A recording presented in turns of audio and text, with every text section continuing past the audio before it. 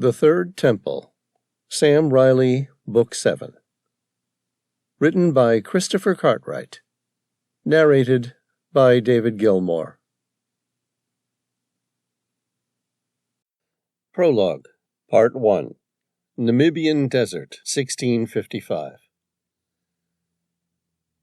It was just before midnight when Hammersmith climbed to the final rise of the highest sand dune. The air smelled richly of salt, giving him hope the coast was near. By his calculations, they should have reached it before nightfall. If he'd made a mistake with his navigation, there was no way they would survive long enough to see it corrected. He was badly winded. The muscles of his calves and thighs were hot with pain. He breathed heavily and peered out into the distance to where the Atlantic Ocean should have been. Instead, beneath the silent moonlight, he saw nothing but the majestic rolling sand dunes of the Namibian Desert. He swore loudly, cursing his greed. It had already claimed the lives of 12 members of his original party. He felt no guilt at being responsible for their deaths. They knew the risks before they became involved in his treacherous and evil business. The rewards would never have been so high if their task had been less dangerous. Besides, his punishment would come in the morning, when the scorching new sun would send him to his grave. That was, if his pursuers didn't reach him first. Smith remained at the crest until midnight, so that he could take a reading of the south celestial pole using his kamal. The device consisted of a small parallelogram made of intricately carved ivory, roughly 1 inch by 2 inches wide. It had a single string inserted through its center, with a series of knots evenly spaced along its length. It was a simple device, but it measured latitude accurately. He traded for it 3 years ago with a small Arab man in Istanbul, who said that his people had used the device for celestial navigation since the 9th century. The air was bitterly cold, but he didn't feel it as he searched the sky above for the Crux, the cross-shaped constellation that would later become known as the Southern Cross. He didn't feel much at all above the pain. Smith and his remaining party had been traveling west for 7 days. Now, fatigue, piled upon the end stages of dehydration, had pushed him long past any sense of pain, and left him physically as well as mentally numb. It was time to know the truth, even though it would do little good for him now. Smith bit the end of the string with his crooked teeth, and held the other end of the kamal up toward the horizon. He slowly moved the ivory card along the string until it was positioned so the lower edge became even with the horizon, and the upper edge occluded the crux. He then calculated the angle by counting the number of knots from his teeth to the card. Each knot was precisely the same distance along the string, and each one represented approximately 1.5 degrees of latitude. He wasn't interested in any of the regular knots. Instead, there was one mark noted with a single old bronze coin. Smith adjusted the card until his hand reached the metal and then stopped. His brother shared an identical kamal. Many weeks earlier, before he'd entered the wretched desert in search of the damned temple and its god-forsaken relic, he and his brother both added an additional knot on the string of each of their kamals by tying it around an old bronze coin so that it would be impossible to mistake. That way, when Smith and his party set out into the desert, all he needed to do was head west and maintain the same point along the kamal. The point identified the precise latitude along the African west coast, where his brother would be waiting for him aboard the Emerald Star. He stared at the result and swore a violent oath. He took the sighting again and achieved the same result. It had been 3 days since he'd been able to take a reading. On the first, he thought he could hear the echo of the pursuer's war cry. Sound, he later realized, traveled miles across the open sand dunes of the Namibian Desert. He couldn't rule out the possibility that he'd imagined it either. Not that it mattered. The fact was, it had sent a shiver of fear through his soul, which made him unwilling to delay their movement even for a minute. On the second night, cloud cover had prohibited a sighting of the crux, which meant that tonight was the first night he could get an accurate reading. He just hoped it wasn't 24 hours too late. The coin had moved downward, which meant he and his party had somehow drifted north of their intended latitude. He mentally recalled the shape of the African coastline. It steered westward as they traveled north. If he'd maintained the correct latitude, he would be staring at the Atlantic Ocean by now, and the Emerald Star. Instead, he was staring at more sand dunes. It confirmed what he already knew. They were a long way off course. Despite the cold, sweat dripped and stung his eyes. He took out the compass from his right breast pocket and carefully took a bearing to the southeast. There was no way to know how much longer it would take. It didn't matter. Without more water, they would all be dead long before they reached it. He'd gotten it wrong, but how, he didn't know. Not that it mattered any more. Fact was that he wasn't anywhere near where he was supposed to be. He glanced at the remaining men from his party. He should have told them, but he couldn't face it. Only 2 of the original 15 men were left, and they had chosen to follow him because their greed had given them the image of a future where they were extremely rich. The remaining 2 members of his party approached slowly, as though each step caused an immense pain, and they had to make the conscious decision to either overcome it and keep going, or lie down and die. Jack Baker, who at the age of 20 was by far the youngest of the group, and Thomas Hammersmith, who was nearly 40, and as greedy and selfish a man as he'd ever met. Jack Baker stopped next to him. His wide, dark brown eyes stared imploringly up at him for any good news. "How much longer do you make it, Smith?"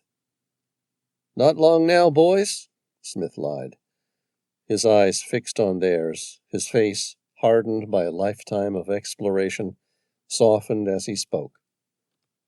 "Another 12 hours at most, and we'll be on board the Emerald Star, and very rich men."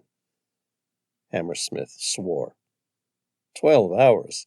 I may as well lie down here and die." Smith shrugged and said nothing. It didn't make any difference to him. They could follow him if they wanted, or they could give up and die. It was their choice. There was only one way to survive, and that was to grit their teeth and keep walking. If they didn't have it in them to do so, they didn't deserve to make it. Smith had no intention of letting death win so easily. He clenched his teeth, glanced at his compass, and started to walk again.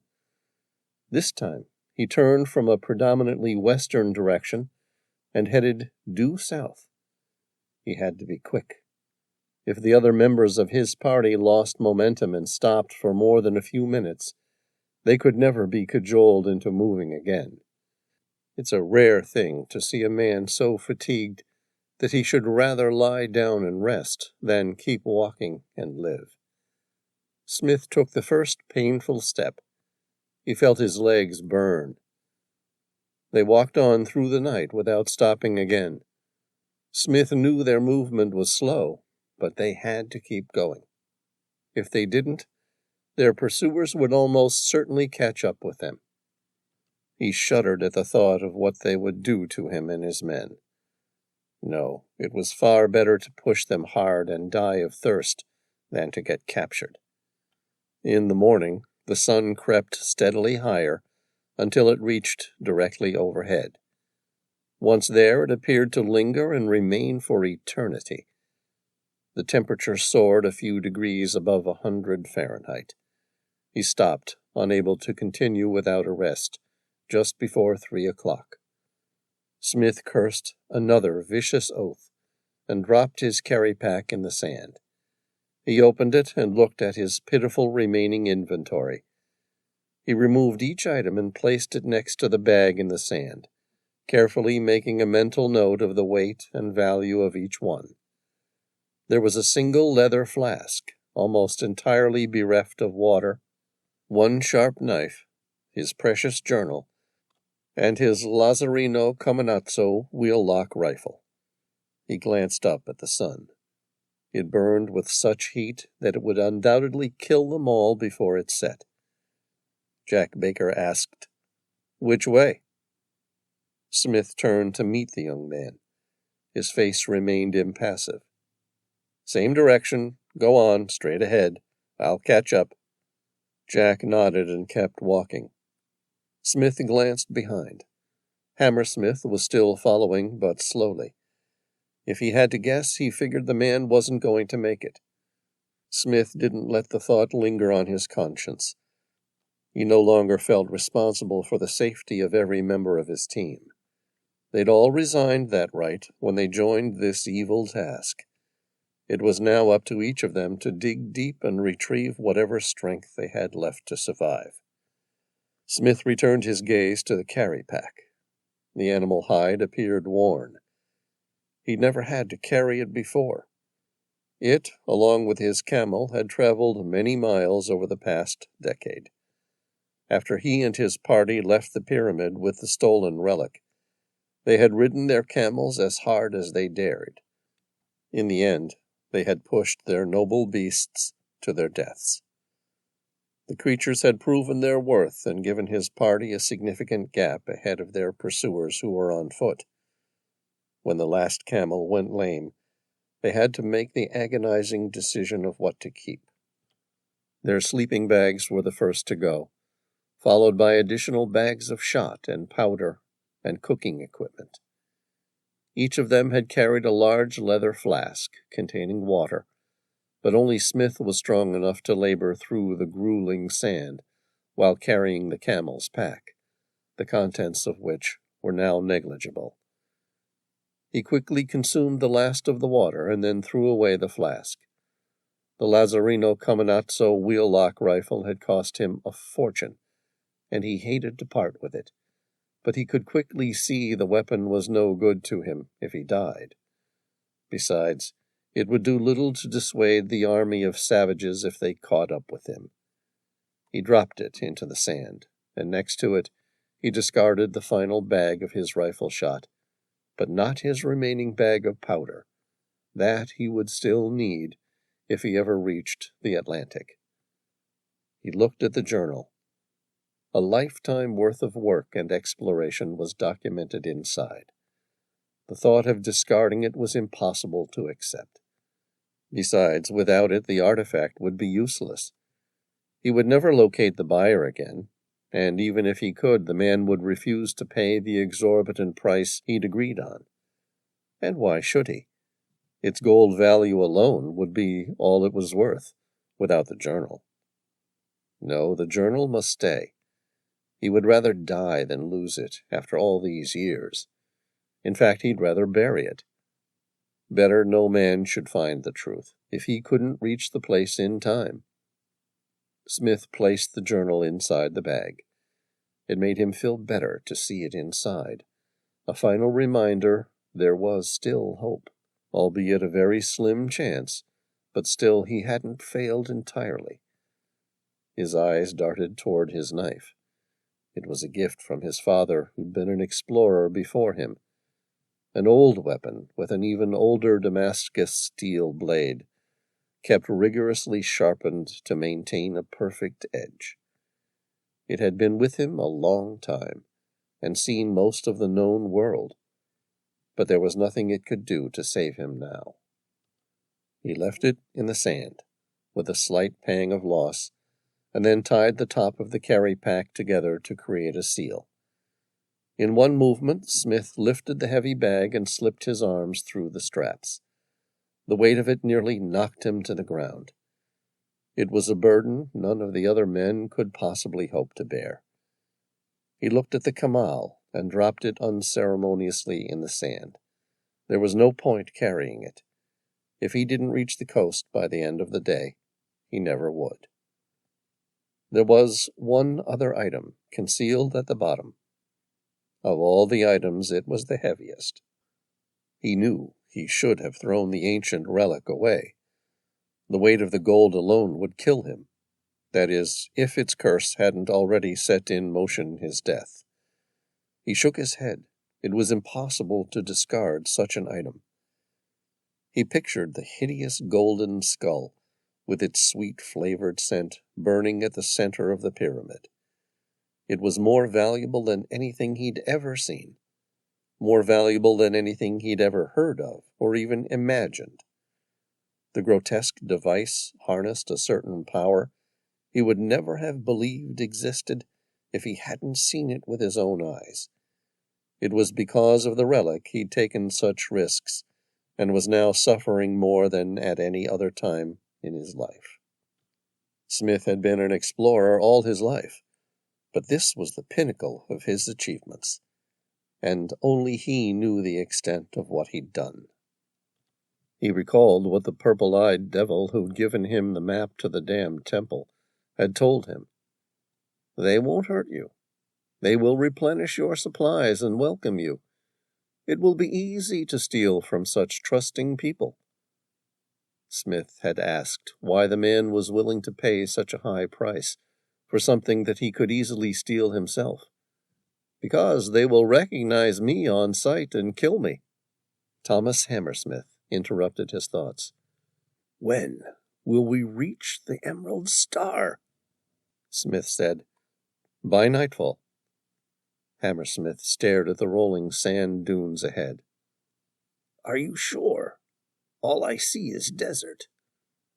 I bet my life on it. Hammersmith's mouth opened to object. They had already bet their lives on it. I can't go on, Smith said. Not my problem. No. My legs are weak, my throat is dry, and my tongue is swollen. I can't go on any further. All right, Smith said without looking back at the helpless man. It wasn't his fault. Everyone had a breaking point. Hammersmith would be dead within a few hours, if he was lucky. If his body managed to hold on any longer than that, they would reach him. Smith shuddered at the thought. He couldn't imagine what they would do to him after what they had stolen. Hammersmith screamed out, Smith, you can't just leave me here, you bastard! Smith ignored the cry. Hammersmith begged, What about my ration of water? Smith ignored him again. I had 2 more rations of water left. Smith continued. He alone had the physical and mental strength to carry the remaining party's water.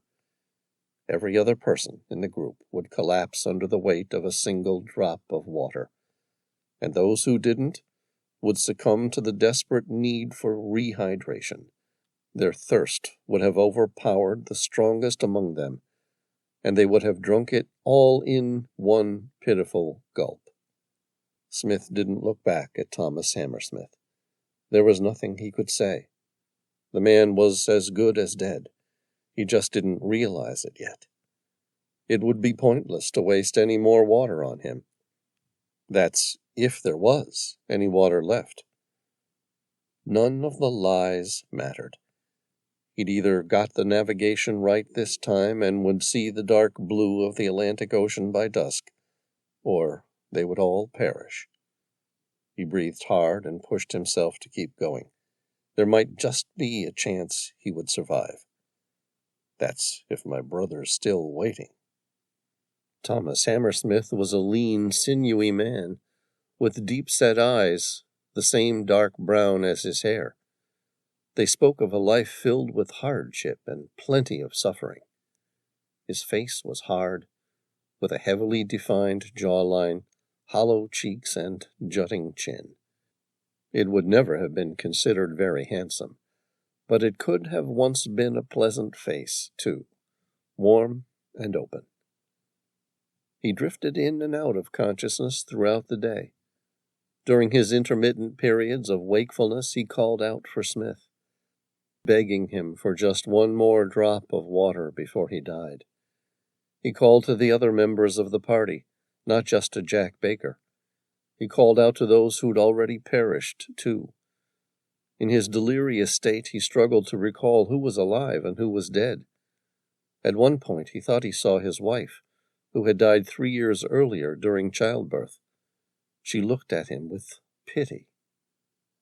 "Would you like a drink?" "Please," he begged. She smiled at him silently. In her hand she held a flask out in front of her, but just out of his reach. He tried to grab it, but his arm wasn't long enough. He crawled through the burning sand, his face dragging through it.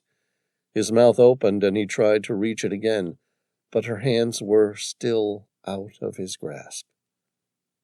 "Miriam, please, I need you to come closer," he begged. "I don't have the strength to move." She stared at him, her hardened face full of sympathy. "I'm sorry, Thomas. I can only help you so much. You'll need to take the final step yourself." Thomas stared at his wife. How could she be so harsh to him at a time like this?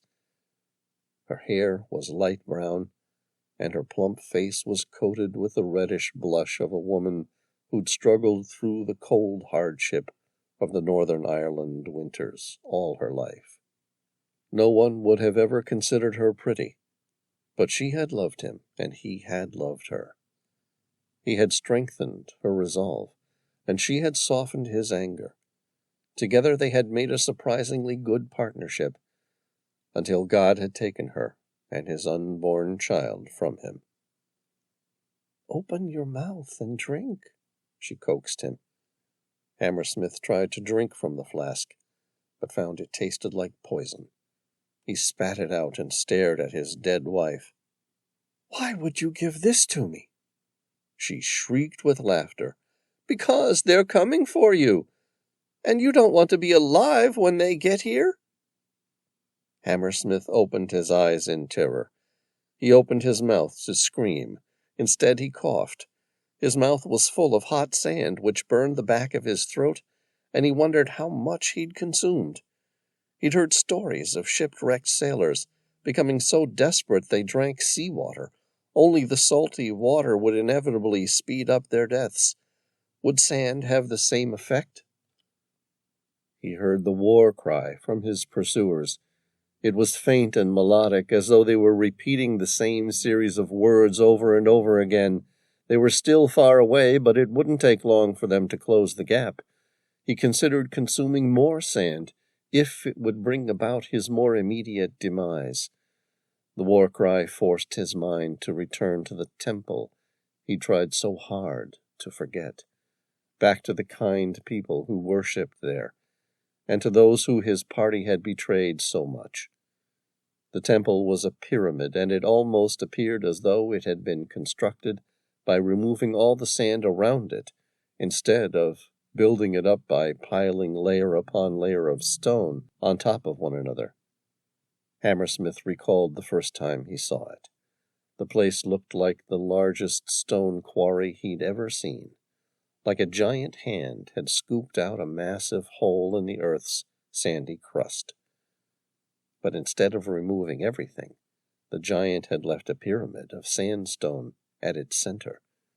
Hammersmith had seen drawings of some of the pyramids found throughout the dry African continent, but he'd never imagined just how large they could be.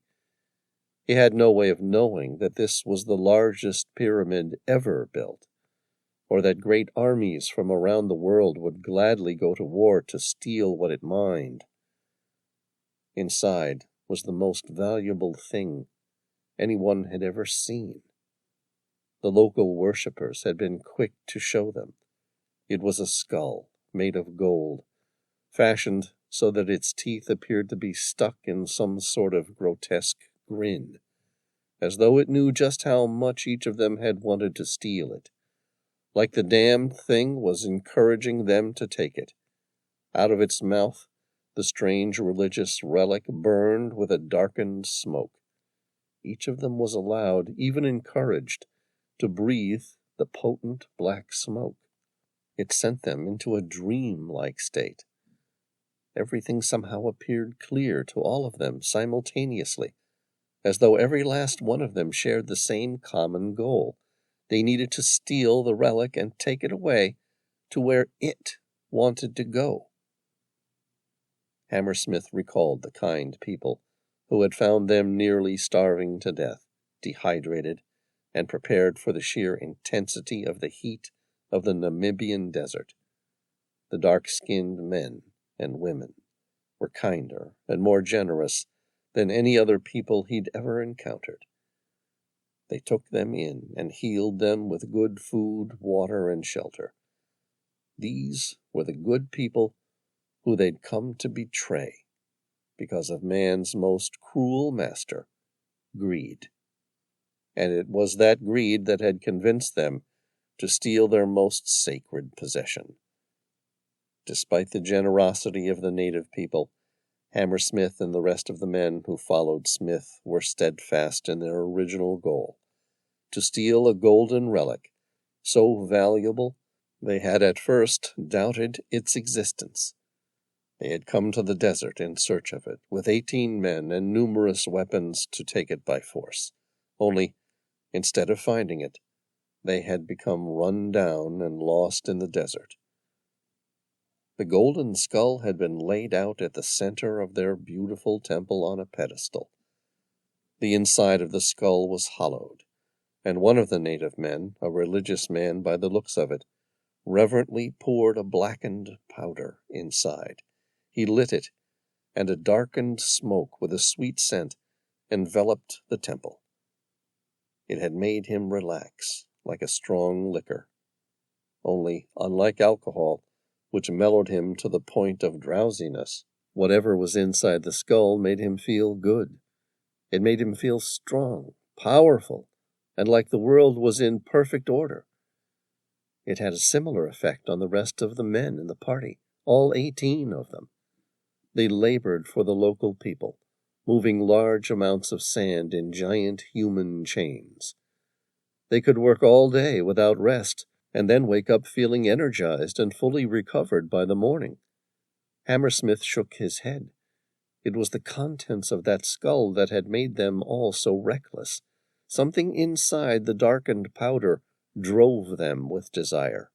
On the 8th day, their party had re-provisioned the camels, and Smith, the best navigator among them, had determined it would be less than 3 days' ride to reach the Atlantic. So, as humans do, they betrayed the very people who'd saved them. At 1 a.m. they stole the sacred artifact that meant so much to the people who had saved their lives. They carefully made their way out of the temple and climbed the giant sand dunes to escape the pyramid. While being healed to good health, they had watched the hundreds, if not thousands, of men, women, and even children work every day to stem the tide of sand, which forever fought to drown their temple from existence. They were happy people, and said they were privileged to have such a purpose, for their God had been very kind to them. Hammersmith climbed the steep crest of sand until they were out of the temple's sand pit. He watched Smith take a quick compass bearing, and they set off at a hurried pace, riding their camels through most of the night. If they were lucky, they would have a 5-hour head start on their pursuers. Their carry bags were full of water and supplies, so they could maintain a good pace. There was little reason to ration anything. They'd reach the west coast of Africa days before running out of supplies. They might have made it, too, if their beasts hadn't become lame. The sound was excruciatingly loud and appeared to approach from every direction. Through the sandy haze he tried to concentrate on the dune where the angry horde approached. It looked like a black wave in a storm, rising up high only to soon crash down again and take him with it to the next life. Like a mirage, it moved slowly, and then it was upon him. Hammersmith knew death had finally caught up. A broad smile crossed his cracked and bleeding lips. He'd made a final prayer to his God, and now had been granted his deliverance from this world. At least 1,000 men, women, and children cried out. They wailed like possessed fiends, demons of the dark underworld, their cries tormenting him as they charged past. He felt their tough feet and legs brush up against his body as they ran by. With each touch he felt the sting of death upon his skin, but somehow that blessed relief never came. Was this his final torment? Would they simply let him die of thirst? He was no longer frightened of death. No fire in hell could punish him any more than his perpetual thirst. The army disappeared, and he was left almost entirely on his own once more. He watched as one man stopped. The fiend sat down next to him, lifting the back of his head. The face, which had showed so much kindness only days earlier, now glowered at him with its whitened teeth and pure vehemence. The monster held him down with his left hand and gripped a large knife in his right.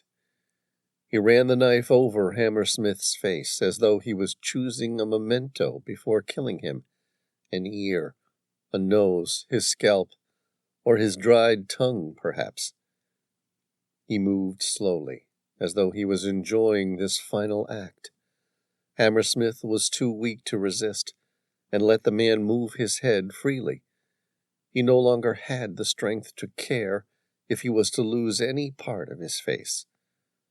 After all, what use did he have for any of his body parts? But what should the monster decide to take? An ear. It turned out to be an ear, his left one. Hammersmith noticed with a numb and morbid curiosity as the monster showed it to him. He felt no pain, no discomfort, not even the loss of a body part he had once found so useful. He was about to die. It no longer mattered. Instead, he felt relief. There was no doubt now. The pain of his past few days was about to end permanently. He watched as the fiend lifted his right arm in preparation for the final stroke. The sharp blade, made of fragmented obsidian, looked like it would perform its task with enviable ease. The fiend's arm came down with tremendous speed. Hammersmith didn't flinch. His eyes remained glued on the weapon that would take his life. But the blade never reached its target. Instead, the wretched man's face exploded in a gush of broken bone fragments, skin, tissues, and blood. Hammersmith heard the report of the rifle a split second later. He looked up and saw its owner approach. His skin wasn't dark like the rest of the local people. Instead, it was deathly pale, like that of a ghost. The man's eyes were wide and glowed purple, as though he was about to see into his soul. Hammersmith had never seen anyone with purple eyes. The ghost handed him a flask of water. "Here, drink this." He slowly reached out and took it. The liquid sloshed inside. He stared at it for a moment. The water looked clear, and there was no toxic smell coming from inside. He took a small, furtive taste. It was cool, sweet, and divine. A moment later he gulped the water down until he felt euphoric. "Careful," the stranger advised him. "Your body's been profoundly dehydrated. You'll make yourself sick if you drink too much too fast now." Hammersmith took another gulp of water. What did he care if he made himself sick now? He had water. The ghost handed him another flask of water and a compass. Keep the bearing due south. There's a Portuguese settlement no more than a day's walk from here. You should make it easily. Good luck. Hammersmith stopped drinking and looked up. Who are you? I'm the man trying to retrieve what you stole from my temple. The man's words were spoken calmly, without any trace of vehemence or reprimand. Somehow that made them sound even more frightening. I'm sorry, Hammersmith mumbled. The ghost started to move again. He was following the army, who were following the last two remaining members of their original party. Why did you let me live? Hammersmith shouted. The man stopped. His voice was steady, clear, and held a certain undertone of the danger to come. Because I want you to go back to my brother and give him a message. Tell him he'll never get his greedy hands on it. I'd rather destroy it before I let him succeed. I've never met you or your brother. No? The ghost didn't look surprised, and he definitely didn't look like he cared. He knows you, and someone from your party knows him. Why else did you think you were sent to the temple? We didn't know about the temple. We were sent to explore the land to the east of the desert. The ghost ignored his lies. Just give him the message. But how will I find him? Don't worry. He'll find you. Hammersmith said, But it might take years to find a ship back to civilization, and even longer still for your brother to find me. That's all right. This is a family dispute. It's been going for centuries now. It can wait. Hammersmith glanced at the man, his pale blue eyes weak and pitiful. Am I dead? And are you a god? Some might see me as that. Others might call me that. My brother would have you believe that. The ghost stared at him, his intensely purple eyes piercing at his soul. The world is approaching the horns of a dilemma. My name is Death, and I am here to set it on the right path. Smith stared out from the crest of the sand dune, and the dark blue water of the Atlantic stared straight back at him. Baker followed him over and screamed in excitement. There were a series of sand dunes ahead, progressively decreasing in height, until the final one became swallowed by the Atlantic. He opened his telescope and looked out toward the Atlantic. He scanned the area starting from where the sand dune entered the water, all the way out past the breakers. The water looked like a terrible mixture of white, frothy, and turbid waves. Behind them, no more than 3 or 4 miles from where he currently stood, the Emerald Star rested at anchor. They would reach it within the hour. He felt his heart race in anticipation. His brother had waited for him. He'd played the most dangerous of gambles, and it was about to pay off. Smith grinned. He'd stolen what he'd set out to steal. He was going to be rich. The gold alone was worth a fortune, but the man with the purple eyes had offered at least 10 times its weight in gold. Now that he'd seen what the relic could do, he didn't doubt for an instant such a tremendous price was achievable. He even had wondered whether he wanted to sell it for that price. It didn't matter. He had plenty of time to make a decision. Smith's delirious sense of happiness disappeared as quickly as it had arrived, with the crack of a rifle shot. At first he thought it was coming from the Emerald Star, a signal from his brother, perhaps. But a second later there could be no doubt about its origins. The sound had come from behind him. His head snapped around to where they'd come. It didn't make sense. The local people didn't have anything as sophisticated as a rifle, and he told Hammersmith to leave his weapon behind days ago. He focused his telescope. His eyes were wide and his mouth open. He stared into the distance where he'd left Thomas Hammersmith 5 hours earlier. He made a silent prayer that the poor man had lied about dropping his weapon and had now taken his own life. It would be a far better way than to let those angered barbarians reach him while he was alive. He stared at his pursuers as they ran down the sand dune like a flooded river, breaking free of its bank and running wild. Smith breathed in deeply.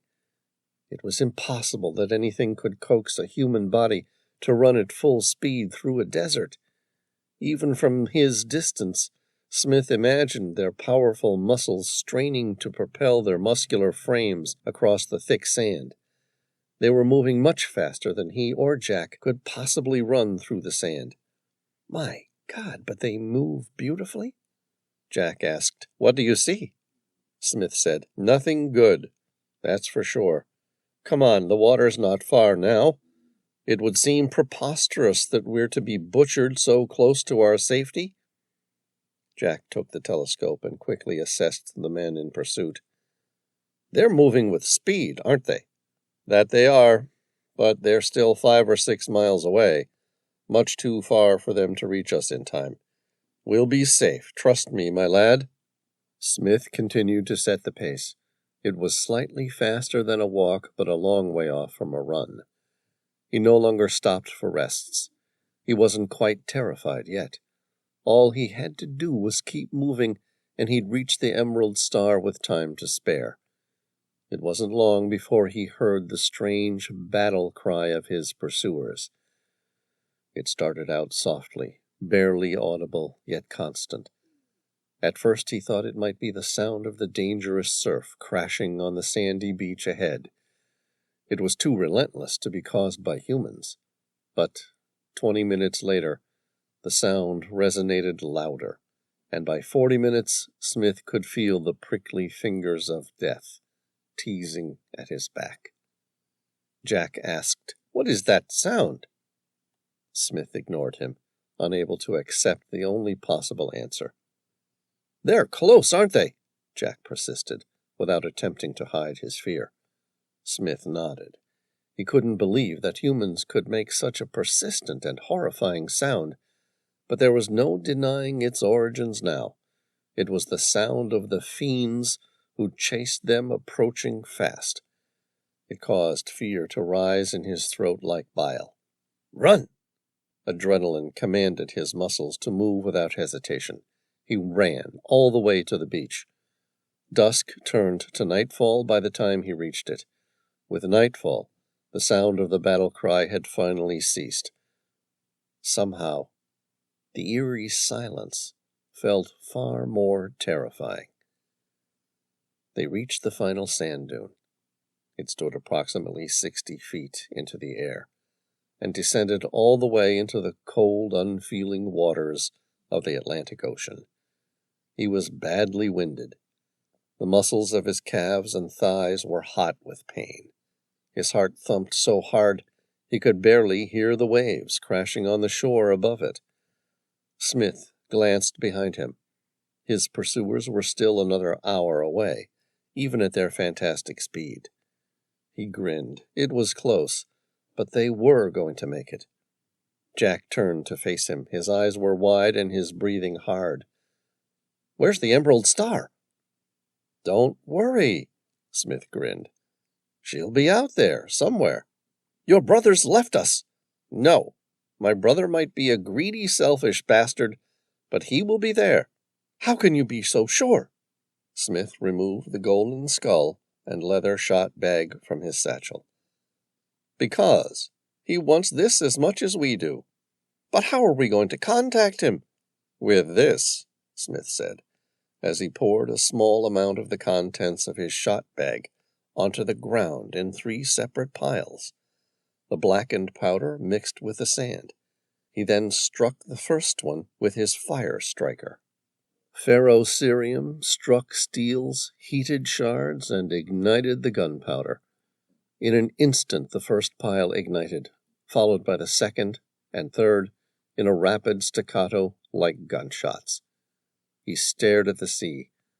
The emerald star was now blanketed by the night sky. "Where are you, brother?" Nearly 200 feet out, he saw the golden light begin to flash. Smith watched the skiff approach.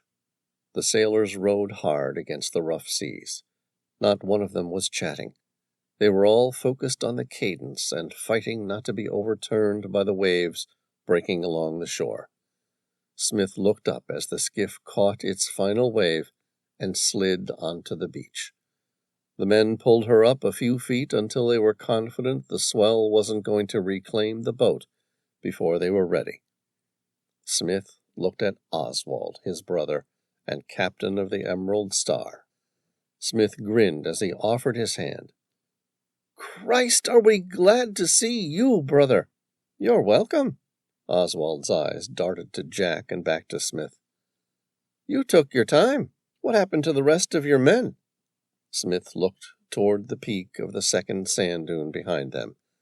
Small white dots appeared to be moving across its crest.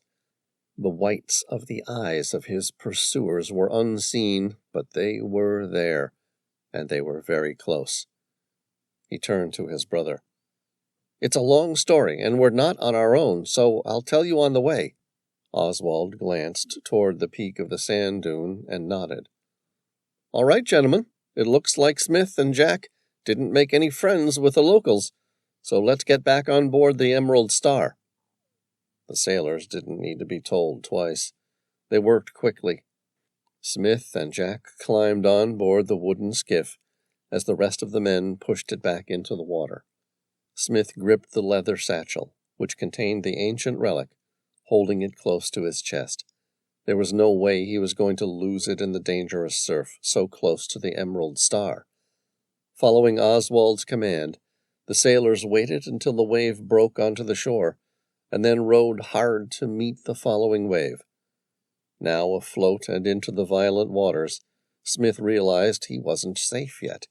The next few minutes might be the most dangerous of his entire trip. His mouth was set hard, and his heart raced so much he could hear blood pounding in his ears. Where he gripped the satchel, his knuckles turned white. The waves came in endless sets, each one capable of flipping the skiff and drowning them all. No one, he realized with mixed feelings, could swim in such violent water. It meant if they reached the Emerald Star, they were safe from the savages who pursued them. If they didn't reach the ship, they would never survive in the water. No man, no matter how strong a swimmer, could stay alive in such a torrent. "Hold on, man!" Oswald yelled as they reached the second breaker. The skiff's bow lifted high into the air. For a moment Smith was certain they were going to flip. The two sailors who rowed closest to the bow saw it too. They jumped forward, moving the weight further toward the bow. Smith watched in horror as the seawater from the breaking wave, white and frothy, rushed through the back half of the skiff. Helpless to avoid the unfolding series of events, he hung on the edge of the boat. Water ripped past him, sending sea spray over his face. The salt water stung at his eyes and filled his mouth with the bitter taste as two sailors and Jack Baker were washed overboard. The bow crashed down hard. Ahead, a third breaker approached quickly. Smith glanced behind him. The two sailors were barely afloat, the whitewash so full of air that it provided barely any buoyancy at all. And he couldn't even see young Jack. He wondered how his brother was possibly going to rescue the three men before the next wave drowned them all. The rest of the sailors paused on their oars for a split moment. "Keep going, man!" Oswald screamed, "or every one of us will be lost!" The men rowed in silence, and none of them had to be told to leave their friends behind. It wasn't an option of helping their friends. It was save themselves or drown. They struck the third wave at speed, and the momentum carried the bow over the top of its crest. For a moment, the skiff appeared to remain stranded in the middle of the wave as the flow of water tried to drag them toward the beach. "Heave, you bastards!" Oswald shouted. Smith held his breath. The skiff remained motionless for another split second, and then began moving forward. He slowly exhaled as the efforts of the men rowing started to be rewarded with movement. They cleared the fourth and fifth waves without any trouble. After that, the deeper water settled, and they picked up speed. 2 minutes later, the skiff came alongside the Emerald Star's port side, and Smith climbed up the cargo nets. He kissed the deck. He had cheated death. Oswald waited until the skiff was pulled up onto the deck and then turned to him. "You okay, little brother?" "Fine. I'm sorry about your men." "Don't be. They knew the risks. Death is part of the life of a pirate. You lost more men than me today by the looks of it." Smith nodded. He'd felt the same about the men he'd lost earlier. They'd all chosen this life. "All the same, I'm sorry." Oswald shook his arm. "It's good to see you. I was starting to think you weren't coming back. You could have picked a better time, though." "Why, what's wrong with the timing?" Smith asked. "I cut it fine, but I made it. We were about to set sail. There's a storm coming, and if you'd waited another hour or two, we'd have had no choice but to leave you here. Either that or the Emerald Star would have been smashed to pieces along this frightful coast." Smith smiled. "Another hour, and you'd have been picking up our dismembered pieces. In case you haven't noticed, we're not alone." Oswald looked at him, appraising him in a new light. "My goodness, you did it, didn't you? You actually stole their damned relic." "Yes, and what's more, I know why it's so valuable to them." The Emerald Star was a Spanish galleon sporting 4 masts and armed with a total of 16 cannons, 7 to the port and starboard sides, and 1 each in the forecastle and aftercastle. Smith's brother had captured the Spanish galleon while it was heaved to, making repairs off the coast of Gibraltar 10 years earlier. Since then, Oswald had her refurbished so she would be unrecognizable to her original owners. Her sail canvas was increased to make her fast, and her load kept light so she could be used as a pirate ship. His brother had been successful in his endeavors. He was an extremely lucky man, and it had made him rich. Smith smiled as he saw Oswald admire the ancient relic. Neither of them had ever made such an incredible haul. It was the first time he'd gotten away with such deceit. His brother appeared calm. After all, his brother was a pirate. Oswald studied the evil-looking skull. "I can't believe you went through with it," Smith said. "There will be plenty of time to admire it later. Now let's bring up the anchor and get away from this god-forsaken place." "Soon." "No, now. It can't wait. We have an angry army after us." "Don't worry. It won't take long. We've struck the sandbar and are trapped for the time being. The tide is coming in, and she'll float free soon. Within the hour, for sure." "We don't have an hour." "What are you worried about? We have a crew of 120 men armed with muskets. I think we can take a few natives. Besides, you saw how rough the surf was coming out here. It's impossible to think they'll be able to swim through it. And even if a few might get lucky, they'll never have the strength to then board us." Smith stared out at the darkened shore. "There might be 1,000 out there. They're driven mad like wild beasts." "My God, you really stole it, didn't you?" Smith pulled the golden skull and handed it to him. Its wicked smile stared at him, as if to say, "I told you I could get away with all of this, didn't I?" Oswald undid its leather satchel and admired the ancient relic, a wry grin on his face. "I can't believe you got away with it." "We haven't yet." He glanced up at the darkened sky from where he'd come. In the night, Smith couldn't make out the shape or movement of his pursuers, but he knew they were out there, driven by rage. He shook his head. It was going to be one hell of a storm. The sudden gust of wind bellowed from the shore, sending painful specks of sand shooting towards them. It passed as quickly as it had struck, only a teaser of what was soon to come. Oswald looked pleased. Smith asked, "What are you so happy about?" "This wind is going to be perfect. It's going to blow us off the shore instead of into it. As soon as the tide lifts, we'll be blown out to sea." He breathed in a sigh of relief. It was going to be all right. He'd committed a terrible crime and stolen from the very people who'd saved his life, not more than 10 days ago. But he was going to get away with it, and he was going to be a very wealthy man. Smith's heart started to race again, because along the shore, the fearsome and hypnotic battle cry started again over the roar of the angry sea.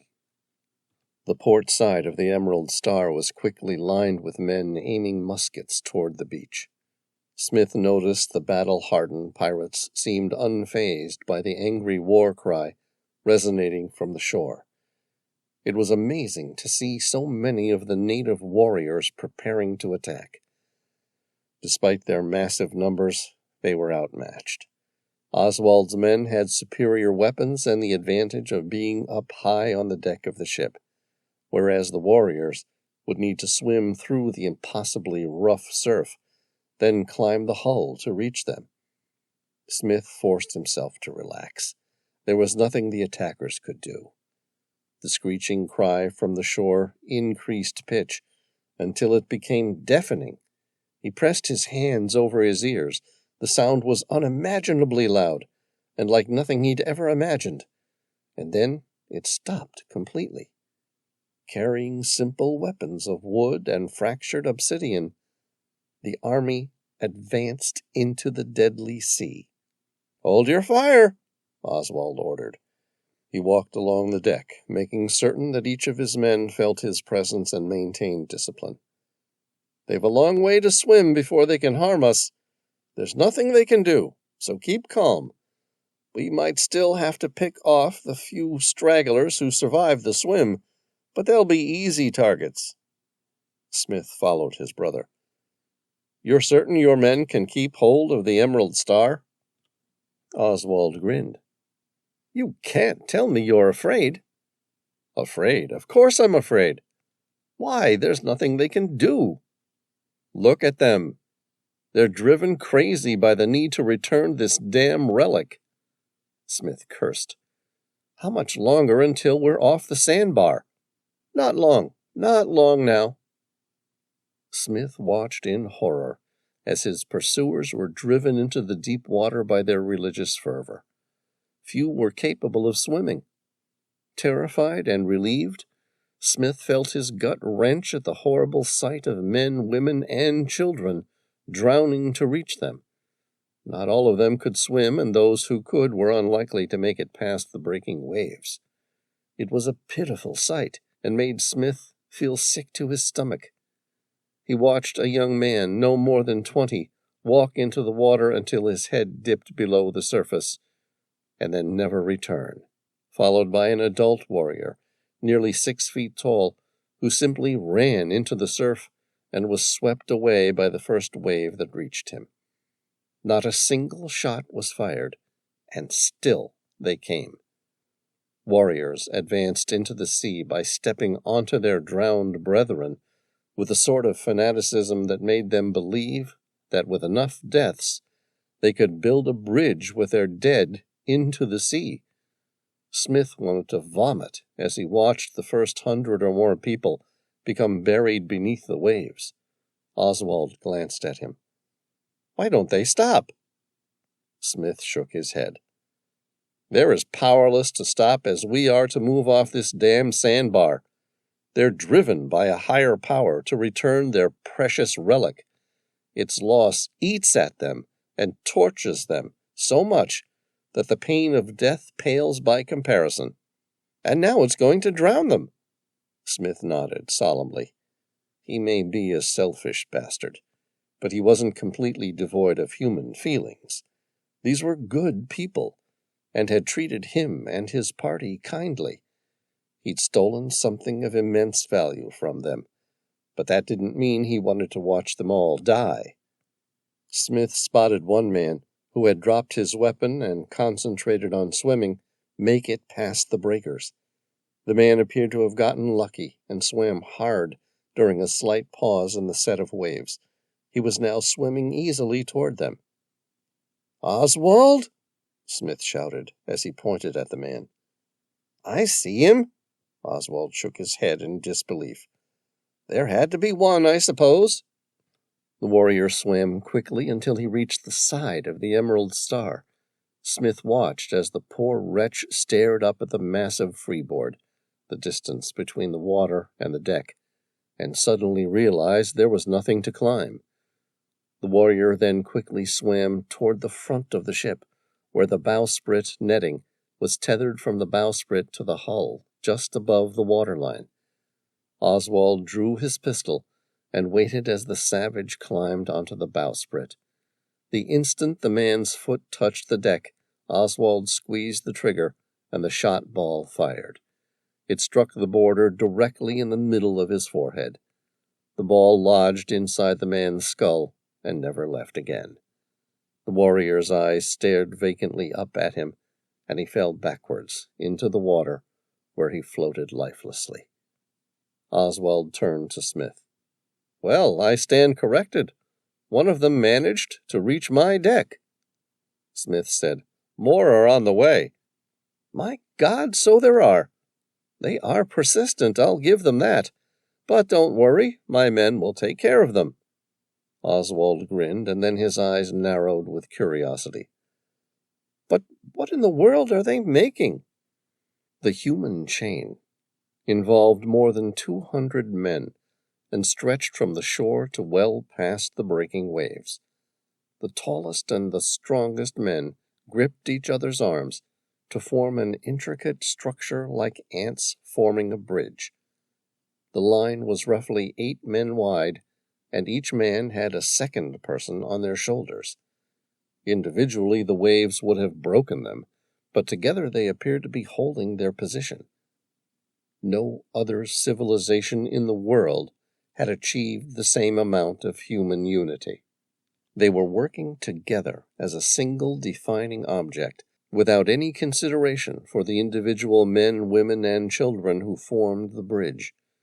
Smith's eyes darted to the deeper end of the bridge, where some of the men were sacrificing their lives to form a platform beneath the waves. Oswald opened his mouth to speak, paused, and then said, "They're killing themselves to build the foundations of the human bridge in the deep waters." Smith nodded without saying anything. "I've never seen anything like it. I thought my men were disciplined in battle, but this is a whole new level. Have you ever seen anything like it?" "No," Smith lied. How could he tell his brother he'd seen something exactly like this back at the pyramid, where the entire civilization worked as one machine, and what's worse, he knew exactly how they were achieving it. Smith watched, mesmerized by the sight. It was a phenomenal achievement of engineering and bravery, but would it work? A moment later, he witnessed the answer. Crawling on their knees, 4 at a time, the warriors who were still on the shore made their way along the top of the human bridge. Once they reached the end, past the breaking waves and into the deeper waters, they were able to swim toward the Emerald Star. "My God," Smith said, "they're going to reach us." Oswald turned to his men. "Save your shots. Wait until they're right below us and then shoot on my command. Make every musket ball count."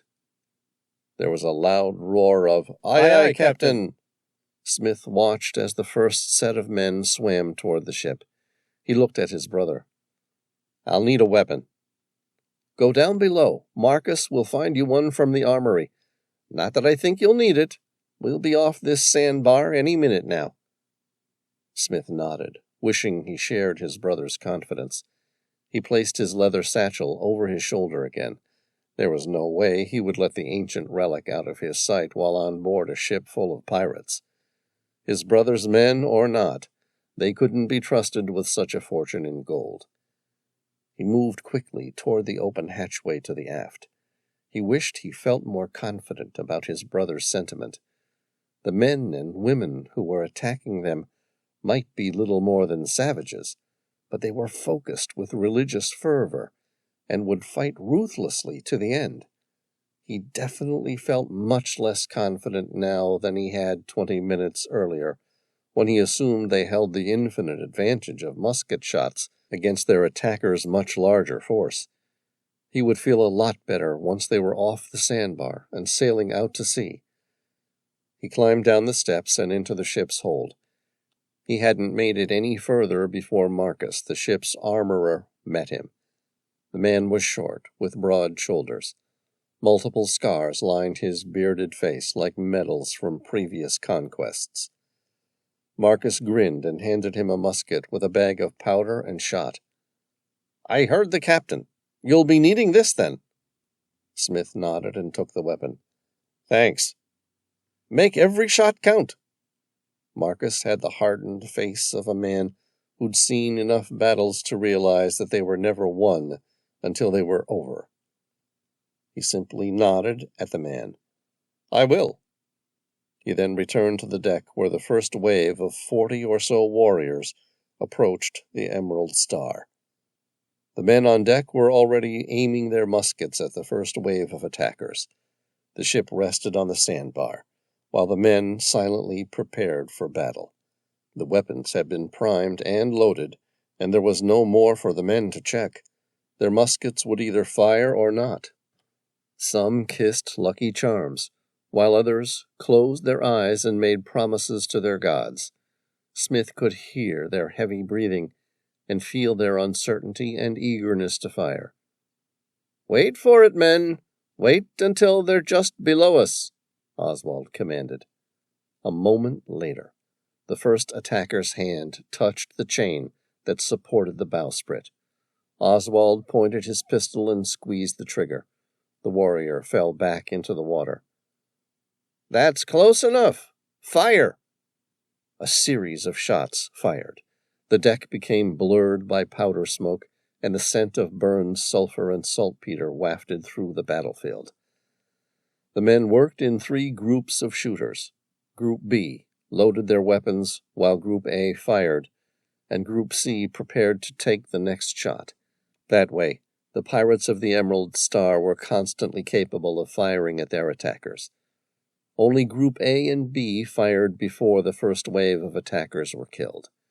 Smith studied the sea, which quickly turned pink, as blood intermingled with the salt water in a multitude of deathly swirls. Silence filled the air, and for a moment he thought every single one of the attackers had been killed. Then he heard the ghastly scream.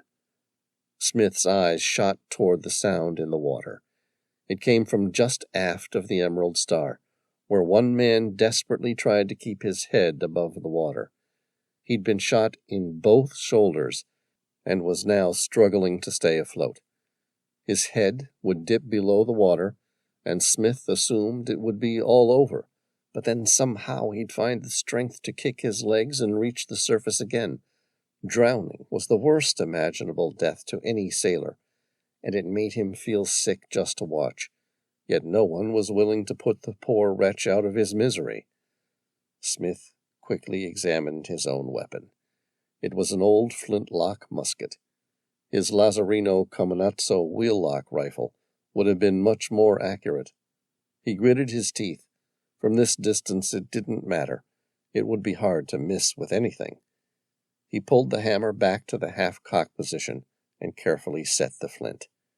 He poured the black powder charge into the measuring flask until it reached the firing mark, and then poured that into the muzzle. He carefully tapped the sides of the musket barrel to settle the powder. Smith opened the bag of shot and removed a lead ball. He slid it into the muzzle and gently used the ramrod to seat the bullet securely on the powder charge. Resting the musket horizontally, he opened the frizzen, the L-shaped piece of hinged steel used to enclose a small priming charge, and filled the shallow flash pan with powder. Confident the weapon was ready to fire, he closed the cover tightly. His jaw was set hard as he took aim. Oswald yelled, "Don't waste your shot!" Smith carefully leveled the musket at the only survivor and squeezed the trigger. The ball struck the man in the back of his head. His arms stopped thrashing in the water, and the water settled once more. It was the only gift he could give to the poor man. "You shouldn't have done that," Oswald said. He looked up, ready to argue, but stopped, because the second wave of 40 warriors attacked. Smith watched as the second wave of attackers fell as quickly as the first, and the third followed immediately after. The third focused its attack on the bow of the Emerald Star. It was the only place where they had any chance of climbing onto the vessel. It should have made it easy to defend. Instead, it made it exceptionally hard, because there were only so many spaces for the men to load and fire their muskets. While their attackers were spread out around the ship, it was easy to pick out individual targets and take them out. Now the same attacker was being hit by multiple shots, while the person behind was able to continue the advance.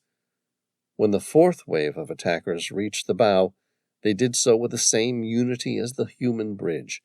They locked arms and gripped the bowsprit and chain to form a semi-rigid platform.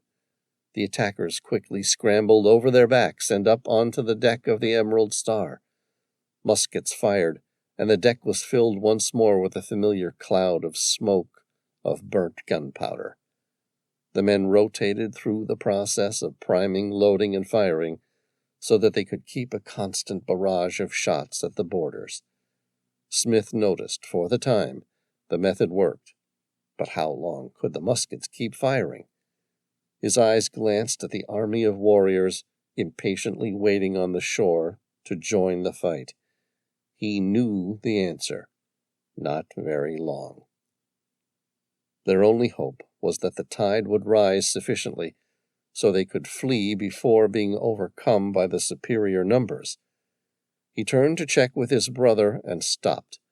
A small party of attackers had managed to form a small human chain and climbed up the port side to the no longer guarded aft section of the Emerald Star. "Boarders aft," he said. Smith aimed his musket and fired at the first attacker to step foot on the deck. He then dropped the weapon and replaced it with a pike. The sudden success of the boarders' attack sent a surge of adrenaline to his system, and his fear turned to bloodlust. He charged at the man trying to scale the railing. He stabbed at their fingers as they gripped the gunwale before they had a chance to overcome the railing. Behind him, he heard his brother shout, "You five, help Smith! The rest of you, stay at your posts. If the boarders breach the bow, we're done for." Aye, Captain!" The 5 reinforcements joined Smith and quickly killed the remaining boarders. Smith felt his heart pounding in his ears. He paused on the edge of the ship, struggling to catch his breath. He glanced as the growing number of attackers surrounding the ship was swelling again. It was hard to tell the living from the dead. He stared at them, stunned. With their own superior weaponry, how could they possibly lose? But it was clear their dominance was beginning to wane and struggle to keep up with the endless number of assailants willing to sacrifice their lives to win. Soon, he knew, the muskets would start to fail. They would miss fire, the powder would fail, and their shot balls would run out. Then what would happen? Smith knew the answer with the simple certainty of a man who knows that he cannot fly like a bird or breathe water like a fish. Their attackers would overcome them, and the crew of the Emerald Star would be slaughtered.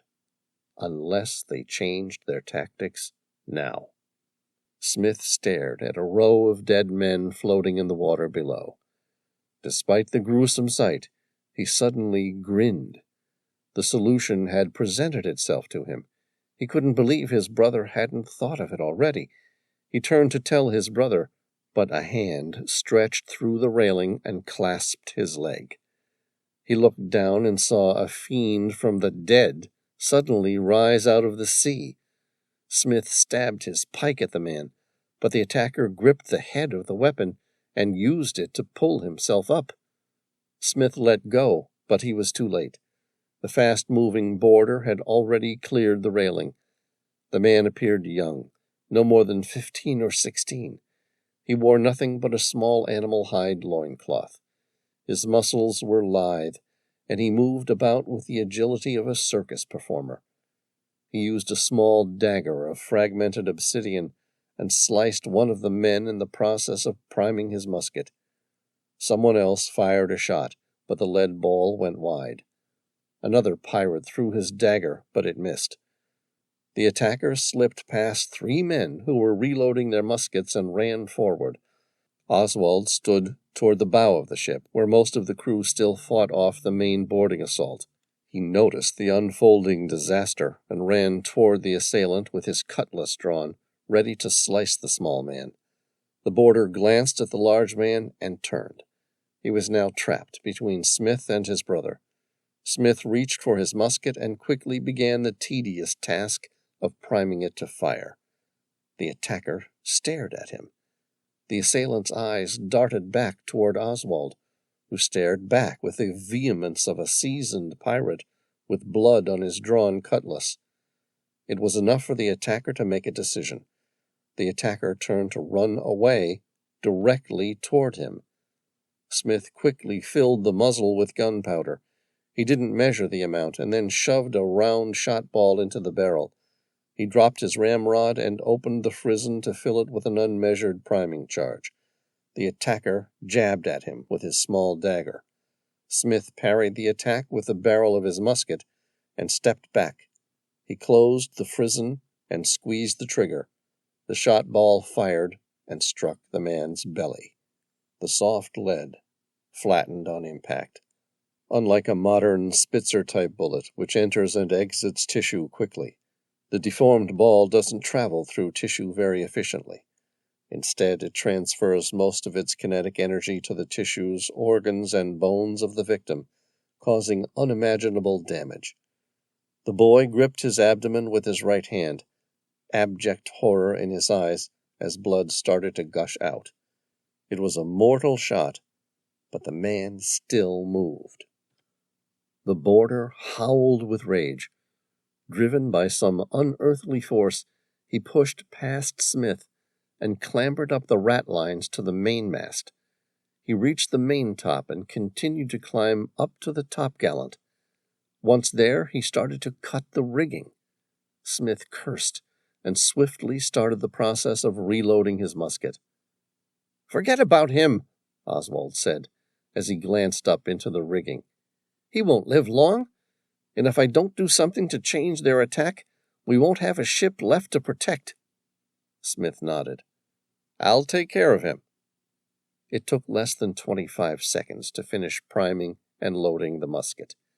Smith then climbed the ratlines to the maintop. He stopped and tried to aim at the dying man.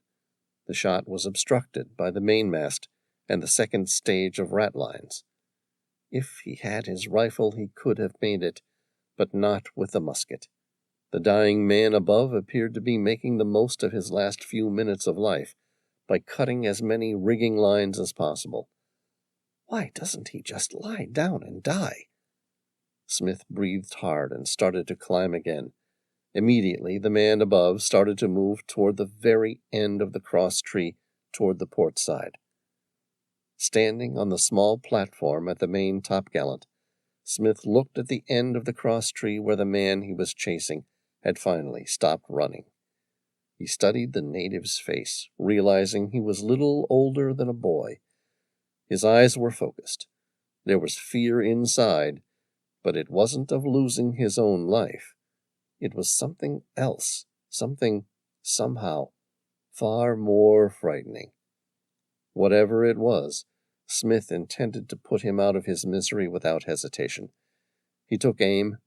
They were close, and it was an easy shot, but he didn't want to get caught out if he missed. The boy looked crestfallen. Like many of the men from the pyramid, he learned to speak basic English. "Do you have any idea what you have done?" "I'm sorry," Smith muttered silently. The boy shook his head. "Not as much as you will be once you discover what the demon with the purple eyes will do with it." Smith stopped himself from squeezing the trigger. "What do you know about the man with the purple eyes?" The boy stared back at him. His eyes were sardonic. Smith recognized that look. It was the same one the damned skull had given him. It was like a curse, a challenge.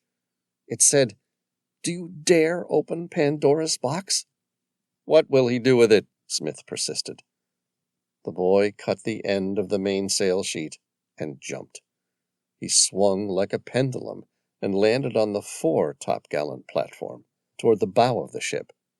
Smith immediately took aim and fired. But he was too late. The boy had already chosen to dive head first with his knife held outward.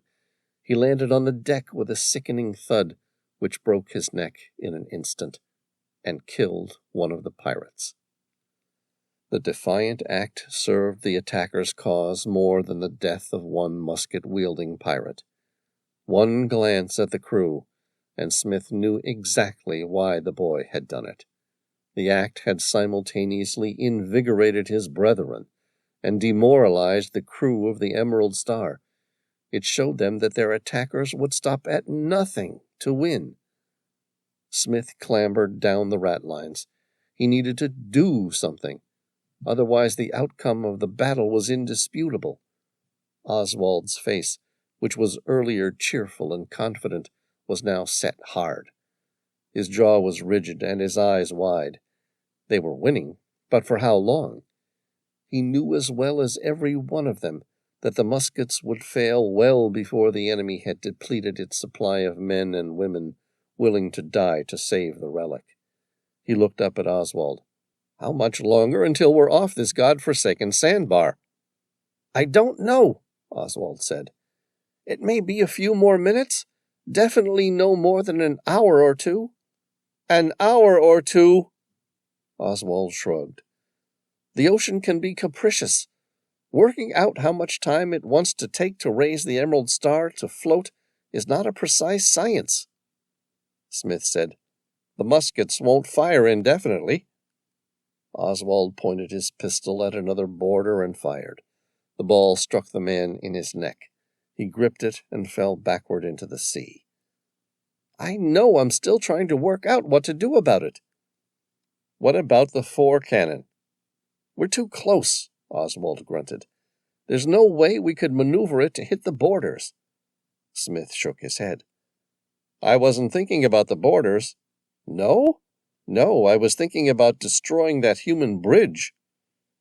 Oswald glanced out toward the strange construction of men used to overcome the breaking waves. As he thought about it for a moment, he turned to one of the shorter men and said, "Matthews, take the rest of the forward gunner team down below. I want you to start battering that human bridge." "Aye, aye, Captain." 5 minutes later, Smith watched as the fore cannon was loaded with a standard iron cannonball known as round shot. Matthews struck the light and the cannon fired into the human bridge. The heavy ball of steel missed by several feet. A spotter ran down into the forward hold.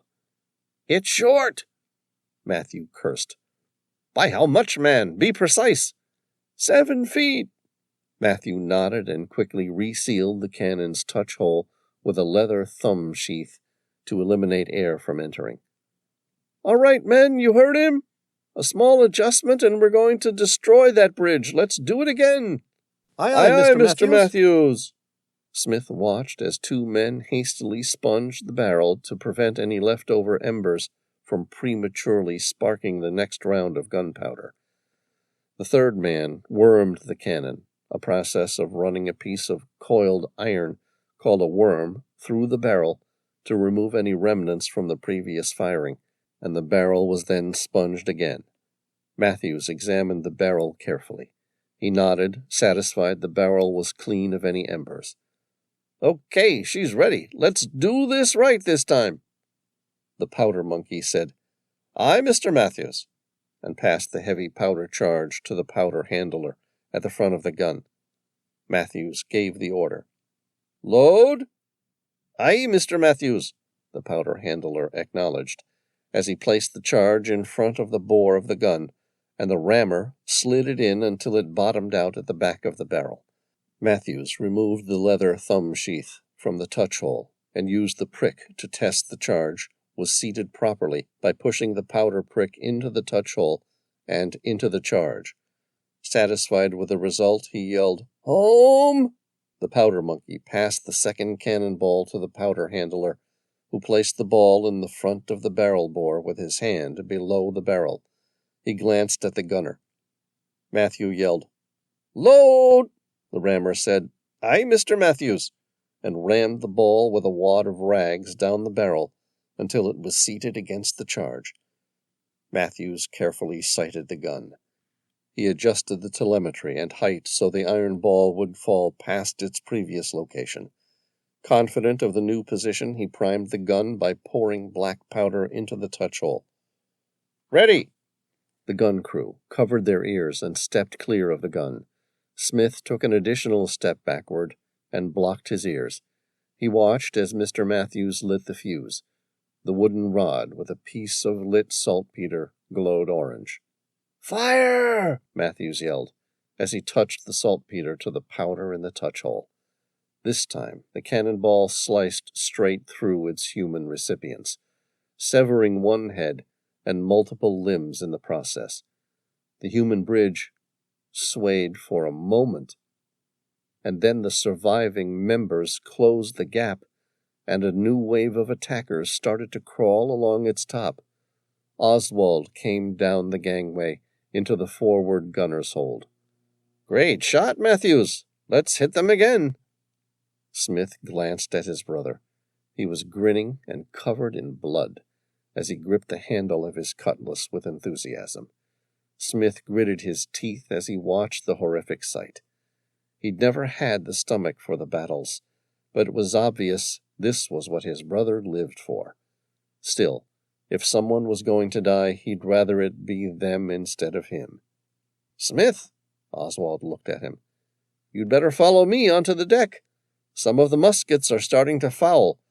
We need every hand we can get to stop them from overrunning us." "Of course," Smith said. He raced up onto the deck with his loaded musket and joined the fight. Smith looked around, his eyes darting between the bow and stern, where the greatest number of attackers congregated, and pushed forward. Around him, his brother's men were beginning to show signs of fatigue. Muskets were being loaded with the careless disregard of soldiers overwhelmed by their attackers. As a consequence, the muskets were starting to foul and fail. They were still winning, but not for much longer. An attacker somehow reached the gunwale to the port side of the ship. Smith aimed his musket at the man's head and squeezed the trigger. The attacker fell back into the water, but more people continued to climb the railing. He grabbed a cutlass from the rack and sliced through their wrists, forcing them to fall back into the water. He heard the third cannon fire. Its steel ball made a sharp whine as it sped through the air. Smith took a deep breath and held it. If the shot didn't destroy the bridge, they would struggle to keep command of the Emerald Star for a fourth one. His eyes followed the shot. It was directly on target. This time, the human bridge parted moments before the ball struck. It dipped into the ocean without injuring a single warrior, and sent a small plume of seawater into the air.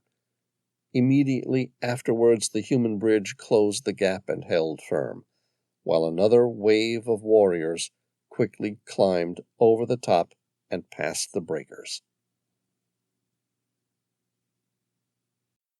Prologue, Part 2. Smith swallowed hard and reloaded his musket.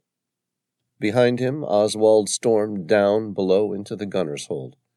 "Same target. This time load the grape shot." Grape shot consisted of small iron balls about 3/4 of an inch in diameter, which were then packed into bags. The bags disintegrated when the powder ignited, releasing a cluster of balls in a wide shot pattern. This load was very deadly against crewmen at extremely close range, and often used to repel boarders. It was rarely used to hit a target 50 feet away. Smith heard the loud boom of the fourth cannon shot. His eyes traced the grape shot's trajectory as it whined through the air. This time the lethal concoction of deadly projectiles struck the middle of the human bridge. At a guess, it killed at least 30 of the warriors in the process. It would take much longer to re-establish the human bridge this time, but Smith wasn't so certain they'd won, and neither was his brother. The disconnected outer section of the human bridge floundered in the water. No longer able to stabilize itself amongst the men whose feet were planted firmly in the shallow waters, the outer men started to float. Oswald met his eyes. "One more shot and the bridge will be washed away in the breaking seas, and this will all be over."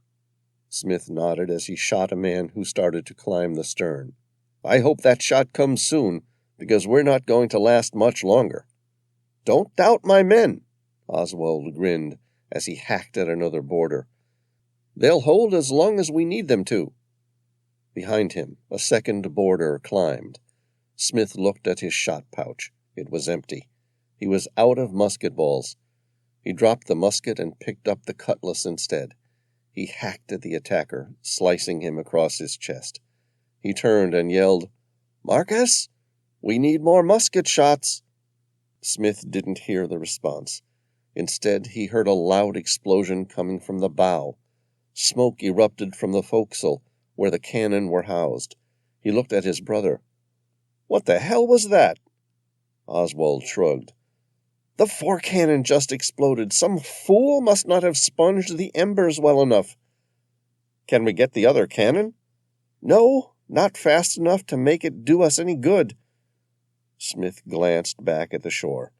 The human bridge was starting to form again. "Now what?" Oswald growled. "Now we fight for our lives." "It would take a miracle to hold them off much longer." Oswald looked up at the sky behind. A massive storm was moving in toward them, whipping sand from the Namibian Desert at them like tiny shrapnel. The once unified human bridge appeared to disintegrate under the barrage. "See, Smith? The gods haven't forsaken us." Oswald was grinning with delight. "That windstorm is going to blow us right out to sea." The easterly wind screamed along the Namibian desert, picking up sand along with it and sending it out to sea. The human bridge failed to form, and the warriors were scattered throughout the surf, which had been whipped into a turbid, boiling pot of angry sea. Smith watched their arms flailing beneath the light of the crescent moon as they struggled to keep their heads above the seawater. The few who were close to Emerald Star were now being blown further out to sea, despite their best efforts to reach the ship. Smith carefully found another bag of shot balls, reloaded his musket, and smiled. He'd beaten the odds and survived. He searched the ship for any signs of boarders. The last thing he wanted now was to risk being killed by complacency. His brother grinned. "I told you we'd be all right." "You did." Smith embraced his brother. His eyes darted to the shore, where a dark, amorphous shadow stared back at him. "I'll feel a lot better when we're off this damned sandbar." "Any minute now. I can already feel her lifting in the swell." "We got lucky." "Yes, we did. But God knows I've made enough luck for myself over the years. It was time she paid me back some." Smith nodded. He wasn't sure how much he deserved to be lucky, but he was none the less thankful for it. He climbed down below to avoid the tiny sand particles which were cutting at him. Once there, he carefully opened the leather satchel he'd been carrying and admired the cause of all this death. Of his entire party, only he had survived. The hideous relic stared back at him with hollowed eyes. They teased at his conscience. Was it all worth it? Smith covered the relic with its protective cloth and placed it back inside the leather satchel as though he could hide its accusatory eyes. A gust of wind howled as it screamed toward the Emerald Star. He felt the ship slowly list to her starboard side under the sudden pressure. He waited for it to right itself, but instead she remained slightly on her side. The wind shrieked as it continued to thrash the port side of the ship. Smith slipped his arms through the straps of the satchel and stood up. Bracing on the side of the hull, he closed his eyes and made a silent prayer. Please, let me survive, and I promise the man with the purple eyes won't ever have you. The ancient relic wasn't in the mood for listening to his prayers. Instead, Oswald opened the deck hatch and said, "All hands on deck!" Smith climbed up top. "What's wrong? We have an easterly wind. Why aren't we being blown out to sea?" "It's the sand!" Oswald yelled, his voice barely audible above the cry of the wind. His skin was speckled with his own blood where the sand had sliced at him. "This wind is dumping the dunes of the Namibian Desert onto our deck." Smith felt his heart drum faster. No, it can't be. The curse can't be true. "What can we do?" "We need every man to do his part to lighten the ship's load. There are some shovels and buckets in the bilge. Those who aren't getting rid of this damn sand need to go below and make a human chain to remove the cannonballs and anything else that can be thrown overboard." "Aye, aye, Captain!" "Aye, aye, Captain!" Smith shoveled the sand from the deck. It lined the deck thinly, but the combined weight was enough to keep the Emerald Star well stuck where she lay. He struggled to breathe through the dense barrage of sand pellets. He covered his mouth with part of a small piece of cloth and kept working. Sweat dripped from his arms as he shoveled quickly. His head pounded hard and the muscles of his arms and chest burned from the strain. He continued for as long as his body would allow and then stopped. His feet had already become buried in the new sand. Sections of the deck which hadn't been attacked with shovels were now knee-deep in grit, and the weight of it all began crushing the ship deep into the sandbar below. Despondent with the certainty his battle was hopeless, Smith glanced at the deadly weather formation that would kill them all. It looked dark, ominous, and evil to its core. Smith had spent nearly 30 years venturing into unexplored regions of the world. He'd seen every type of weather pattern known to man, but he'd never seen this. It was a once-in-a-generation meteorological event. The ferocious winds were leveling the monstrous sand dunes of the Namibian Desert and dumping them out to sea. His eyes turned to the warriors who lined the coast. They were going to win. He was going to die. But he doubted any of them would live long enough to revel in the knowledge. The storm was indiscriminate. It would kill all of them. Smith blinked, trying to see through the sand. When he opened them again, he saw an even more ghastly sight. The fiends had started to walk on water. It was proof they were unearthly creatures. For a moment he questioned whether or not he was still alive, and if he was now being punished in hell. He'd already accepted his fate. As impossible as it had seemed only a few hours earlier, he was going to die. But this was different. This was something evil from the darkest unknown, because no one walks on water. A gust of wind knocked him onto his back. Nearby, one of the crew fell overboard, and Oswald screamed for the remaining men to keep working. Smith glanced at the fiends of his nightmare. There was something eerie and unnatural about the way they moved across the surface of the water, like some sort of ethereal wraith, They glided above the water and slowly stalked him. Smith heard a man cry out for help from the sea. It was the man who'd fallen overboard. Smith clambered to the starboard railing. The crewman was standing in ankle-deep water. My God, the ocean's being swallowed by the sand. He reached down and helped pull the man back onto the deck. Oswald had seen it too. "Forget shoveling the sand, men! Prepare to repel boarders!" Smith stared in horror as the warriors from the sand temple slowly approached. Their original numbers had been decimated, but they were still much greater than Oswald's men, and they looked terrifying as they approached the Emerald Star. Smith followed the rest of the crew and fired his musket at the onslaught of warriors. His replenished supply of shot would outlast the weapon's ability to continue to fire. The first set of shots was fired, and the smell of burnt sulfur and saltpeter filled the deck once more. Sand tore at their fragile skin, while the storm buried the meager light from the crescent moon. Their attackers advanced in an eerie silence, and the howling wind mocked them. Visibility was quickly reduced to nothing. The muskets rapidly failed under the sandy conditions. Flints broke, powder was spilled, and barrels became jammed with sand. "Cutlasses and pikes out!"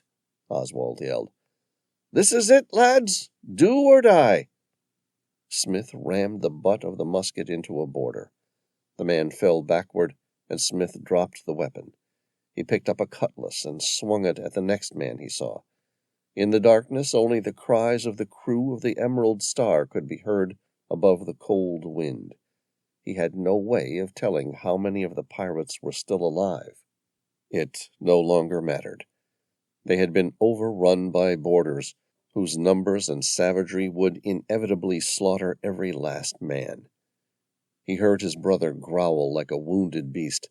It could have been his bloodlust, or he could have been killed. Smith had no way of knowing. What he did know was there was only one place left where they might survive. "Into the hold!" Smith yelled. "Retreat! Into the ship!"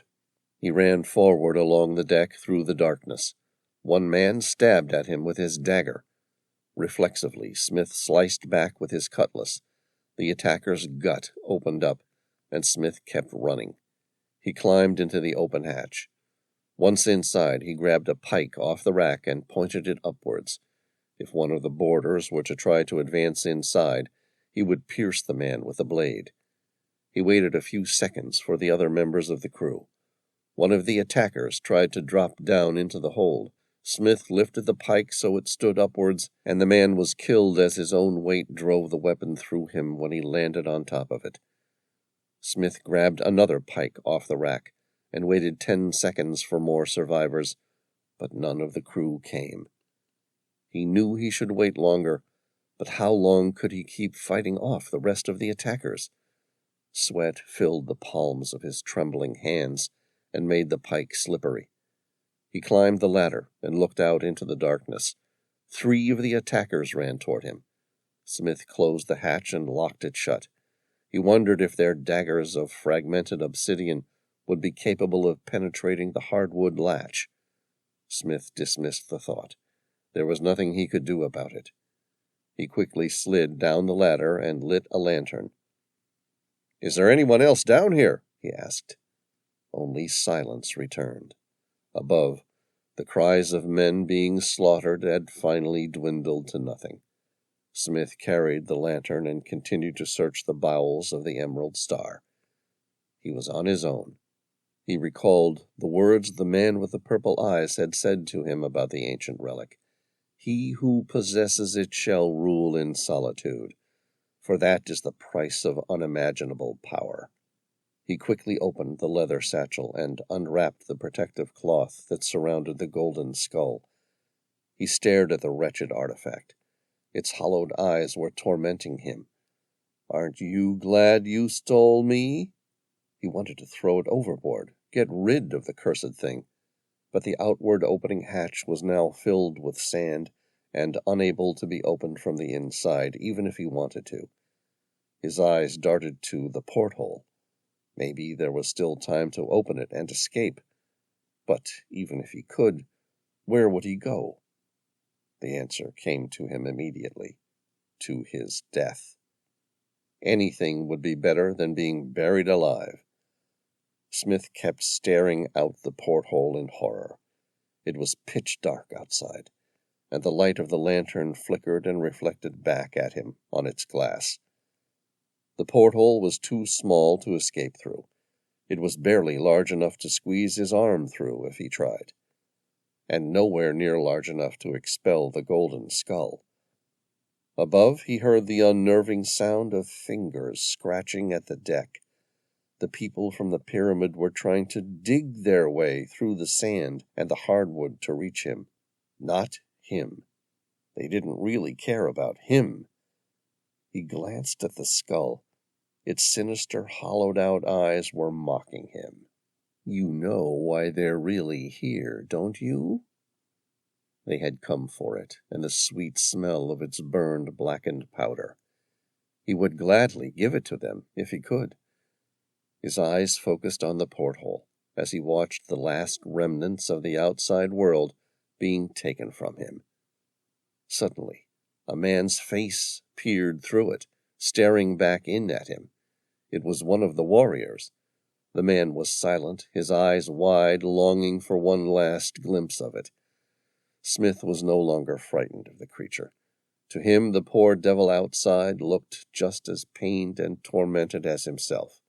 The man pressed his eyes hard against the porthole, as though he was trying to squeeze his head through the much smaller brass hole, in an attempt to get a better look at the golden skull. Smith grabbed the ancient relic and picked it up and brought it to the porthole window. The warrior smiled, as though its sight had somehow relieved his pain and given him some sort of peace in his death. The two men were locked, their eyes staring into each other's souls as the sand continued to rise around them. Time came and went, but still the sand rose, until long after the warrior outside was buried alive, and his now lifeless eyes stared at him with accusation. The storm lasted 2 whole days. When it finally stopped, Smith fought to open the hatch, but there was nothing he could do.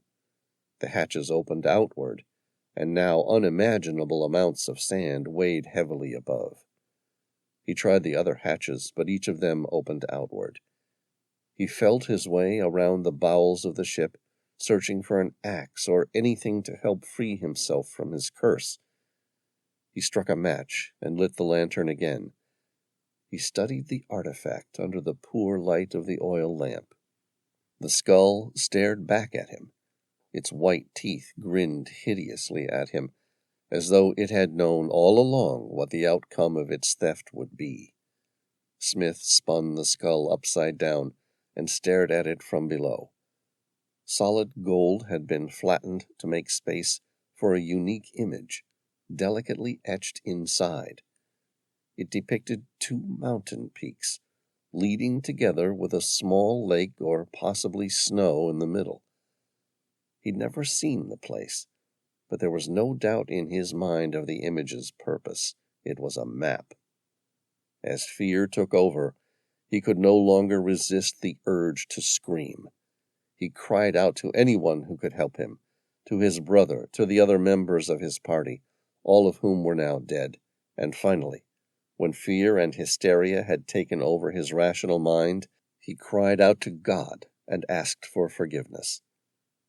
He then held the ancient relic close to his chest and laughed hysterically, because his final act of redemption was to ensure the man with the purple eyes would never achieve his goal, that he would never get a hold of the artifact, because it had been entombed forever. Khor Virap, Armenia, 2005. It was still dark outside the defensive walls of the monastery. Billy Swan stared over the stone parapet to the north, past the closed Turkey-Armenian border, where the snow-capped twin peaks of Mount Ararat glowed orange under the light of the crescent moon. The mountain stood at a near quadrupoint between Turkey, Armenia, Azerbaijan, and Iran. Her eyes were almond-shaped and hazel-colored, with tiny speckles of gold that glittered in the light. They were luminous and intense, befitting her intelligence, as she stared at the holy mountain. She had regular features that betrayed her Eurasian ancestry, and a sensual, full-lipped mouth. She breathed deeply and watched her breath crystallize in the night. In 2 hours, the first light of winter's solstice would shine through the twin peaks, turning them a golden red. And, if her grandfather's notes were to be believed, that first light would show her the precise location of the opening to the ancient temple. Billy had been following her grandfather's notes since he died years ago. Every lead she'd taken led to a tangent, and she had nearly given up hope of finding her grandfather. This time felt different. This was the closest she'd ever come to finding the temple. This lead had taken her to Mount Ararat, which was enshrined in mystery and biblical myths, the most predominant, of course, being that the top of the mountain was where Noah had first stepped off his ark.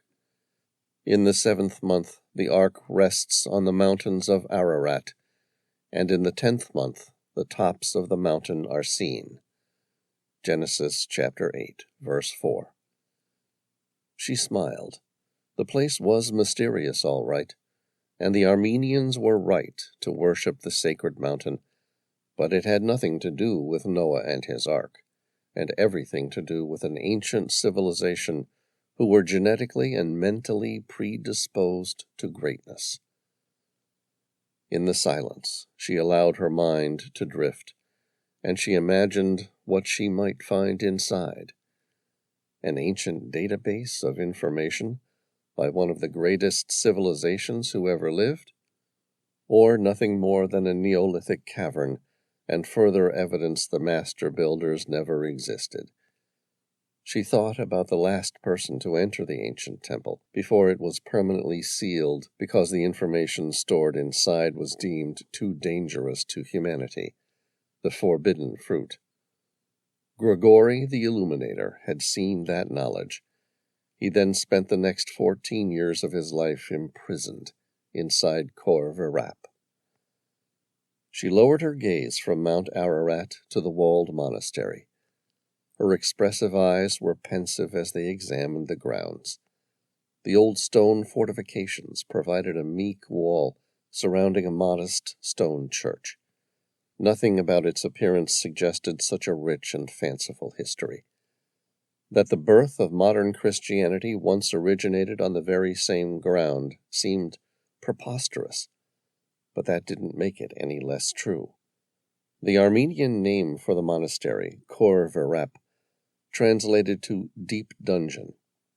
Until the start of the 4th century, that was all it was, a 200-foot pit dug into the hillock at the base of the Ararat plain.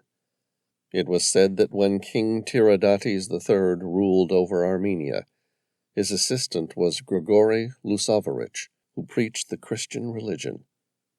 Tiridates, a follower of the pagan religion, became displeased with his assistant for having another religion, and ordered that Grigori's hands and legs be tied, and that he be thrown into the Khor Virap to die in the dark dungeon located in Artashat.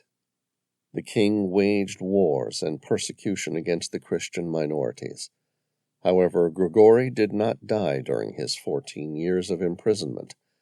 His survival was attributed to a Christian widow from the local town who, under the influence of a strange dream vision, regularly fed Grigori by dropping a loaf of freshly baked bread into the pit. While Grigori was imprisoned in Khor Virap, King Tiridates III was said to have gone mad.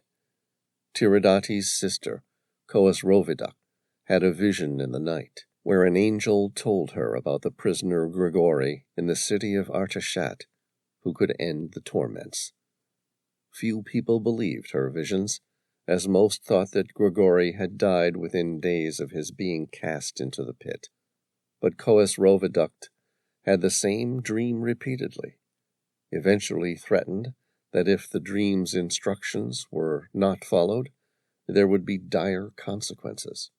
Grigori was brought out of Corvarap in a miserable state.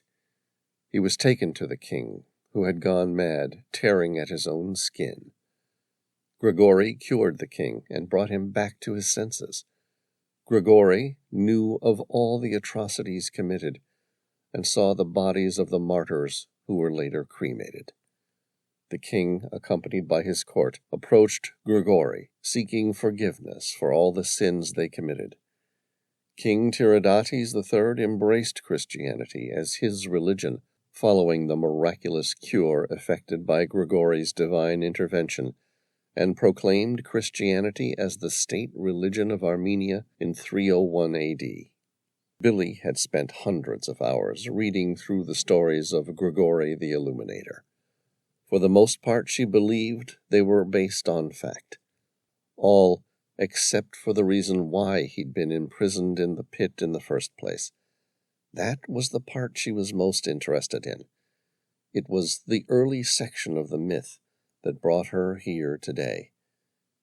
In the year 286 A.D., Grigori made a pilgrimage to Mount Ararat in search of his god, where high up in the larger of the two volcanic peaks he had seen a vision of God at work. When he reached the place, where he'd often seen a halo of light in the night, he was met by a cavern filled with information so far advanced from his own that he believed the owners to be gods. What those gods had told him was so remarkable that he quickly returned to King Tiridates III to tell him the truth. When King Tiridates III heard Grigori's story, he found it so impossible to believe and yet so damaging that he ordered a second team to seal the ancient temple so that no one else would ever find it. When Grigori confirmed to the king that his wishes had been carried out, King Tiridates ordered him taken to the deep dungeon and left to die in solitude. Tiridates III knew he needed to send him to a place where no one would ever hear him speak the truth. But, just as importantly, he knew that he couldn't kill the man either. According to Billy's grandfather, the entrance shined golden red just once a year on the morning of the winter solstice. Billy's eyes returned to the monastery's stone fortification. Jeremy Follett carefully climbed the wooden ladder, carrying a lit monk's candle. "Good morning," he said. "Morning," she replied. "You couldn't sleep either." "No, I didn't trust my alarm with something like this." He smiled at her, as though he understood what she was thinking. "We're getting close to reaching it, aren't we?" She smiled and nodded. "Closer than I've ever been." His eyes narrowed. "You're confident you have the right temple this time?" "Yes." She watched him smile. Deep creases formed in his face, giving him an older but rugged handsomeness. He had intelligent dark brown eyes. They were kindly and full of love and admiration. He was her father's best friend, and her godfather. He had a shallow cleft chin that some women found attractive. She imagined he would have been considered quite a handsome man in his youth. She looked up at him. "What is it?" Jeremy said, "It's an amazing achievement to get this close. Your father would have been so proud." "No, my father would have been furious with me for taking the risk. Your grandfather lost his life following that dream." She turned her head so that he couldn't meet her eyes. "You know as well as I do that it's real, don't you?" He nodded in silence. "Grandpa found it, didn't he?"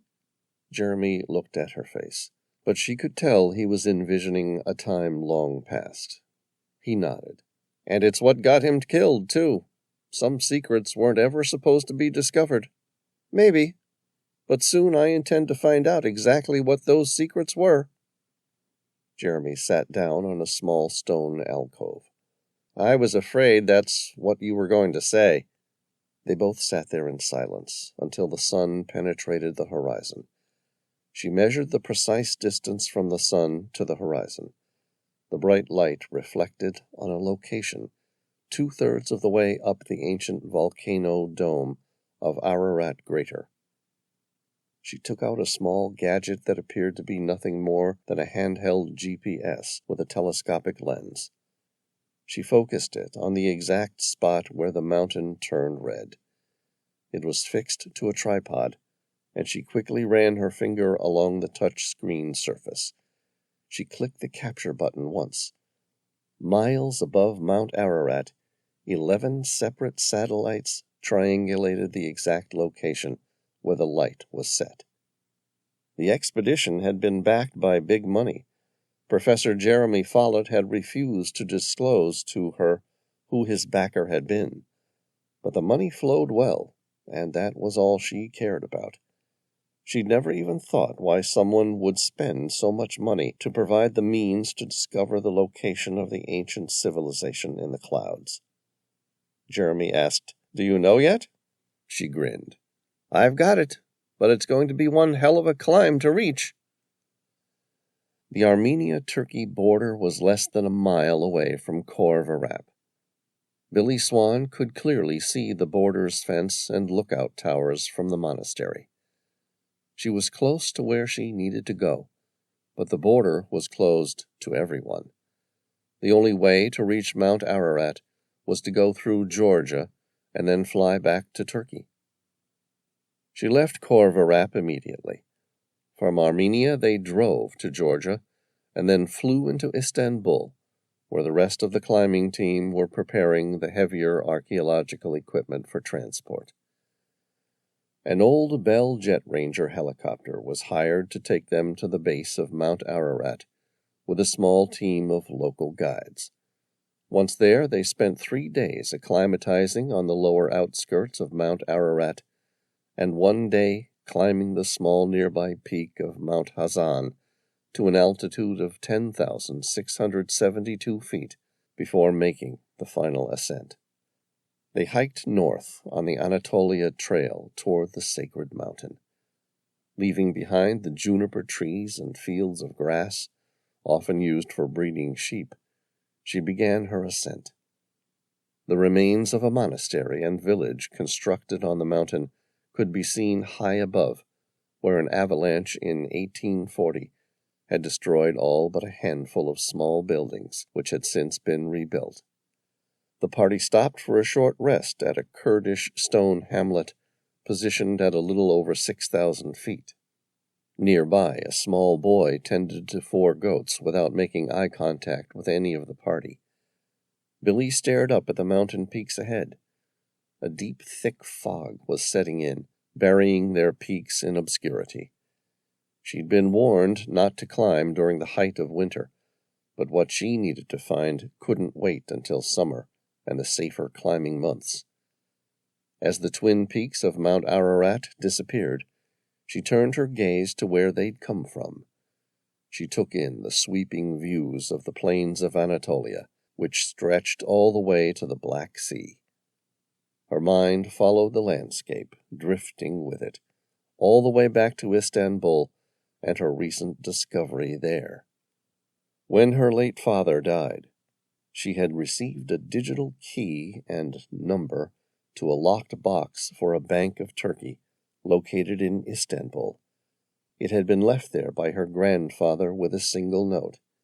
"If I don't come back, it is imperative that you take this key and finish my research." The note had been for her father, and not for her. It was only when she was going over some of her father's things with her mother that she found the key. Her mother had warned her that it was likely to be something her grandfather had been involved in, and it was best to leave some things alone. Billy had nodded with graceful understanding. She swiftly took the key and flew to Istanbul to find answers. Instead, she found more questions.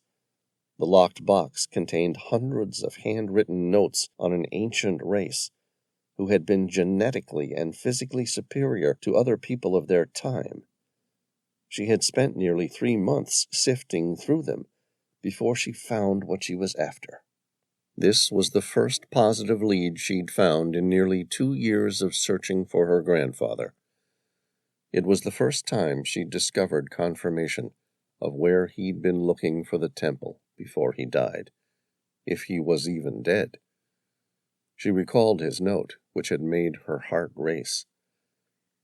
The golden gates of the Temple of Illumination, high up on Mount Ararat, will only be revealed to those who are present at Khor Varap during the sunrise of the winter solstice.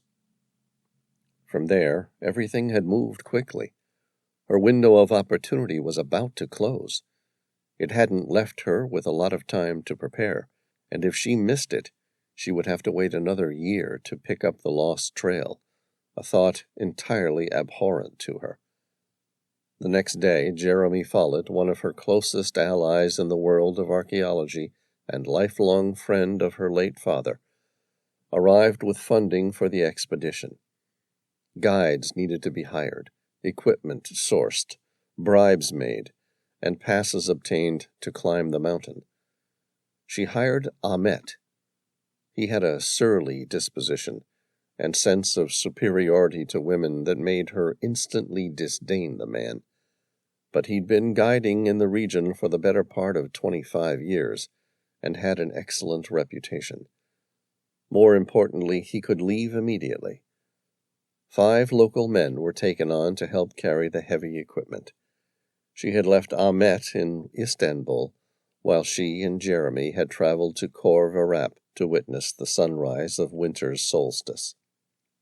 They left the Kurdish hamlet. The slope toward Mount Ararat steepened, and Billy returned her attention to the task at hand. She maintained a constant speed, at first matching the rate of the local guides, and then surpassing it to set her own pace. She was tall and lithesome. She moved with the assertive gait of an athlete. Even in shapeless mountaineering clothes, she had a willowy elegance about her as she climbed. For the most part, the climb was nothing more than a steep incline of thick snow. The team was tethered together with a single rope for safety. Although it was not a technically difficult climb, any mistake or lack of attention would cause her to commence a slide down the icy precipice, which might not be stopped until it reached the ground thousands of feet below. She wore crampons and carried an ice pick. Her thighs burned as they slowly increased altitude. At 12,000 feet, she stopped. They'd reached the rough altitude of the temple, but would now need to traverse across the southern face until they reached it. The guides set up camp, and the party rested there for the night. Billy stared out as the scattered lights of Cappadocia glittered like starlight. The Black Sea appeared dark and foreboding, with the occasional flickering light from a ship able to be visible. Her eyes stared out, trying to picture the underlying landscapes and cities, all the way back to the vague glow illuminating from beyond the darkened horizon, where the city of Istanbul rested. She thought about the Temple of Illumination. She was getting close to it. Her heart raced in anticipation. It was an incredible achievement. Her grandfather had previously told her that he'd narrowed the location of the secret temple down to Turkey, most likely buried underground. Otherwise, it would have undoubtedly been discovered well before now. But that was akin to finding a needle in a haystack inside a country known for its farming. Turkey was renowned for having upward of 4,000 underground dwellings, cities, and temples. The soft volcanic rock of the Cappadocia led the Phrygians, an Indo-European people in the 8th to 7th centuries BC, to build an extensive network of tunnels and cities. If it had been buried, she might never have found the hidden temple. That is, assuming tomorrow she'd find it. Jeremy came and sat down next to her and interrupted her thoughts. "Are you excited?" "Nervous, more like," Nervous, really? I've never known you to be afraid of anything since you were a 3-year-old girl who'd discovered a talent for climbing that frightened your parents to death. So what are you most afraid of now?" Billy's piercing brown eyes stared out at the dark outline of the Black Sea. "What we find tomorrow." "And what will that be?" Jeremy persisted. "Answers?" "You don't want to know the truth?" "Of course I do. I'm just not sure I'm going to like what I find."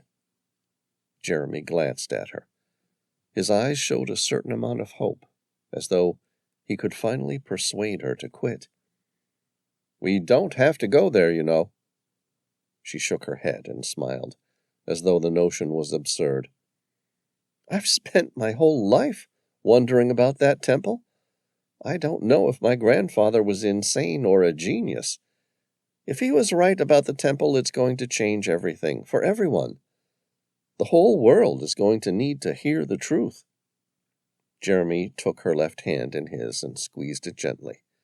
It was a gentle show of almost fatherly affection. "It's going to upset a lot of people. Some might not be very happy for you to hear the news." Billy took a deep breath in. She watched it turn to mist as she exhaled. "Even so, the world has a right to know. Just be careful. Some might be willing to kill to protect such a secret." She nodded in silence. She could think of many who would pay to protect such a secret. That was, if her grandfather had even been right all along. They sat there, silently watching the lights of distant cities flicker far below. Billy was glad Jeremy had decided to join her. He had been one of the few constants in her otherwise disjointed life. Born into a family of archaeologists, she had traveled extensively throughout her childhood. Rarely staying long enough to settle into a school, she had often tagged along with whatever expedition her father and grandfather were involved in. Often her only education came from homeschooling, home being the remote tent or camp their expeditions occupied. Her father and Jeremy worked together on their first doctorate, and so he seemed more like an uncle to her.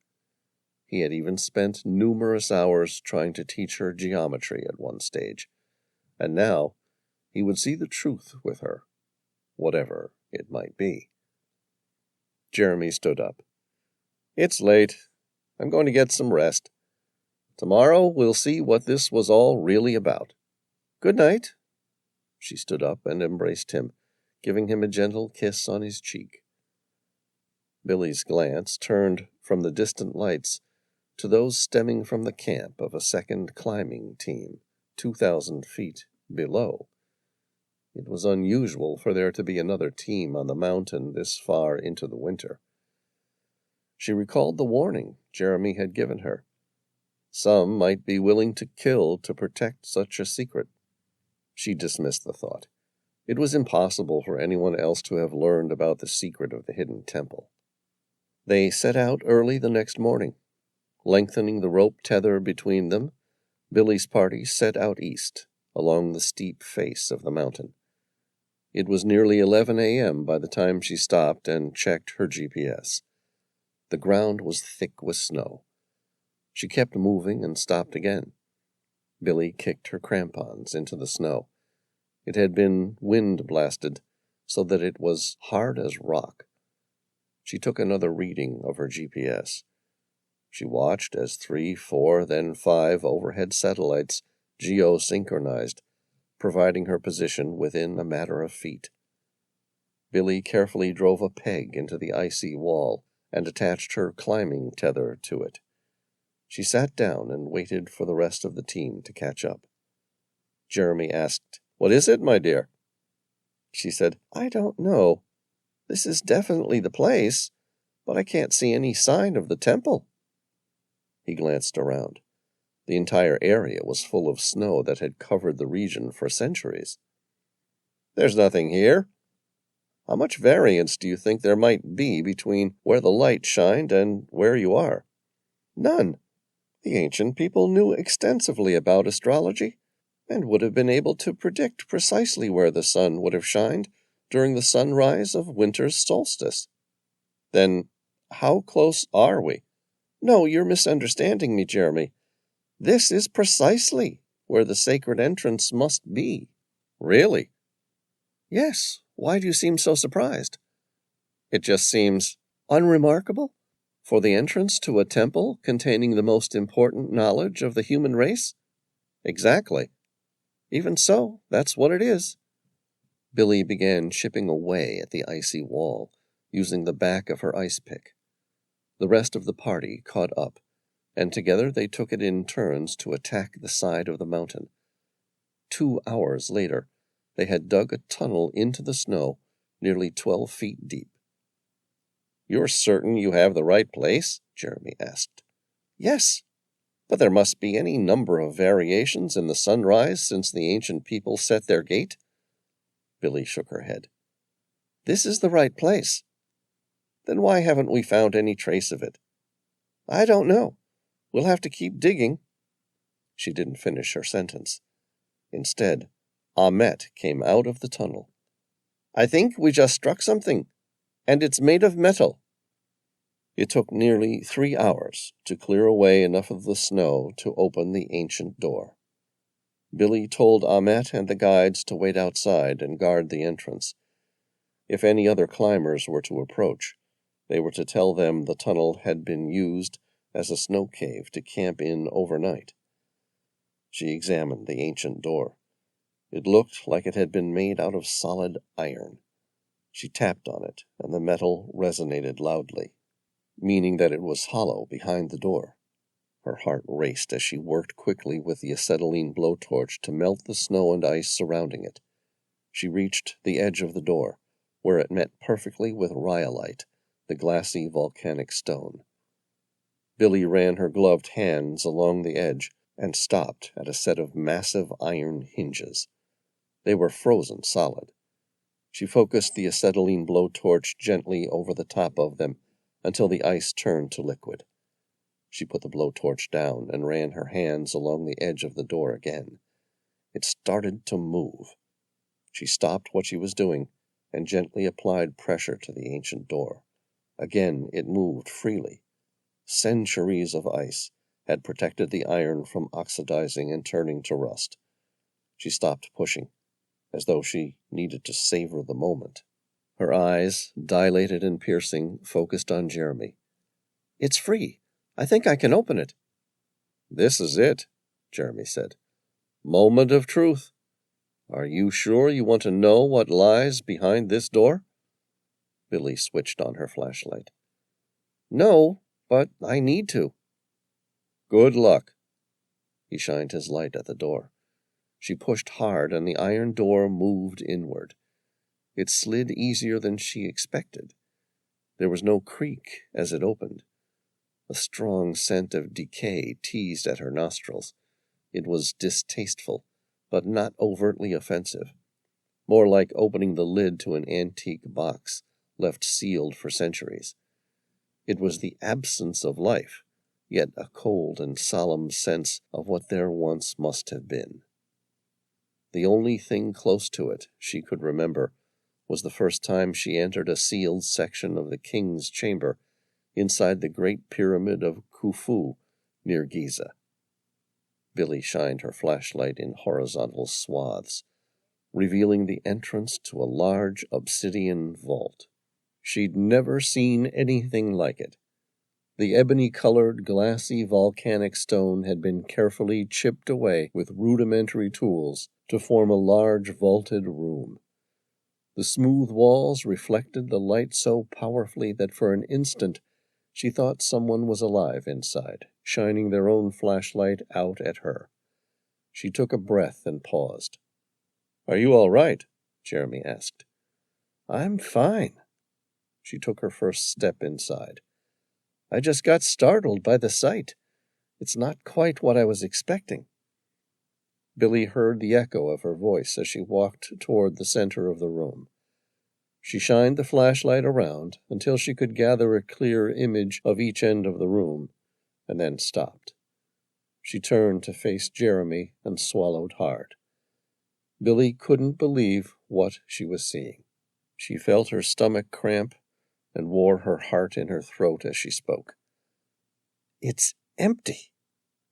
The Temple of Illumination's been stripped bare. The place was completely deserted. Billy cursed loudly, like a teenager who'd only just discovered the length and breadth of the more colorful elements of the English language. After all these years of searching and to get so close, only to discover it had been raided before she could reach her legacy, made it all more painful than had she never found the hidden temple at all. "Someone's moved it," she said. "I thought it was too easy to open the doors after all these years. Someone must have more recently discovered we were on the right track and broken inside to hide the evidence." "The evidence?" he asked. "I wasn't aware we were investigating a crime." "I'm talking about the truth. You said yourself that there were many among us who would go to dire lengths to make certain it was never discovered." "Or it was never here to begin?" Jeremy suggested. She breathed out a sigh. "No, it was here. Must have been raided years ago. There was nearly 20 feet of hardened snow above the gateway." She nodded. "It could have been stolen at any stage in the past 17 centuries, since Grigori the Illuminator first sealed it. It was all for nothing." "Some secrets are best left hidden," Jeremy said. His voice was soft and sympathetic. She took a couple steps forward and stopped. "Wait, I see something." Jeremy placed his hand firmly on her shoulder, his voice suddenly hard as his cold, steely gaze. "Are you sure you want to see it?" She shrugged his hand off her shoulder without saying a word and moved to the back of the vaulted cavern. There was a small ledge near the end of the room. Carved out of the same piece of pitch-black obsidian, the two ledges formed a visual illusion of the continuation of the floor. The closer she got to it, she realized with certainty that it formed a small canyon. There was part of a small hand print on the edge. It appeared dull, making it stand out compared to the gloss of the obsidian floor. At a glance, she guessed the owner had placed his or her hand into some sort of liquid. It was so dull and impossible to accurately determine without equipment. She peered over the edge. It was pitch dark. There was something that felt sinister about the scarred opening in the earth, like some sort of evil abyss. She felt cold, despite her thick mountaineering jacket. The dry, almost musky smell seemed richer, too. She shined her flashlight into the chasm. At one end, the light never reached the bottom. The crevasse simply swallowed the light indefinitely. She shined the flashlight in the other direction. This time the light reached the bottom. The crack had formed all the way through to the left of her, and it appeared to have been unwilling to rip clear through the one to her right. The result was a second ledge, where the depth of the chasm was no more than 20 or 30 feet. She was close enough that she could clearly see the bottom as she shined the light across it. At the far end, where the chasm ceased, sitting with his back against the wall, was the remains of a long-since deceased mountain climber. The cold weather and high altitude had protected him from bacteria, and most of his bloating had been contained within his clothing. He almost looked lifelike from that distance. Billy had to climb down to see the man. She had to be sure. She owed that much to him after all, didn't she? She felt Jeremy's hand on her shoulder again. "I'm sorry," he said. "It's all right," she said. "I always knew in my heart what we'd find." She had a fair idea what she would find, but she needed confirmation. She moved to the right, where the edge of the chasm stopped mysteriously at the base of the obsidian wall. It was as though the tectonic shift that had caused the scarred crack to form was unable to splinter the impervious obsidian room. It was as though some kind of higher power had forbidden it to do so. Billy studied the opening. The chasm was narrow enough that she could have comfortably stepped over it, yet wide enough for her to easily fit through. She carefully placed one hand on either side of the opening and slipped her legs inside until they found a foothold to support her. She focused the majority of her attention on each hand and leg individually as she progressed. Confident the dark stone wouldn't crumble under her weight, she started to climb down. She glanced at Jeremy with a hardened resolve, her brown eyes piercing and challenging. "Are you coming with me?" "Me?" He shook his head. "I'm afraid if I climbed down there, I would never make it back up again." She nodded. It wasn't his place. He didn't have to see it. The truth wasn't his problem to solve. It was hers. Billy climbed down slowly. She made careful, purposeful movements, testing each handhold and foothold as she climbed. A few minutes later, she reached the first ledge. Billy carefully tested the strength of the ledge with her weight while bracing the walls with her hands. Confident the ground wasn't going to fall away from under her, she flashed the light along the crevasse until it reached the remains of the man. The body, well protected by the cold, was still intact. He could have been any other mountain climber, taking refuge on a ledge to catch his strength.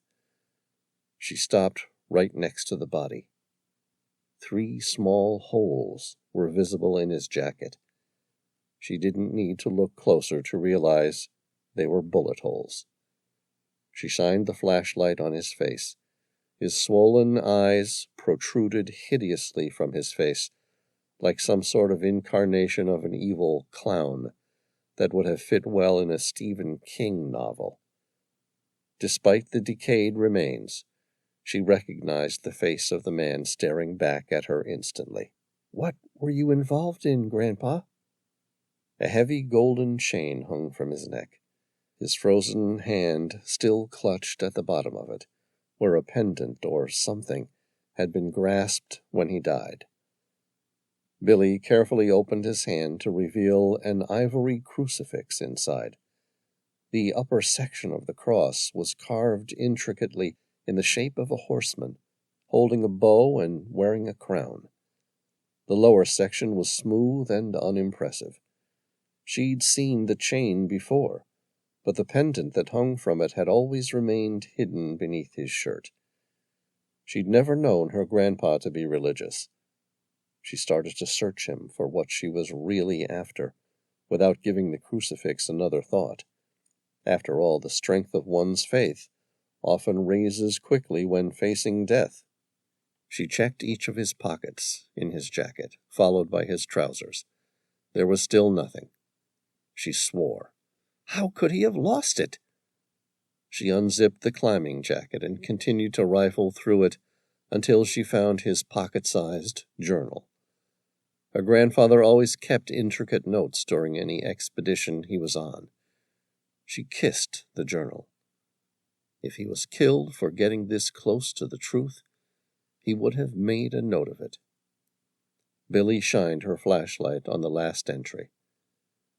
"We're getting close. Soon the 4 horsemen will ride together, and the 3rd temple shall rise." She glanced at her grandfather's crucifix again. It had a horseman made of ivory, carrying a sword and wearing a crown. The White Horseman, a.k.a. the Conqueror. She bent down and slowly removed the ivory crucifix and horseman. "Sorry, Grandpa." She once saw a painting called Death on a Pale Horse at the Pennsylvania Academy of Fine Arts. She recalled it had some sort of biblical ties, something about the Lamb of God, opening the first 4 of the 7 seals, which summoned forth 4 beings that rode out on white, red, black, and pale horses. Conquest, war, famine, and death. But there was no mention of the third temple. A moment later she forgot about the four horsemen, because the ground beneath her started to vibrate, and the obsidian room above echoed the roar of thunder. Had there been another movement of the tectonic fault? She stared at the ground below. It was perfectly still. She tried to call out to Jeremy, but other sounds drowned out her voice. They were the sounds of gunshots. The gunshots finally ceased, and were replaced with more sound of thunder. The shots might have caused an avalanche. She hung the crucifix around her neck. She placed her grandfather's journal into her inside jacket pocket and zipped it shut. Whatever happened to her from here, she needed to know the truth.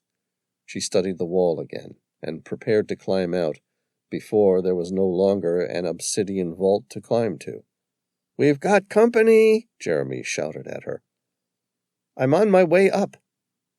She took one last look at her grandfather, tucked the crucifix into her climbing jacket, and started to climb out. She reached the top of the crevasse and inside the obsidian vault. Her pulse was racing, and she was breathing so hard that the muscles in her chest burned. She took a couple deep breaths in and exhaled slowly.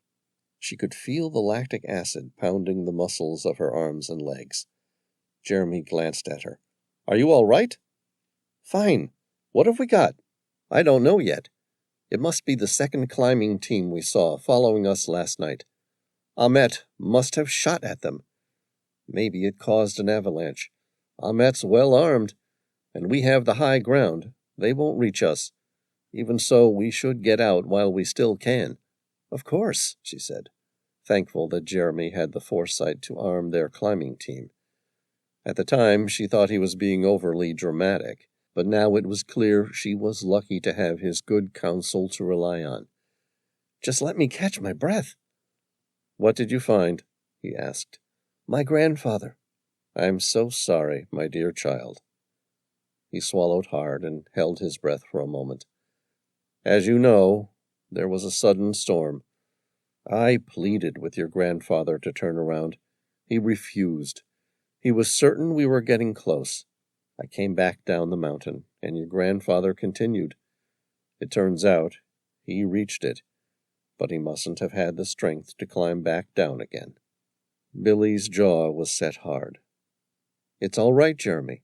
I knew long ago he wasn't coming back. At least now I have some sort of closure. Say, what do you know about the four horsemen of the apocalypse?" His eyes narrowed. "What did you say?" "Do you know anything about the four horsemen of the apocalypse?" "A little. Not much. The Christian apocalyptic vision is that the four horsemen are to set a divine apocalypse upon the world as harbingers of the last judgment. The world will be purged of its great wickedness, and purity of the new world shall rise. Why do you ask?" "I found Grandpa's journal. His last note was that the four horsemen of the apocalypse would soon rise." She stood up to leave. "Did he mention anything else?" "Yeah. He wrote about the rise of something I'd never heard of." "And what was that, dear?" He spoke casually, more like the godparent he'd been, but his eyes were studying her, scrutinizing her somehow as she spoke. She met his eyes and said, "The third temple." His breathing paused for a split second.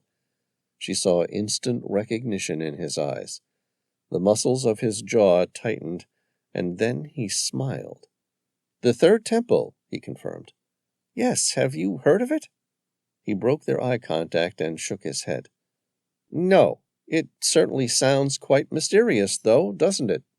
Billy heard heavy breathing coming from the entrance of the obsidian room. Suddenly reminded of the more pressing need to escape, she stood up to leave. Broken snow from the tunnel above the opening fell in through the iron doors. A moment later, Ahmet arrived. He was wild with adrenaline. His face was covered in sweat, and his pupils were massive, like an ice addict at the peak of psychosis. The man roared as he approached. Blood stained his jacket where a shot had clipped his right shoulder. Her eyes darted to Jeremy. He looked suddenly terrified, but there was something else there, too. Was he surprised to see Ahmet still alive? She needed to know what happened, and quick. Her mind raced. Was there still time to hide somewhere inside the crevasse? Or did they still have the ability to break through their attackers and make it down the mountain? She opened her mouth to speak, but Jeremy beat her to it. "For God's sake, man!" Jeremy yelled. "What happened?" Ahmet tried to speak, but the words came out garbled. He spat dark red blood. Evidently, one of the shots had penetrated more than his shoulder. He had internal bleeding, and would probably die this far away from medical help. Jeremy softened his voice, but maintained his authority as he spoke. "Sit down. Tell me who attacked you." Ahmet spat more blood and then began to speak. "We were ambushed. The climbing team who were following yesterday must have split in two in the night. Some of them left in the darkness of the early hours of the morning and climbed ahead. They waited until we reached the inside of the temple, and then attacked from above and below us." "Who else is alive outside?" Billy asked. "No one." "What happened to the other men?" Jeremy asked. "There were 6 of you, and you were well armed." "They had more men, and they came with machine guns." "You're equipped with Israeli Uzis," Jeremy spat the words out. "So what the hell happened?" Ahmet stared at Jeremy, but his eyes were distant. He was vacantly reliving the moments just past. "They outnumbered us. One by one they took out each of our men. When I was the last one alive, I decided to play the last card I had left to play. I opened both of my grenades and destroyed the entrance." "You caused an avalanche, didn't you?" Jeremy asked. "Did any of the attackers survive?" "I don't know, but I doubt it. Half the mountainside came down in the avalanche. I only survived by sliding back down into the entrance." The edge of Jeremy's lip curled upwards. It was more of a smirk than a smile. There was something sinister about his reaction. His eyes betrayed bewilderment at the turn of events, and then he started to laugh. Without any hesitation, he withdrew a handgun and fired twice.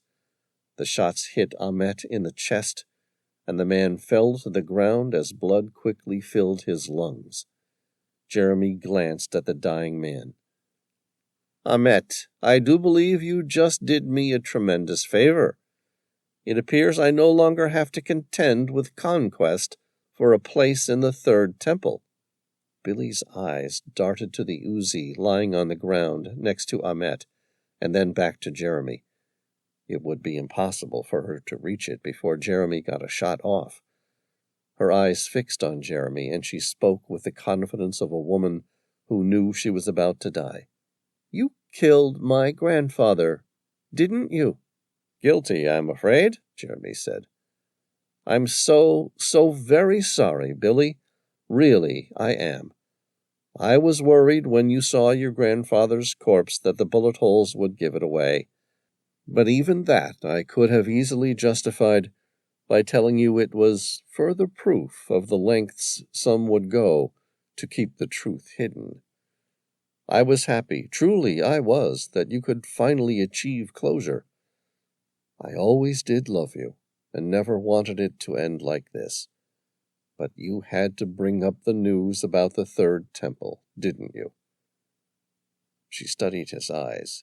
He looked frightened, like he didn't want to kill her, but he no longer had a choice in the matter. After all, he was her godfather, for God's sake. "What is it? What is so damned important about the third temple?" He leveled the barrel of his handgun at her. "If it was up to me, I'd let you live, and then hope to hell you never found it. But I'm afraid it's not up to me. It's up to the man I work for, The man paying for this expedition was quite explicit. If we found it, there were to be no survivors. She held her palms outward in supplication. Wait, please! Found what? You still don't know, do you? Jeremy grinned as he aimed directly at her head. Know what? She asked.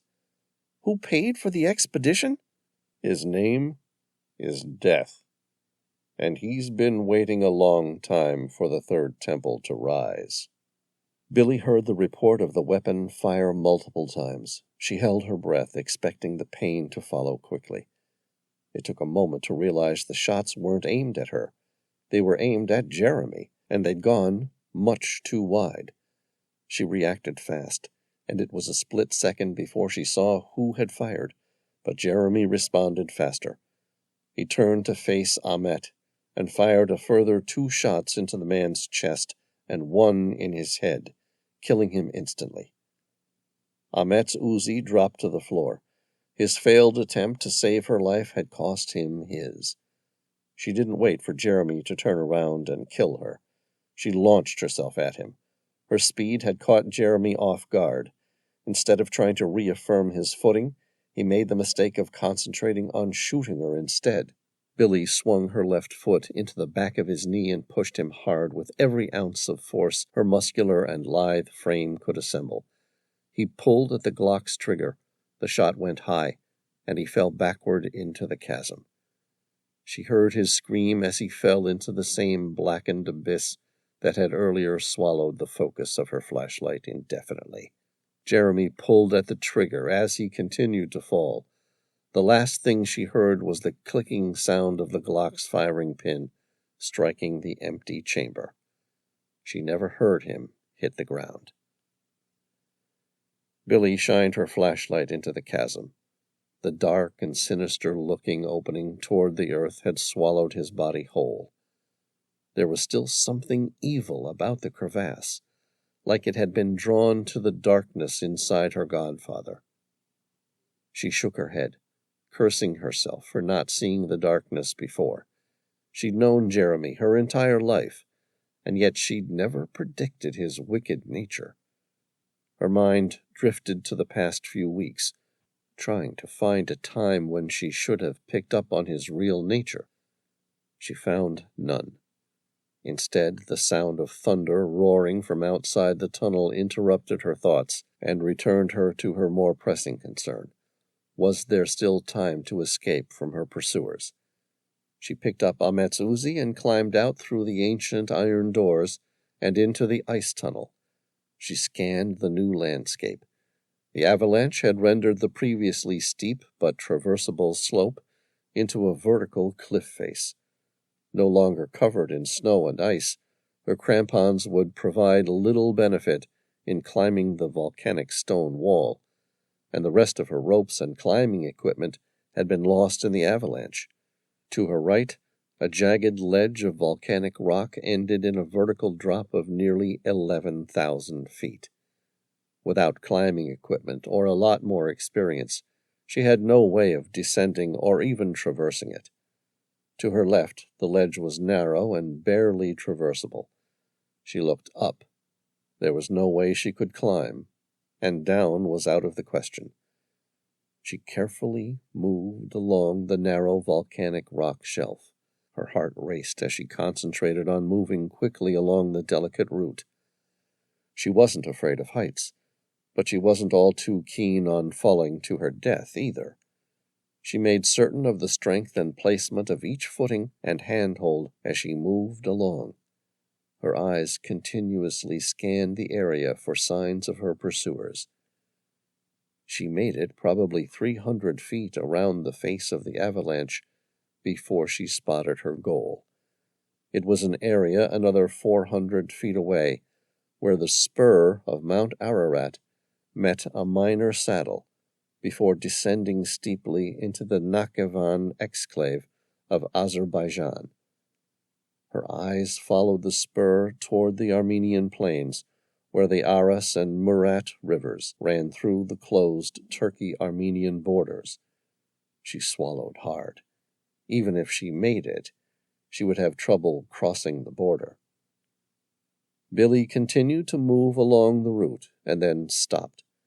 She dropped down as low as she could along the rock shelf, reducing her visual silhouette as much as possible. Ahead of her, by no more than 10 feet, the volcanic rock scattered into 100 smaller fragments as a heavy machine gun pummeled large-caliber shots at her. The sound of machine gun fire echoed throughout the mountain. For a moment she was worried the damned thing would cause another avalanche. The sound stopped, and she struggled to find its original source. She shuffled backward, trying to find any form of cover. Billy made it 20 feet and then stopped. The ledge rose about a foot and then dipped again. It wasn't much, but it was better than nothing. She stretched out and dipped her head close to the ground, lowering herself as much as possible. Billy picked up the Uzi and stared through its scope, searching for the location of her attacker. A few minutes went by, and there were no more shots fired. Her eyes followed the narrow pathway, if it could be called that at all, until she reached the spur running down Mount Ararat. In an instant she spotted her attacker. He was positioned about 200 feet away from her and just up from the path. The man was lying down, looking straight at her. He had some sort of machine gun set up on a tripod. Why did he stop shooting? She wondered if he'd somehow lost her through his sight, or simply accepted that she was an impossible shot from that distance. It was unlikely. Her attacker had already managed to place a close grouping of bullets less than 10 feet from her head, proving he could hit her from that distance. So why hadn't he? Could he have intentionally missed her? She considered why he hadn't killed her. Maybe he wanted her alive. But why? Then she recalled the words Jeremy had said to her. There could be no survivors once it was found. The obsidian vault was empty. They found nothing. But maybe her attackers still didn't know that. Or maybe they needed her grandfather's journal. She shook her head. None of that mattered right now. What she needed was a way off the damned mountain. Then she could set about working out what this was all about. She tried to shuffle slightly further forward. Maybe she should fire a burst at him. She might get lucky. It was unlikely, but what other choice did she have? Billy carefully lined up her attacker through the fine crosshairs and carefully prepared to make the shot. She'd been to a shooting range only a couple of times in her life, and tried all the tips her instructor had given her. She settled into a comfortable shooting position, took in a deep breath, and slowly exhaled. Her right trigger finger gently squeezed on the trigger, but she didn't take the shot. Falling snow tumbled onto her back. She quickly glanced upward. At least 30 people, covered in snow camouflage worn by the military, were abseiling toward her. That's why the sniper hadn't taken another shot. His purpose was to stop her from retreating. They needed her alive. She stood up and turned to run toward the entrance to the Temple of Illumination. She heard the roar of the machine gun start to fire, but none of the bullets struck her. She raced all the way back to the entrance of the temple, forgetting about any caution over the life-ending drop to her left. She reached the opening and backed into the tunnel. Billy checked the Uzi's magazine. It had less than 10 rounds. Even if she had made every shot count, her attackers still outnumbered her. Her mind raced to find a solution. She considered the dark chasm that ripped its way through the middle of the obsidian vault. Could she hide inside? She recalled the bullet holes where her grandfather had been killed, taking the same sort of refuge. It certainly wasn't her first choice, but what other one did she have? She slid back down the tunnel and stopped. Set against the back of the rock above the iron doors was a bomb. Its digital timer showed a few seconds under 5 minutes. She tried to move it. The back of the device had been drilled into the volcanic rock face and glued in position with a rock-hard climbing adhesive. Ahmet must have fixed it there while she was down the crevasse. Jeremy had said that some people would kill to make certain that some truths remain hidden. Billy was confronted with the impossible decision of choosing between hiding and possibly becoming entombed after the explosion, or taking her chances on the outside of the mountain. It wasn't a choice, and it wasn't like she had long to consider her options. She climbed back out of the tunnel and into the open again and turned right. She knew her options had run out, and her only option was to gamble big. She ran along the narrow ledge. Below her, the heavy roar of rotary blades whined. They were close to 14,000 feet. Few helicopters were capable of reaching such heights. Whoever was after her wasn't taking any chances. They had spent a fortune to capture her. Behind her, the small group of soldiers was now on the narrow ledge and approaching fast. The clock was ticking on the timer, and the bomb would explode at any moment. She ran fast, no longer interested in looking back at her pursuers. Her only chance was to get past the final edge by the time the explosion destroyed the entrance to the temple. If she got really lucky, she might just escape in the pandemonium. The sound of the helicopter's turbojets screamed and the ground began to vibrate. She heard the sound of multiple automatic weapons firing. Billy kept running. A stray bullet was the least of her problems now. She glanced at her wristwatch. 1 minute and 40 seconds to go. She was 300 feet from the end of the ledge, and then she saw it, an entirely black helicopter. It rose quickly and hovered less than 20 feet above her. She knew little about helicopters, but this one was clearly special. Even just to fly at this altitude placed it among some of the most advanced in the world. This one was entirely matte black and covered in strange angular radar-absorbing materials, like those on stealth planes seen in movies. It was a deadly predatory machine, probably worth hundreds of millions of dollars. Nowhere were there any lights, colors, or identifying markings to be seen aboard the aircraft, and it was after her. Her eyes darted to the men behind her and back to the helicopter. Above her, more pursuers were descending diagonally. It made her run faster, as though she could outpace the helicopter. The strange predator continued to follow her, matching her speed closely. She heard more weapons fire, but the bullets scattered nowhere near her. The helicopter banked heavily to the left and dipped suddenly, disappearing below the height of the ledge. She ran along the edge of the mountain looking for any means of escape. Billy suddenly reached the end of the ledge. She glanced at her watch, 40 seconds to go. She looked at the drop below her and wondered if she could ever survive it if she just let herself go. There had been many stories over the years of climbers surviving 100-plus foot falls as a result of continuing to slide. Her pursuers were close, less than 50 feet behind her, and she had nowhere else to go. She closed her eyes and glanced at the snowy slope hundreds of feet below. It would take a miracle to survive the fall, but it was the last option she had left. On the count of 3, she braced herself to jump and breathed in deeply. 2. She forced herself to breathe out. 1. She stepped forward and stopped. The helicopter's rotors whined sharply as the predator turned and rose from beneath the ledge until it was facing directly at her, about 3 feet above her head. The windshield was covered in some sort of pitch-dark tinting that made it impossible to see the pilot inside.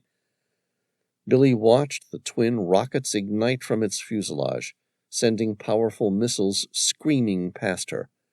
She dived onto the ground and covered her head. The missiles hadn't even exploded before the helicopter's Gatling-style heavy machine gun started to rotate. sending hundreds of large-caliber bullets skyrocketing past her.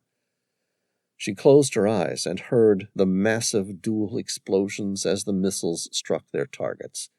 She heard the screams of the few attackers still alive.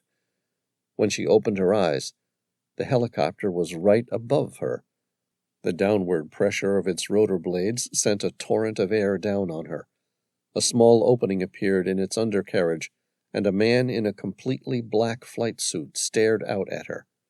"Dr. Swan," a man's voice asked through a loudspeaker. "Yes?" she nodded. "You better come with us." She looked at the snowy slope hundreds of feet below, and the dozen or more men who were pursuing her in the distance. It was probably a trap, but she'd run out of any other options. She nodded, and the man reached down with one hand. Billy reached out and gripped his hand. It was firm and locked with hers in a grip that reassured her she would be safe. She saw the brief flash of tracer rounds as the helicopter banked to the north, swinging her violently to avoid the shots from below. An instant later, the man pulled her inside, and the door below closed. Inside, the helicopter was lit up with hundreds of instrument displays. It looked more like the cockpit of something out of a sci-fi film than a helicopter. She doubted more than a couple countries in the world possessed such technologies. A moment later, the contents of her gut rose as the helicopter dropped its altitude and left the side of the mountain. "Are you all right, Dr. Swan?" the man asked. "Having just saved my life, you can call me Billy." She smiled, revealing a set of perfectly even white teeth. "And yes, I think I'll live." She eyed the man in front of her. He pulled up the dark visor of his helmet, revealing the most intensely blue eyes she had ever seen, reminding her of the ocean. The man smiled back at her. It was a warm and reassuring smile. For all Billy knew, her troubles were only just about to begin. She had no idea who owned the helicopter or why they had gone to the effort of saving her life. But this man's smile seemed to disarm those fears in an instant. Behind them, a large explosion rocked the site where Ahmet, at Jeremy's request, had set a large timed bomb. The helicopter, now several hundred feet out from the explosion site, gave a minor shudder as the blast wave slipped across its smooth airframe. "What was that?" the man asked. "A bomb was set to go off at the entrance to the Temple of Illumination." "That would make sense, Dr. Swan." The man nodded as though he were merely discussing tomorrow's weather forecast. "By the way, my name's Sam Reilly, and I've been looking for you a long time." Chapter 1. Underground City of Derinkuyu, Turkey. Present day. Sam Reilly sat down at a small table with 3 chairs, positioned outside an empty cafe that overlooked the gated entrance to the underground city. Tom Bauer pulled up a seat opposite and sat down in silence. The sky above was a myriad of dark grays, ochre, and purple shades of pre-dawn, speckled with a few remaining stars. To the north, nearly 100 hot air balloons competed with the rising sun for space along the horizon over the fairy chimneys of Cappadocia. A waiter with short dark hair and a thick mustache approached. "Good morning, gentlemen. You're up early to see the balloons." Sam nodded. "That, and we want to beat the crowds at Derinkuyu." "A good idea," the waiter replied. "But you know, they don't open until 9, don't you?" "That's okay. We're happy to wait until then," Sam lied. "Besides, it's a surprisingly warm morning." The waiter smiled as he poured water into 2 empty glasses. "It's the warmest summer we've had on record. I've heard that large amounts of snowy caps of Mount Ararat have started to thaw for the first time in more than 200 years. "Is that so?" Sam asked, genuinely interested. "We were thinking of doing some climbing over the next few weeks. It might be interesting to climb the sacred mountain." "Good for you," the waiter said. "What can I get for you?" Sam said, "Just a coffee, please. Black, no sugar." "And for you, sir?" The waiter turned his gaze to Tom. "I'll have the same, please." "Of course, sir." The waiter smiled cheerfully and disappeared inside the shop. Sam studied the cafe in a glance. It had been built into the soft volcanic rock face, along with the flock of gift shops, restaurants, and other tourist traps which had popped up to cater for the ubiquitous tourists who had flocked to the region to see the nearby underground city. None of the shops had existed before 1963, when a resident of the area found a mysterious room behind a wall in his home during a renovation that revealed access to the tunnel network and led to one of the largest underground cities ever discovered. Next to him, Tom Bauer sat with the same expression Sam had seen fixed to his friend's face for the past 6 weeks. It was set with a hardened stare of a man who knew that definitive action was needed, but had no means of determining what that action should be. Tom's dark brown eyes were fixed on the horizon, while his mind was 1,000 miles away, searching silently for answers. At a guess, Sam assumed Tom was recalling the pyramid they'd discovered on Infinity Island 6 weeks ago. The submerged island had risen after a large tectonic shift had disturbed the base of the Mediterranean Sea. Inside the pyramid, they had discovered a looking glass. It was the second one that Tom had witnessed, and the first Sam had seen. The device was built by an ancient race known as the Master Builders, who were unrecognized by the history books. They used the device as a means of visual communication between temples that spanned thousands of miles. It was made out of a translucent orb, capable of conducting sound and light hundreds of times faster than any other material found on Earth, either natural or synthetic. Like the first looking glass, this one displayed the current views of a number of temples, as seen from above. If the device had been built today, Sam would have accepted it was merely powered by some sort of video calling system, such as FaceTime or Skype.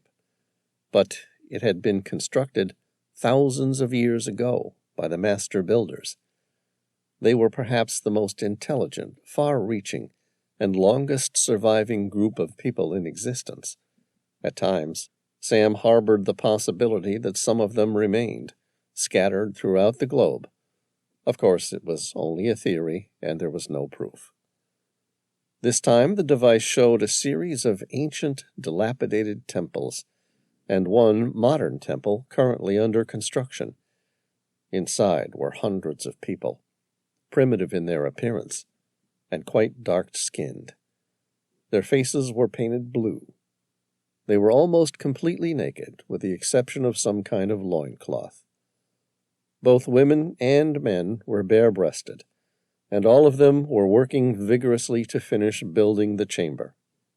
They all looked focused, almost mesmerized by their desire to perform their task without any consideration for their own rest and well-being. They were working hard and constantly. No one was whipping them. There was no one guiding them.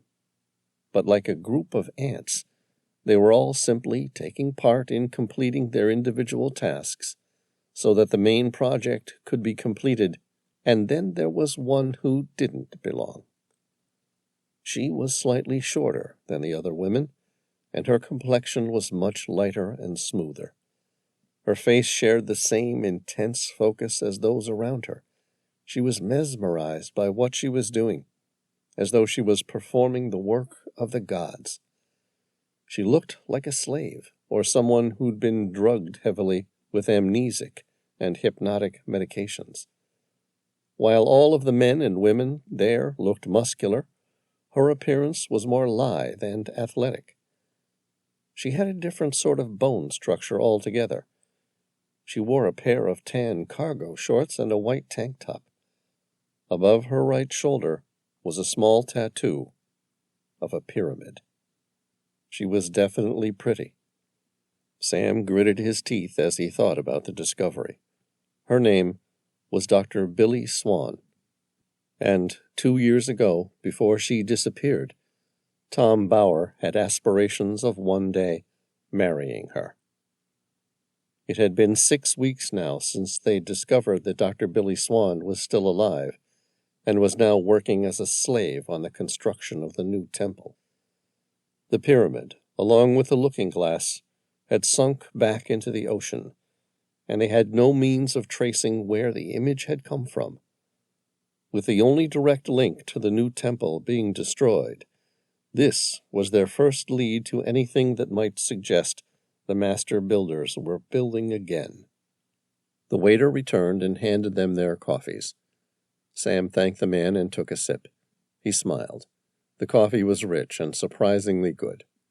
It warmed him from the inside and made him feel confident about the meeting with the stranger who'd contacted him 48 hours ago.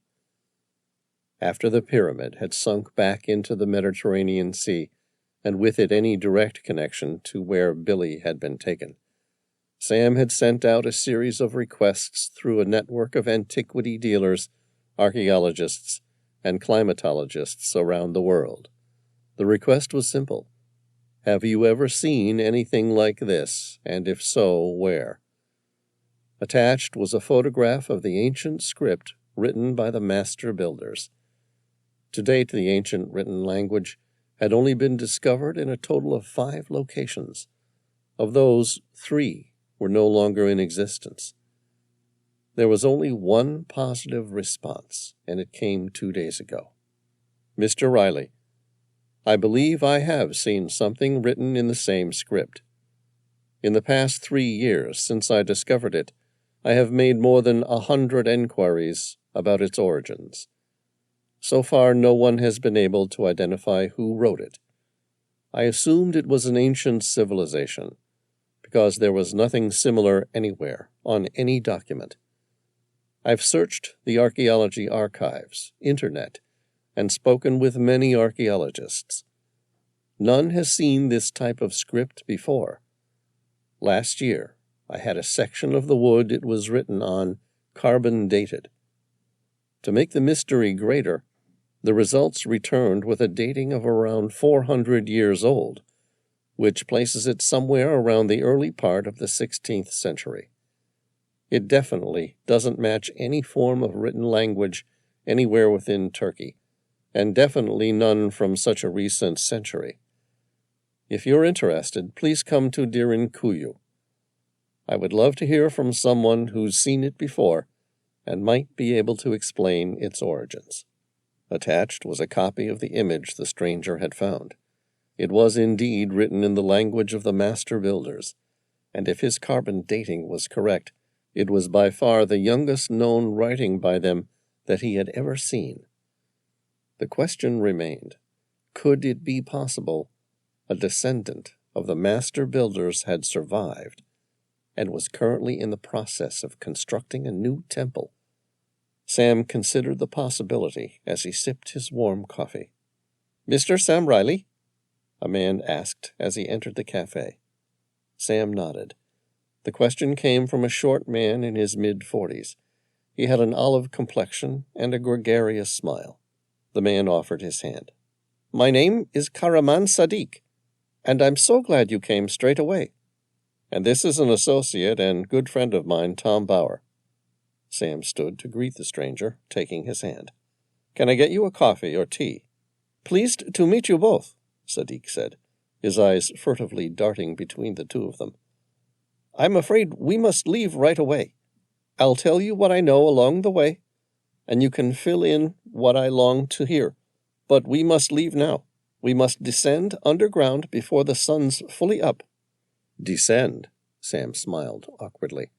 "Where?" Sadiq grinned. "Why, into the depths of Derinkuyu, of course, where no tourist has ever been." Chapter 2.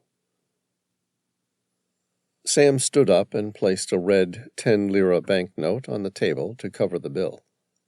He studied Sadiq, trying to decide whether the guy was crazy and had just seen the image of the Master Builder's script on the internet or something, or whether he really had something to offer. Sadiq's eyes were wide and constantly glancing around furtively. He was out of breath, like he'd just run 6 blocks or something. "You okay?" Sam asked, looking at Sadiq. "I'm fine. We just need to be below ground before Derinkuyu is open to the public, shortly after sunrise." "Okay, we'll follow you." Sam looked at Tom. He didn't need to say anything. It was obvious Tom shared his instant distrust of the stranger. They left the cafe and followed a series of stone walkways and stairways along a shallow valley, where the once eternal stream that carved its way through the region appeared long departed. The path traversed upward and downward 30 or more feet, as they moved in and around a variety of caverns that formed the local houses and shop fronts for the vicinity. "I thought the entrance to Derinkuyu was back there," Sam asked. "It was," Sadiq confirmed. He glanced over his shoulder, behind him, holding his gaze purposefully for a few moments, as though he was expecting something. He smiled briefly and turned to Sam again. "I'm sorry, what did you say?" That's right. The main tourist entrance? Yes, it was back there. There are many entrances to the ancient subterranean city. I'm taking you to one of the most northern ones. It's actually a ventilation shaft. Very few people know about it." Tom's lip curled into the slightest of grins at the lie, but he remained silent. Sam met Sadiq's eye and asked the question. "And still we need to be inside before the sun comes up?" "Yes," Sadiq confirmed. "Why?" "Because you're not the only person to take interest in this discovery." Sam said, "Someone is watching the entrances?" Sadiq nodded. "There are many people watching all of the entrances." "You said you discovered this piece of wood with the unique writing on it almost 3 years ago. Have they been interested in this location since then?" "No, only for the past 6 weeks." Sam asked, "Why?" Sadiq said, "Because you posted your damned query about the ancient script on the internet, and suddenly nearly everyone I showed the image to over the past 3 years is dead." "And yet you trust me?" "No, but what choice do I have? If you wanted to discover something the others hadn't, you wouldn't have been posting it so the world could see, would you? 2 of my very good friends have died. I need to know why." "And you think I might provide those answers?" "I think you're the only one I've ever met who has an idea who wrote that strange script." Sadiq took a pause to catch his breath. "And once you've seen where I found it, I'm hoping you'll be able to provide me with some of those answers." "I'll do my best." Sam regathered his thoughts as he carefully followed Sadiq.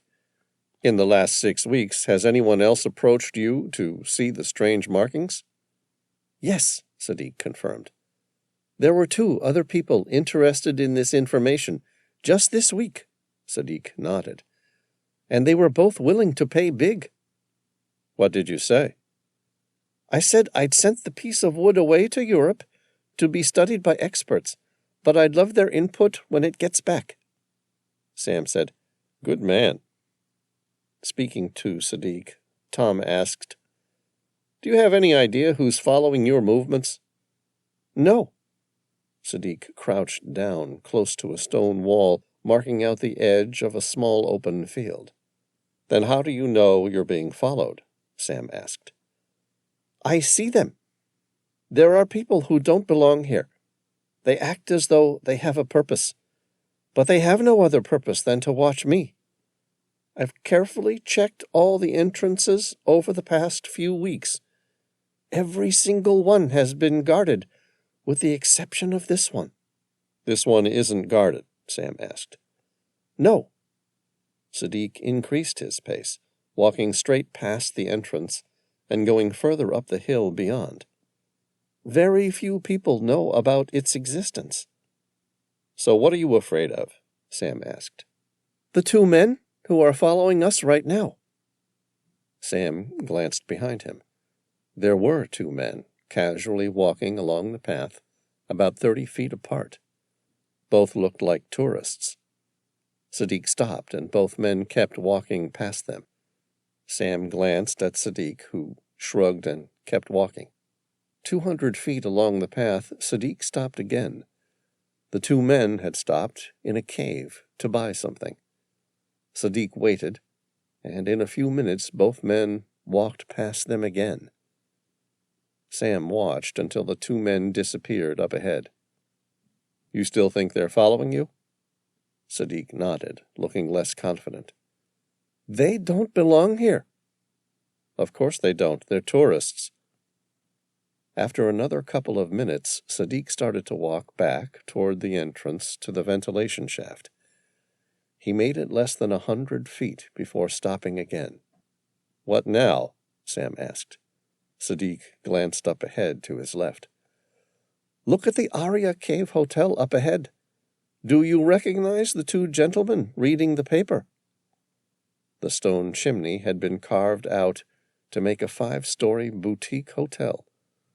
At the bottom of the hotel, there were two men reading the paper. Sam recognized them at a glance as the two who Sadiq said were following them. They must have sped up and then looped back around a second path so they could get in front of them again. Sam breathed in calmly and said, "I believe you're right.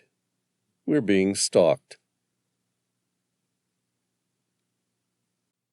Chapter 3. Sam kept walking until he was no more than 20 feet from the two men who had been following them and stopped. He made no attempt to appear inconspicuous. They were the ones who wanted to keep a surreptitious eye on Sadiq and possibly him, not the other way around. So Sam didn't see any reason why he should go out of his way to pretend not to be staring directly at them. They were seated out the front of a subterranean hotel called Nexus. The lobby of the hotel was built into a large natural stone chimney which stood approximately 30 feet above ground. The accommodation and entertainment were all deep below the surface. Out the front, a large glass revolving door stood unnaturally as a grand entrance, moving in a slow and continuous clockwise direction. He stared directly at the two men. They were reading the Financial Review, but they definitely didn't look like any businessmen he'd ever met. They wore identical dark shades, with similar cargo shorts, beige V-neck t-shirts, and thick climbing vests. There was a conspicuous bulge in both of their cargo pockets. It might have been caused by a weapon, maybe a handgun, and spare magazines. Or they might be tourists carrying their wallets and cameras. Both looked genuinely interested in what they were reading.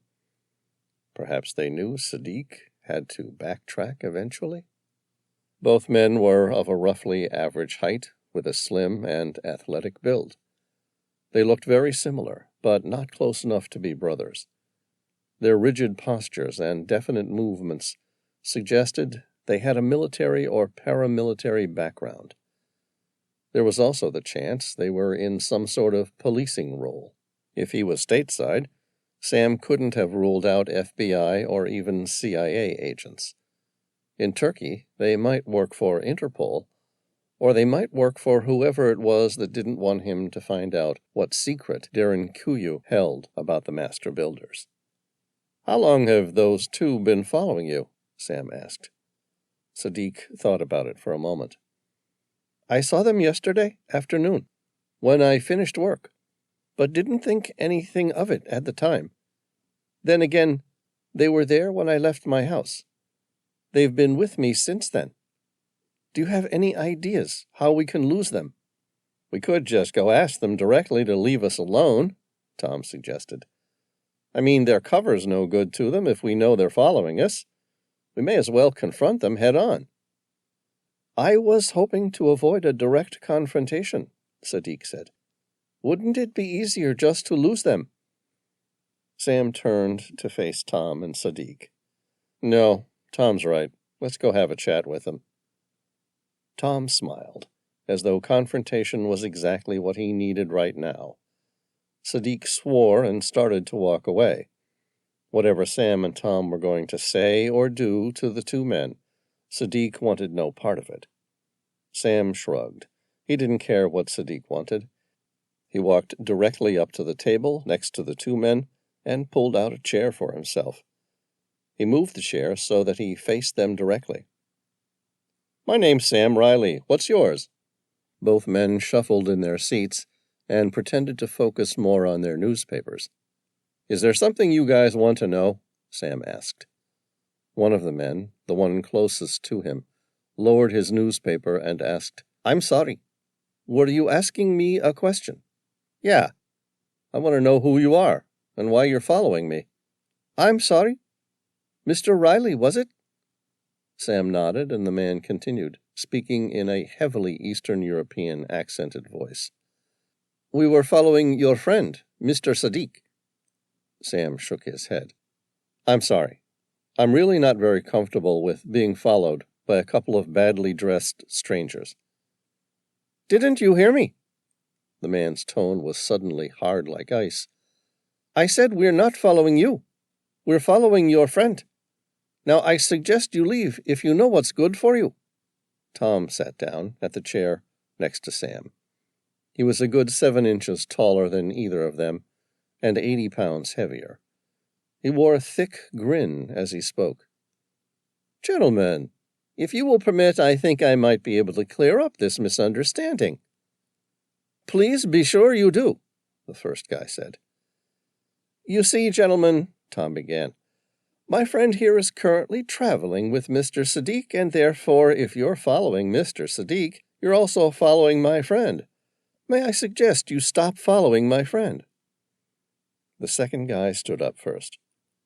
All right, wise guy. I think it's time we all have a talk, but not here. Sure, Tom said. He stood up so that he had to look down on the man who was trying to intimidate him. Let's start with why you're following Mr. Sadiq. That's between him and my boss. Let's just say he owes my boss something, and we're here to make sure he doesn't leave town. The first guy withdrew a handgun from his right cargo pocket, just enough to make it obvious he was carrying a weapon, before lowering it so it remained concealed. So, given I'm the guy with the gun right now, I suggest you do as I say and come inside the hotel to answer some questions. Sam watched as Tom's eyes swept the two men in a glance, trying to decide who he was going to have to take down first. He fixed his penetrating gaze on the second guy, who was slightly taller than the first, and hadn't yet revealed where he was carrying a weapon. The second guy stared hard back at him, and Sam noticed with pleasure the guy was holding his breath. It's hard, even for a man carrying a gun, not to be at least a little intimidated by someone of Tom's size. Sam had no doubt he and Tom would come out on top in a fight.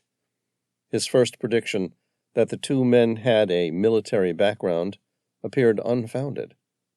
No ex-soldier or professional would try and intimidate a person while their handgun was still in their pocket. If they were ever more than amateurs, it was long ago, and years of success had left them lazy and unskilled. Sam stood up. Tom, this isn't our country, and we're the outsiders here. Let's not make a mess for anyone. We'll come and have a talk, but then we're out of here, and neither of you will see us again, okay? The first guy met Sam's eye and motioned to his partner to keep the situation hospitable. The second guy slowly breathed out and then spoke. Of course. All we want to do is chat. No one needs to get hurt today. Where? Sam asked. Inside the hotel, the first guy said. Sam said, All right, lead the way. The tension seemed to disappear from the first guy as he walked toward the revolving door. He no longer walked with a rigid gait. The man clearly assumed he'd already won the dispute, and was feeling the relief at not having to fight Tom. He was so confident with his victory that he walked in front of Sam, leading the way, and why shouldn't he be? After all, he was the one with the gun. It was their first mistake. Never turn your back to an enemy. Sam and then Tom followed next, with the second guy walking directly behind. Sam figured he got the easy one out of the two men to take care of, while Tom got the only one with any sense of how to do his job. There were 5 separate partitions that made up the revolving door, which was designed to automatically start to move clockwise as you enter it. Sam entered the same partition as the first guy, while Tom took the next one with the second guy. This was their second mistake. Never separate when there's going to be a fight. Sam followed the revolving door around until they reached the hotel lobby. Just before the door reached the point where it opened up, Sam pressed the emergency stop button. "What the hell did you do that for?" the first guy asked. The guy reached for his handgun. It was still in his cargo pocket. Sam launched himself at the man, pressing him hard against the hard glass partition so that he couldn't remove the weapon from his pocket. The confined space was the only thing that saved Sam's life. The guy's right hand gripped his handgun inside his pocket, and Sam shoved all his weight against that arm so he couldn't withdraw the weapon. The first guy glanced at him, as though he was trying to say, "What are you going to do? I still have the gun. You're going to have to let go sooner or later." An instant later, Sam drove his right hand into the man's pocket. The man fumbled, trying to maintain control of the weapon. Sam squeezed his hand from the outside, forcing him to pull the trigger. The semi-automatic weapon fired twice into the man's upper thigh. He wailed in pain, and Sam removed the weapon. The guy dropped to the floor, using both hands to stem the heavy bleeding to his leg. A moment later, the revolving door started to move again. Sam pointed the handgun at the guy. "Get out!" The wounded man shuffled out of the revolving door into the lobby. Sam stepped into the lobby. Keeping the weapon pointed at the stranger, he glanced back at Tom. The next partition of the door came round.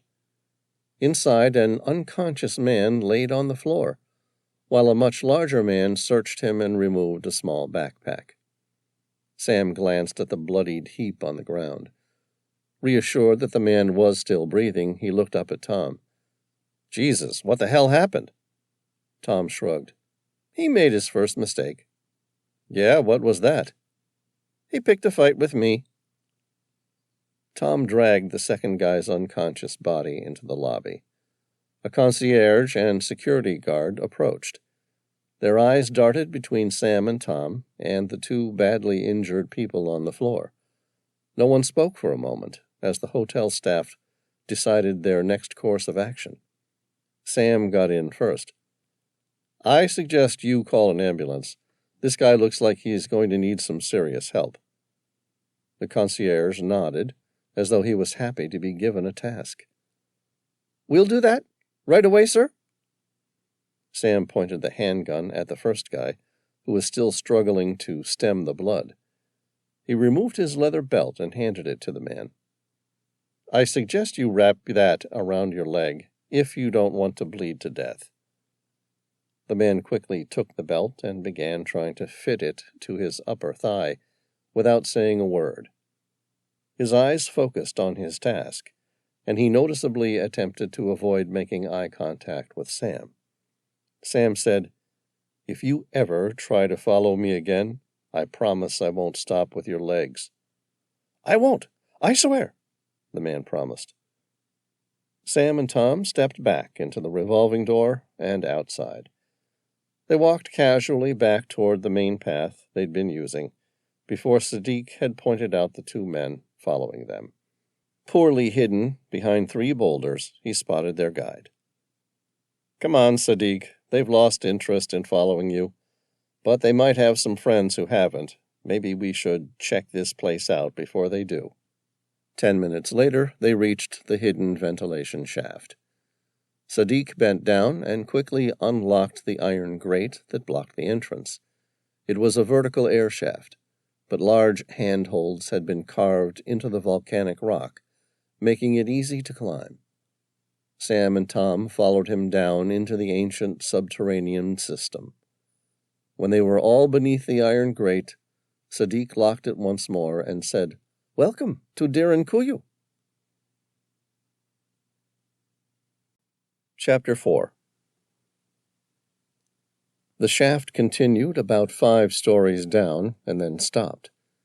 There was a total of 6 horizontal tunnels, leading in various directions. Sadiq entered the 4th tunnel and headed toward the south.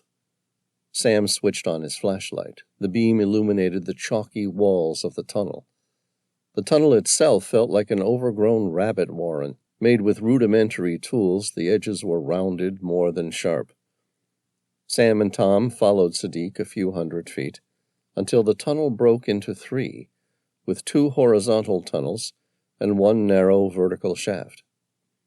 "Which way?" Sam asked. "We'll take it the long tunnel to the right. It's a little under a mile long. We've entered from a fair way out of the main city." "Okay," Sam said, as he and Tom followed him. "The name Derinkuyu translates to deep well," Sadiq said, returning to his confident role as an informative tour guide. "It was carved out of the pliable volcanic ash rock that surrounds the entire region, called tuff. Inside there is an extensive network of chambers for various daily activities, including temples, tombs, shops, living quarters, and even livestock pens. It has approximately 15,000 air shafts and enough room to comfortably hold 20,000 people. Using geophysical resistivity and seismic tomography, it has been determined there are 11 levels, with some descending to a depth of 300 feet, with a total subterranean area of over 4 miles squared." "It was a true underground city, wasn't it?" Sam said. "Yes, with additional passages that connect it to other local underground networks, like the one we're in now." Sadiq spoke reverently. "What's most unique, however, is its ancient security system." "A security system?" Sam asked. "Yes. It's postulated the place was originally built as a hidden bunker to protect its people from any number of raids throughout the region. The city has many 1,000-pound stone doors that could seal the city from the inside. They were on rollers that allowed them to be moved by a single person, but only from the inside. Additionally, each level could be sealed off from the next using the same system." "Impressive technology for its age," Sam acknowledged. "How old is Derinkuyu?" Sadiq sighed, as though this was a common question with no real answer. "Aging the structure has proved very difficult, because it was carved out of stone. Thus there are no quarries to examine, and carbon dating is irrelevant. Furthermore, there are no records documenting the construction, and the peoples who once lived here have long since vanished." "But there must be theories," Sam said. "Of course, but without definitive proof, that's all they are, theories and guesses." "So, what are the theories, and what do we know for sure?" "Some of the caves were built by the Phrygians, an Indo-European people, in the 8th to 7th centuries BC. When the Phrygian language died out in Roman times, replaced with its close relative, the Greek language, the inhabitants, now Christian, expanded their underground caverns, adding the chapels and Greek inscriptions. Of course, there is no evidence that the Phrygians actually built the caves, only that they occupied the tunnels during the 8th and 7th centuries BC." Sam asked, "What else is known for certain?" "The earliest written mentions of Derinkuyu were found in the writings of Xenophon, dated somewhere between 431 to 355 BC. From Byzantine times of the 4th century through to 1923, Derinkuyu was known by its Cappadocian Greek inhabitants as Malakopia. It was greatly expanded in the Middle Byzantine period to serve as a refuge from the constant raids of the Umayyad, Arab, and Abbasid armies during the Arab-Byzantine Wars that continued between 780 to 1180. Interesting. Sam flashed his light down an extremely deep ventilation shaft as they walked past. The hole swallowed the light well before it reached the shaft's bottom. You said before there were some who suggested that Derinkuyu is even older than that. Yes. Most of it is entirely speculation and deserves a place in the heart of conspiracy theorists rather than the works of archaeologists and scholars. Go on, Sam said. What are some of the theories? Some suggest that the caves were constructed by the Persian king Yima around 400 BC. Sadiq smiled as though it was impossible. Of course, Yima may have been a mythological figure rather than an actual king. It was said that he enjoyed a lifespan of more than 900 years. You may recall that this figure is common in many biblical figures as well. The Zoroastrian text of Vendidad states that Yima built an underground city on the orders of the god Ahura Mazda to protect his people from a catastrophic winter. Much like the account of Noah in the Bible, Yima was instructed to collect pairs of the best animals and people, as well as the best seeds, in order to reseed the earth after the winter cataclysm. Sam paused as the tunnel forked into two directions, where a single ventilation shaft ran through the middle. Which way? Sadiq flicked his flashlight across the first rung of a more recent makeshift wooden ladder. We're just going down. Sam started to climb, followed by Tom. What was the disaster Ahura Mazda said would come? What? Sadiq asked. The winter cataclysm Ahura Mazda said would come. What was it? Oh, he said it would come from the sky and cover the world in a dark cloud for a lifetime before revealing a new world. It could have been a reference to a comet, Sam suggested. Some of the ancient astronomers had extensive knowledge of the movement of the stars and comets above. A recent study just released has deciphered the vulture stone, which was found in the Göbekli Tepe in Turkey. It appears the ancient stone carvings show a comet swarm hitting Earth around 10,950 BC. This correlates with the mini ice age known as the Younger Dryas, which lasted for around 1,000 years. Sadiq said, Of course, Derinkuyu is nowhere near that old. So if they built it to protect themselves from a coming cataclysm from the sky, it never came. Sam paused at the bottom of the ventilation shaft, thinking about it. What if we're looking at this the wrong way? How so? What if we shouldn't be looking for the disaster that happened in the past? If not a previous disaster, then what? How about considering if the underground city was built to protect us from something that's still to come, something in the future?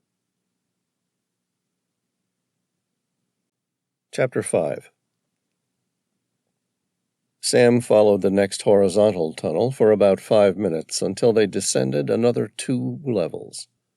The vertical shaft dropped maybe 25 feet and stopped. 2 new horizontal tunnels broke off. Sadiq took the northern tunnel without hesitation. Sam motioned to Tom to keep following while he waited for a moment. Sam waited until Tom's light dimmed and then switched his own flashlight off. He was instantly surrounded by darkness. A slight glow glittered to the north, ahead of him. Sam turned and faced the south, where a light radiated fiercely. He stopped, waiting for the light to come closer, but it remained where he'd first spotted it. Had their pursuers found a way inside Derinkuyu? He switched on his flashlight and quickly caught up with Tom and Sadiq. "I think we have company." "Really?" Sadiq asked. "There's a light behind us," Sam said. Sadiq exhaled deeply. "It's okay. That's coming from the tourist section of the Derinkuyu. They can't get in here without a key. I assure you we're quite safe." "How much of the underground city is accessible?" Tom asked. "Only about 10% of it," Sadiq said, as he kneeled down over an iron grate that protected another ventilation shaft. He rummaged through a large keychain until he found what he was after, and unlocked the padlock. "The rest is locked up for the safety of the tourists, or to avoid damage to some of the rooms of more archaeological value. As you can appreciate, there are a number of wells and air shafts which would swallow an adult whole." Sam said, "Fortunately for us, you have a key." "No. Fortunately for us, my discovery wasn't found in the tourist section of the ancient city." Sam and Tom followed him through another series of tunnels, leading toward the south. They climbed down another 2 vertical shafts. It was a true rabbit warren, with no discernible purpose. After about 15 minutes, they reached a small opening leading to a larger storeroom. It was oval-shaped, and large stone seats were built into the ground. Sam glanced at the stone structures. There were drain holes at their base. "An old washroom?" "Yes," Sadiq confirmed. Sam grinned as he studied Sadiq's eyes. They were a dark brown color. His face appeared open and honest. A certain level of anticipation was evident, as though the man was waiting in expectation of being rewarded for his discovery. Or had Sadiq led Tom and him into a trap? Sam glanced around the room. The entrance consisted of a gigantic rolling stone door that could seal the city from the inside. It seemed out of place to go to the effort to build such a defense system in order to protect a washroom and a dead end. Maybe there was more to this washroom than now meets the eye. In his cargo pocket, Sam felt for the handgun he'd stolen from their attackers, a Glock 31. The waterproof handgun had no safety and could be fired in an instant if Sadiq had led him into a trap.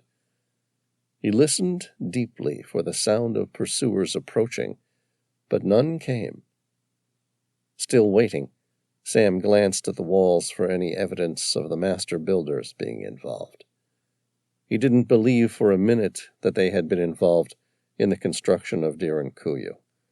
The walls were too simple, carved out by using rudimentary tools. The edges were rounded, as opposed to sharp, purposeful lines. His deep blue eyes focused on Sadiq. "I don't see anything. Where did you find the wooden signpost?" Sadiq pointed to the end of the room, where a small well opened into complete darkness. "It was floating in there." Sam focused his flashlight inside the well.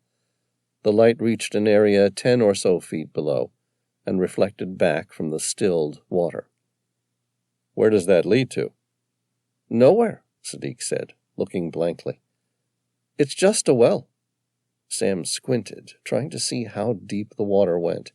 "Sure, but where does it draw water from?" "I don't know. An ancient subterranean river, I suppose. Why?" "Does the water level ever fluctuate?" Sadiq thought about it for a moment. "Rarely. Once or twice in the past 25 years since I've been working here." "Could it be possible that there were more levels below us?" Sam asked. "And that the river below swelled and flooded it?" Sadiq considered. "It's an unlikely possibility.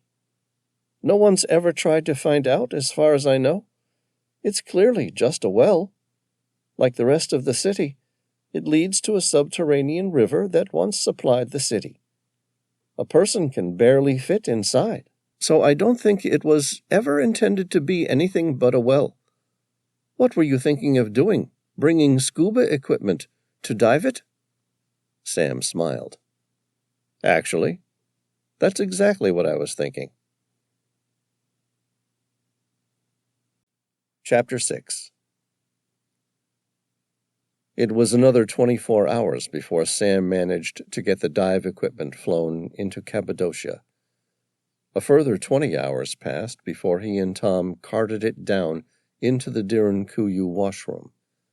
During that time, they opened the contents of their attacker's backpack. It held a flashlight attachment for the Glock, along with 4 additional magazines, each loaded with 15 rounds. Sam and Tom split the magazines, and Sam pocketed the Glock's flashlight. At 7 p.m., and 2 hours after the tourist section of Derinkuyu closed, Sam finally laid out the equipment needed to explore the well.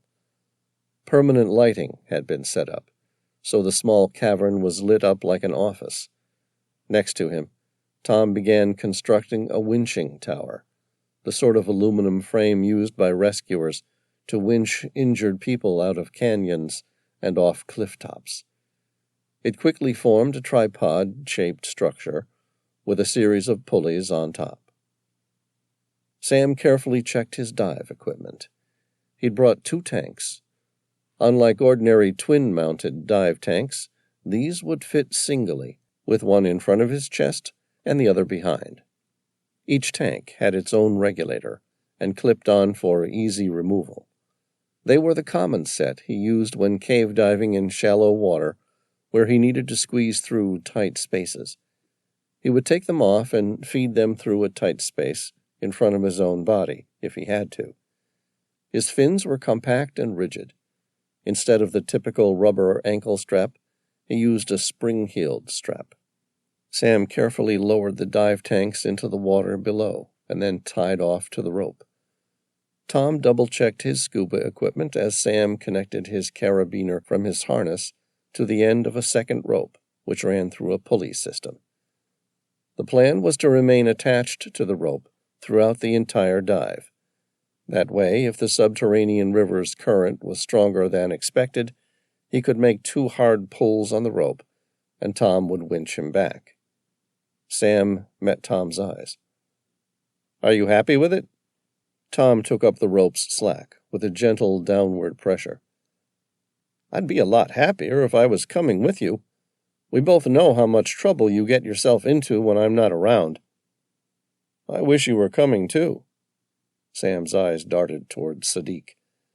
"But I still don't trust him not to leave us down there if we both go together." "I don't either," Tom said. "Then I'm good to go." Sam rested back into his harness until he felt the rope take his weight over the top of the well. It was narrow, but easily wide enough to take his solid frame without risk of becoming stuck inside. Not enough, though, that he could have carried the dive tanks on him while he descended. Not that it mattered to him. He could easily attach them once he was out of the well. 2/3 of the way down, Sam switched on his flashlight. He carried a total of 3 with him on any cave dive or wreck dive, 1 to use and 2 for backups. He shined below, where it penetrated the crystal-clear, stilled water. His thin wetsuit felt painfully inadequate against the cold water as his legs touched the water. Tom stopped his descent while Sam found the 2 dive tanks and their regulators. He increased the air in his winged buoyancy control device until he was neutrally buoyant.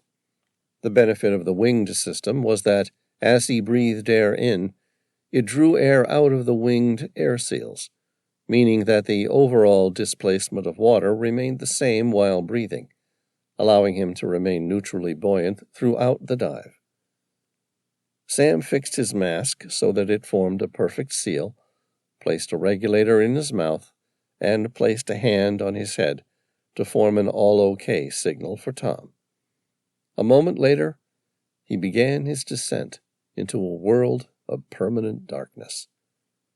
The round vertical shaft of the well continued for 15 feet, before opening to an enormous underground cistern. He swallowed a couple of times until his ears equalized, and then glanced around his new environment. Sam guessed the original occupants of Derinkuyu were concerned about the subterranean river becoming dry, so had constructed a massive cistern to hold enough water to last a prolonged siege for months, if not years. The only other option was that it wasn't attached to any underground river, and instead was simply a large holding cell. The second option was unlikely, given Sadiq's reference to the occasional significant change in water levels. Either way, he'd find out soon enough. Sam quickly and efficiently slipped into his dive tanks. He moved his flashlight around in slow, clockwise swaths, sending out a powerful beam of light in a 30-degree arc. The flashlight never reached the end of the cavern. Every 20 or so feet, a vertical stone pillar reached from the ground to the ceiling, as though the original builders knew precisely how much the volcanic stone could take before it needed to be propped up with structural support. Sam corrected his buoyancy until he was completely neutral, and then fixed his flashlight against the stony ceiling. He didn't move at all. The water was still, or, if not, very close to it. He checked his depth gauge. He was in 18 feet of water, and was carrying 2 full tanks of air. He would probably start to feel the adverse effects of hypothermia before he ran out of air. Even so, he hoped the cistern wasn't as big as it looked. He tugged on the rope firmly once, sending a message to Tom to loosen the slack so he could commence the exploration. He kicked his fins and headed to the south. A couple minutes later he reached the opening of another well above him. It was narrow and impossible to climb without equipment.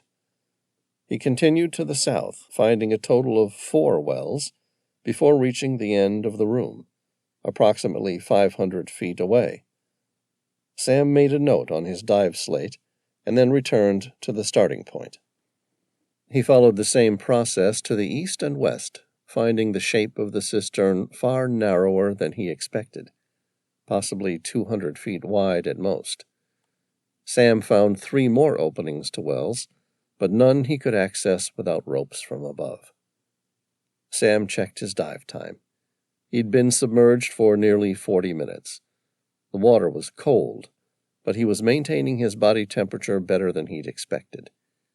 He decided to have a quick look to the north before returning to the bathhouse to warm up and prepare for another dive. Roughly 50 feet out, he found the opening to a well. He ran the beam of his flashlight over it and stopped. This one had a vertical staircase dug into its edge. Sam unclipped each of his dive tanks, so they were trailing about 7 feet behind as he ascended the well. There was no light coming from above, giving him hope that he'd discovered a hidden chamber, once occupied by a master builder. He broke the surface of the well and removed the regulator from his mouth. He climbed the vertical shaft, nearly 80 feet, before reaching an opening. An unlocked cover protected those above from falling into the opening. Sam briefly searched the area with his flashlight. He was at a crossroad in the underground city. Behind him, the tunnel had been intentionally blocked by the looks of it. Bricks had been laid with mortar to form a barrier to the south, which appeared oddly anachronistic with the tunnels carved by hand. Sam disconnected his carabiner and attached it to the iron grate that covered the ventilation shaft, where he'd just climbed up. He quickly searched the 2 tunnels to the east and west. They were short and opened to large and empty storerooms. He walked a couple 100 feet down to the north, where the tunnel appeared to continue unhindered. He turned around and returned to the ventilation shaft. From what he'd learned about Derinkuyu, some of the escape tunnels went for miles upon miles. As much as he wanted to know where it went, Sam decided to return to the water. This was the wrong place. No matter how much the river had flooded, it never would have reached 80 feet. where it could wash anything away from the storerooms. Tom would be starting to worry about his dive time if he didn't return soon. It was most likely Sadiq would know about it anyway. Sam quickly reattached his harness to the rope and carabiner. He descended the ventilation shaft, placed the regulator in his mouth, and returned to the dark world below. He checked his watch. He'd been gone for nearly an hour and 30 minutes. Tom would be starting to get edgy. He should have returned, but instead he decided to swim north just a little further. It was a bad decision, or an extremely good one, depending on the way you wanted to look at it. He continued swimming for another 200 feet and stopped.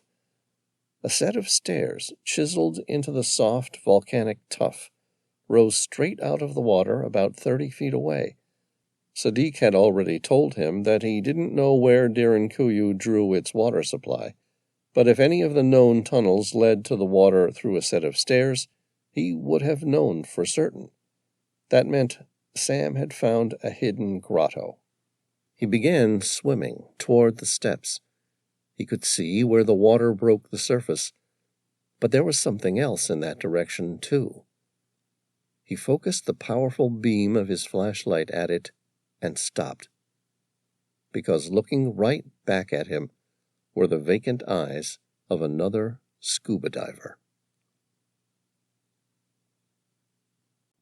Chapter 7.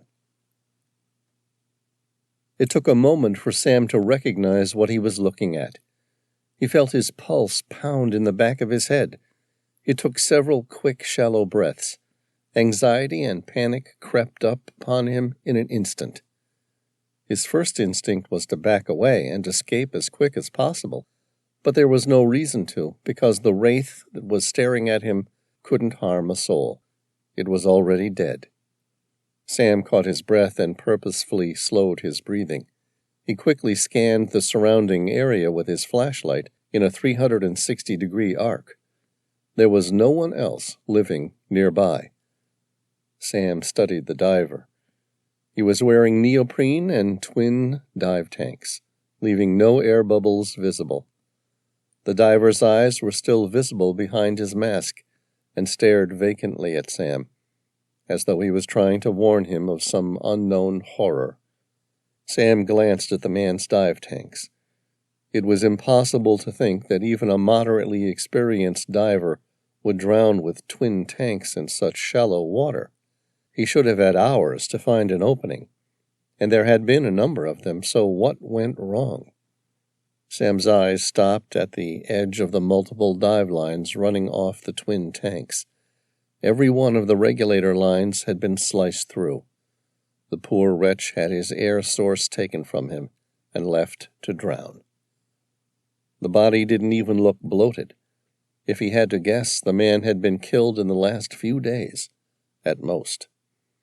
Sam briefly forgot about the stairs and quickly swam back to the well from which he'd been lowered. He removed his dive tanks and surfaced. "Tom, you up there?" "I'm here. You okay?" Tom replied in his cheerful voice.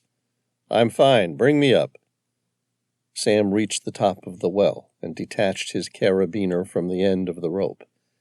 He removed the top half of his wetsuit and started to dry himself. He felt colder than he was. He glanced at Sadiq, who appeared uncomfortable, but he said nothing.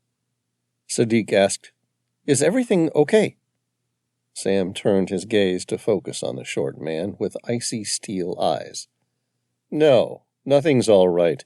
You lied to us, and now I want to know why." Sadiq said, "I don't know what you're talking about." Sam looked directly into Sadiq's eyes. There was fear, but also a world of confusion. "You tell me, or I swear to you, I'll throw you down the well." Sadiq turned his gaze furtively at the well's entrance. He spoke in barely a whisper. "What did you see down there?" "I found the remains of another person, searching for the rest of the writings you found." Chapter 8. Sam watched for Sadiq's response. You found someone's remains? Sadiq asked. Yes, and given you told me no one had ever been down the well, you can imagine my surprise. But the body could have been there for centuries. Sadiq tried to spit the words out, as though they were vile and unfair. You can't judge me for this. Sam glanced at Tom, who now appeared wide awake. He wasn't quite grinning, but something about his face gave the impression he was happy to watch someone else suffer for what had been done to Billy. Sam returned his focus to Sadiq. I'm afraid the person who died did so no later than the past day or two. The last day or two? Sadiq asked. Not an hour longer than that, Sam confirmed. Sadiq gritted his teeth. He said no one was going to get hurt, so long as I cooperated with him. Who did? Sam asked. I don't know his real name, Sadiq said. He was tall. He had a thick, cleft chin and the most intimidating purple eyes I've ever seen. He said no one was to find the chamber. Whatever the heck that is, said it was supposed to remain hidden until the rise of the Third Temple. The Third Temple? Sam asked. What's the Third Temple? I have no idea. You were supposed to come here and tell me all the answers about this strange piece of writing. Instead, all I'm getting is threats and more questions. You tell me what the Third Temple is. All right, Sam said. What were you supposed to do? Sadiq swallowed hard. I was supposed to bring you here. Wait until you deciphered the ancient text inside the hidden chamber. Once I was convinced I had learned everything there was to know about the writings, he said he would return. When? I told him it would take at least 3 days, until you'd have your equipment to dive. Then what? Sam persisted. He didn't say. All he said was that he'd be here to take care of it then, and I could go free. I'm sorry. Sam wasn't sure that he believed him. He looked at Tom. Go check out the surrounding tunnels. Make sure we're still on our own. Tom nodded and left the room, his face more lively than Sam had seen it since their search for Billy had become dry. Don't you see? Sadiq said. You need to get out of here now, while you still can. We came here to find answers, and I don't plan to be pushed around by a bully. You haven't met this bully. Your friend looked almost eager to meet the man, but he should be frightened. Tom? Sam's upper lip curled into the faintest of smiles. Have you seen the size of him? He's 260 pounds of solid muscle. He really doesn't frighten very easily. He hasn't met this man. Sam studied Sadiq's face. There was genuine fear, but there was also relief, as though a giant weight had been lifted off of him, a burden to betray someone he had no intention of harming. With the truth out, he was able to speak freely again. What name did this man give you? He said his name was Famine. Sam thought about it. Any clue what the name might be in reference to? Like I said, I have no idea and didn't ask. He didn't strike me as the sort of person who liked answering a lot of questions about his past. All right. Sam listened at the entrance to the washroom for the sound of anyone approaching. His eyes met Sadiq's. He scrutinized him once more.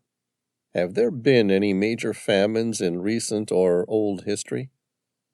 Are you kidding me? Sadiq asked. There's been hundreds over the years. My country is rich in history, but poor in agriculture. Besides, our position in the region has seen us take in more than our fair share of refugees over the years. Okay. Could he be referring to one of these famines? It's possible, but I can't see how any discovery of an ancient historical artifact might allow him to make his point about an old or recent famine. Can you? No, but it's the only lead I have so far. Tom returned a few minutes later. He was breathing fast, like he'd just been running. Sam asked, Anything? Tom shook his head. The tunnels are empty on this side of Derinkuyu all the way to the locked grates that block the tourists entering this side of the city to the south. I couldn't hear the sound of anyone inside the tourist section either, so we should be safe for the time being." "Good," Sam said, "because I need to get back down there." Sadiq stared at him. "Are you nuts?" Tom answered for Sam. "Most of the time." "Why would you want to go back down there?" Sadiq persisted. "Don't you understand? He's coming back soon." "Does he have a key?" Sam asked. "No, but he's expecting you to be here tomorrow." Sam pulled his wetsuit back over his shoulders. "Then all the more reason we'll have to make sure we're done before then." "You don't want to just forget about it and leave now?" Sadiq asked. "No. Few people go to the trouble you've just described to kill a person in an underground water cistern. I want to know why. And besides, I still haven't found what I came here to get." Sadiq walked toward the door. "Well, I don't want to stay any longer. I need to get out. Everything's changed if he's willing to kill someone." Tom blocked his progress. "I'm afraid we really can't let you leave. Not now. Even if I trusted you, which I don't, I can't risk you notifying whoever this freak is outside that we know he's going to come for us." Sam attached his carabiner to the end of the rope. "Relax. I won't be a minute longer than I need to be. What are you afraid of? Tom's here to look after everything, and I assure you, he has enough built-up rage to take on even your demon." Chapter 9. Sam descended into the well again, slipped into his new dive tanks, and headed north. He switched his flashlight off and waited a couple minutes for any other sign of life. There were none. He was all alone with the safety of the darkness. He flicked his light on and continued swimming. It didn't take him long to swim the 250-odd feet to reach it. About 30 feet away from the stairwell, he spotted the dead diver, exactly where he'd left it. He switched his flashlight off and searched again for any other source of light. His eyes focused on the base of the stairs and the opening above them, searching for evidence someone was inside. The last thing he wanted was to be confronted by Sadiq's demon as he climbed out of the water. Sam waited a little over a minute before switching his own light on and swimming toward the steps. The steps were formed out of white pumice and ran all the way to the bottom of the water cistern. They were most likely used by the original builders of the underground structure as a means of access when it was first being dug. Sam breathed out gently as he slowly floated to where the steps met the surface. He took the regulator out of his mouth and flashed his light across the open space above. An entrance roughly 4 feet wide by 6 feet high led to what appeared to be another stone chamber. He glanced around quickly and listened for any sound coming from above.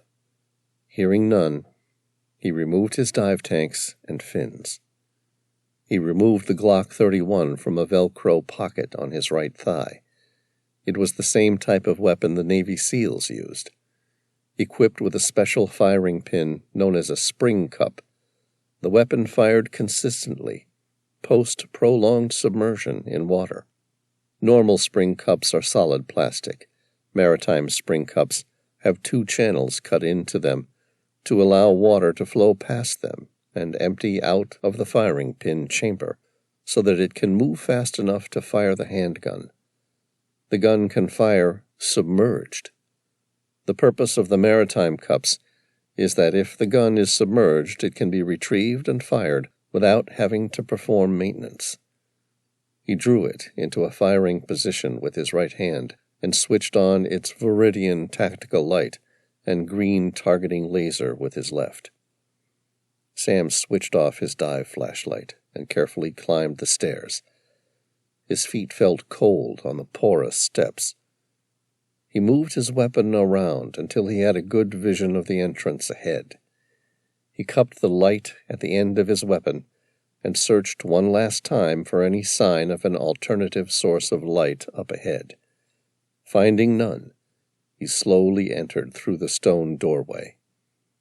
Inside was a small stone chamber that appeared to lead nowhere. His eyes swept the room. It was possibly 20 feet in length by roughly 10 wide. Its walls looked as though they had been made by digging away at the volcanic stone using primitive tools. There was nothing about its construction that resembled the level of technological refinement and finesse achieved by the ancient master builders.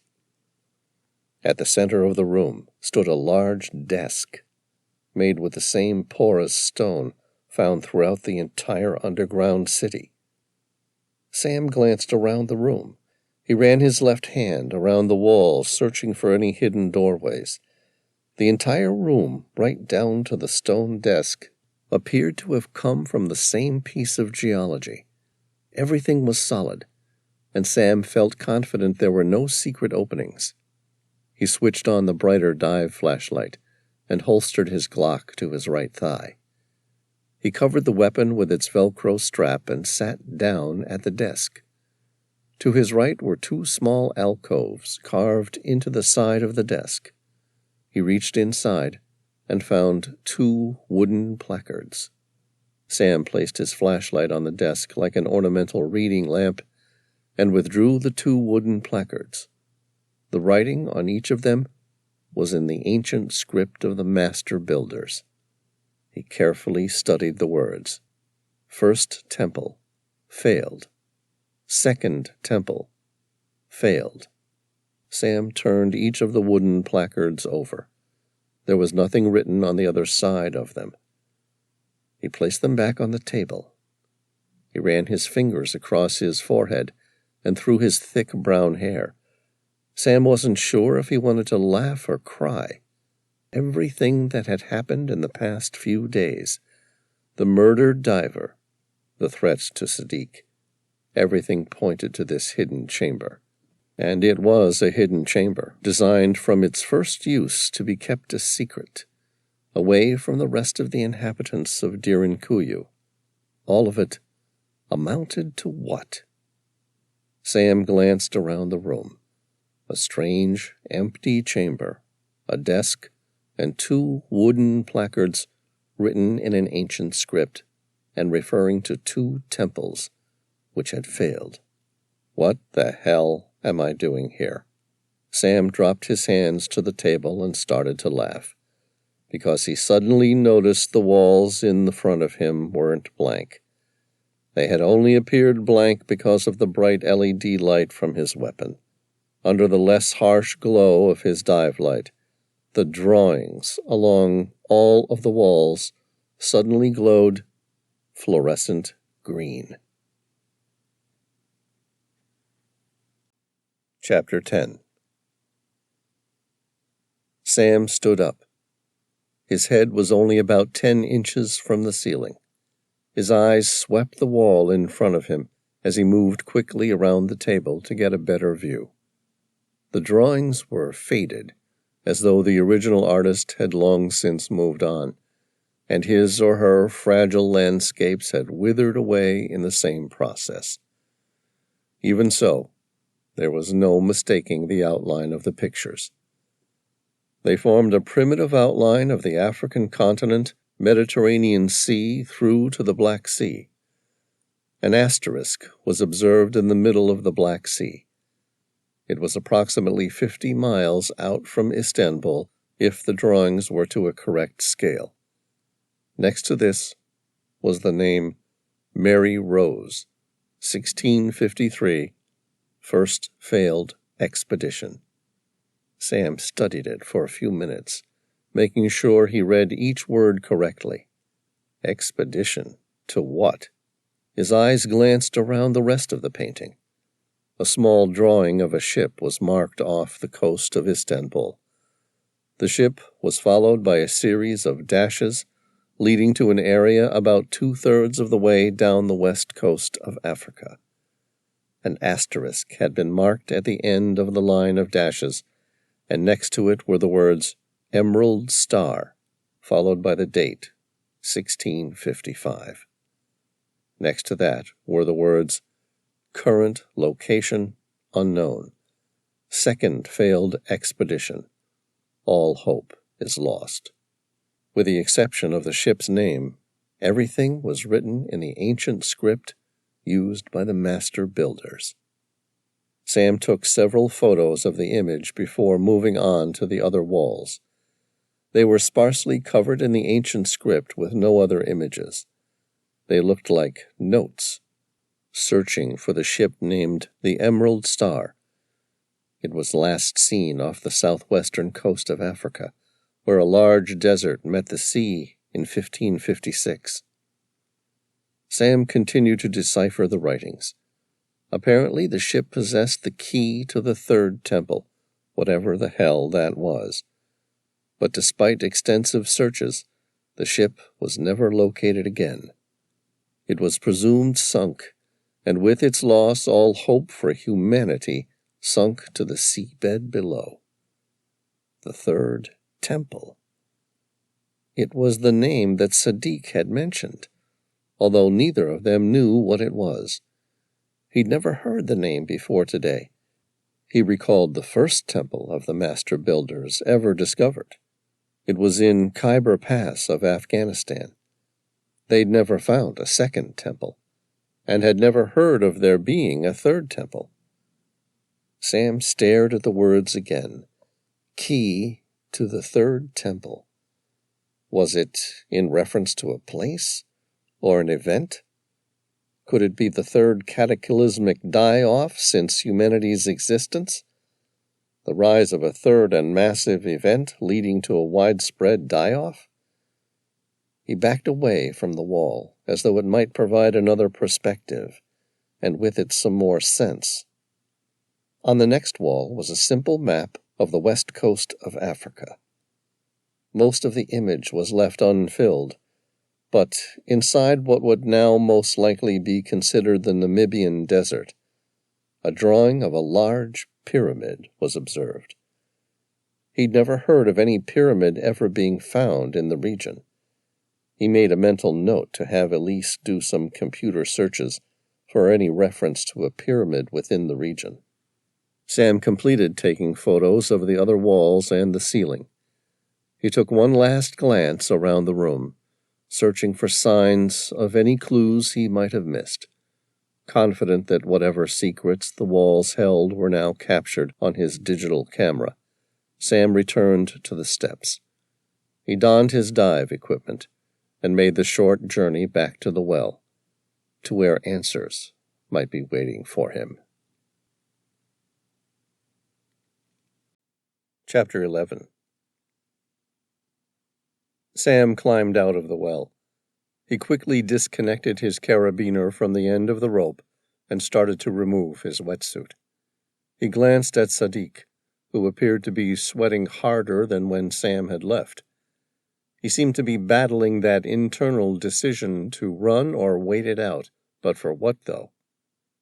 Sam was wet, cold, and hungry, and all of these feelings were worsened by his heightened senses over Sadiq's betrayal. It made him work quickly to remove their equipment. He decided he would throw the tanks and climbing gear into the well. Better to lose them than have Sadiq's demon know they had finished their project. Sadiq approached quickly. "Tell me, did you find anything?" "Yeah, there's another room below this one." "What was inside?" "More writing like the one you found." "What did it say?" Sadiq persisted. "Not much," Sam said. "Someone was searching for a ship a long time ago called the Emerald Star. Does that name ring a bell to you?"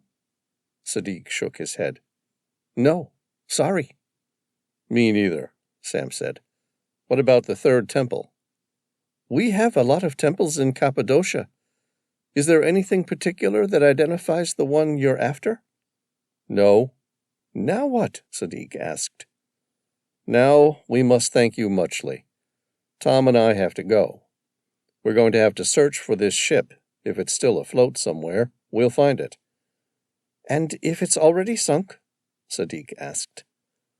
"Then we'll still find it, but it might just take a lot longer." Tom started to disconnect the pieces that grouped together to make the winching tripod. "What do you want to do with the equipment, Sam?" Sam looked at it. He'd used much of it over the past decade on various expeditions, and he had a strange sentimental value to the dive gear, but he couldn't have anyone report they were finished with their search. "Ditch it." "All of it?" Sam nodded. Tom took apart the last of the winching tripod and threw the pieces into the well, where they sunk to the bottom. Sam dropped the heavy dive tanks into the well.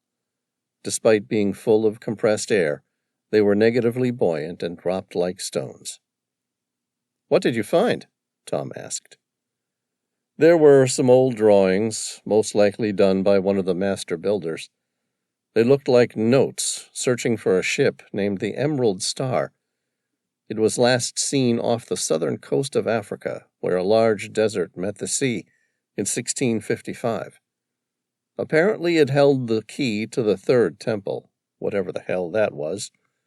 But despite extensive searches, the ship was never located again. It was presumed sunk somewhere. "What do you want to do?"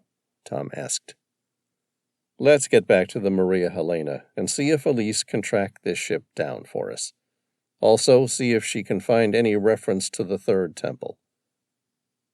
Sam crouched down to exit the washroom.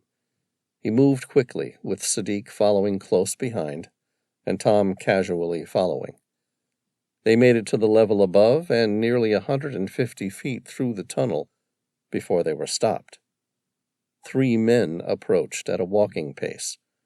2 were armed with Winchester shotguns, with their barrels crudely sawn off.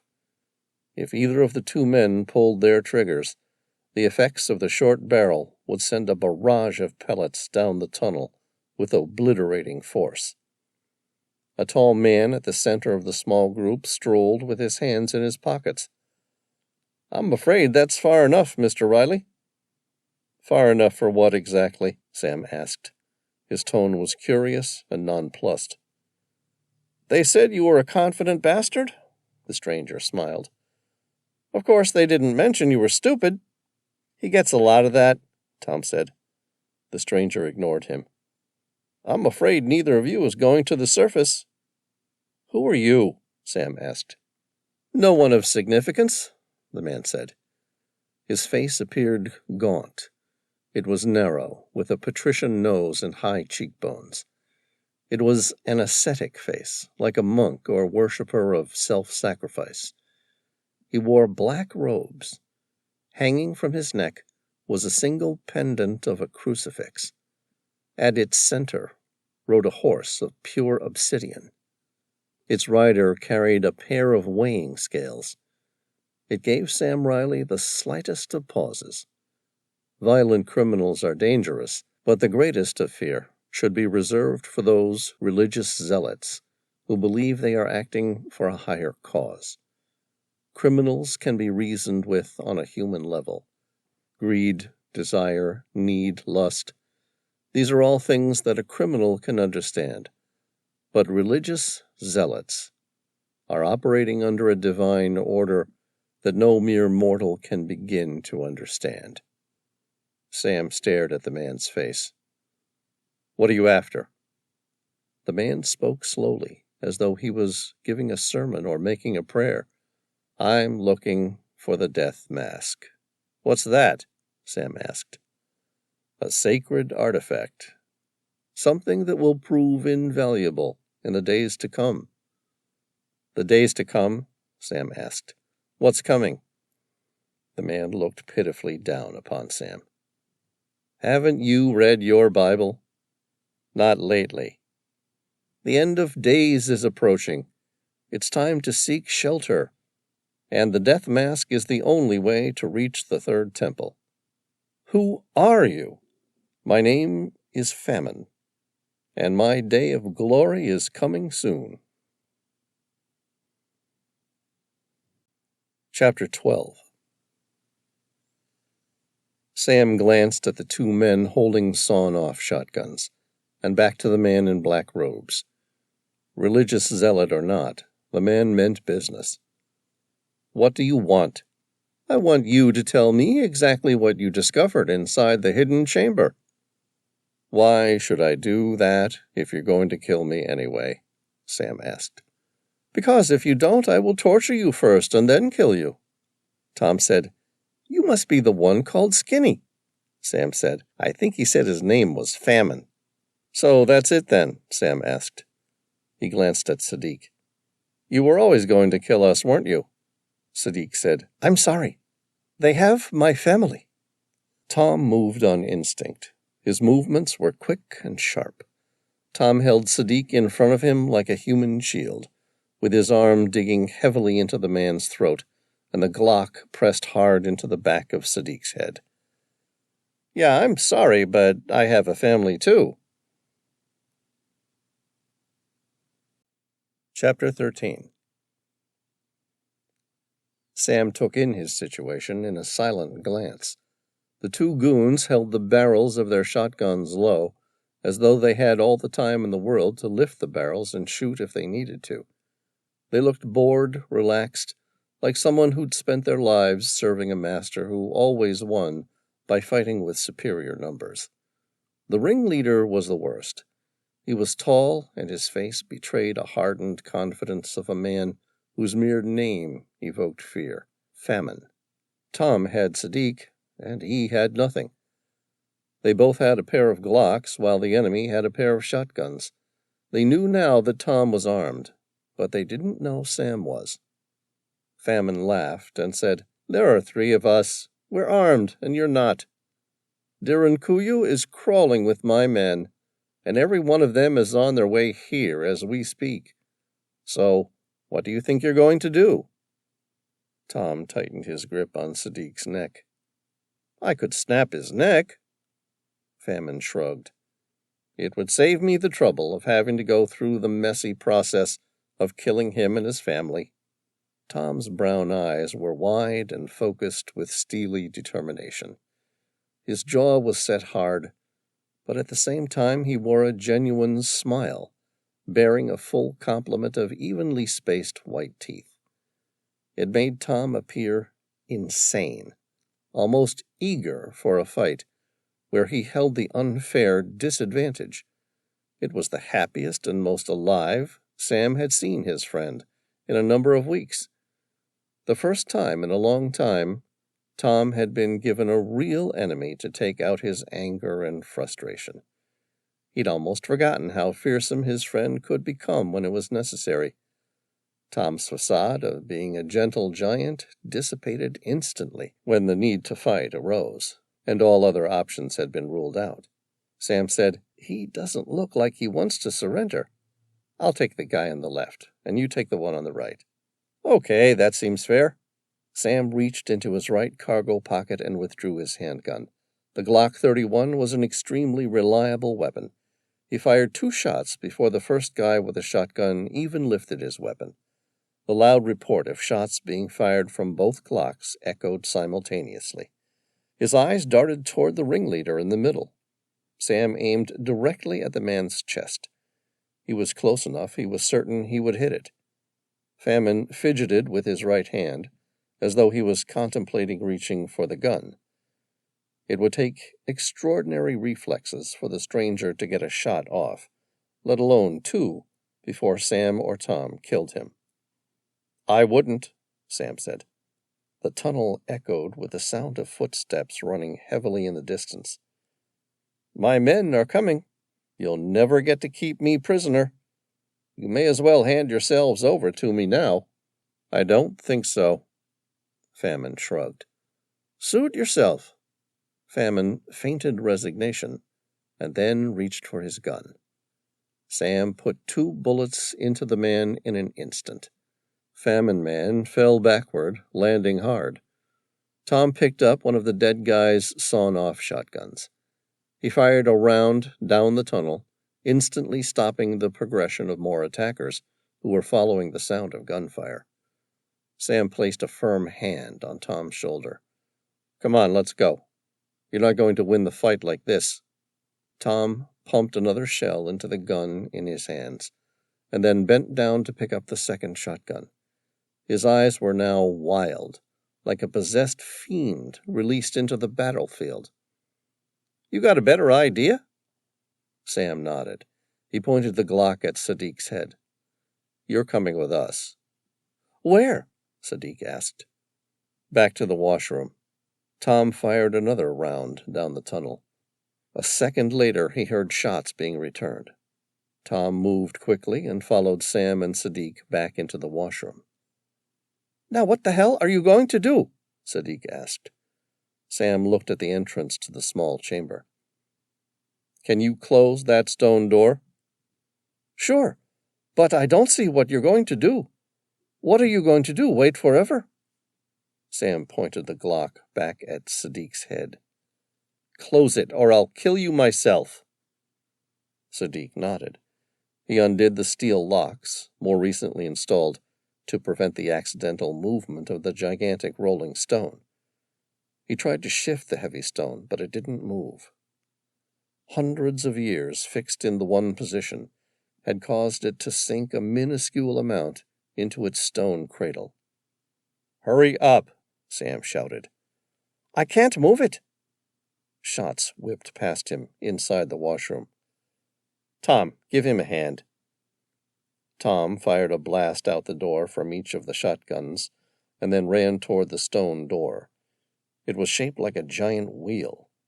He placed his shoulder on its edge, while Sadiq pulled from the front of it. It still didn't move. An attacker stepped into the room. He fired a single shot from his shotgun without aiming. The spray went wild. Sam stepped forward and placed 2 bullets in the man's head before he could reload. Another man started to climb down the ventilation shaft up ahead. Sam waited, watching the man climb down until he was completely visible before firing at him. He felt a stabbing pain right through his chest, as though he couldn't breathe. With whatever breath he had left, he swore, because it was the man in black robes. Sam fired another 2 shots right in the middle of the man's chest, and he still kept walking towards him. He must have been wearing a Kevlar vest underneath the black robe. The man laughed hysterically. "I told you! You can't kill me! I am forever! I am above death! I am famine!" Sam turned and retreated inside the chamber. "Tom, close that fucking door!" He joined Tom and Sadiq, who were pushing the edge of the stone wheel with all their might. Sam's additional weight was just enough to start the movement. It rolled slightly. "Don't let them close the door," Famine said to one of his men. Sam saw the man running. He'd taken the opportunity to move fast while none of them were shooting outward. The door kept rolling. The attacker dived. He was too late. The door rolled across his chest, and the weight of the stone sliced him in 2 from his upper chest downward. The man's eyes stared up at Sam in horror for an instant before rolling into the back of his head. Sadiq quickly wedged a heavy stone next to the wheeled door to make it impossible for someone on the outside to roll the stone back into its cradle again. Sam slowly walked over to the door and tried to move the wheel. It didn't budge an inch. He breathed out deeply. Sadiq said, "Now we're trapped. What are you going to do about it?" Sam smiled. "You can wait here if you want, but I think I've seen enough of Derinkuyu for the time being." Chapter 14. Sam leaned over the edge of the well and glanced at the stilled water, looking back up at him. Behind him, Tom still gripped the twin shotguns, as though he expected someone to break through the 1,000-pound stone door at any moment. Sadiq looked into the well and then back up at Sam. "I bet you wish you hadn't dropped your diving equipment already." Sam shrugged. "It doesn't matter. We're still getting out." "How do you plan to do that?" Sadiq's face was covered in sweat, as he studied the well as though he was only truly seeing it for the first time. "There's a ventilation shaft about 50 feet north of here," Sam said. "It's not a particularly difficult swim." "Do you know where it leads?" "No," Sam admitted. "You might be walking straight into them," Sadiq pointed out.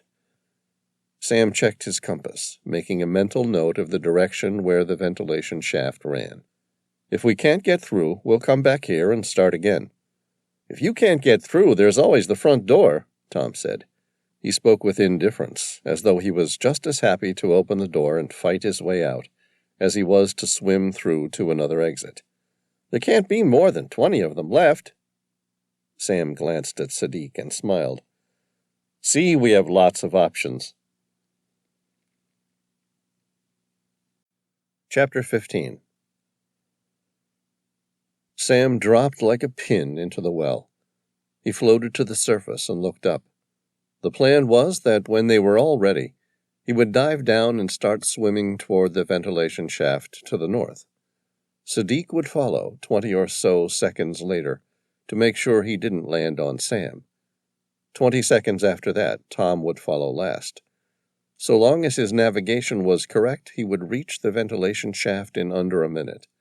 Sadiq would then follow his light, and Tom would follow Sadiq's light. He looked up at Sadiq and Tom. "You ready, Sadiq?" "Ready as I'm going to be," Sadiq replied. "Okay." Sam hyperventilated for about 30 seconds before turning and diving head first down to the ancient water cistern below. Without a face mask, the water was an obtuse blur of refracting light. Sam squinted and tried to focus on the small arrow of his compass. He concentrated heavily, but his mind couldn't discern the shapes as an N for north or S for south. He closed his eyes and opened them again. The image wasn't any better. It was a 50-50 gamble, with death awaiting all of them if he got it wrong. Sam had checked the compass before descending into the water, so that he started out facing north, but it was impossible to know his current direction after spinning around to dive. Years of free diving and scuba had given him an uncanny knack for navigation. His additional senses in his gut told him that he was facing north.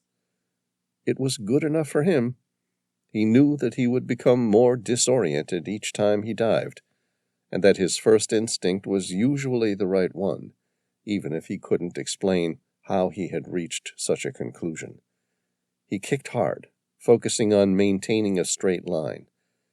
He swallowed gently to equalize his ears and relieve the slightly painful pressure. Sam started to feel heaviness in his chest as he fought the autonomic muscles of his diaphragm from contracting and forcing him to take in a deep breath. Time was running out quickly. If he'd made the wrong choice, he knew there was no way he could reach the original well. More frightening still was the knowledge he had no way of telling Sadiq and Tom if he'd made a mistake. Unable to go backward, he continued to swim harder. He could hear his heart pounding in the back of his head. He normally had no trouble holding his breath for 60 seconds, but the situation, the cold, and the vigorous swimming were taxing his capacity. He knew that if he could make it, Tom easily could also. They could only hope Sadiq was fit enough and a good enough swimmer to keep up. 30 seconds later, he saw a darkened opening ahead. His only recognition of the image was that his flashlight no longer stopped at the ceiling. Instead, it was swallowed by a roundish vacuum. Sam kicked harder until his hands gripped the opening and pulled himself inside the ventilation shaft.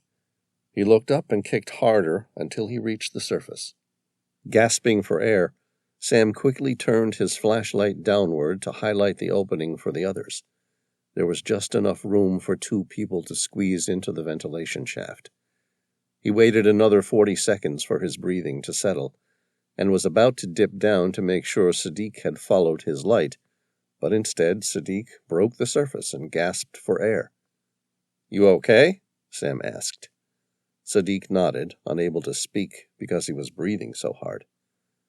Sam dipped his head into the water for a moment and saw Tom's light approaching. He started to climb the ladder to make room for Tom. Sam climbed about 10 feet up and then waited for Tom to surface. "You okay?" Sam asked. "Never better," Tom said. "Good. When you guys catch your breath, come on up." He climbed to the top of the ventilation shaft and waited for Sadiq and Tom to follow. By the time the other two men reached the top, Sam was waiting at the crossroads about 30 feet down the tunnel. Sadiq was breathing hard after the swim and the climb, but he studied the room as though he was trying to place a mental image of his location. "Do you know where we are?" Sam asked. Sadiq took a deep breath and settled. "Yeah, we're standing in the old Ottoman tunnels." "The Ottoman tunnels?" Sam asked. Sadiq looked around at the two large storerooms to the east and west. "During the Ottoman invasion in the 15th century, these tunnels were built by the Cappadocian Greeks as a secret means of entering and exiting their underground refuge." Sam shined his flashlight down the northern tunnel, where the light eventually trailed off to nothing. "How long is this tunnel?" "Roughly 3 miles. "And where does it come out?" "Somewhere beneath the ferry chimneys." Sadiq shook his head. "I'm not sure where exactly. It was closed years ago. It might not even be passable anymore." Sam turned to the southern direction. "What about that way?" "It comes out close to where we entered Derinkuyu." To the south, the sound of voices speaking rapidly echoed toward them. Sam turned to Sadiq. In a whisper, he said, "Can they get into here?" "No, not unless they have a key," Sadiq said. A moment later, almost in response to the question, the tunnel echoed with the sound of a small explosion. Tom withdrew his Glock, looking as though he regretted not making the effort to carry the shotguns. He looked at Sam. "It appears they found a key." Sam said, "Run!"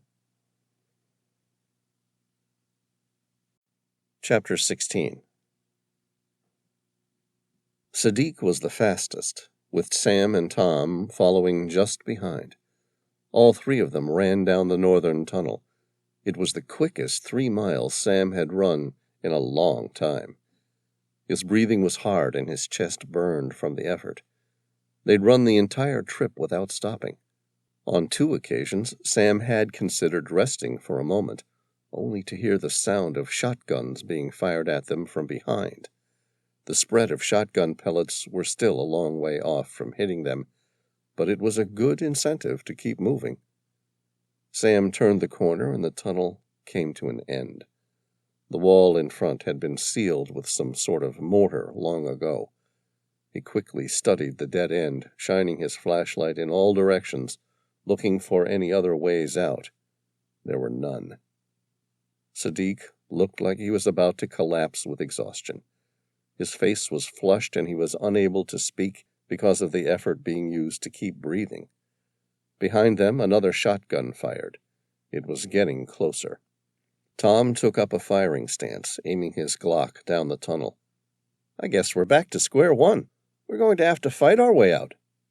"Forget it," Sam said, removing his dive knife and stabbing at the wall. "Give me a hand to break through this wall." The soft volcanic rock broke away and crumbled with each movement. It had been cemented up using a mixture of mortar made from volcanic rock and lime to make cement-like glue. Sam pried at the mortar that held a large stone in the wall. The ground-up pumice and lime made it brittle and weak. The stone came free easily enough, and Sam pulled it out. Tom threw his weight into the wall and tried to pull out another stone using his bare hands. The wall started to move under his strength. Behind them, another shot fired. A few pellets embedded themselves on the wall about 10 feet away. Sam dropped his knife and started kicking the wall. Tom joined in too, while Sadiq fumbled away, pulling at the remaining stones. Another shot fired loudly. It sounded like it was less than 100 feet away. Sam turned and fired 3 rounds from his Glock down the tunnel, giving his attackers the tiniest of pauses. When they fired again, Tom ran toward the wall, putting all 260 pounds of his weight into it. The entire wall shook and began to fragment. He hit it again, and more stone and mortar fell to the floor. Sam joined him on the third attempt, and both men fell through the wall. It opened into the dining room of a cave hotel. The walls showed the classic stone formation found throughout Jerome. At least 15 people were eating dinner and stood up at their intrusion. A waiter still held a bottle of champagne in a bucket of ice. "Sorry," Sam said as he glanced at the waiter. The room was suddenly filled with the reports of multiple shotguns being fired. Tom fired several shots back into the opening he'd just created. He yelled, "Everybody out!" Pandemonium engulfed the quiet restaurant as people fled. Sam emptied the remaining rounds from his Glock into the opening. He looked at Sadiq and Tom. "Let's go." They ran up a series of stone steps, passing 4 levels before reaching the ground floor and entrance to the hotel. 2 waiters blocked their exit. Tom pushed through the 2 waiters who tried to stop them, sending them flying onto their backs. He didn't apologize. Instead, he kept running. They pushed through the large glass doors and ran out into a world right out of the mind of Walt Disney when he conjured up Disneyland.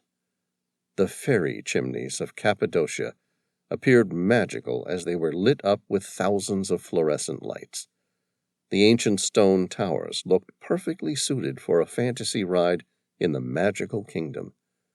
But this was no one's fantasy, and the ride they were on was starting to no longer be any fun. Sam heard more shots being fired. The shotguns sounded like they had been replaced by handguns. He hoped his pursuers hadn't spotted them yet, and were just firing into the air to get his attention. A moment later, several bullets whirred through the air next to his head. Okay, they got it all right. Tom fired back while Sam was still trying to work out where the shots were coming from. The report of multiple shots went quiet, and Sam spotted 2 men falling down a set of stone stairs about 40 or 50 feet away. He turned to Tom and smiled. "Nice shooting." Tom loaded another magazine. "Thanks." Sam swept the landscape in a single glance. A series of stone stairs and walkways mingled around the brightly lit and colorful fairy chimneys through heights ranging from 30 to 120 feet. Fluorescent lights lit up various aspects with deep blues, purples, greens, and reds. A tall man with a barreled chest ran out of the Aria Cave Hotel, where they'd just left, holding a shotgun. He fired straight toward them. Sam and Tom ducked. Sam heard the loud click of the pump action ejecting the spent round and chambering a fresh one, over the sound of bystanders and tourists fleeing. It was instantly followed by the massive report of the weapon firing again, and the soft volcanic rock above their heads was splintered into 1,000 pieces. Sam and Tom stood up simultaneously and sent 2 rounds each into the man's chest. His vacant eyes looked at his shotgun, unable to accept his fate, before rolling down the stairs, dead before he struck the pavement below. "Sadiq's run off without us," Sam said. Tom shrugged. "Can you blame him? We nearly got him killed. He's got a better chance of hiding without us." "You're right, let's go." They followed the pathway in a northerly direction.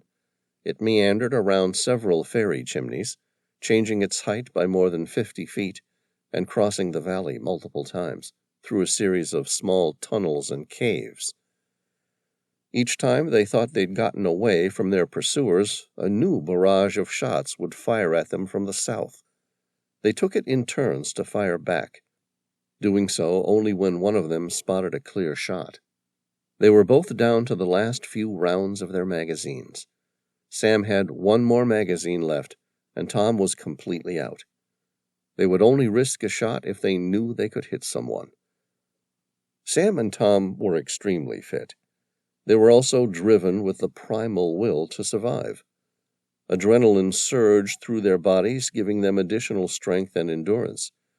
The reports from gunshots were getting further away.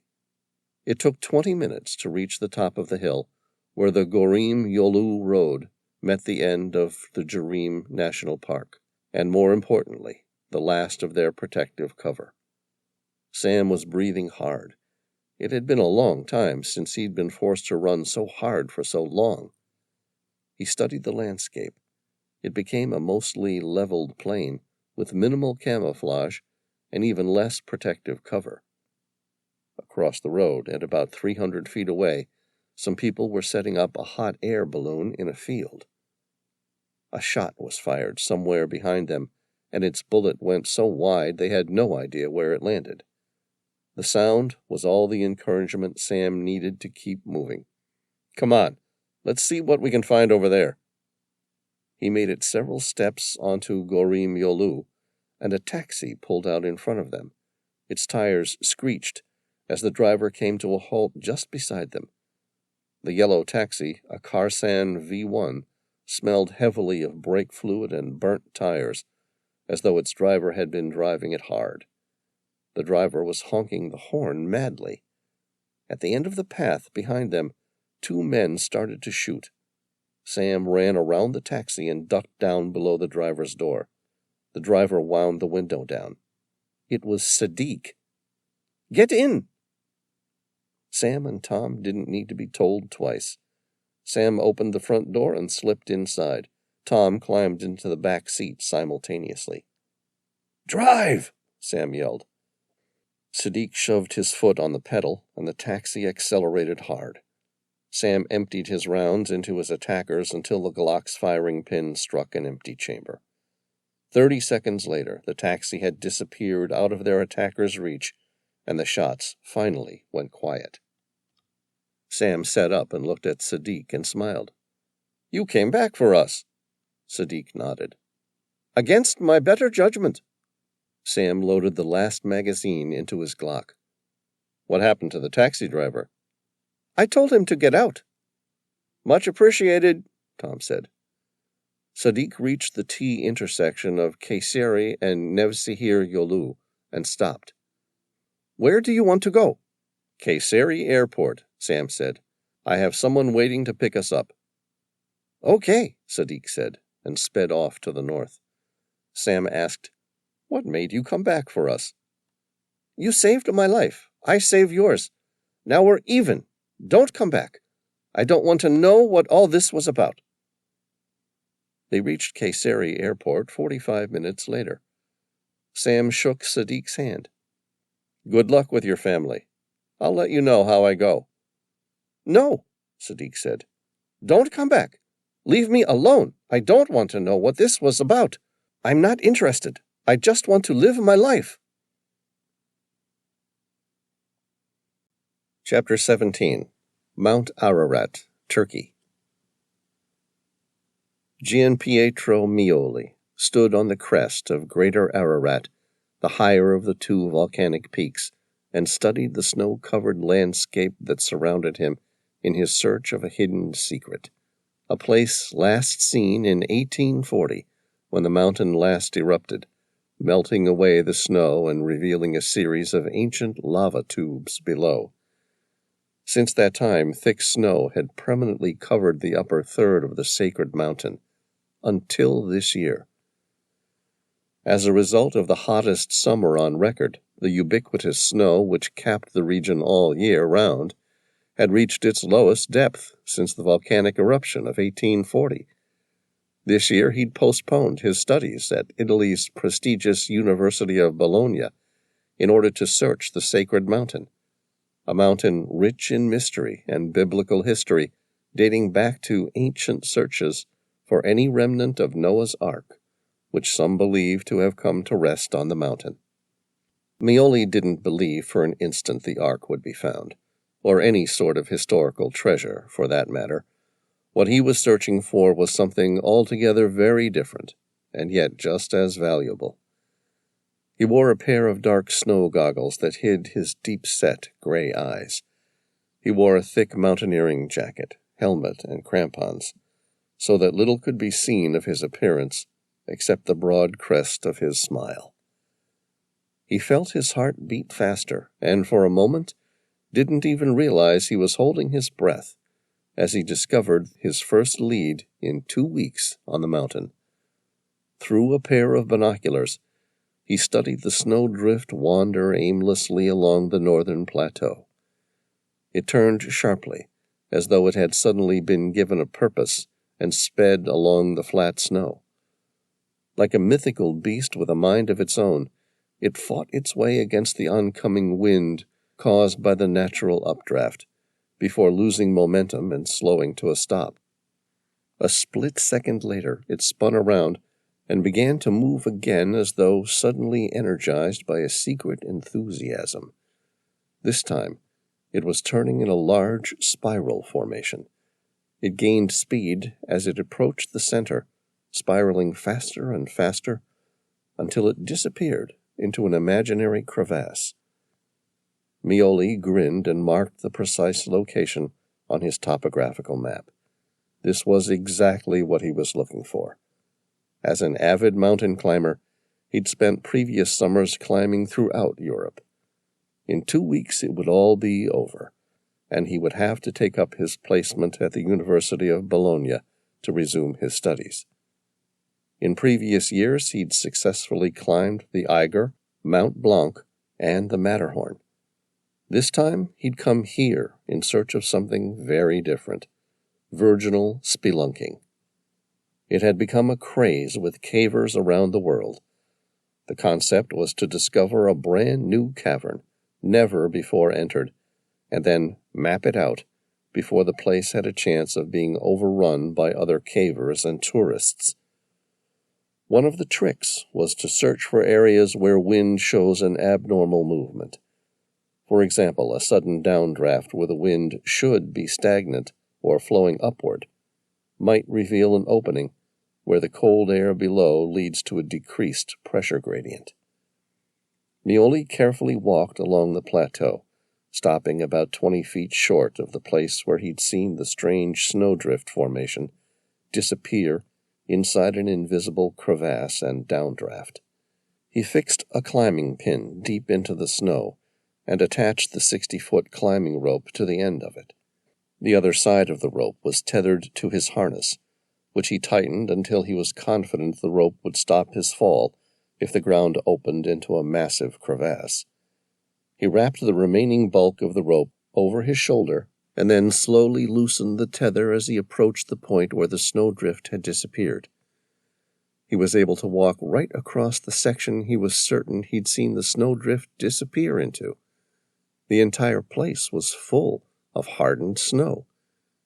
He marked the center of the search grid and then started to examine the area with ever-increasing counterclockwise sweeps. After 20 minutes, he'd thoroughly examined the entire section. Meoli stopped and stared at his topographical map and the search grid. Had he got his navigation wrong somehow? It seemed impossible to him. But then again, the entire area was covered in thick white snow, so it would be easy to confuse individual landmarks. He loosened his tether all the way, and then made another series of searches throughout the initial grid, using his ice pick to feel for any loose snow. 10 minutes later, his search confirmed one of two things. He hadn't seen snowdrift disappear down a crevasse, or he was looking in the completely wrong place. Meoli's mouth was dry. He'd been breathing hard in anticipation of his discovery, and it was only now that the adrenaline had worn off that he realized he hadn't consumed any water for hours. He took off his backpack and withdrew a small thermos. He opened the lid and eagerly drank some of the lukewarm water inside. He stared at the landscape again. What had he missed? He was certain he was at least close to the right place. A few minutes later, he stood up. There was a light wind in the area, and it was bringing with it an additional chill factor, now that he'd stopped moving and allowed his body to cool. He glanced at the sun, which was dipping over the horizon. It would be dark in a few hours. He contemplated making a note on his handheld GPS and returning tomorrow. The thought irked him like a gambler whose weekly numbers finally came up, only to discover he hadn't gotten around to submitting them this week. Mioli untied the end of his rope from the tethered pin in the snow. There was no point using it if he was in the wrong place. Instead, he would need to start again. This time he reached into his bag and withdrew a 40-foot piece of string with small pieces of yarn attached on each side every few feet. Like telltales on a sailing yacht, which indicated the tiny changes in air pressure to either side of a sail canvas, Mioli's device could pick up any downdraft or sudden updraft. He carefully unraveled the telltale while moving backward until its yarn finally caught a light draft and began to flap lightly in the wind. He began to unravel the string from its reel, like a person trying to fly a kite. It pulled capriciously to the left and then the right, constantly moving slightly to the north. Mioli watched, gently loosening the string to give the telltale more freedom to move. After about 3 minutes, the wind died off, and the string and yarn settled gently on the snow. Mioli breathed heavily and waited for a moment. He wound it in slightly and stopped. The telltale perked up, as though suddenly drawn upward by some mysterious power, and it shifted about a foot into the air and then due east. The reel felt firm in Mioli's hand. He held it tight, fighting the pull, and then, like he was fishing, he quickly released more yarn to allow the telltale the freedom to follow its new desire. He grinned. Was it going to be a shared desire? The string went taut, and Mioli instantly placed his second hand on the reel to keep from losing it altogether. The little pieces of yarn flapped vigorously, and he started to follow the telltale. Whatever had caught its attention was powerful, despite there only being a light breeze on the plateau. His heart raced. Could this be what he was searching for? He'd heard a story from a climber 3 weeks ago, who said that a strange downdraft hit him like a hammer, nearly knocking him off his feet in the process as he reached the summit. The tension slackened for a moment, and he released pressure on the string. Had he lost it? The telltale fell to the ground, and he swore. Mioli slowly curled the string around the wheel as he moved to where the end of the telltale had fallen into the snow. Mioli bent down, about to pick the end of it up, when it yanked to the side. He gripped the reel with both hands again. The mysterious downdraft seemed to be teasing him, intermittently pulling hard and then releasing its prey. Now the string felt taut, and he struggled to hold on. A moment later, despite Mioli trying to stop it, the telltale pulled away and unraveled the rest of the spool, and then disappeared into a small hole in the snow. This was it, an opening to the hidden world he was looking for. His breath felt light with anticipation as he bent down to examine the tiny opening. He was breathing hard, and his heart raced from the effort of fighting with the telltale as much as with excitement. The opening was too small for him to climb through, but it wouldn't take much to widen it, and he was certain it was only the tip of a large lava tube. Nothing smaller would have such a powerful downdraft. Mioli sat down and started the process of winding up the spool. The string was still taut, as though something or someone was pulling it downward. It made him smile how hard it fought. Then it became too hard to keep hold of. He dug both feet in, and his crampons gripped the snow. For a moment he thought it was going to hold. He should have reacted faster. Maybe, if he had, there was a chance he would have made it. Instead, he heard the crack of ice breaking beneath him. A moment later the string tugged hard, and the ground beneath him gave way. His mind was still in the process of registering what had happened to the solid ground below him when his back struck the first piece of solid ice. It was heavily sloped downward, and his general momentum kept going, which reduced the impact. He let go of the string and fumbled to grab the ice pick, while at the same time trying to position himself so he was no longer sliding head first. His right hand finally latched onto the hilt of the ice pick. He swung it into the ice, but without any force, and the blade didn't even begin to take grip. Reilly swung again, and this time the pick dug heavily into the ice. The same instant he felt elation that his ice pick had taken hold, his momentum ripped it clear from his hand and kept sliding. Only he'd stopped sliding, because there was no longer ground beneath him. Chapter 18. Reilly must have fallen 20 to 30 feet, maybe more. He didn't know. At some point his rope must have caught hold on something, because he felt it go taut over his shoulder and break part of his fall, before, a moment later, being ripped away from whatever it had taken perch on above. He continued falling and struck the ground a split second later.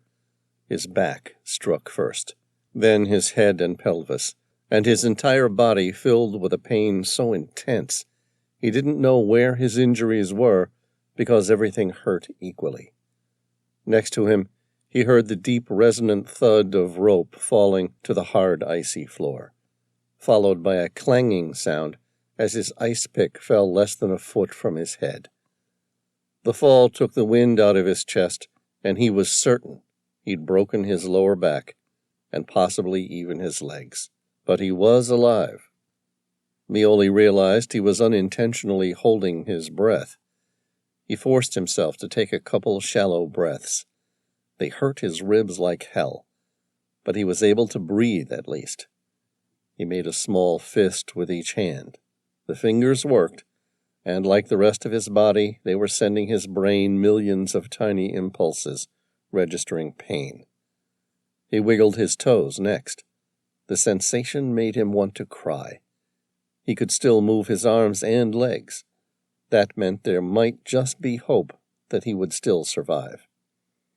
He fumbled in the total darkness for his helmet light and switched it on without moving from where he fell.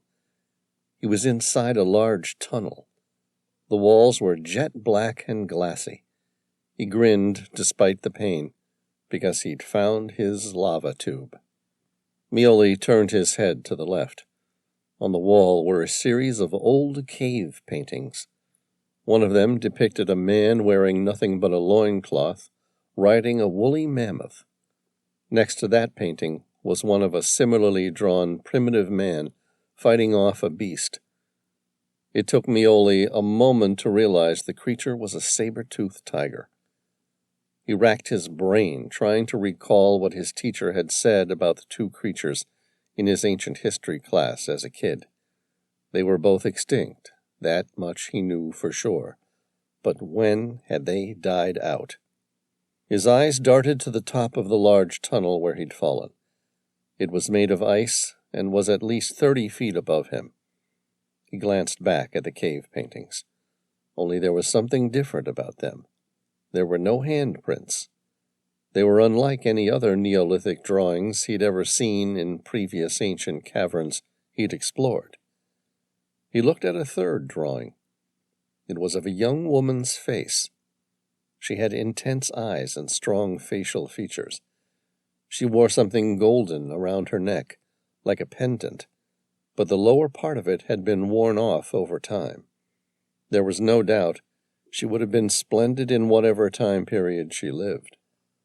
The thought about time jogged his memory. He was 12 years old, sitting in an ancient history class in Scuola Giapponese di Roma. His teacher was telling him about mythical beasts. Only they weren't mythical. They were merely extinct. The saber-toothed tiger and woolly mammoth became extinct around 10,000 years ago. The thought jarred at his concussed mind. The images were at least 10,000 years old. He turned his head to the right. He took a deep breath in and held it. No longer concerned with the pain, he slowly sat without taking his eyes off the image painted on the wall. He felt okay. He still had pain, that's for sure. But somehow he could get past it. Somehow he had to, didn't he? He slowly breathed out. It was going to be okay. He would be all right. He would work out a way to climb out. He knew it with certainty. Everything was going to be all right from here. It had to be. He needed to survive so that he could tell someone what he'd seen. He'd have to. The world had a right to know, no matter what the consequences. There, in front of him, on the jet-black wall of obsidian in a cavern not seen by humans since the age when the woolly mammoths and saber-toothed tigers roamed the earth, was a rendering of a human being. A perfect depiction of Jesus Christ nailed to the crucifix. Chapter 19. The Gulf Stream G650 flew smoothly in a western direction at a comfortable 48,000 feet and well above the raging storm below. It flew toward Malta, where the Maria Helena was having minor repairs and maintenance completed, while her crew was taking vacation leave. Sam sat at his desk, flicking through the digital photographs taken from the hidden chamber inside Derinkuyu. Opposite him, Tom searched the internet for any evidence of a pyramid ever being found anywhere near the Namibian Desert. Sam looked up from his screen. "You having any luck locating that pyramid?" Tom closed his laptop. "If it did exist, any record of it has long since been destroyed. There's nothing on the internet." "What about the Emerald Star?" "There's been a few hits, but nothing that matches that time period." "So we're at a dead end." "Yeah," Tom said. Sam picked up the phone at the end of the table and dialed a number from memory. The phone rang 4 times before being picked up by its owner. "You're getting slower, Elise," Sam said. "I remember a time when you used to pick up before it reached its second ring." "Is that so?" she asked. "And I remember a time when you didn't interrupt me when I was on vacation." Sam smiled. In the past 3 years, since he'd hired her for her inhuman ability to solve complex puzzles and hack any computer on the planet, he hadn't recalled Elise ever taking a proper vacation. "That's right. You said you were going away while the Maria Helena had her maintenance. Where are you?" "Laying on a sunny beach in a town whose name most people can't pronounce, and where few people will ever go looking to find me." "Not anymore," Sam said. "I need you to get back to civilization and use that incredible mind of yours to locate something for me." "What?" "2 things, actually." "Go on," she said. "A pyramid in Namibia, and a ship last seen in 1655, bearing the name Emerald Star." "Sure." Her voice betrayed her usual surprise by what Sam wanted from her, as though for all her knowledge and skills, he basically wanted her to use Google for him. "You want a pyramid that didn't exist and a pirate ship?" "Yeah, something like that." Sam flicked over to the 3rd photo of the pyramid on his computer. It was real, he was certain of it. "How long will it take you to get off the beach and find me some answers?" "Oh, I'm not planning on leaving the beach today. I'm on vacation, remember?" Her voice was teasing. "Elise, this is important. It's about Billy." "Relax. I'm already looking it up for you." "You take your laptop to the beach?" Sam asked. "What can I say? I'm still a nerd, even if I'm on vacation. And with the free satellite connection the company so generously provides, why shouldn't I?" Sam smiled as he listened to the sharp staccato of her fingers tapping on a keyboard. He waited on the line for her to tell him how long it would take to find something. He didn't have to wait long before she spoke. Okay, I'm running 2 searches through a series of databases, ranging from African and Portuguese newspapers through to maritime and archaeology reports. It might take a few minutes, but it's looking like there's nothing about a pyramid ever being found there. What about the ship, the Emerald Star? Sam asked. Okay, there were 8 separate ships built between 1600 and 1700 bearing that name. Can you give me anything else to make it more specific? No. What have you got? 3 were built after 1655, and 2 were sunk before 1655, she said. And the other 3? Sam persisted. There's a Spanish merchant vessel which sank on the way to South America in 1656, a Portuguese frigate that sank at Trafalgar, and a Portuguese barkentine that was stolen by pirates in 1646, after which it caused a world of havoc for merchant vessels traveling through the Gibraltar Strait. Apparently, it was one of the most successful pirate ships during that era. What happened to it? No one knows. In 1654, it fired 2 shots at a Portuguese frigate before evidently realizing it couldn't win and turned to run. It was never seen again. That's our ship, Sam said. Where was it last seen? Causing trouble along the northwest coast of Africa. That's it, Sam said. You can't get any closer port or anything? What about where she was sailing to? Sorry, Sam, that's all I've got. Sam felt the Gulf Stream ease off its thrust as it commenced descent into Malta, still 30 miles away. What about the pyramid? There was a pause on the line, maybe just enough to take a couple breaths. All right, I think I've got something for you. What? Sam asked, feeling hopeful. I don't know if you're going to like it. There was never any proof, but the story will definitely grab your attention. Go on. A man named Peter Smith, 3 years ago, went searching for a pyramid his great ancestor once wrote about. He claimed he'd found a journal stored by his late father and written by a guy named Thomas Hammersmith. In the journal, Hammersmith described a journey into an African desert that reached all the way to the Atlantic, the purpose of which was to steal a rare golden artifact from an ancient pyramid. He goes on to say the strange relic was a curse that led to the deaths of the rest of their crew. How did he survive? Hammersmith wrote that he was saved by the generosity of an angel with dark purple eyes, who came cloaked in white robes, claiming to be Death, and told him to spread the word. Death was going to save the world. Sam said, I can't imagine why you thought I'd be concerned about the authenticity of this guy's story. What did the archaeologist say about it? Of course, he never found a pyramid, and the Conservatorium of Archaeology generally placed the story as fiction, with no credible basis to go off. But you think he might have been onto something? Sam asked. Well, there's an interesting note at the end of the article. Apparently, Hammersmith was part of a crew who had come there specifically to steal a priceless artifact. After doing so, they were chased like wild animals by the rightful owners, who numbered in the hundreds, all the way back to their ship. Care to guess the name of his ship? She asked, with a hint of a tease. Sam grinned. The Emerald Star. Quite a coincidence for a completely made-up story, isn't it? What happened to the ship? He doesn't know.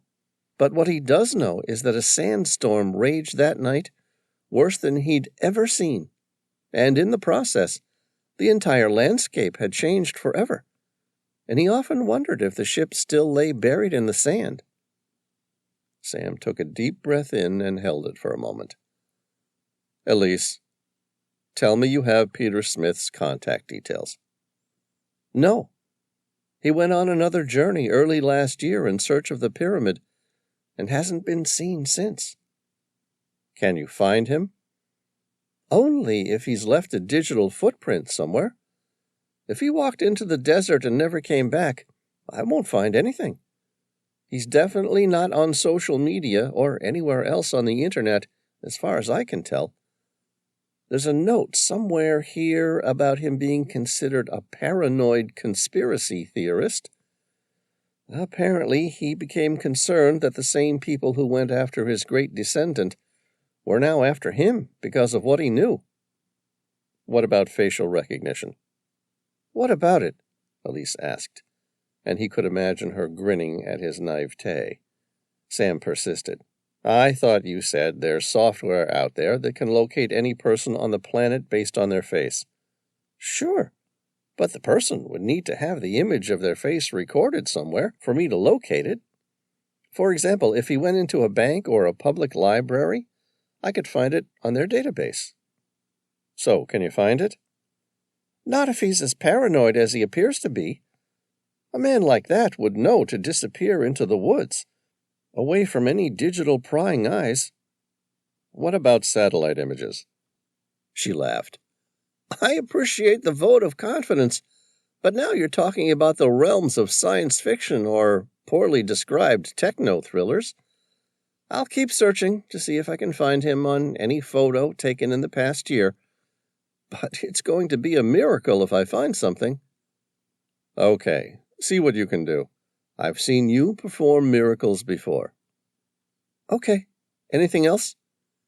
Yeah, I need you to tell me the name of the closest airport to the Namibian Desert. A moment later, he hung up the phone. Tom asked, What did she say? We're off to Windhoek Hosea Kutako International Airport. Why? To find a lost pirate ship and a pyramid that doesn't exist. Chapter 20. Namibia. Sam stepped out of the Gulfstream G650 and onto the tarmac at Windhoek Hosea Kutako International Airport. He took a deep breath and was surprised by the sudden change in temperature. Having crossed over from the northern summer to the southern winter, the temperature dropped to 34 degrees Fahrenheit. He gritted his teeth at the perversity of recent severe weather changes. If people didn't know by now that the health of the world was a global issue, they were never going to get it. While Turkey suffered its hottest summer on record, Namibia was struggling through its coldest winter. He was greeted by two men, one an official customs officer, and the other an aircraft dealer. Good morning, Sam said, handing his and Tom's passport to the official. Welcome to Namibia. The customs officer stamped both passports without looking at them and handed the books back. He smiled obsequiously, as though he were used to dealing with wealthy businessmen who landed at the airport in private jets. If there's anything I can do for you while you're here, just let me know and I will arrange it for you. I have left my private cell number and will most certainly be able to find any service that you are after. Thank you, Ramachal, Sam said, glancing at the man's name tag.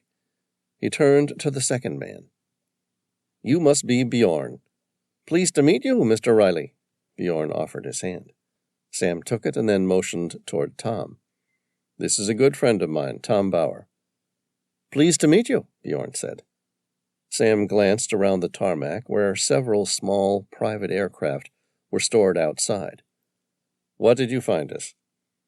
I've got a Cessna 172 Turbo Skyhawk.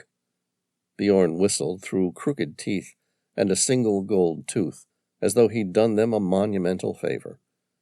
There's less than 300 hours on the clock, too. It was only recently purchased to use as a charter to ferry the various geologists and other professionals employed for oil exploration currently. There's a lot of that going on? Sam asked. Oh, yes, very much. Business has never been so good for me. They say that Namibia is the El Dorado of oil reserves. Lot of money coming into the country. While Sam expected many Namibians still eagerly anticipate an oil discovery, He figured others were more circumspect. Oil discoveries, particularly in developing countries, have not always yielded positive results for the people.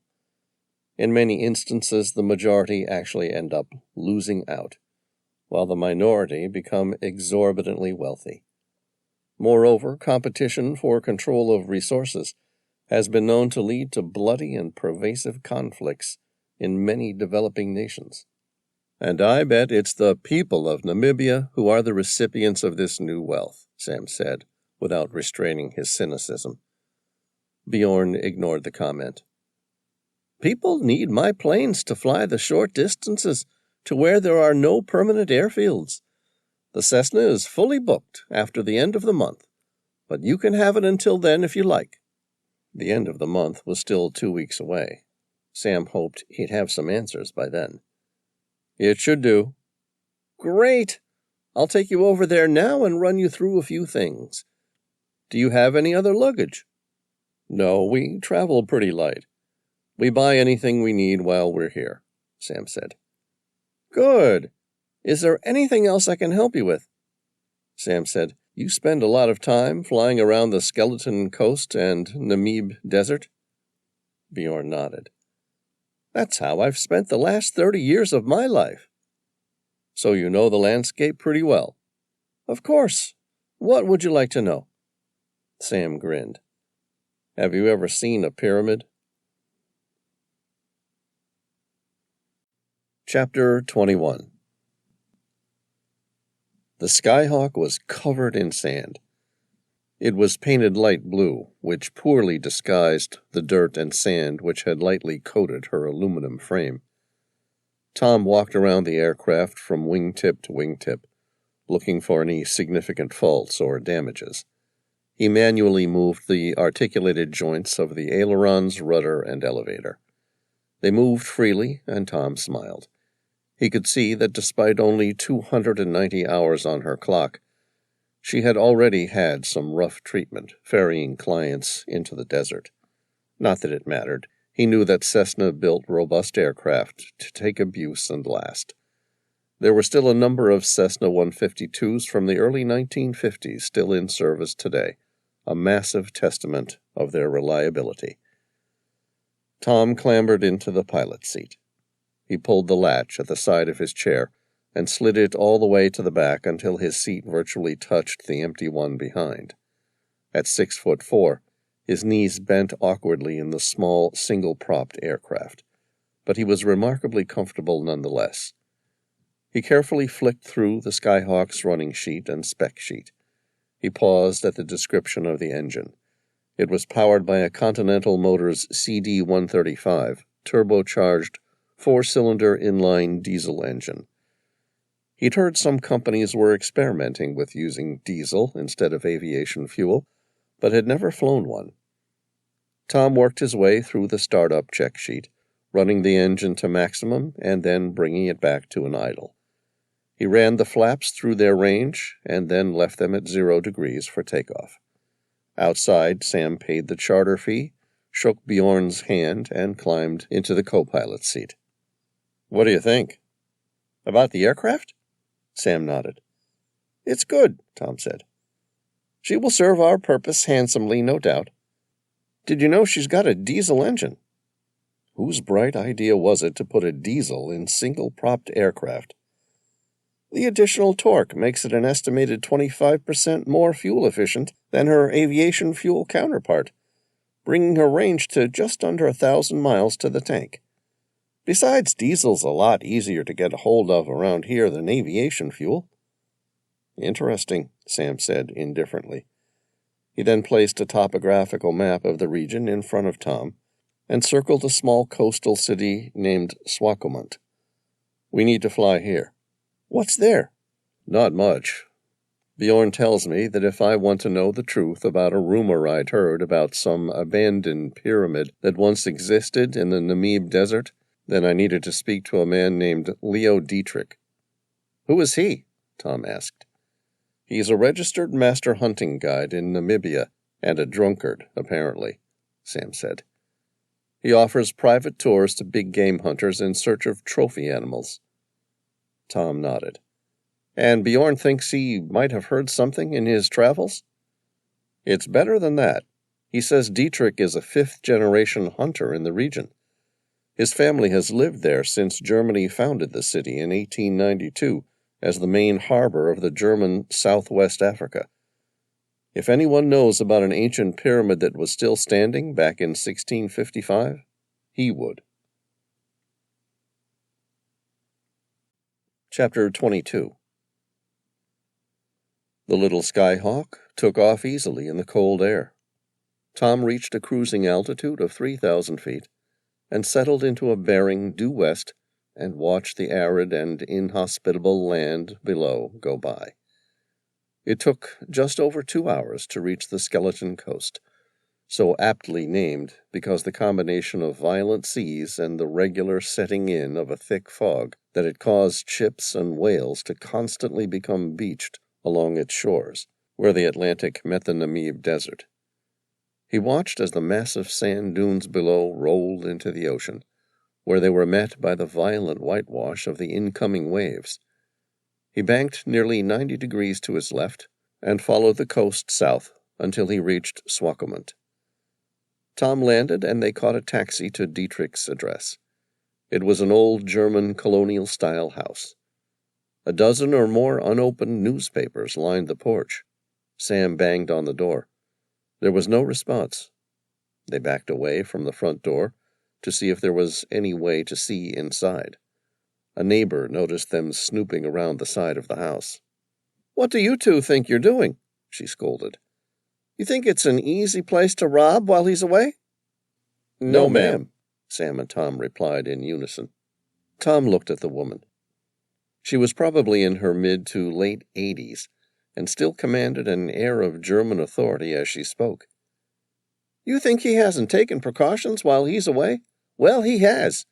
The rest of the street look after his house?"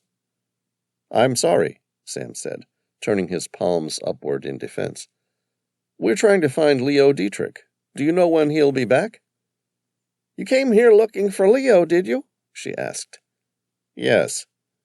She laughed. "Then you'd better get comfortable, because you'll be waiting a long time." "Why?" Sam asked.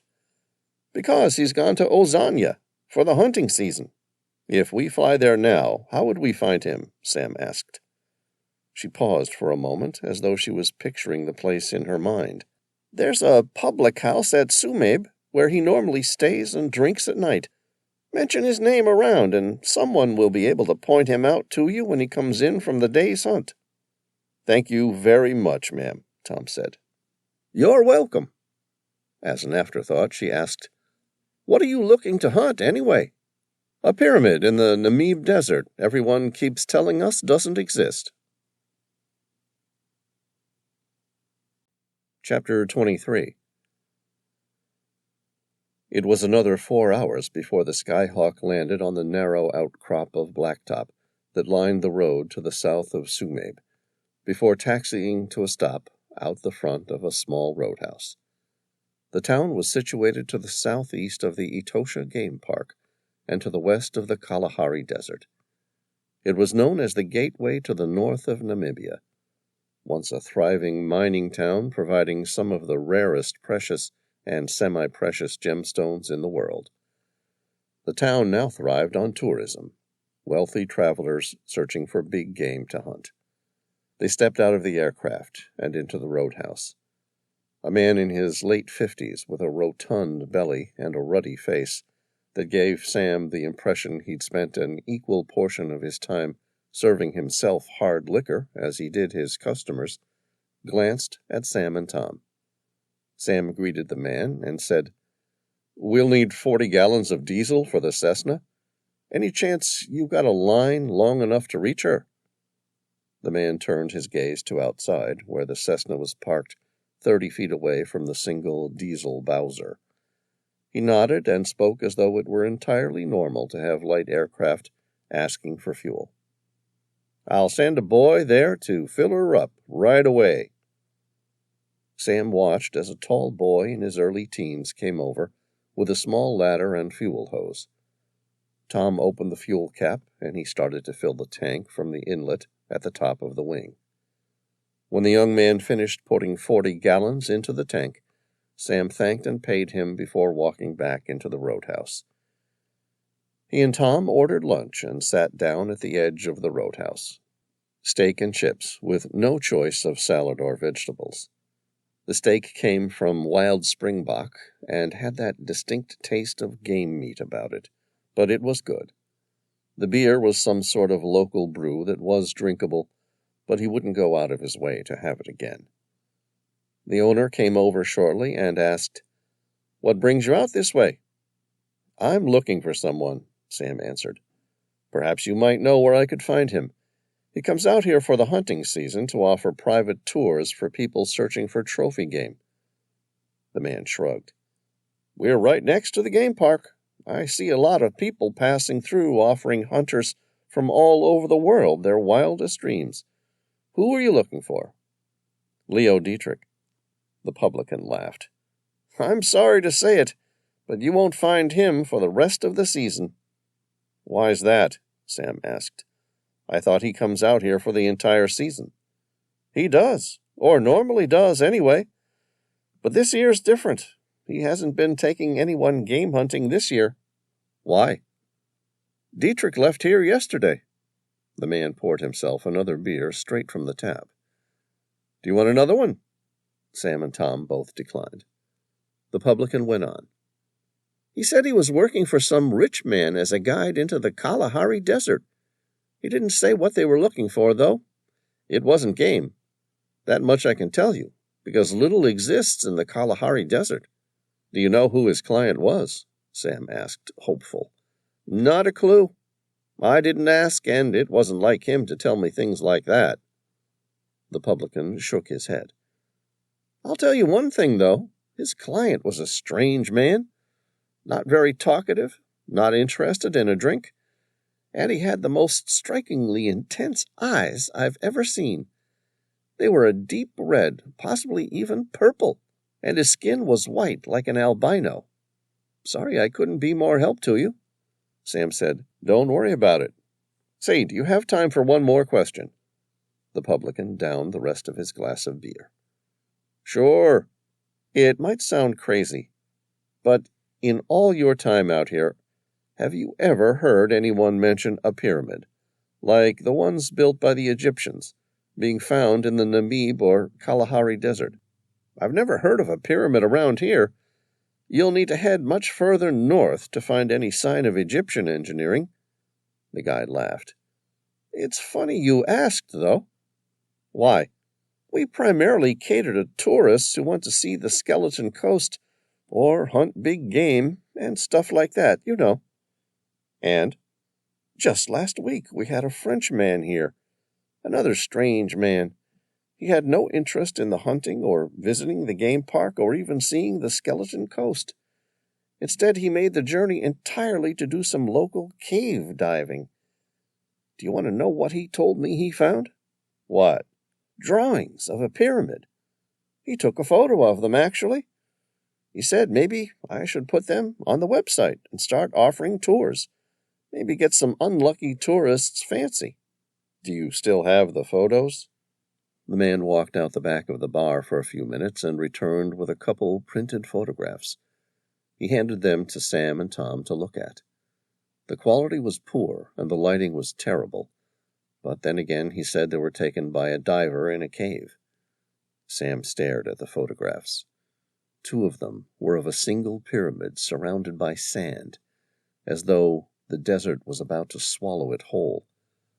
The 3rd photograph depicted some sort of dark shape. The pyramid looked Egyptian, but there was something strange about it, something creepy or sinister about the way it surrounded the people in the drawing, almost like a snake stalking its prey, who were little more than stick figures. It weaved and crept through their legs as though it were alive. He turned over the 4th picture. It depicted a 3-mast ship covered with sand. He handed the picture back to the publican. "Any idea what ship this is?" The man shrugged. It could be any of the 4,000 or more unfortunate vessels that have found themselves caught between the Atlantic and the giant sand dunes of the Namibian Desert. Sam glanced at the pyramid. It could have been any ancient pyramid built by the Egyptians. He turned his focus back to the image of the strange smoke creature. Any idea what this is? The manager looked at it. Looks like smoke to me. Why? I don't know. It seems strange this would be here. Whoever drew these images placed a lot of emphasis on the smoke. I thought maybe it meant something particular to the region. Like what? Something religiously symbolic, perhaps? Sam suggested. A local fear or aversion to fire? The manager shrugged. It could have. The original inhabitants of the region were often superstitious. They believed a whole range of things about different spiritual things. Maybe whoever drew this one believed the smoke was related to their ancestors or something. Who knows? I sure as hell don't. Sam flicked over the back of the photo. In simple handwriting, written in pencil, were the words, "Found on a rock at the bottom of the lake. Depth 410 feet. At the bottom of the photo was the date of discovery, which was 5 days ago. You said that Dietrich took a private hunter out on a tour into the Kalahari Desert, didn't you? Sure, but he wasn't a hunter, that's for sure. He was looking for something, but I can tell you now, he wasn't looking for game. Why do you ask? I wonder if there was any way Dietrich's client knew about these photographs. It's possible. I put them up on our website just for fun 3 days ago, but I doubt it. If he was interested in the photographs, he didn't ask about them, or anything about a pyramid, if that's what you're thinking. No, that's all right. It was just a thought. You don't think there's an ancient pyramid buried out there in the Kalahari Desert, do you? Now the man laughed properly. No, that I can tell you confidently would be impossible. I mean, think about it. For all the journeys that have taken place throughout that harsh and unreasonable environment, no one has ever mentioned finding a pyramid. I suppose you're right. Sam handed the photographs back to the publican. I don't suppose you know the cave in which these photos were taken. Of course I do. The same place they all come here to dive.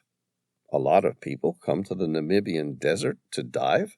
Sam asked, surprised. Yeah. It's not our largest tourism drawing card, but it's up there. We even have a few scuba diving schools in town that focus on advanced cave diving courses. You don't say, Sam nodded. And what exactly do they all come here to dive? The publican grinned. That would be the Dragon's Breath Cave. Chapter 24. Dragon's Breath Cave. The Kalahari Desert is one of the driest places on the planet. The wettest areas received a measly average of 20 inches of rain a year, while the driest enjoyed less than 4 inches. But Africa's Kalahari Desert used to be a much wetter place. Around 10,000 years ago, Lake Magadi covered most of the region before it went dry, leaving behind the massive sand dunes we see today. The region's unique dryness belies that beneath the Kalahari is Dragon's Breath Cave, the largest underground non-subglacial lake in the world. One would expect that such a lake would have been possible through distant rainfalls and ancient rivers that seeped through the sands, but such speculation was wrong. Geologists believe the entire region once housed a prehistoric inland sea. As the sea dried up, all life that populated the region died off, eventually forming a bed of dolomite. Throughout the millions of years since, the water would eventually seep through the dolomite, which in turn would act as a roof for the underground cave. The surface water would eventually dissipate due to the changes in temperature over the eons, leaving the underground waters undisturbed for millions of years. Sam hired equipment and a guide from the local technical and cave diving school to help him locate the old cave drawings. The guide drove the old Land Rover Defender, one of 3 in the large dive party who were heading out today, south via the C-42 highway into the Ajozanjupa region, before turning east onto the private property of the Harasib farm. After 45 minutes, the small convoy pulled off the blacktop and onto the dirt road of the Harasib farm. The Defender entered a shallow valley and followed the narrow, pock-marked trail made of a mixture of loose soil and sand that ran through the middle of a shallow valley. Sharp rocks edged the trail, and small scrub lined the valley wall. The Defender fought its way through the rough terrain until a sheer wall of jagged rocks made navigation by vehicle impossible. Their guide, Malcolm, pulled up the Defender to a stop. "We're here, gentlemen." Sam stepped out of the Defender. His feet dug into the soil, which was burnt red, and ran all the way out to the horizon. The empty sky was a rich cerulean blue. The crisp air was starting to warm up. He glanced at the landscape. Jagged rocks lined the valley wall, along with small scrub and a series of sharp, uninviting cacti. There was no sign of any caves, let alone the entrance to the world's largest known subterranean lake. He looked at the guide who was opening the back door of the 4-wheel drive. "How far is the entrance from here?" "Not far." The guide pointed to the west. "About a 5-minute walk toward that ridge." "Great," Sam said. "Before you get too excited," Malcolm said, smiling as though he was taking pleasure in relating the next piece of information, "just remember, the dive party will need to move nearly half a ton of equipment by hand to the entrance." Sam and Tom nodded in unison. "Nice day for it." It took the remainder of the day to move the small mountain of equipment that would need to be carried by hand into the cave before any diving could take place. A large array of diving tanks went first, including separate tanks of helium and oxygen. An air compressor followed next. They established a surface-to-lake phone line to maintain communications. They moved 3 large inflatable rafts that would serve as the dive platform on the surface of the lake, followed by 2 inflatable boats.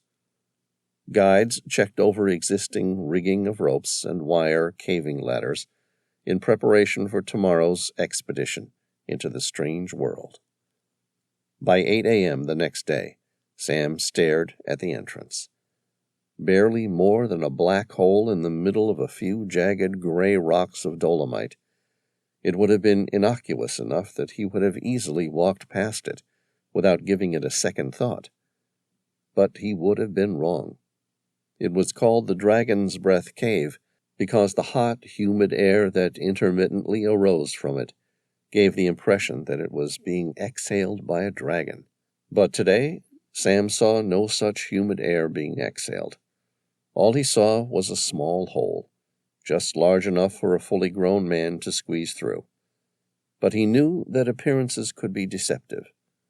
Sam entered the mouth of the cave. He wore a pair of climbing overalls, harness, and helmet with light. He descended a wire caving ladder approximately 20 feet into the first passage. It was a narrow hallway where a rocky surface ran in a gradual downward slope for approximately 16 feet. Bats lined the ceiling above. Sam slowly made his way downward until he was forced to stop at a narrow collection of rocks that obstructed his passage, known in spelunking as a choke. He scrambled over the aptly termed choke by placing most of his weight on his hands and chest as he slid over the lip of the boulder, through the confined space that squeezed him with the stone above. He pulled himself through to the other side, where a fixed ladder descended another 20 feet onto a small ledge. Sam studied the narrow crevasse into complete darkness below. It was small enough that he wondered how Tom would squeeze through. Their guide had spoken about the choke during their pre-caving and diving briefing. Malcolm had identified the spot on the map and assured Tom that he would fit, but it would be a narrow squeeze. Now that Sam stared at the place, he wasn't quite as confident. The only positive fact was that they would descend feet first, so if it became narrow for Tom, he could always climb out again. He attached his figure-8 descender to a fixed rope and descended vertically 38 feet onto another ledge with a large pocket in the back, affectionately called the closet by the guides who used it as a final gear staging area. The narrow passage and pocket were already crammed with climbing gear.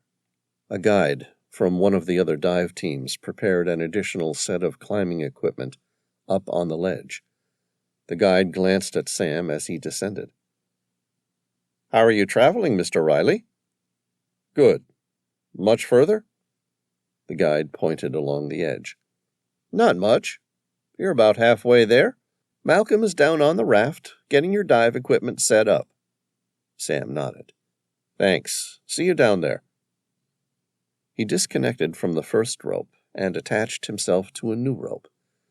With his descender firmly in place, he made the 48-foot abseil down a steep slope onto a bridge between two walls. Without changing ropes, Sam kicked off the final ledge and abseiled into the free space 125 feet onto the inflatable rafts on the water. 4 massive floodlights lit up the cavern that protected the nearly 2 hectares of subterranean lake, while a single submarine light glowed from 50 feet below the water's surface. Sam glanced around the ancient world. Stalactites lined the roof like some sort of fairy grotto, while stalagmites and fallen stalactites littered the beach to the east. The shallow water near the beach was a bright cobalt blue, while the deeper water toward the west of the lake was a rich ultramarine. Chapter 25. Sam watched as Tom abseiled down the final drop from the hole in the ceiling. He had apparently made it through the choke. The inflatable raft shook under his 260 pounds of muscle. He smiled through a state of hardened concentration as he landed. It was good to see him more like his usual self. They still had no idea where Billy had been taken prisoner, but at least now they were able to focus on something that might lead to her. Sam said, "You made it." "Of course I made it." Tom's face softened into a smile. "Did you really think I'd get stuck in the narrow slot?" "I did have some doubts," Sam admitted. Sam and Tom quickly changed into their dry suits. Lying on the raft next to them in a series of makeshift holding containers were 12 steel dive tanks. Most were filled with trimix, a unique combination of oxygen, helium, and nitrogen, designed to allow a diver to reach extraordinary depths. 2 were white with black on top, 100% oxygen. If something went wrong and either of them suffered from any sort of acute decompression sickness, they would be too far away from any hyperbaric chamber. Instead, they would have to take the 100% oxygen and then perform in-water recompression in the lake. The problem with scuba diving at great depths was that the additional pressure the further down you went turned otherwise harmless gases lethal. Below 100 feet, the increased partial pressure of nitrogen in the blood leads to a syndrome called nitrogen narcosis, where the person experiences symptoms similar to drunkenness and eventually loss of consciousness. Below 200 feet, oxygen toxicity occurs, leading to seizures and death. The solution was trimix, a unique combination of oxygen, helium, and nitrogen. The current world record was held by a diver who reached a depth below 1,000 feet using trimix. Malcolm glanced at the number of tanks. Sam and Tom would each wear 2 on their back and 1 in front of them. The remaining tanks would be positioned at prearranged decompression stops. Even so, the risk was enormous. "You still want to dive to the bottom?" Sam attached his first regulator. "We don't have a choice. If there are drawings of a hidden pyramid down there, we need to see them." "You realize it might just be a hoax?" Sam nodded. "Even so, we need to find out for ourselves." "It's a long way down." Malcolm leaned over the edge of the raft to look into the ultramarine blue of the unmapped lake that emphasized its extreme depth. "Apart from the person who left that photograph at the Sumabe Roadhouse, no one's ever reached the bottom of this lake." "They did do a deep dive here last week, but there's no way to prove whether or not they reached the bottom, or even if it's 410 feet. Tom slipped into his buoyancy control device. "We'll let you know when we reach it." Malcolm grinned at his temerity. "There's something you haven't thought about if you think that photo of hand drawings of a pyramid in the desert is at the bottom of this lake." "What's that?" Sam asked. Malcolm smiled sympathetically, as though what he was about to reveal would crush their dreams. "How did they get there?" Sam paused. "That's a good question. The drawings, if they were true, depicted a ship from 1655. How often does this lake change its depth?" "Since its discovery," Malcolm said, "the water level hasn't changed a foot." Chapter 26. Sam lowered the additional dive tanks to the staged decompression stops. He and Tom completed a final check on each other's scuba equipment and stepped into the lake. He sank to roughly 5 feet and checked his dive computer and equipment. Everything was working fine. "How are you looking, Tom?" "Good. Let's go find that picture." Sam swallowed to allow his ears to equalize as he descended. He and Tom dropped quickly, maintaining visual contact with each other throughout the process. The light from above served them adequately until they reached 60 feet. Sam switched on his dive flashlight and pointed it below. A large golden cave catfish glanced at them from blind eyes and swam past. "I wonder if it tastes any good?" Tom asked. "Don't even think about it. That fish is unique to this cave only, and its numbers are estimated at less than 150. "Sure, but do you think it tastes any good?" Sam ignored him. Instead, he concentrated on his depth gauge. With no rain or other runoff affecting the lake, the visibility was unbelievably good, making it difficult to judge their descent. The lake started shallow at the beach on the western end of the cavern and headed deeper to the west. The tunnel narrowed the further west it went. The subsequent result being that while the lake's surface measured at nearly 2 hectares, the bottom was no more than 50 feet at its widest point. It took Sam and Tom just under 10 minutes to reach the cave's bottom. "I guess the bottom's not so mythical after all," Tom said. Sam glanced at his depth gauge. It read 405 feet. "It looks like whoever took that photo either was a really good guesser, or they actually were the first to ever reach the lake's floor." "Yeah, and if that's true, then hopefully they were telling the truth about the pyramid too." "Let's go find out." They swam to the closest wall of dolomite. The bottom of the inland abyss wasn't quite round. Instead, it was more like an uneven oval. Sam shined his flashlight against the wall. There was relatively little silt built up on the wall. If there were any hand drawings on it, they would have seen them. He scratched his hands along the wall, removing the little silt, until he was confident he would identify the same part of the wall when he reached it again. Sam then started moving in a clockwise direction, constantly keeping his flashlight pointed at the wall along the way. Directly behind him, Tom made a second sweep of the same spot. They moved quickly. The deeper you go, the greater the pressure exerted on all gases, which means the trimix becomes compressed. At a depth of 410 feet, they were diving at 12 atmospheres, which meant they were using their gas 12 times faster than they would if they were on the surface, and their bottom time wouldn't be very long at all. It took less than 5 minutes to make a complete circuit of the bottom of the lake and return to the initial spot where Sam had made his mark. Tom looked at him. "Where's the damned hand drawings?" Sam shook his head. "I have no idea. Did we miss something?" "Like what?" "Maybe it goes deep at the center." "I don't think so," Sam said. "But we may as well have a look before we start our ascent." They swam toward the middle of the oval-shaped bottom of the lake. The lake definitely didn't descend any further. Sam was about to suggest they start making their long ascent to the surface when he spotted the boulder. It was probably originally at least 8 or more feet tall, but a lot of it had sunk into the surrounding floor of the lake. "I just had an idea," Sam said.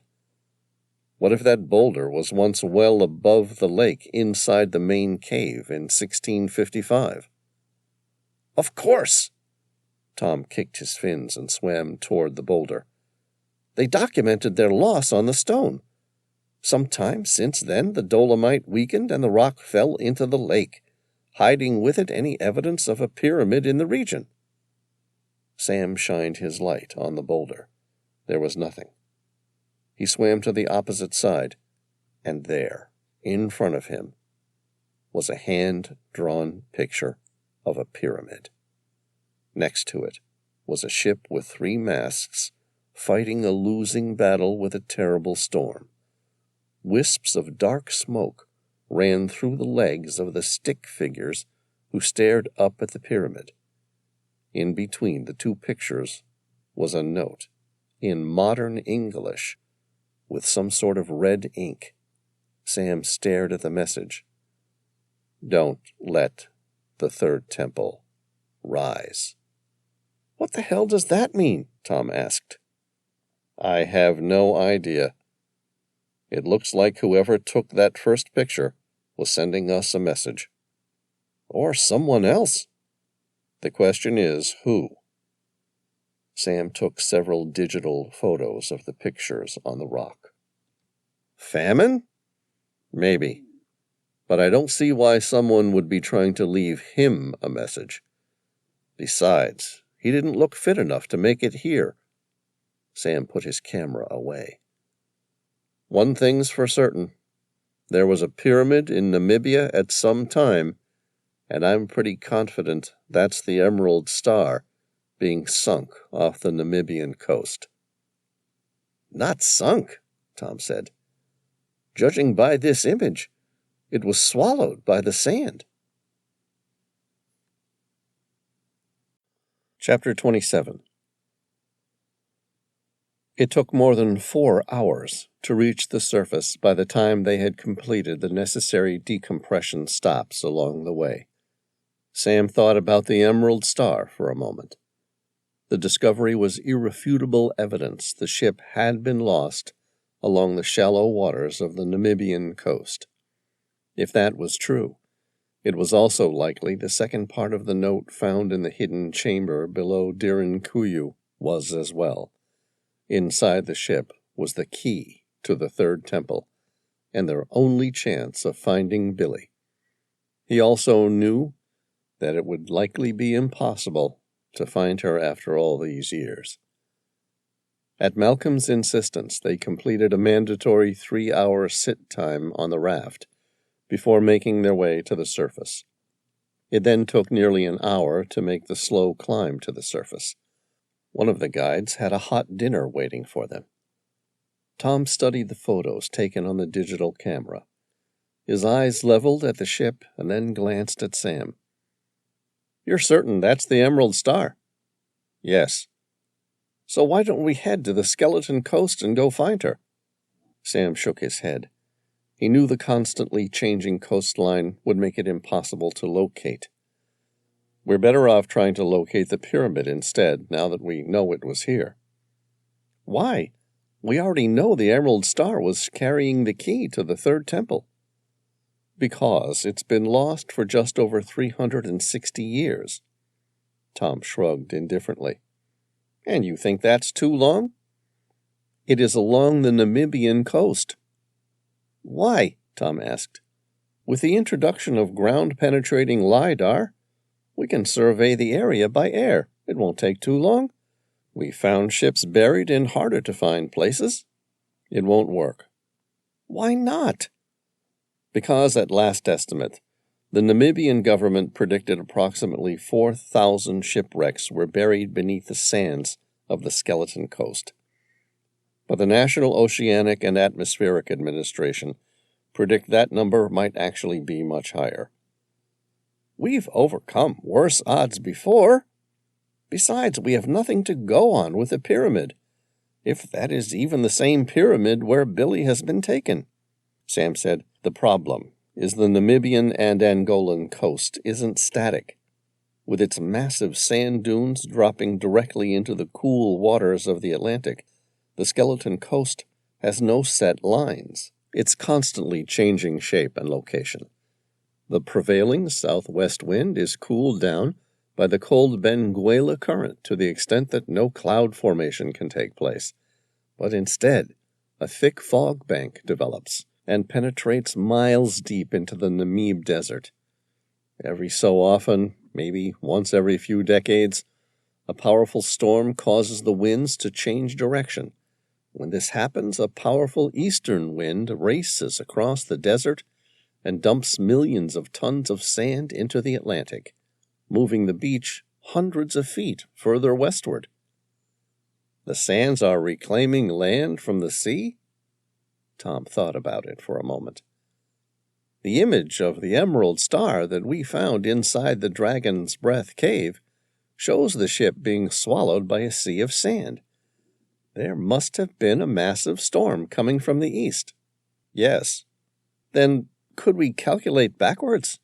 You mean work out the known movement over a decade, and then work backwards until we have the shape of the coast in 1655? Tom nodded. Why not? It might work. Sam shook his head. Unfortunately, while the eastern winds like to move the sand further west, the powerful and destructive force of the Atlantic Ocean often tried to reclaim its coast. The subsequent tug-of-war means there is no way of predicting where the coast was when the Emerald Star sank. What we need is a survey of the coast. Sam nodded. Yes, but where are we going to find one taken on the year of the Great Storm? Tom paused. There must be historical archives from the Portuguese expeditions into southwest Africa. Surely they must have some sort of survey of the coast. I'm sure they do, but how accurate could they be? Tom paused and then nodded in understanding. John Harrison wouldn't have completed building his first sea clock until 1730, which means that any reference to the Skeleton Coast prior to that would have been based on a known latitude and visual guesswork, without any reference to longitude. Exactly, which means we're back to square one, looking for the lost pyramid of the Kalahari Desert. Yeah, without any leads, Tom said. His voice was hard and despondent as he spoke. We could try ground-penetrating LiDAR swaths from the air, but the Kalahari Desert's a big place. We might just end up spending the rest of our lives searching before we found any evidence of the pyramid. Sam's cell phone rang. He answered it, spoke briefly, and then hung up. A small glint of a smile creased his lips. Change of plans. Forget the Kalahari for the moment. That was Elise on the phone. I need you to go to Istanbul instead. Tom nodded. Sure, what's in Istanbul? Elise thinks she's tracked down Peter Smith, and he might have an idea where the Mary Rose sank in the Black Sea in 1653. The Mary Rose was the first expedition to the Third Temple, so, theoretically, if we find her, We might find a link to where she was going. Great. When do we leave? Not we, just you. I've told Elise to recall the rest of the Maria Helena crew from their vacation and send them to the Black Sea to meet you. Okay, you're not coming too? No, I have somewhere else to be. Really? Tom asked. Where are you going? Paris. I have to attend an auction. An auction? What are you going to buy? Sam's jaw fixed into a hardened grin. Finally, some answers. Chapter 28. Derinkuyu. Dimitri Vernon pulled up at the house in a rented black sedan. Out in the front were several police officers making notes and talking animatedly on their cell phones. It was late in the evening, and they all looked like they'd been there all day. A local news crew was filming from 30 feet away, just behind the cordoned-off police lines. He took a deep breath and stepped out of the car. They were already making a circus out of his damned show. He wore a tailor-fitted black suit with no brand name. He was 6'2", but his perfectly proportioned physique gave him the appearance of a more modest stature. He wore dark, impenetrable aviator sunglasses and the surly expression of a man accustomed to displeasure. He took little interest and no pleasure in his work today. It would be yet another false alarm. Not that it mattered. The timing was definitely getting closer. He had waited long enough, and soon he would find what he was after. He ignored the local law enforcement officers, ducked under the police containment line, and entered the house. A detective quickly approached. "Excuse me, who are you and what are you doing here?" Dimitri acknowledged the man. "Are you in charge here?" "Yes, my name is Harun Ismet, and this is my scene. Who are you?" "My name is Dimitri." He handed his credentials to the detective. They gave his name as Dimitri Vernon. Below, on the identification card, were the words Interpol, Special Agent. Under country of origin were the letters USA. The detective scrutinized the ID and then handed it back to him. "You're an American?" "Yes, but I'm based at Interpol's headquarters in Lyon, France." "Are you taking over my case?" the detective asked. Dimitri shook his head and feigned a gracious smile. "No, I'm just here to have a look at something." Contrary to popular perception, the International Policing Organization does not have its own prisons or carry out arrests. Instead, it acts behind the scenes, collating masses of intelligence and coordinating police efforts internationally. Dimitri liked to think this added to its mystique. His work generally went unnoticed, eclipsed by the national police forces that make the arrests and headlines, while Interpol rarely receives more than a line or two in news reports. The organization is a ghostly presence, informing operations on the ground, but never getting its hands dirty. A wry smile came over the detective's face. "What interest does Interpol have with this case?" "Probably very little, but the MO triggered something on our database for a previous crime, so they sent me to have a look." "You could have called. We could have faxed you our report." "No, I need to see the scene with my own eyes." Ismet nodded. "Follow me through to the back of the house. He's on the bottom level." Dimitri followed without speaking. The house, like many of the other ones in the region, had been dug into the side of the hill, where porous volcanic stone had been easy to tunnel. "How did you get here so fast?" Ismet said, as he climbed down the ladder. "We only got called to the property 3 hours ago." Dimitri turned to climb backwards down the narrow ladder. "I just happened to be in the area." "Really? I wasn't aware of any operations with Interpol currently being run in my jurisdiction. Dmitri forced himself to smile. No, I was here entirely on vacation when they called and asked if I could check it out. Ismet stared at him. He wore his opinion on his open face. The man didn't believe a word that Dmitri had said. Clearly, Dmitri was here for a purpose. Unable to find a reason to challenge him, Ismet ignored the statement. All right, he's on the other side of this door, but it's not a very nice sight.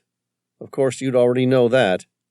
Do you know who he is, or technically who he was? His name's Karaman Sadiq. He didn't recognize the name. Is he known to you? Does he have any priors? Ismet asked. No, he's a good citizen, at least on record anyway.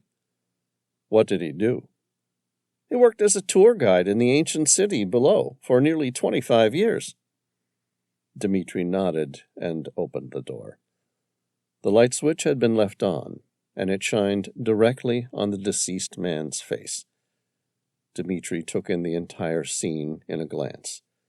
The deceased was short.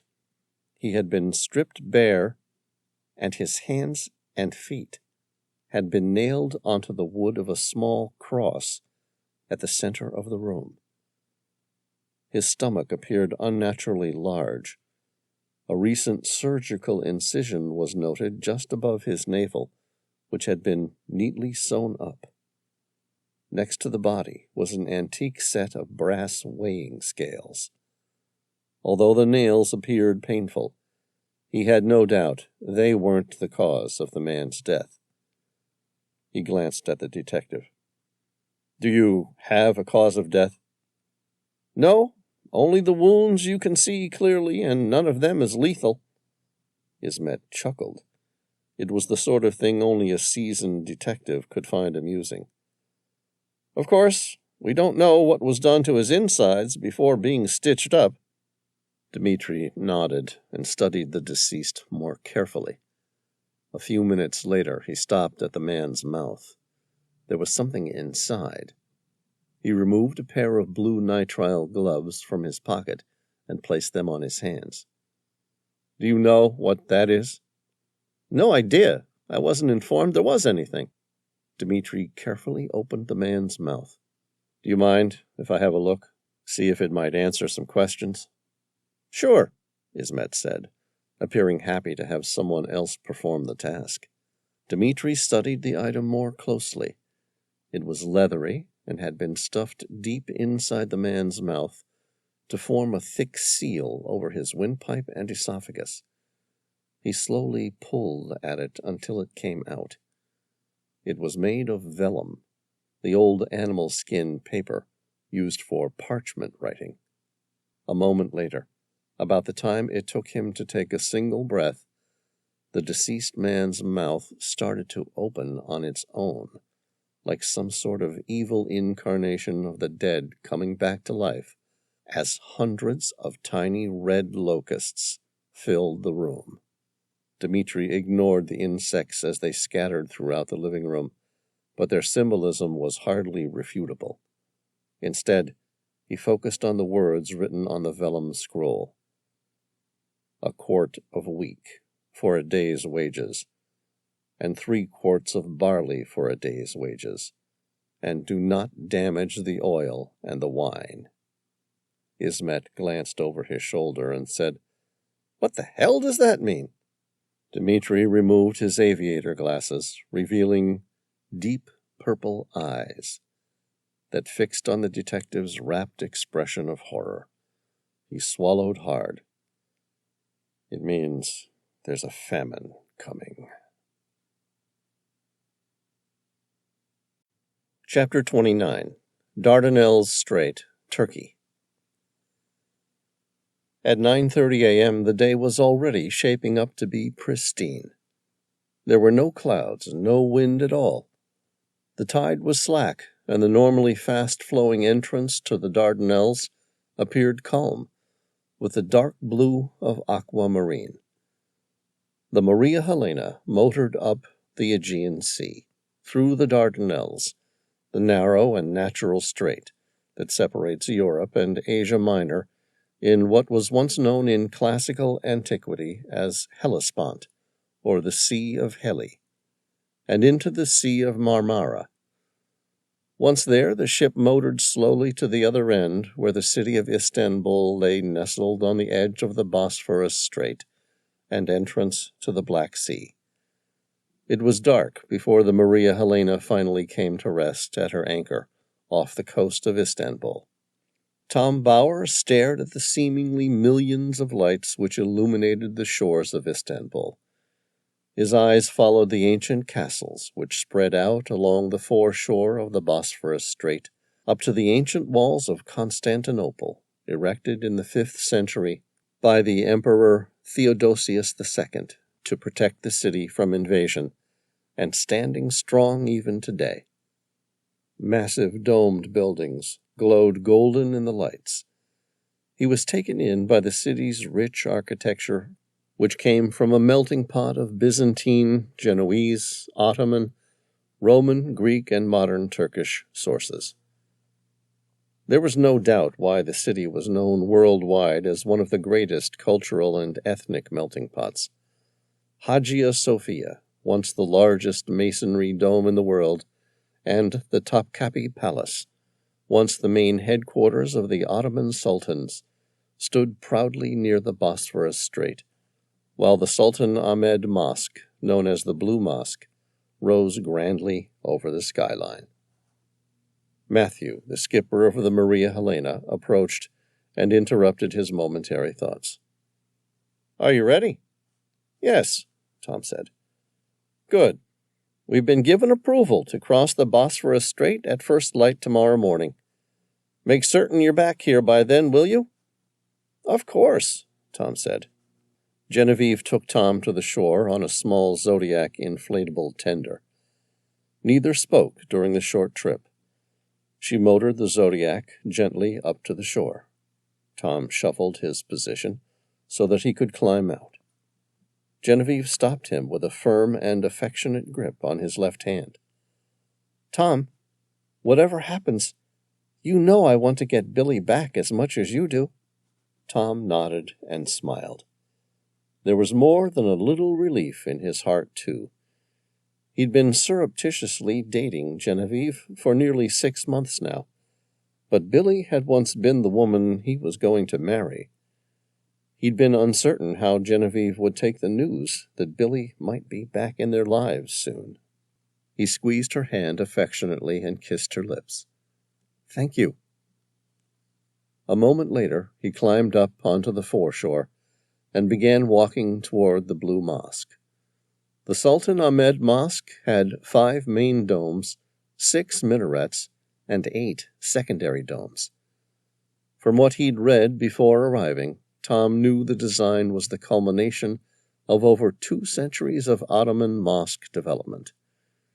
It incorporated some Byzantine Christian elements of the neighboring Hagia Sophia with traditional Islamic architecture, and was considered to be the last great mosque of the classical period. Its architect aimed for overwhelming size, majesty, and splendor. At its lower levels, and at every pier, the interior of the mosque was lined with more than 20,000 handmade Iznik-style ceramic tiles in more than 50 different tulip designs. The tiles at lower levels are traditional in design, while at gallery level their design becomes flamboyant with representations of flowers, fruit, and cypresses. The tiles were made under the supervision of the Iznik master. The price to be paid for each tile was fixed by the Sultan's decree, while tile prices in general increased over time. As a result, the quality of the tiles used in the building decreased gradually. The upper levels of the interior were dominated by blue paint. More than 200 stained glass windows with intricate designs admit natural light, today assisted by chandeliers. On the chandeliers, ostrich eggs are found that were meant to avoid cobwebs inside the mosque by repelling spiders. The decorations included verses from the Quran, many of them made by Sayyid Qasim Ghabari, regarded as the greatest calligrapher of his time. The floors are covered with carpets, which are donated by the faithful and are regularly replaced as they wear out. The many vast, translucent windows confer a spacious impression.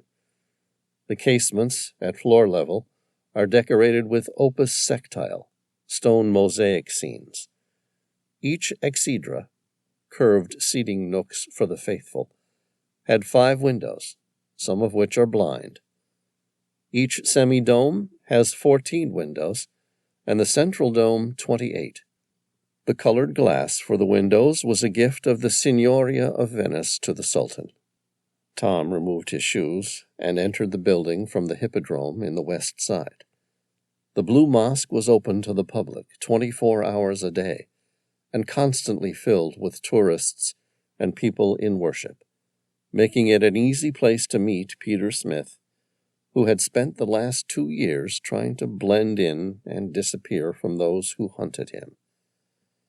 Tom stopped and waited at the southern end of the mosque, where 3 of the blue traditional tiles had been recently repaired, showing a slightly lighter color.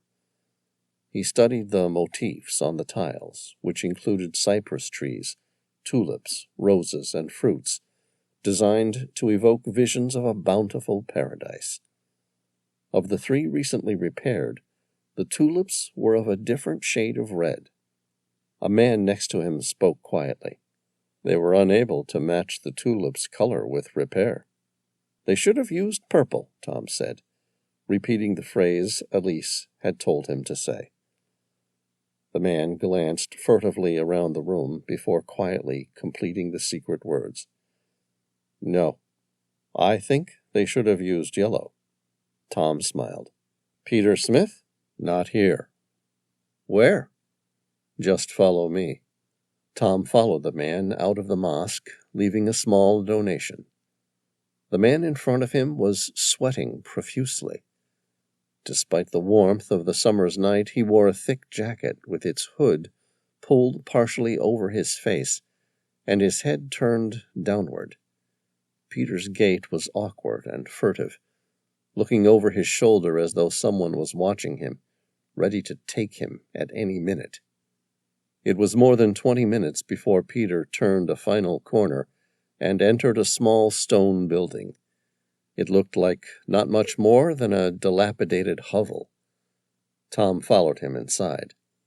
The place looked barely livable. It was dark, the only window covered with a black sheet. Tom asked, "You been hiding here?"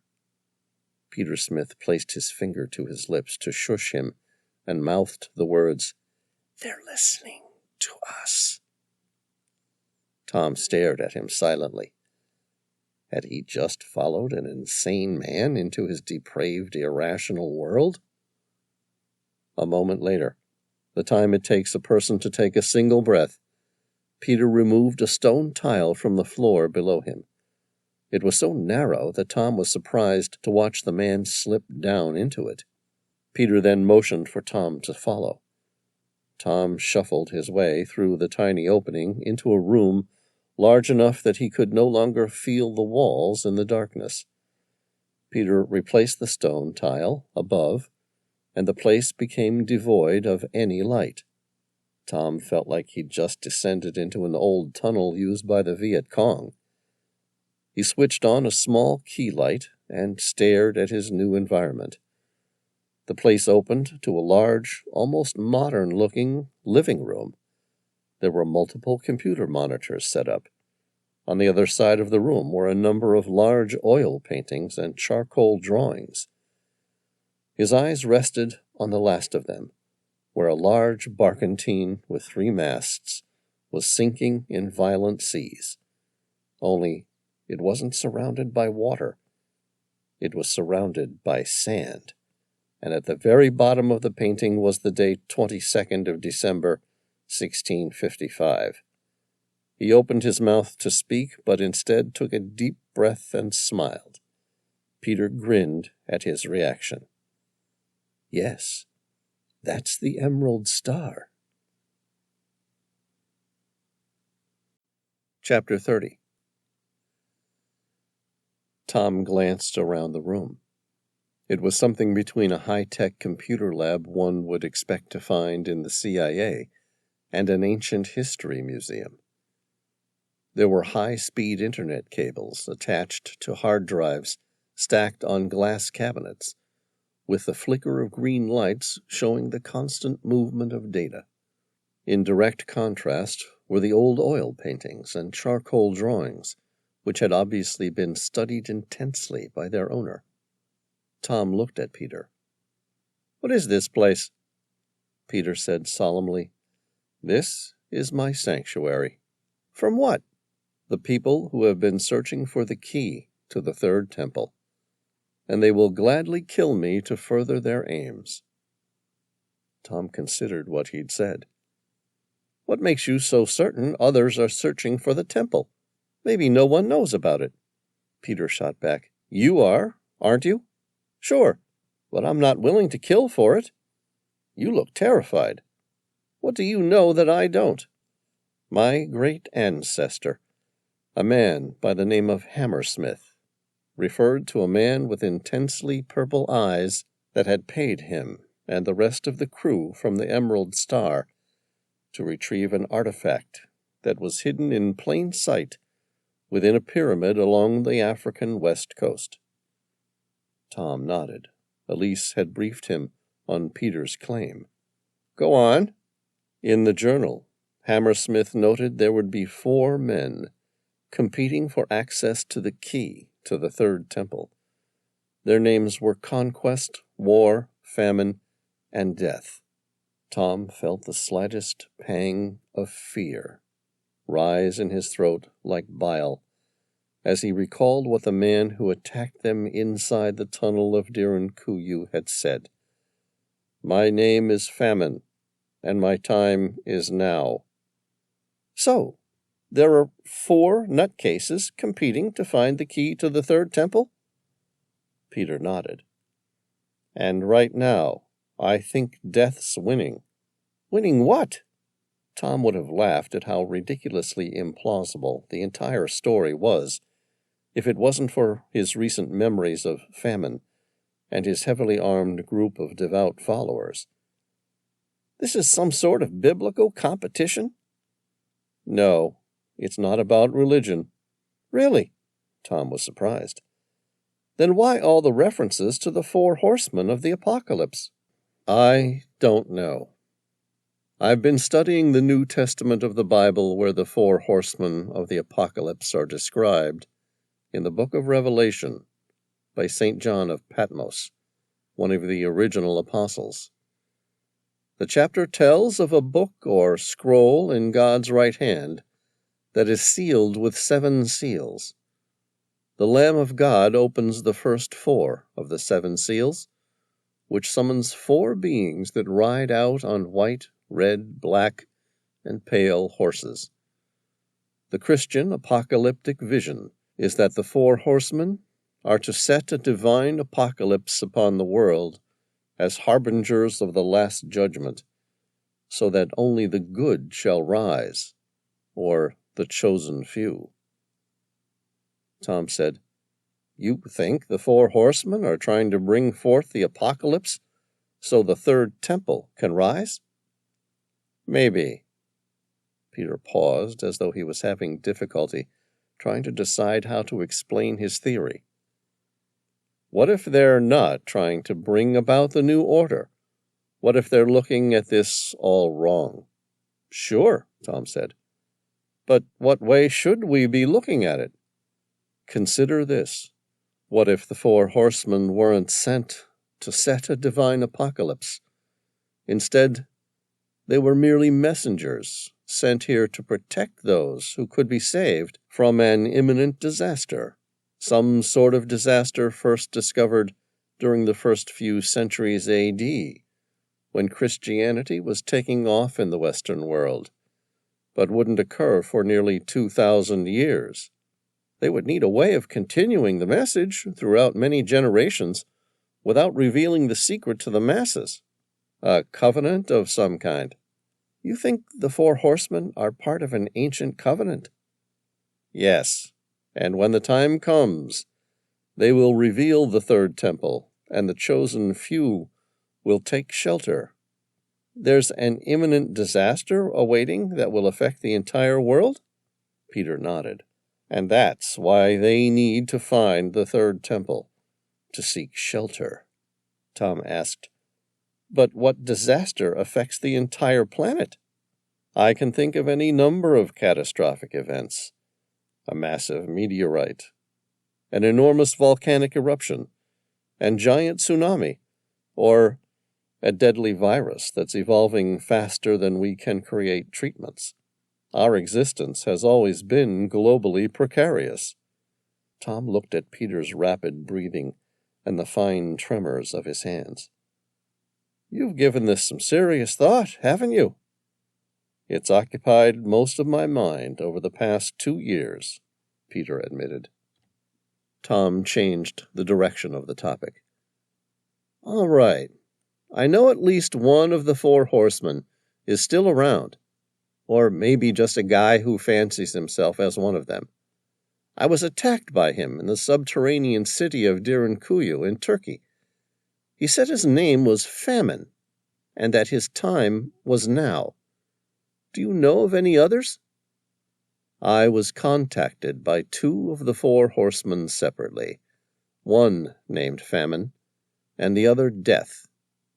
They both told me I would die if I didn't tell them where the Emerald Star sank. Did you ever meet either of them? No. I learned what I could about both of them. I had no idea how much danger I was in at the time, but I know now. What changed?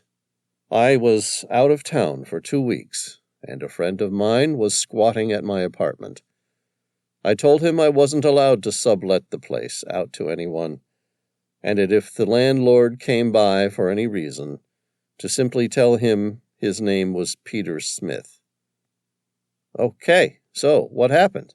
Tom asked, not quite sure how this related to the four horsemen. Someone with deep purple eyes came by while I was gone. He asked my friend what his name was. Of course, he gave my name, thinking the man was my landlord. The man then forced his entry into my apartment and repeatedly questioned my friend about the Emerald Star. Which your friend knew nothing about? Exactly. What happened in the end? When it became obvious that my friend didn't know anything about the Emerald Star, or an artifact called the Death Mask, the stranger with the purple eyes killed him with his bare hands. How did you find all this out? Tom asked. I have a digital security system. It records the inside of my apartment constantly. I'm able to remotely access its logs from my smartphone. When I started to receive messages from my neighbors asking if I was okay, I logged onto my security account and watched the footage. What did you do? The only thing I could. I withdrew my entire savings in cash, keeping the bulk of my life savings stored in untraceable bitcoins. Then I got on a train in London and traveled through to Paris, Munich, Vienna, Budapest, Bucharest, and finally Istanbul, where I've been hiding ever since. Why Istanbul? My great ancestor made a note about Emerald Star being the second expedition to steal the Death Mask. The first attempt failed in 1653, when the Mary Rose, carrying a stone map of the desert, was sunk in a storm in the Black Sea. I have a map he drew of the 2 expeditions. Peter handed it to him, and Tom scanned the map, drawn on well-aged vellum. It formed a primitive outline of the African continent and the Mediterranean Sea through to the Black Sea. An asterisk was observed in the middle of the Black Sea, approximately 40 miles out from Istanbul, if the drawings were to a correct scale. Next to this was the name Mary Rose, 1653, first failed expedition. Tom studied it for a few minutes, making sure he read each word correctly. Tom smiled. "You came here to find it, didn't you?" "Yes." "And what did you find?" "It took nearly a year, but I found the wreck. It's located about 30 miles north of Istanbul and was supposed to be carrying a stone map that charted the position of the ancient pyramid of the Namibian Desert." "Did you find it?" "No," Peter said. "I found the shipwreck, but it may as well have remained lost for all the good that it does me. The ship was moving the stone across the Black Sea, struggled with the weight of the stone in a storm, and floundered." "Why didn't you recover the stone?" "I headed over there, hired a boat and some dive equipment. You see, I couldn't go in with a big professional group of divers, because the treasure hunters would then all get involved." Tom nodded. "Go on." "In the end, the Mary Rose was too deep to reach." "How deep does she rest?" "Nearly 3,000 feet. Impossible to reach using anything but commercial dive equipment." "If I could reach it, would you be willing to give me the precise location?" "Sure. Why, do you have some experience deep-sea diving?" "A little," Tom grinned. "There's a chance I might just have a way to reach it." Chapter 31. Paris, France. It was a warm night in Paris, and the Eiffel Tower glowed golden as local Parisians and tourists walked the airy and restaurant-lined streets of one of the most romantic cities on earth. Few of those out tonight realized that, at the time of construction, Gustave Eiffel had built a secret apartment for himself at the very highest level of the tower, at a height of 1,063 feet. Fewer still knew that tonight a very private arm of the Christie's auction house had managed to secure the apartment for just 3 hours in order to receive bids for one of the most startling auctions in their history. Sam Reilly sat in the very narrow apartment, which was barely large enough to fit the 4 bidders and a single auctioneer. The item in question was being handled by a section of Christie's auction house which specialized in extremely rare and esoteric artifacts. He doubted the validity of the claim, and had it not been for the reputation of Christie's, he wouldn't have been interested. But as it was, the item being sold tonight might just buy him the answers he'd been looking for in his search for Dr. Billy Swan. Bidding was on an invitation-only basis. He glanced around the room. With the exception of the auctioneer, he recognized a man called John Wallace, who worked for the Swiss Guard at the Vatican. But 2 other men he didn't recognize at all. They both wore dark suits and looked like professional antiquity buyers, people who purchased items on other people's behalf, and they were talking to each other animatedly. The auction was held in the strictest privacy, and none of the bidders' names would be revealed. Not that it mattered to Sam. He didn't care less who was involved, so long as his bid won. The auction was set as a first-price sealed bid auction, known as a blind auction. In this type of auction, all bidders simultaneously submit their sealed bids, so that no bidder knows the bid of any other participant. The highest bidder pays the price they submitted.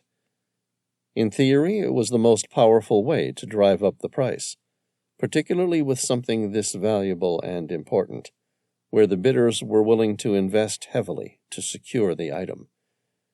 In an open auction, the winning bidder would theoretically still be willing to pay more than what he or she paid, whereas in this case, everyone will have placed their utmost highest price on the bid. The auctioneer waited until he received radio confirmation that no one else was on the Eiffel Tower. Privacy was of the utmost concern in this matter for two reasons. First, the bidders all intended to remain anonymous, so that no one else would attempt to follow them to the location when it was time to collect the item. And secondly, the item on sale tonight was entirely illegal, so the auction house needed to distance itself from the transaction. Having received the confirmation, the auctioneer began to describe the item, including scientific data, to support the claim's validity. The man coughed. "My name is Raymond Hauser. I'm here on behalf of the current owner of the item. As you are all aware, the item on sale tonight is the location of what appears to be an ancient temple, inside which are some very detailed drawings of people, most notably a very good depiction of the crucifixion of Jesus Christ." Raymond coughed. "What makes this discovery even more valuable is that inside the mostly frozen cavern lies the remains of a woolly mammoth, an animal known to become extinct in the region more than 10,000 years ago. Radiocarbon dating shows that it's between 9130 to 8800 BCE. There was a slight stir from the four bidders. They had all heard of the discovery, of course, or they wouldn't even be there. But hearing someone from the highly esteemed and reputable auction house of Christie's confirm its authenticity was nevertheless a thrilling confirmation of the auction's value. Raymond continued. "As you are all aware, the location of the cavern is not private land, and as such, we don't have the ability to sell the actual ancient temple ourselves. Instead, what is on offer today is the location of the cavern, which we can guarantee that currently no one other than the offerer and the employees of Christie's know." He paused slightly to allow the bidders to consider what was actually being sold.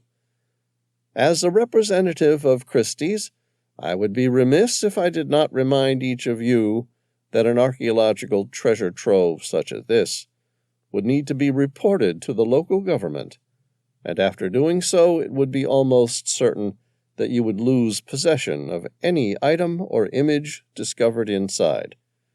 Do I make myself clear?" There was a quiet sound of acknowledgment throughout the small group of men in the apartment at the top of the Eiffel Tower, as each tacitly agreed to ignore this advice. "Good. Then on your chairs you will find an envelope. Inside I would like you to write your final offer for the said item." Raymond looked around at the four men. "You may or may not know the other buyers in this room, but I assure you this is an extremely exclusive group of purchasers. Each of you has been granted the opportunity to bid on this item because Christie's believes you have a particular interest in what is on hand, and the substantial financial resources at your disposal to purchase it. The winner tonight, I assure you, will have paid a very high price." Raymond glanced around the room. Once confident everyone had written their price and resealed the envelope, he retrieved the four offers. "As you can appreciate, because of the unique and legally intangible status of the item, I will not be revealing the concluding winner. Instead, I will contact him within the next 24 hours to complete the final transaction. Then, the man who discovered the ancient temple will take you to it." Sam stood up and glanced out the window. The Parisian city was lit up with a golden glow, with the black ribbon of the Seine River splitting it in two. To the east he spotted the Cathedral of Notre Dame, standing proudly. His eyes drifted to the north, where the Basilica of Sacré-Cœur rose magnificently above Montmartre. It was no wonder Gustave Eiffel had no end of offers to rent the apartment. The views were amazing. Raymond interrupted his thoughts. I'm afraid it's important that you all leave now, so that a decision can be made and the Eiffel Tower can return to the people of France. Once again, I thank you all for making the trip after such short notice. Sam walked down the narrow spiral staircase onto the third level of the Eiffel Tower, and what was considered the top by tourists. An elevator, along with its security guard, was waiting for the 4 bidders. Sam stepped in without saying a word to the other bidders, and the elevator descended in silence. The elevator dropped quickly, a far cry from the original Edu elevator that ran off steam until being replaced by electricity in 1912. The elevator stopped at level 2, and the bidders were ushered to the waiting elevator on the north pillar to descend finally to the ground. Sam stepped out of the elevator. The 2 men he didn't know immediately walked in separate directions. He looked at John Wallace, trying to judge if the man would be willing to talk to him now, or if he'd been frightened by the auction. He held out his hand. It's good to see you, John. Ah, Mr. Reilly. John Wallace took his hand and shook it firmly with a warm smile, as though he were welcoming an old friend. It's good to see you. I am, however, surprised to see you involved here. It's an interesting story, Sam said. Do you think there's any truth to it? I'm not sure. I know my boss certainly hopes not. Sam laughed. No, I can't imagine His Holiness would be very happy to hear that Jesus Christ was a rip-off of a guy who lived around 10,000 years earlier. What's the Catholic Church going to do if your bid wins? Bury the discovery? Far from it, Wallace said. His Holiness would like it examined. We've offered a large sum for its location, and we intend to get something out of it. Sam smiled. Probably too much. Nothing is too much if this is what it takes to disprove a dangerous lie. And if the cavern is real and the paintings are true, then it will be much too important for the church to leave to treasure hunters. Wallace looked at Sam. No disrespect to the work you do. None taken. His Holiness appreciates the work that you do. I find that doubtful. The only times I've been to church is weddings and funerals.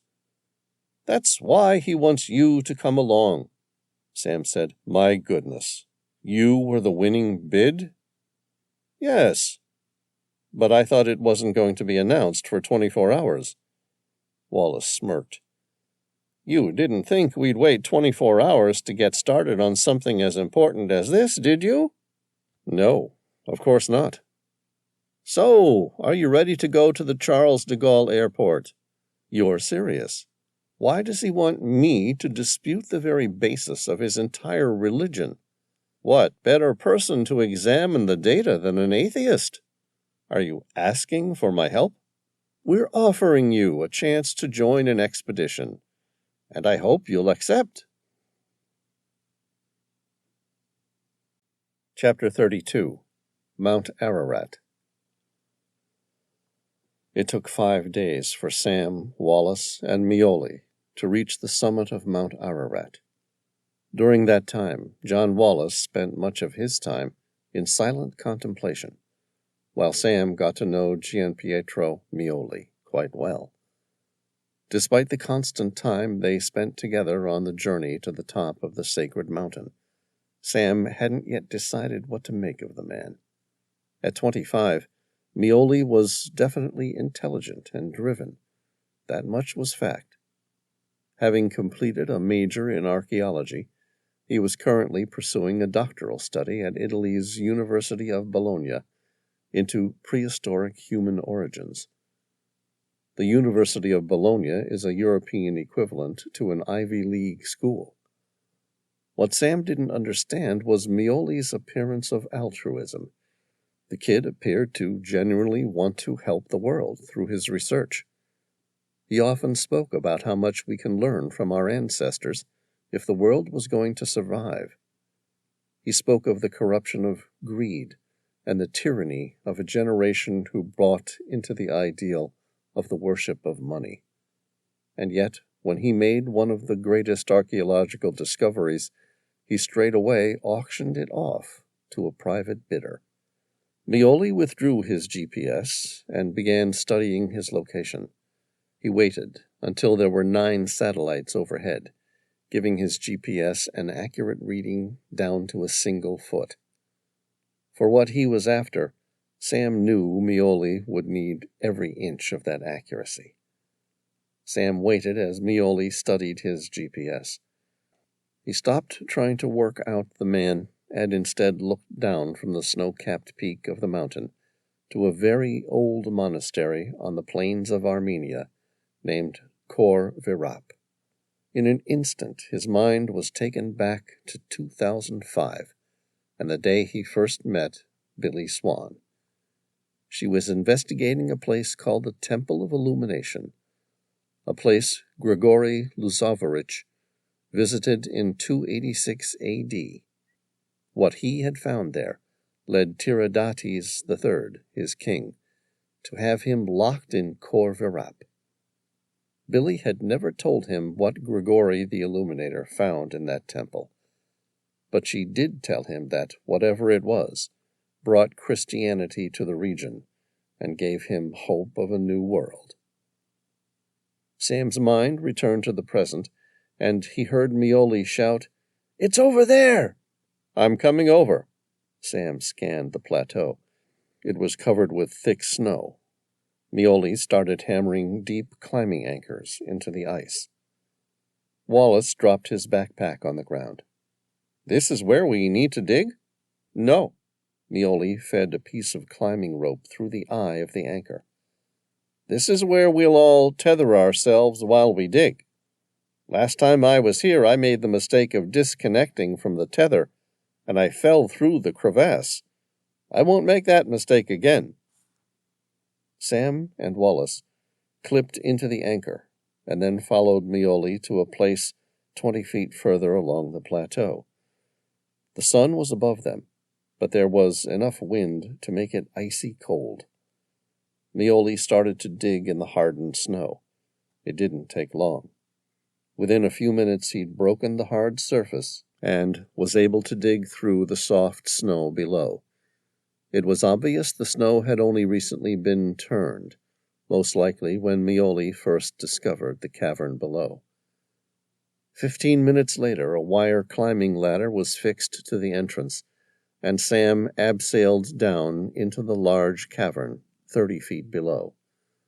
The walls were jet black and glassy. Like Reilly had told them, the place was positioned inside a large lava tube. Sam disconnected his descender from the rope. "All right, I'm off the rope. Come on down." He watched as Reilly abseiled first, followed by Wallace a couple minutes later. Sam stared at the walls. The pictures were larger than he'd expected, and definitely much more detailed than any other cave paintings he'd seen in Neolithic caves. The images depicted a man riding a woolly mammoth, and another one with a man fighting off a saber-toothed tiger. The depictions of their common life events certainly matched the suspected time frame of 10 to 12,000 years ago, but the paintings of an era alone did nothing to prove the validity of Reilly's claims. Next to him, Wallace made a silent prayer to the image above of Jesus Christ on the crucifix. Sam turned to Reilly. "What about the other thing?" "There's a lot of strange images in here. Which one are you referring to?" "The frozen beast." Reilly smiled. "You want to see it?" Sam nodded. "Without it, we have little but your speculation to go on." "Right this way." Sam was about to ask Wallace if he wanted to come have a look at it too, but decided not to interrupt the pious man's silent prayers. He followed Reilly along the lava tube until it reached a solid wall of ice. It appeared an ancient glacier had forced its way into the tunnel many years ago. Inside the ice, about 5 feet deep, a large, woolly mammoth stared back at him. Chapter 33. Sam set up his drill and took 2 separate core samples from the woolly mammoth.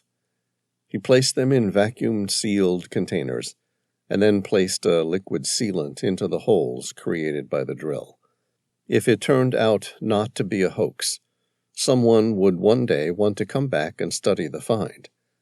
It wouldn't be him, and it wouldn't be for a long time, but that didn't mean Sam wanted to damage the discovery by exposing it to the hostile effects of air. He secured the 2 samples and turned to Reilly. "You said there were other drawings?" "There are more drawings, but I want to show you something else first." Reilly smiled, like a magician about to perform his greatest act, saved until last. "Mr. Wallace, you're going to want to see this too." Wallace sauntered over to meet them, shining his flashlight along the walls as he went. "I'll follow you." Sam followed Reilly deeper into the tunnel. The tunnel changed direction where the ice glacier had once penetrated the lava tube, as though it had been pushed further to the left, before turning on itself and descending much deeper into the mountain. Reilly walked with the brisk stride of a young man, full of impatience. There were more paintings along some of the walls that Sam would have liked to look at, but Reilly was determined they should go where he suggested first. After a few minutes, Sam felt his ears equalize under the change of pressure. He started to wonder how deep they'd come. He glanced behind, where he saw Wallace's flashlight keeping up from behind. He began to become concerned after following the ancient tunnel for 30 or more minutes. He increased his pace and caught up with Reilly. "How much further?" "Not far. Trust me. You're going to want to see this." "Why?" Reilly smiled. "Because I think the rest of the cave drawings at the entrance were merely a sign. A hint of the future or the past. Maybe even a message from the past to the future. But the whole purpose of this place is located at the end of this tunnel." Sam nodded in silence. He was happy to go along with it for the time being. The tunnel rounded another bend and dipped steeply so that Sam had to grip the edge of the tube to stop him from sliding down into the darkened abyss. About 40 feet down, the tunnel leveled out, and the lava tube came to an ending of solid obsidian. At the middle of the jet-black wall, a small alcove glared at him. "Well?" Reilly asked. "What do you think?" Sam stared at the alcove. It took a split second to recognize the image, because the glossy appearance of the obsidian made it difficult to determine the shape. Now that he'd recognized it, the image was obvious. It was shaped like a human skull, the resting place for a human skull. A little macabre, if you ask me. But it's piqued your interest, hasn't it? You mean, why someone, all those years ago, would have gone to the trouble of creating such a spectacle all the way down here? Yes. I mean, it's obvious, isn't it? The strange alcove must serve a purpose. Sam nodded, knowing Reilly was right. Such effort must have meant there was indeed a significant purpose to it all, but what that was he had no idea. He flashed his light over it again. There was space for 4 small pendants to fit, a small recess, carved meticulously into the ancient lava rock. Sam ran his hand over the alcove, and the 4 individual recesses in front. They were arranged at the ends of a shallow carving in the shape of a crucifix. But there was something else where the 2 crossed. It was hard to make out exactly what the shape was. It could have been an animal or a person. Whatever it was, it would have taken a master craftsman a lifetime to achieve the degree of precision for such masonry. He ran his hands along the tiny grooves. Not masonry. This quality of work was in the field of lapidary, jewelry worked into the natural glass. Behind him, Sam heard Wallace in a cross between a controlled fall and a slide down the steep section of the tunnel. He was breathing heavily as though the climb had finally shaken his usual resolve, but he reached Sam without stopping. His eyes were fixed in a steely gaze, as though he'd seen or recognized something that had affected him to his very spiritual core. Sam glanced at Wallace. "What do you make of this?" "I have no idea." Wallace shook his head, as though the question was entirely irrelevant. "But I'd sure like to know what that man's doing here." Fear is unique. It's like wildfire, dormant while it's confined, but spreads quickly as soon as it breaks free and catches. Right now, Sam felt that fear spread through him in an instant. His muscles tightened and his chest pounded as his eyes followed the beam of Wallace's flashlight.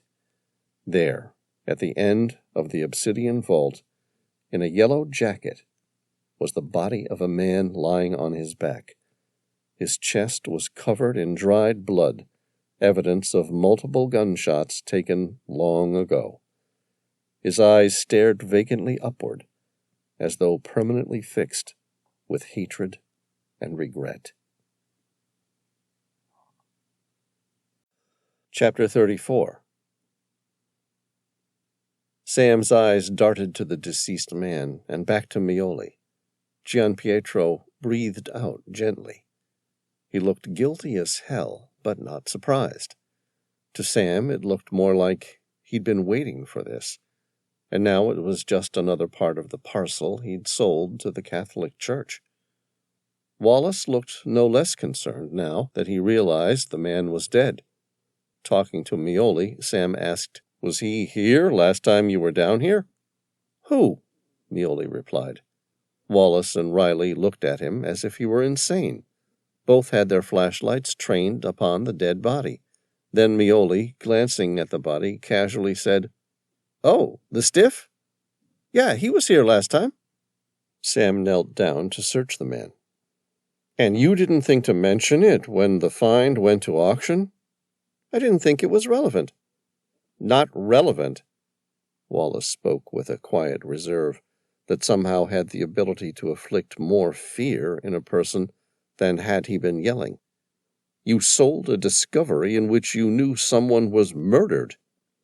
Meoli shrugged. "I didn't realize he was murdered." "Not murdered." Sam repeated the word.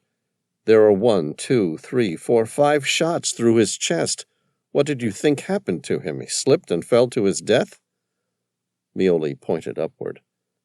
There upon the ceiling was a perfectly round opening that potentially led hundreds of feet above them. "Yeah, I just assumed he fell from somewhere up there." Sam looked at the ceiling. He could almost see how Meoli assumed the man had fallen to his death, and dismissed it as one of hundreds of tragic climbing accidents where the body is never discovered. That's assuming that Meoli was like most people, and didn't go to the trouble of inspecting the body closely enough to notice the bullet wounds. Still, one would think he might have mentioned the presence of a dead man at his great discovery. The opening was dark, so wherever it went no longer saw daylight. His mind returned to 2005, when he first met Billy Swan. She had been searching an ancient temple.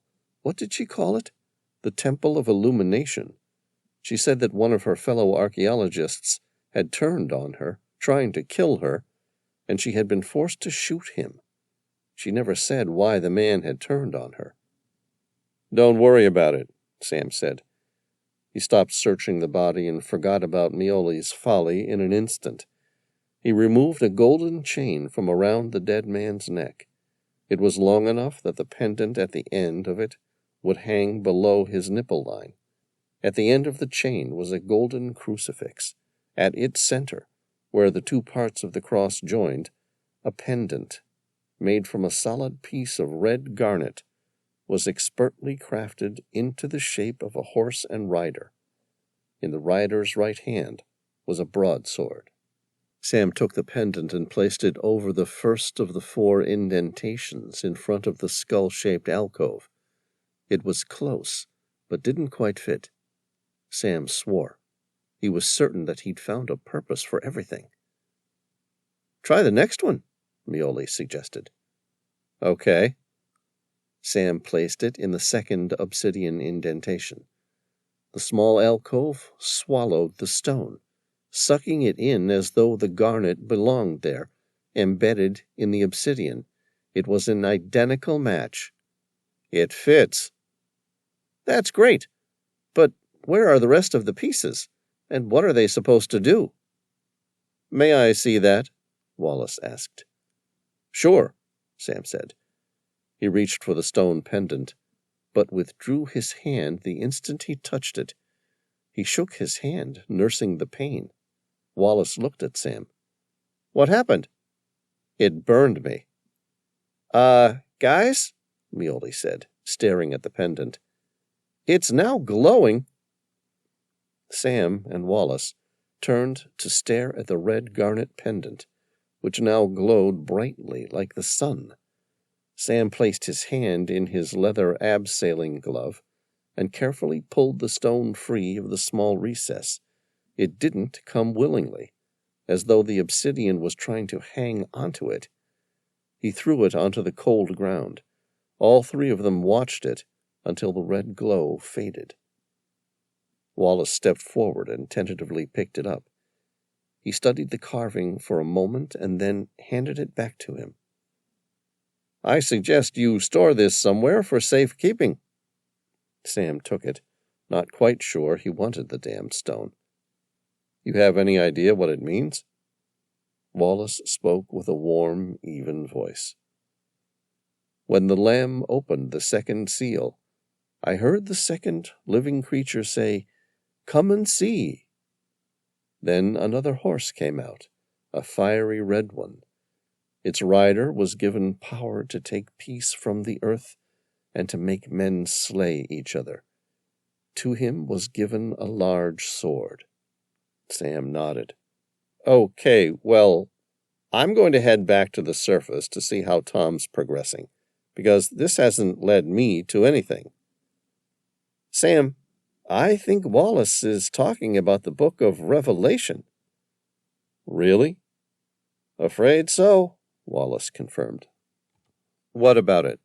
Wallace placed his hand on Sam's shoulder and said, "Tell me, how much do you know about the 4 horsemen?" Chapter 35. Sam placed the heavy gold chain around his neck and tucked the pendant into his jacket. There was no way to know for certain how it worked, but it was obvious that the pendant formed one of 4 keys used to activate something. But what, he had no idea. He took another photo of the strange alcove and then glanced at Wallace. "All right, I've seen enough down here. Let's go. I want to take some samples of the paintings to radiocarbon date." "You can carbon date the paint?" Reilly asked. "Not all of it," Sam said. "The red ochre comes from iron oxide in the earth, and the whites come from lime. Neither of those will tell us when the drawing was completed, but the dark paints are most likely derived from charcoal, and we can get a reading date off that easily enough. We don't need much of a sample." Wallace gestured with a flashlight at the dead body and the skull-shaped alcove. "What about those?" Sam nodded. "The dead guy looks to me like he fell from a climbing accident. As for the strange alcove and its 4 horsemen recesses, well, you can fill me in with anything I don't already know about the biblical reference as we walk." "Okay." Wallace concentrated on climbing the steep section of the lava tube, and then began to tell what he knew about the 4 horsemen. There were 7 seals in the book of Revelation that secured the book or scroll that St. John of Patmos saw in his revelation of Jesus Christ.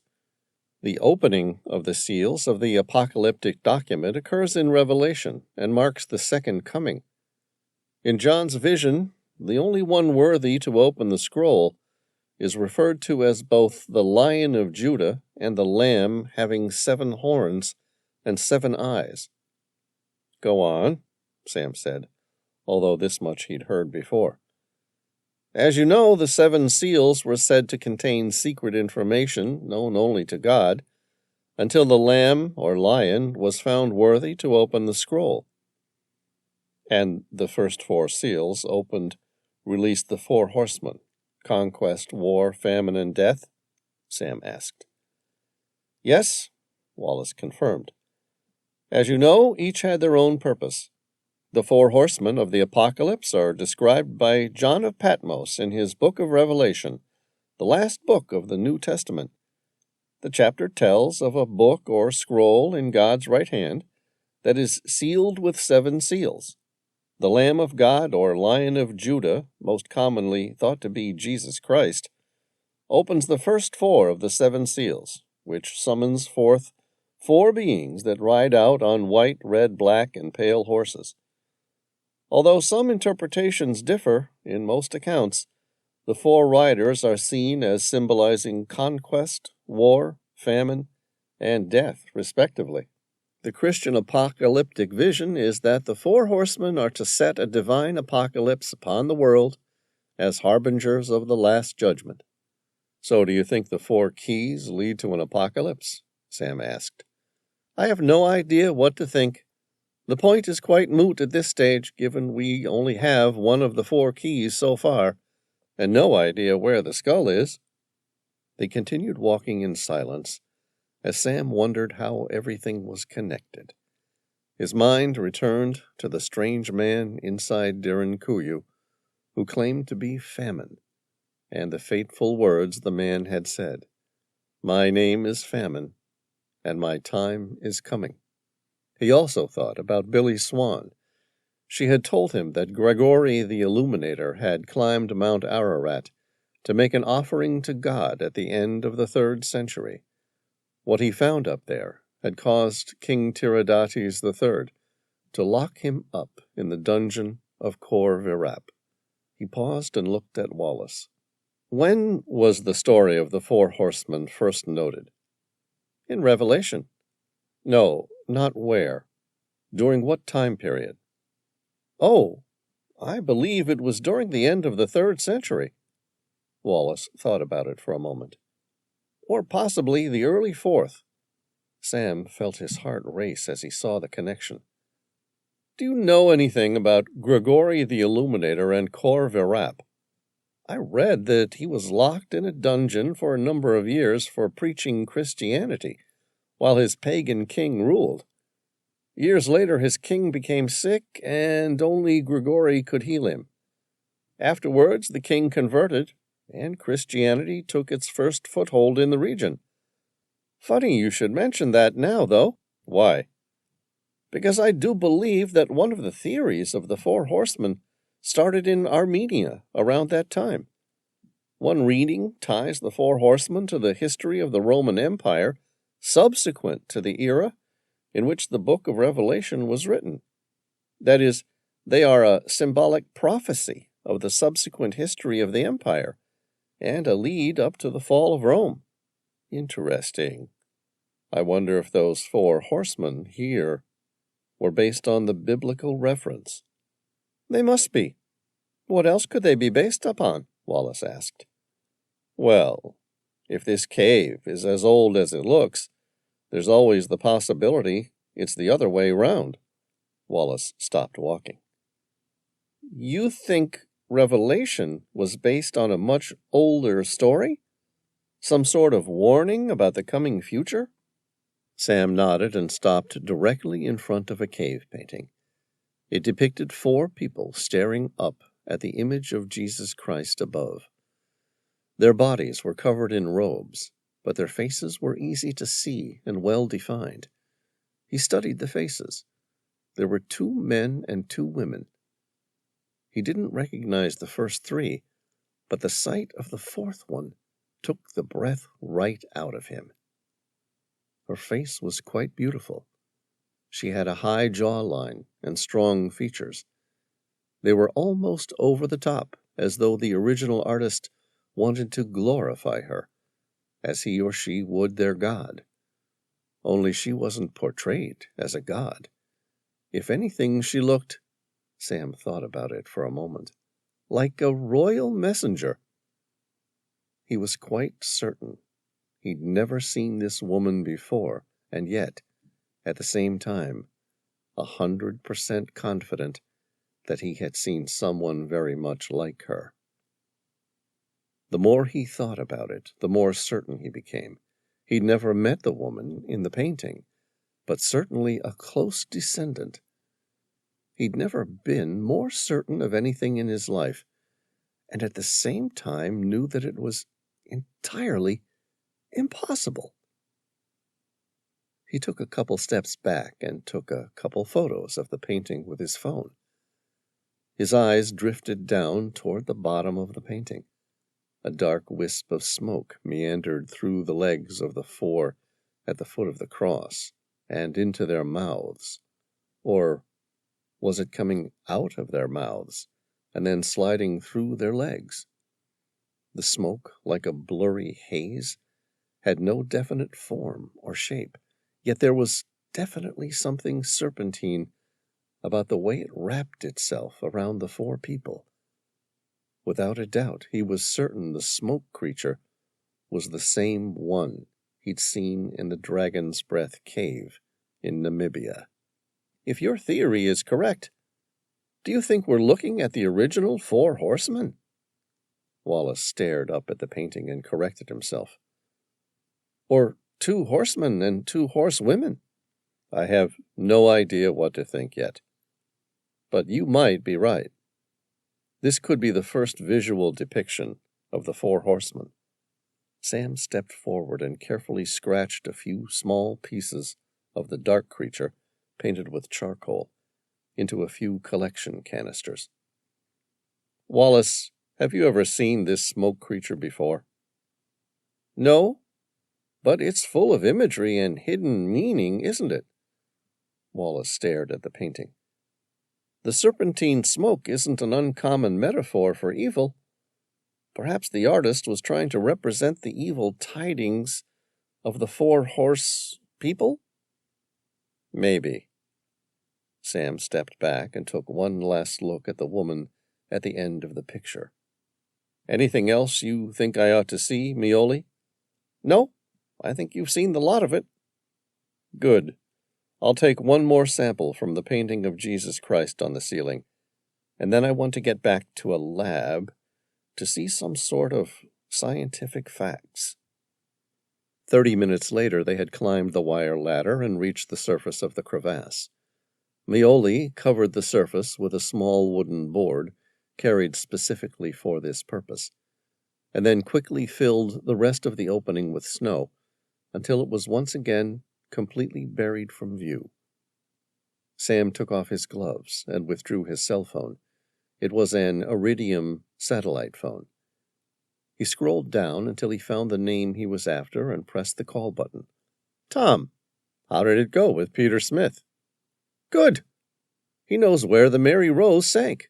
She's on the bottom of nearly 3,000 feet of water in the Black Sea. What's more, he knows she was carrying a map to the pyramid in the Kalahari Desert, what we believe might be the third temple.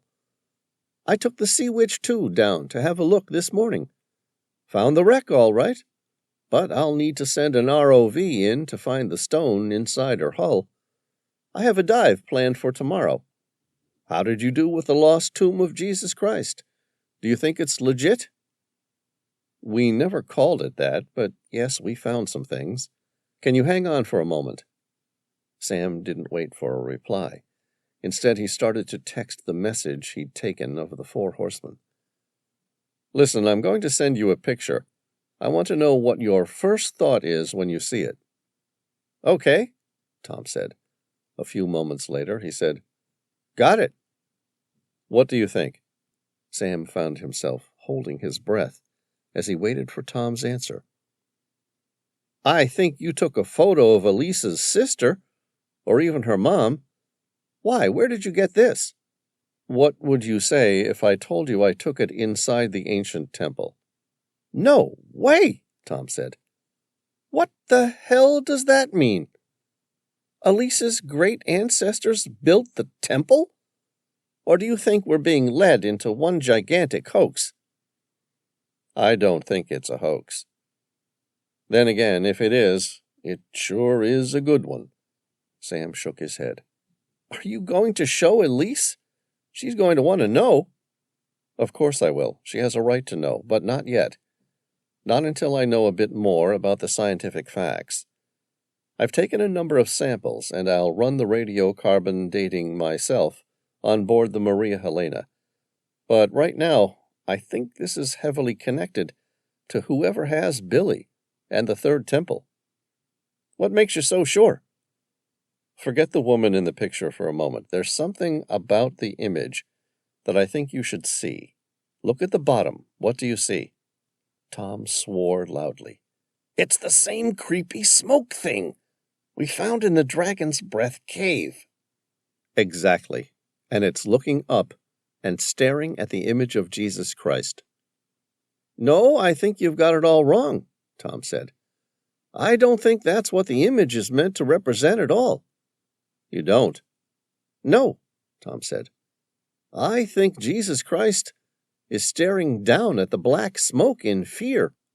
Sam studied the photo again. Tom was right. The image of Jesus Christ was pleading with the black smoke below. I think you're right. Jesus appears worried about the black smoke. But what the hell was it? Chapter 36. Masai River, Amazon Jungle, Brazil. The Masai River is a tributary of the Dos Marmilos River in the Humaita National Forest in northwest Brazil, one of the most isolated and remote jungles on the planet. To this day, few Europeans have ever penetrated far enough into the Amazon jungle to reach it. Those who have struggled to survive. But for the Pairaha tribe, who have lived in total isolation from those outside the Amazon, it was home. Dr. Billy Swan sat on the edge of a large boulder as she stared at a few of the strange tribal people whose land she'd shared for the past 2 years in complete wonderment. They were catching fish from the edge of the Masai River. The children and the adults all smiled constantly while they worked. Their eyes were wide, as though they were taking in the day in a way that made her question whose civilization was the most advanced, those from Western society or these primitive people. As an archaeologist, she traveled to many remote and distant regions of the planet. For a time, she thought she'd seen it all. But then she met the people of the Pairaha tribe. She was one of 5 people alive who'd spent enough time with the Pairaha tribe to learn their language. After nearly 2 years, she felt no closer to realizing her grandfather's dream of uniting the remaining master builders. She watched the unique people working by the river.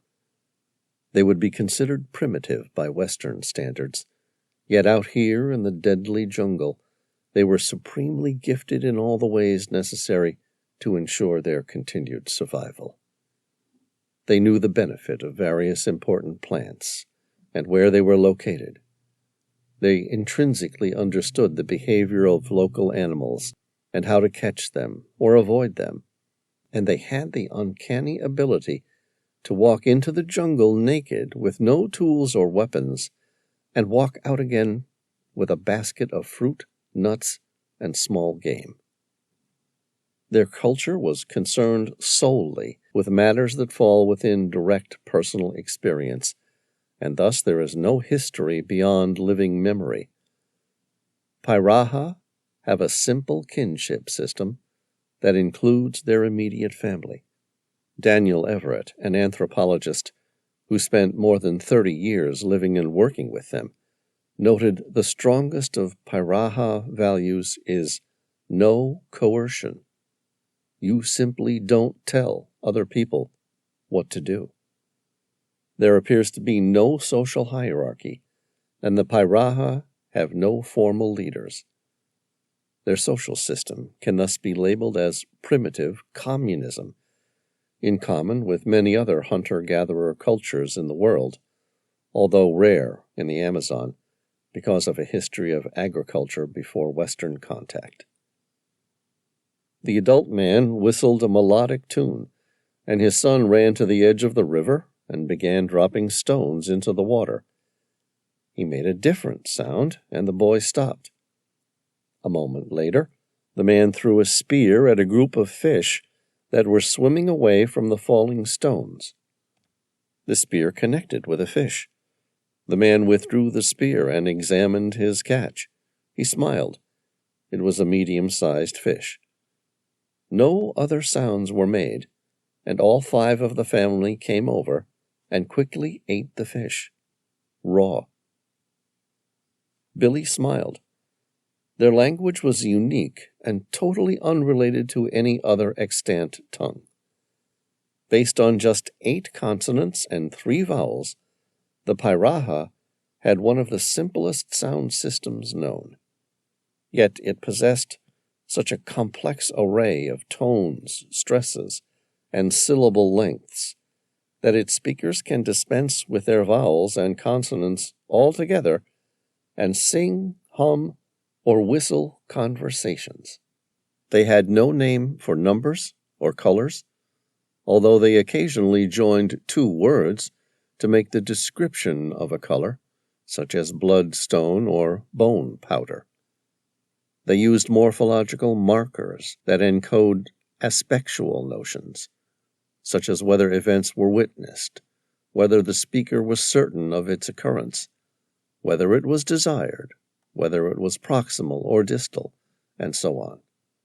Yet none of the markers encode features such as person, number, tense, or gender.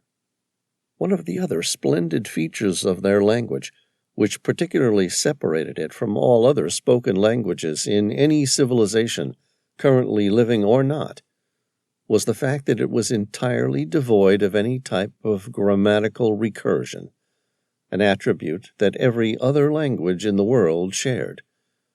Grammatical recursion basically means that a story may have a subordinate idea or ideas inside. For example, in English, one might say a simple sentence, such as, Michael has an earthy spear.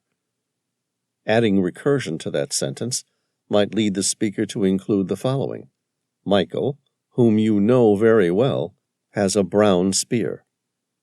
The recursion can continue almost indefinitely.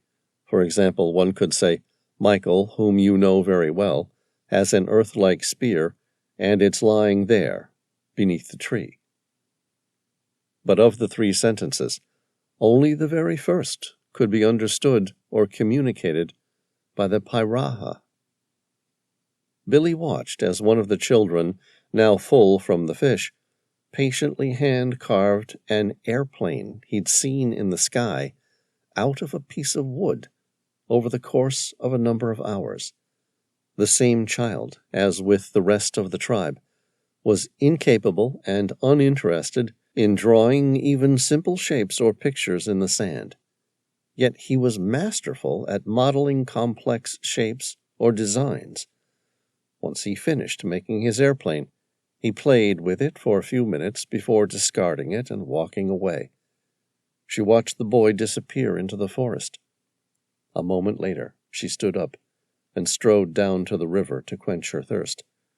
She reveled in this time with these strange people because she knew the beast would return soon, and all of them, herself included, would once again be cast under its strange spell. It would be coming for her, for all of them, very soon. The thought terrified her, while at the same time enthralling her and sending her heart into a flutter. It was nothing more than a cheap gimmick designed to enslave the primitive Piraha tribe. There was nothing mysterious about the creature they called the Black Smoke, the thick smoke which engulfed the jungle like a blanket. It was immediately followed by an incredibly distinct and strange sound which could be heard for miles, and like the sirens of Homer's Odyssey, it drew all souls who heard it to follow. She thought about the creature for a moment.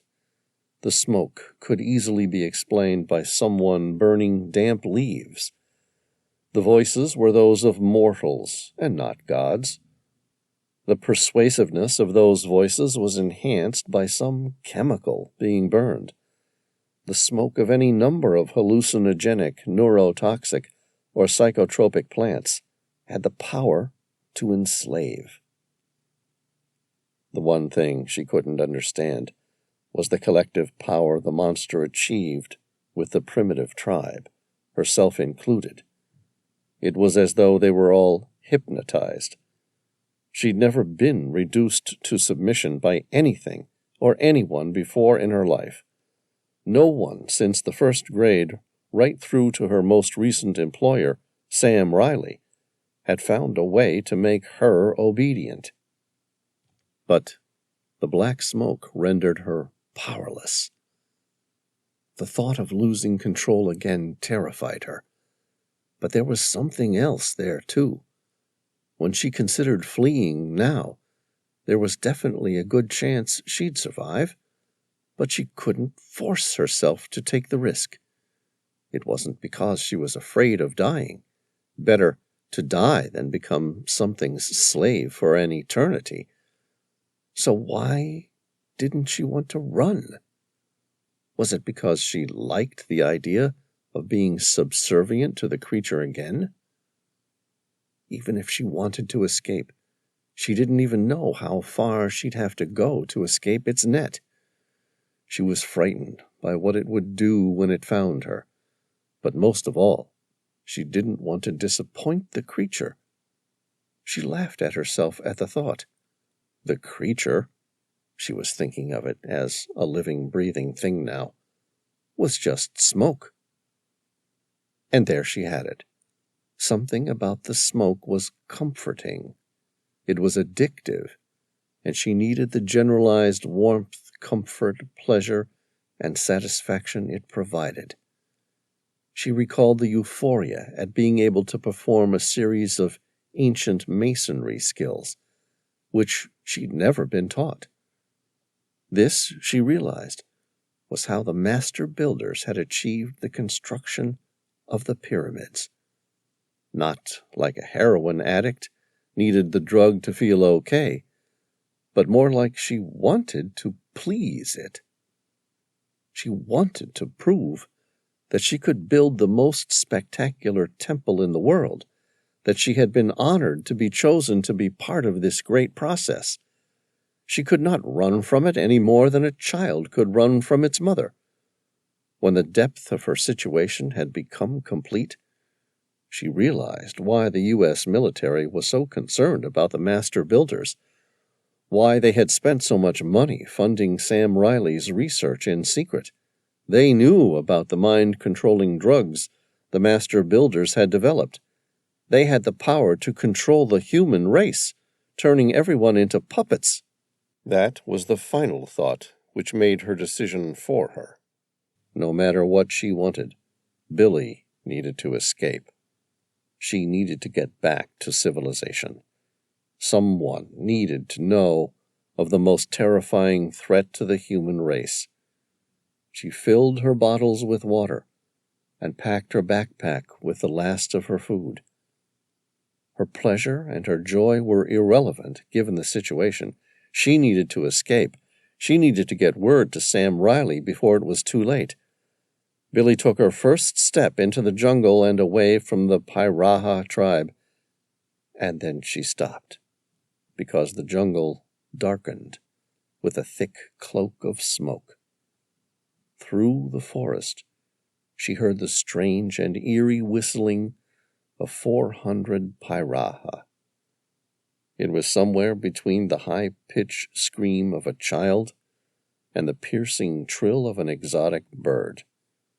A voice in her head told her it was time to resume the work. The black smoke had returned.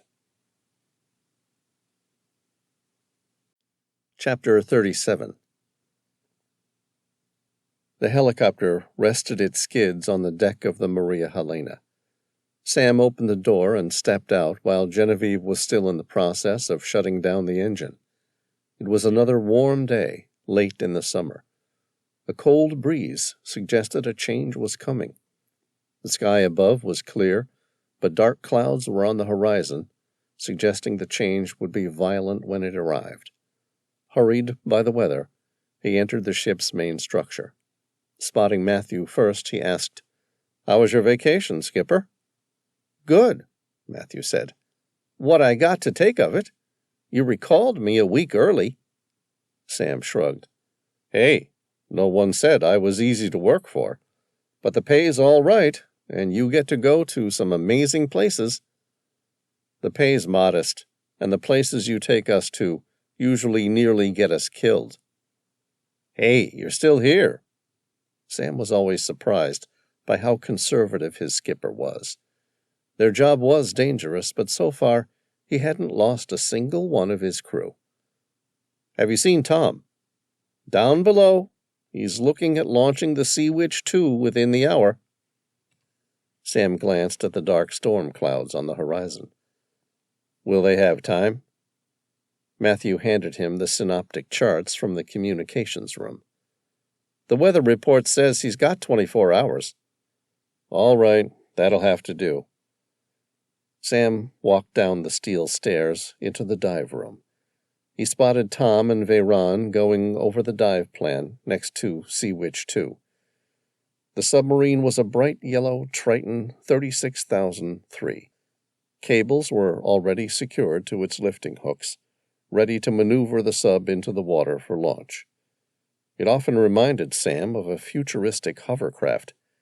It had twin yellow hulls and a large borosilicate glass dome in the middle that housed up to 3 divers. 2 pilot seats were located at the front of the bubble, and 1 passenger crammed behind to form the shape of a V. The dome provided 270-degree visualization.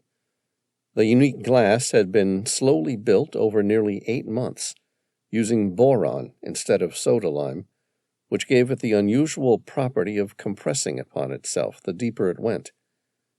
At the back of the dome, a square box stood out like a small doghouse. Inside, a very expensive ROV, remote-operated vehicle, or basically an underwater drone, was attached to an umbilical tether like a leash. "Hello, gentlemen," he greeted both men. "Welcome back," Veyron said. It was an acknowledgement of his presence, and then Veyron immediately returned to his calculations for the dive. "Sam!" Tom smiled, genuinely pleased to see him. He turned to a man who strolled over from the opposite side of the submarine. "This is Peter Smith. He was the first to locate the Mary Rose, and is keen to stay with us while we complete our search for the map to what we think is the third temple." Sam shook Peter's hand. "Good to have you on board." Tom said, "Peter and I were about to take the Sea Witch 2 down to the Mary Rose and then run the ROV out to see if the stone tablet is in her lower decks. There are some interesting things I'd like you to see. Did you want to join us?" "To dive to 3,000 feet and search an old shipwreck?" Sam asked. "Yeah, absolutely." Sam looked at Veyron, who was eager to launch the submarine. "Elise is shoreside in Istanbul.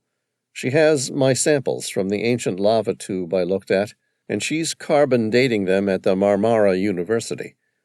If she gets an answer for me before I return, have Genevieve take the chopper and bring her in. I want those answers as soon as possible."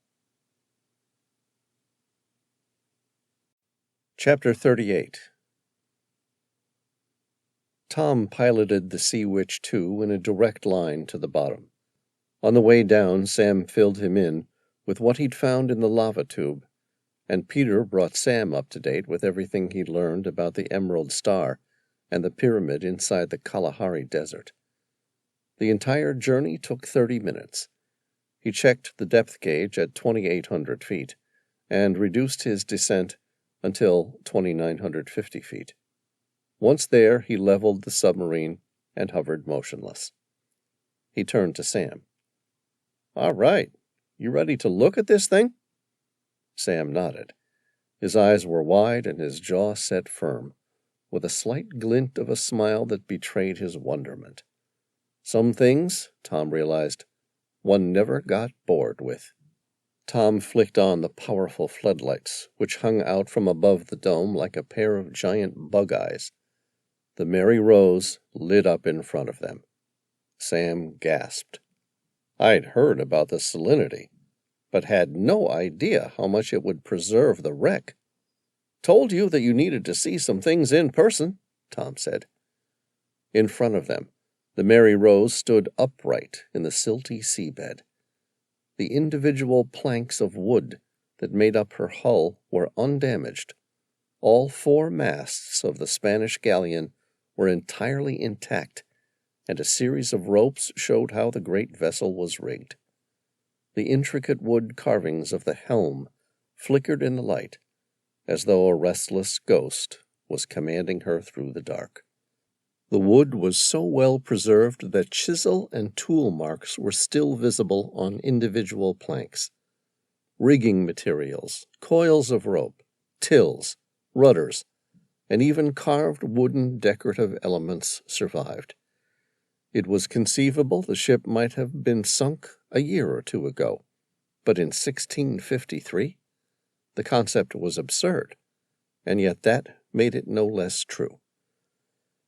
If there was any doubt left in their minds about the age of the ship, it was shattered when the brass bell located amidship, hanging from the mainmast, bore the name Mary Rose. Peter spoke with the confidence of a man who'd been studying the Black Sea and her depths for the past 2 years. During the last ice age, the Black Sea was really the Black Lake. As the planet warmed and sea levels rose, salt water from the Mediterranean began spilling over a rock formation in the Bosphorus Strait. This meant the Black Sea was now fed by salt water as well as freshwater rivers, resulting in 2 distinct layers of water: an oxygenated upper level with less salt, and a lower level with plenty of salt water and no oxygen. Sam said, "That's amazing. In most seawater, wood and rope are among the first things to decay. But here they look entirely untouched. All right, time to get the ROV out and find our stone map." Tom set Sea Witch 2 to hover automatically, locking in a depth alarm, something that would alert him the instant their depth substantially increased or decreased, and then turned his focus to the computer monitor that displayed the image seen from the front of the ROV. There were 2 monitors. The first one showed the primary view, while the second one was split into 5 barely visible views: above, below, left, right, and behind. Any of them could change the primary view so that the larger image was the one they viewed. Sam switched the machine on, and the sound of its multiple propellers spinning suddenly whirred. The ROV was stored facing outward, in the same way you would park a car in a garage, so that the exit was easier than the entry. The view on the primary screen was set to the frontal camera, so it even looked as though you were peering through the windshield of a car. Tom watched as Sam expertly navigated the ROV toward the shipwreck. His right hand made minor adjustments to the joystick, like a kid playing a computer game. That was Sam, though, a kid through and through, playing a game. The only difference was his toy was worth nearly $2 million, and the stakes were life and death. The ROV hovered over the top deck. Sam said, "I don't believe this. There isn't even a way inside. The damned hatches are still intact." Tom scanned the deck. There, the aft castle has an entrance hatch. I see it. Sam whirred the ROV toward the hatch. Peter asked, The question is, can you open it? Sam grinned at the challenge. I can open it. Sam changed the primary view to the left side. He hit a buoyancy maintenance button, similar to the one Tom had used to keep the Sea Witch 2 in an exact position, and then turned to a new joystick. Sam maneuvered the single robotic claw until it reached the hatch. A moment later, the claw gripped the handle and pulled. The entire hatch came free from its rotten hinges. Tom said, That'll work. Sam returned the primary monitor to the dashboard view and entered the aft castle. He then turned to Peter. I don't suppose you have any idea where this stone tablet was stored. I don't know for certain, but in Hammersmith's journal he wrote that the stone map was seen as a gift from the gods. It was a map that was supposedly going to take them to great treasures. Where would you keep a treasure map secure from the greedy crew of a 17th century pirate ship? The captain's quarters, Tom and Sam said in unison. The Mary Rose had 2 decks that ran the length of the ship's hull, plus an additional level in the aft and forecastle.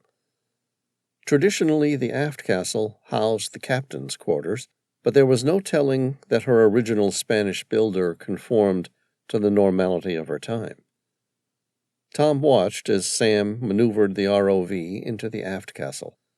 Despite the surprising preservation of the outside hull and rigging, the inside of what might have once been the captain's quarters had been reduced to a mass of silt. There was no sign of the stone tablet or any other definable structure. Sam took the ROV down into the main deck, which ran the length of the ship. The ROV was equipped with a low-amplitude sonar transducer in its belly, which basically meant that she could receive a graphical display of any structure below and in her immediate vicinity. The ROV took 2 sweeps of the first deck without any sign of a stone structure. It then whirred through another opening amidship that led to the second deck. Tom took another sweep of the sonar through this level, but the only stones it located were the broken ones in the bilge used for ballast. I don't believe it, Tom said. We've overcome so much to find this, and the damned thing was never here to begin with. All right, Sam said heavily. I'll take her back in, and we'll return to the surface. That storm's coming. We might have to postpone another dive for a few days. The ROV turned and slowly retraced its path back to the open deck. It whirred loudly as it approached Sea Witch 2. Tom glanced at the third monitor, where the sonar image provided a simple view of the terrain below. He went to switch the transducer off, and then something stopped him. Wait! He yelled. What is it? Sam asked. Tom pointed at the monitor. Does that look like something to you? Sam and Peter both studied the screen. It looked very much like the head of a tombstone, only much smaller. He watched as Sam descended the ROV until it was hovering just above the stone. The primary view was switched to the camera pointing straight down. The stone had been chiseled to form a very specific shape, but there was nothing written on it. Peter asked, Can you turn it over? Sam nodded. Tom found himself unintentionally holding his breath. A moment later, the ROV's grappler tipped the stone over. There, beneath them, was a perfect delineation of the west coast of Africa, and a whole bunch of numbers he couldn't read. Chapter 39. Sam stepped out of the submarine and onto the Maria Helena. He immediately set up a cleaning trough to wash the stone. He used a low-pressure water jet to remove the silt, until the image was clearly visible. The African coastline was unmistakable. This had to be the ancient map that Hammersmith had written about, the one they'd lost when the Mary Rose sank in 1653. Veyron climbed down from the control box of the small crane. "Sam, you wanted to know about Elise as soon as you reached the surface?" "Yes." "She called an hour ago, said she needed to see you right away. Genevieve's gone to pick her up right now." "That's great," Sam said. He felt it, too. An hour ago, he suspected he'd reached a complete dead end on his search for the third temple and for Billy. He couldn't find the stone, and he was still waiting for Elise to tell him the truth about the painting in the hidden cavern inside Mount Ararat. Within minutes, he, Tom, and Peter were staring at a perfectly restored stone tablet. He wondered what the original mason who chiseled the markings would think about it being read all these years later. The stone had one recognizable image and 2 sets of numbers. The numbers were in base 11, and he could decipher them easily enough, but he'd never seen the word after the numbers, although he could guess its purpose.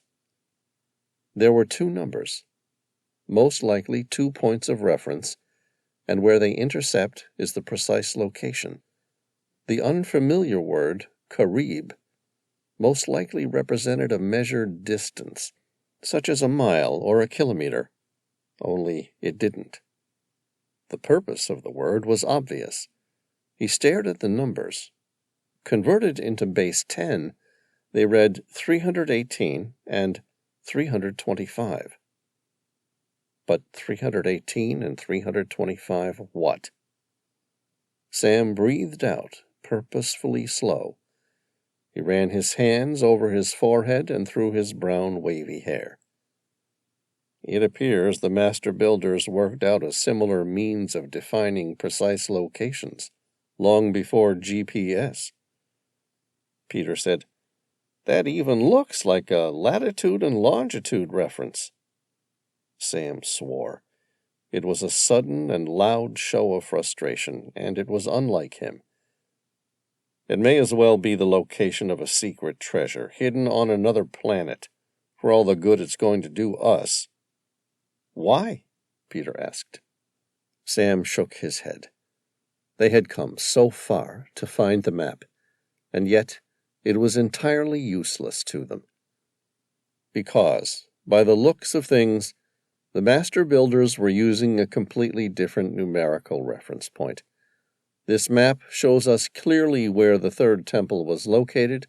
It's at the point where reference number 318 Carib and 325 Carib intercept. But I don't have any clue what a Carib is. "But that doesn't make sense," Peter said. "I know it doesn't. I just told you it doesn't." "No, not that." Sam asked. "What then?" "Hammersmith wasn't a master builder. So how did he know how to follow the map?" Sam paused as he thought about it for a moment. "I have no idea. Maybe there's an easy conversion." Tom sighed. "Or there was a master builder on board." Sam nodded. It was the most likely possibility. "All right, I'll give it to Elise when she gets here.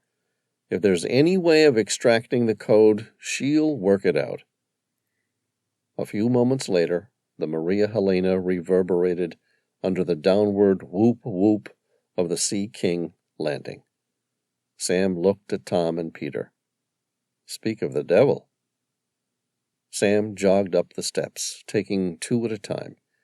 He stepped out onto the deck and opened the helicopter's front passenger door. It was empty. He looked up at Genevieve. "Where is she?" "She wouldn't wait for the blades to stop turning. She's gone inside. She said she had to see you straight away." Sam nodded. "Okay, thanks for getting her." Genevieve smiled. She knew how much he appreciated her, but it was rare for him to voice it. Every one of his crew worked hard, and put 100% into the job, 24 hours a day. It's what he expected from them, and more often than not, what he needed. Genevieve said, "Go find her." He found Elise coming back down the stairs from the bridge. She spoke before he could speak. "I've got the results from each of the samples." "And?" "You're not going to believe what they show." Chapter 40. Vatican City. Sam sat down on an old leather armchair opposite John Wallace, who sat behind the heavy oak desk of his office. A wooden placard read, "Swiss Guard, Minister for the Future." 8 weeks ago, Sam had sat in the very same chair when he'd first been introduced to the man. Since that day, he had no revelation as to what Wallace's official title meant. Sam had found him because, among other things, Wallace documented the history of the master builders, going by a Latin name which meant witness to the master builders. It was a very old title, and it stretched back to the days of the Great Plague, when Nostradamus had accurately predicted a young monk in training would one day become the Pope. Wallace had been instructed to continue to perform the task of witness, even though he had never met one of the great descendants. His eyes swept the office. It was scattered with unique memorabilia from history. An early edition of the Holy Bible, strange Mayan weapons, given or taken during the spread of Catholicism to the New World, an incomplete world map showing the ignorance of the 16th century conquistadors, photos of the various heads of state from around the world. On closer inspection, Sam saw that Wallace was in the background of every one of them. It was obvious the man provided specialized services to the Holy See above and beyond pontifical security. Wallace stared at him in silence, his hardened face perched in a permanent question, as if to say, "I'm ready. Let's hear the truth." Sam quickly gave it to him, handing out the facts as they had been given to him. Even he hadn't worked out why someone would do such a thing, or how it could have been achieved. None of it mattered. The fact was, he was happy to have been invited by the church to find the truth. But now that it was out, it wouldn't serve him or Tom any benefit in achieving their goal of finding Billy. A hoax? His eyes narrowed. I was there with my own eyes. There was a damned woolly mammoth there, frozen in solid ice. Sam smiled politely. It was all he could do. Well, that part was true. I don't understand. You'd better start from the beginning. The woolly mammoth was dated as roughly 12,000 years old. So, the strange temple is at least that old? No. You have to remember, the extinct creature was forced into the cavern by a slow-moving glacier sometime in the past 2,000 years. Only part of it had dropped into the lava tube, while the rest of it continued further into the mountain. The only remaining ice was what you saw a few days ago. Okay, what about the paintings? They were done around 300 AD, give or take 50 years. But I'm willing to bet money that it was in April 286 AD. Wallace sat up in his chair, as though his rigid muscles could coax his mind into some sort of understanding. You think it was Gregory, the Illuminator? I do. You think he found the frozen woolly mammoth, a monster he knew died out long ago, and decided to impart some sort of crazy lie so that future generations might, what, believe in Christianity? Sam answered like a child in trouble, who knew that none would be adequate. No. That Christianity was fake, because Jesus Christ was based upon another person who died 10,000 years earlier? I don't understand. For what purpose could Gregory the Illuminator have possibly performed such a horrible hoax? Wallace paused, as though his mind was still trying to make some sort of sense of the news. Even if he went to the tremendous lengths required to achieve it, what about the four horsemen? What part do they play in all this? Sam closed his eyes, waited for a moment, and then spoke. I've been thinking about the four horsemen and about Grigori. And? This isn't some sort of juvenile hoax made up to get attention. This wasn't for fun. It had to serve a purpose, and I think I might just know what it was. Go on? The entire elaborate deception was all designed to make us focus on one particular thing, the time period. He wanted us to examine a very specific time. He wanted us to look at what happened roughly 12,000 years ago. Why? Sam swallowed. I think he was trying to give us some sort of warning. What if he was trying to warn us that the disaster that caused the period of mass extinction of 12,000 years ago was hurling toward us again? Wallace spoke the words with a quiet solemnity. The extinction of the human race. Sam nodded in silence. He'd had the same concern. 8 weeks ago, he'd discovered that the final vision Nostradamus had seen was the extinction of the human race, and somehow Sam Reilly was the only person on Earth who might have the power to change the outcome. It was Wallace who broke the silence first. What about the four horsemen? Sam said, I've been thinking about that too. What if the four horsemen were set up to act as a final defense against the imminent disaster, like an ancient covenant to come into effect when the time was right? But how would they know when that was? His face was etched with doubt and cynicism. Sam nodded. It was a hard stretch to believe. What if Nostradamus wasn't the first? You mean, what if someone else knew the future? Sure. What if that person knew a precise date for a cataclysmic event, and how to stop it, but no way to be certain that the four horsemen would achieve their goal? Sam took a breath and then continued. People die, stories change over 1,700 years. The remaining four horsemen may not exist. So? So, maybe that person saw that we'd have an unusually warm summer this year. He or she saw the snow, which capped the upper third of Mount Ararat, begin to thin. It would lead someone to fall into the cavern. Maybe they knew the shifting glacier would bring the frozen woolly mammoth from 12,000 years ago into the lava tube and our plain sight.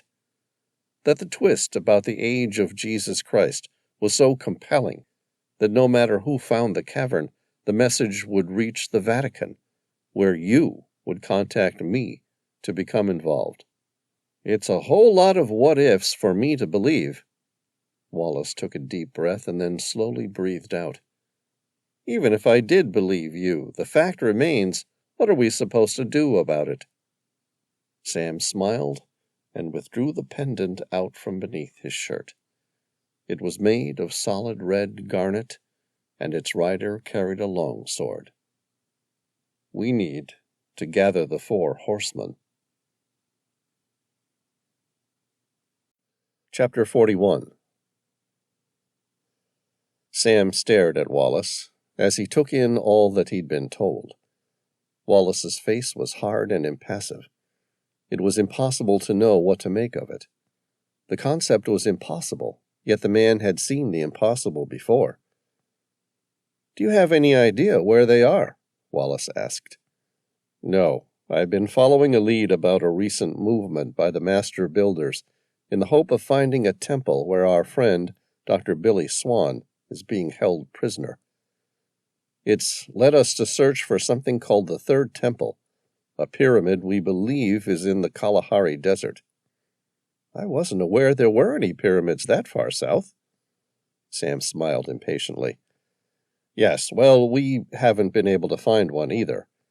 That said, while we were searching for it, We were attacked by a strange man. Do you know what he told us his name was? No. He said his name was Famine, and his time was now. Okay, so we find the third temple, and we might find the rest of the 4 horsemen. The only problem is all of our leads have run dry. If there's anything I could do to help, I would, but right now, I think we're both out of options. Wallace stood up to shake his hand. It was a courtesy and at the same time a dismissal. What will you do? I don't know. I'll head back to the Maria Helena to follow up on some other leads. Sam turned to face the door and then stopped. His eyes caught sight of the old world map hanging up on the wall. He'd spotted it before, but hadn't taken any particular interest. It was only now that his eyes fixed on the date of production, January 1655. Do you know when this map was surveyed? Wallace seemed surprised by the question. Not a clue. The date's on there somewhere, 16-something. Then it's not a fake. Absolutely not. Why would I have a fake map hanging on my wall? Why would you have a map you know nothing about? Touché. Wallace smiled patiently. It's not a fake. It was taken during a period when the Catholic Church was sending missions to all corners of the globe to promote God's will. Of course, God, in his almighty wisdom, chose to repeatedly sink a number of our ships in the process. That's why His Holiness ordered a complete survey of the African coastline and that of South and North America. Why would you think it was a fake? Sam apologized. It just appears drawn incorrectly. How should I know? Wallace grunted. I'm not a cartographer. But you're certain it's not a forgery? No. Why are you so concerned with it? Because I've extensively studied maps of the region, dating as far back as 1655. And? This part here. Sam pointed to a large bay along the west coast of Africa. Yes? In my maps, the coastline starts all the way out here. John Wallace shrugged indifferently. Is that a big difference? It's nearly 10 miles. So, lands change, particularly sandy ones, it would appear. Why are you so interested? Because the last visitors to the Third Temple became shipwrecked there. Since then, the sandy coast has shifted inward and outward 100 or more times, like the turning of the tide. But if we know what the coast looked like during the same year the ship sank while at anchor, then I think Tom and I might just have a chance of finding her. Chapter 42, Istanbul. Dmitri waited just inside the dilapidated hovel Peter Smith called home. He still wore a dark custom-made suit, but had removed his sunglasses. He didn't carry a handgun. Contrary to what popular culture and movies would have you believe, Interpol agents never did. And even if he had, Dmitri wouldn't need it today. His hands were strong and his reflexes inhumanly fast. If Peter needed more persuasion, Dmitri was confident he knew how to provide it using his hands alone. He had been keeping track of Peter for the past 3 years. After finding information about the Third Temple, the man had become a problem for Dmitri. But all problems have solutions. He thought about ending this problem 3 years ago. In retrospect, he probably should have. But there was always the concern that maybe, just maybe, the man might lead him to what he was after, access to the Third Temple. So instead of killing him, Dmitri kept digital eyes on him. The man, frightened they were after him, had naturally gone to ground and removed all evidence of his life. In the past 3 years, there were no records of any banking transactions, passport hits, credit, rental applications, cell phone use, or social media. As far as modern society was concerned, the man was already dead. Hell, If Dmitri had to kill him now, no one would ask questions. You can't be punished for killing a ghost. But Peter hadn't died, and Dmitri never stopped watching him, or the progress that he made. The most recent of which had genuinely surprised him. He could have guessed roughly where the Mary Rose had sunk, but given her location, he'd never bothered. It would be too difficult for him to reach a depth of 3,000 feet, and if he hired a team of professional divers to do so, it could cost far more than he could afford, and bring dangerous attention to himself from the others. He watched as the tile that hid the entrance moved. He waited until the tile had slid all the way to the side. When he was confident the tile couldn't be shifted back into place and latched from below, Dmitri stepped out of the shadow. "Hello, Peter. It's been a while." Peter stepped off the ladder below, trying to drop to the ground. He was quick, but Dmitri was faster. He gripped Peter's wrist and pulled him up into the above-ground section of the hovel. Peter twisted and wrestled to free himself. Dmitri looked at him, amused by the man's efforts. His fingers were like a vice, and would simply dig deeper into his arm the more he struggled. Peter whimpered under the pressure. When he caught his breath, he redoubled his effort to escape. Dmitri shook his head. "I can do this up here, where the others may be listening, or we can do it downstairs and speak where they can't listen." Peter looked at him, his eyes wide with terror. "Okay. I'm going to let you go so you can climb down all by yourself. If you try to do anything at all not to my liking, I won't simply catch you again. I will extract what I'm after, and then I'm going to give the others the tracking code." Peter glanced at the small tattoo on his wrist, where Dmitri had embedded a GPS tracking chip 3 years ago. For an instant, Dmitri wondered how many times the man had considered lopping off his own wrist, simply to get away from it. Peter looked up and nodded in acquiescence. "Are you certain?" Dmitri's voice was firm. "Yes." Dmitri let go, and Peter hurriedly climbed down the stairs. His eyes glanced at the couch and then back to Dmitri. One glance, and Peter stood perfectly still. "What do you want?" Peter asked. "You found the map, didn't you?" Peter nodded. "Do you have it, or do they?" "I have it," Peter said. "It's over there, resting against the wall." Dmitri stepped toward the stone tablet. At a glance, he knew it was authentic. The timing couldn't have been better. "Well done, Peter.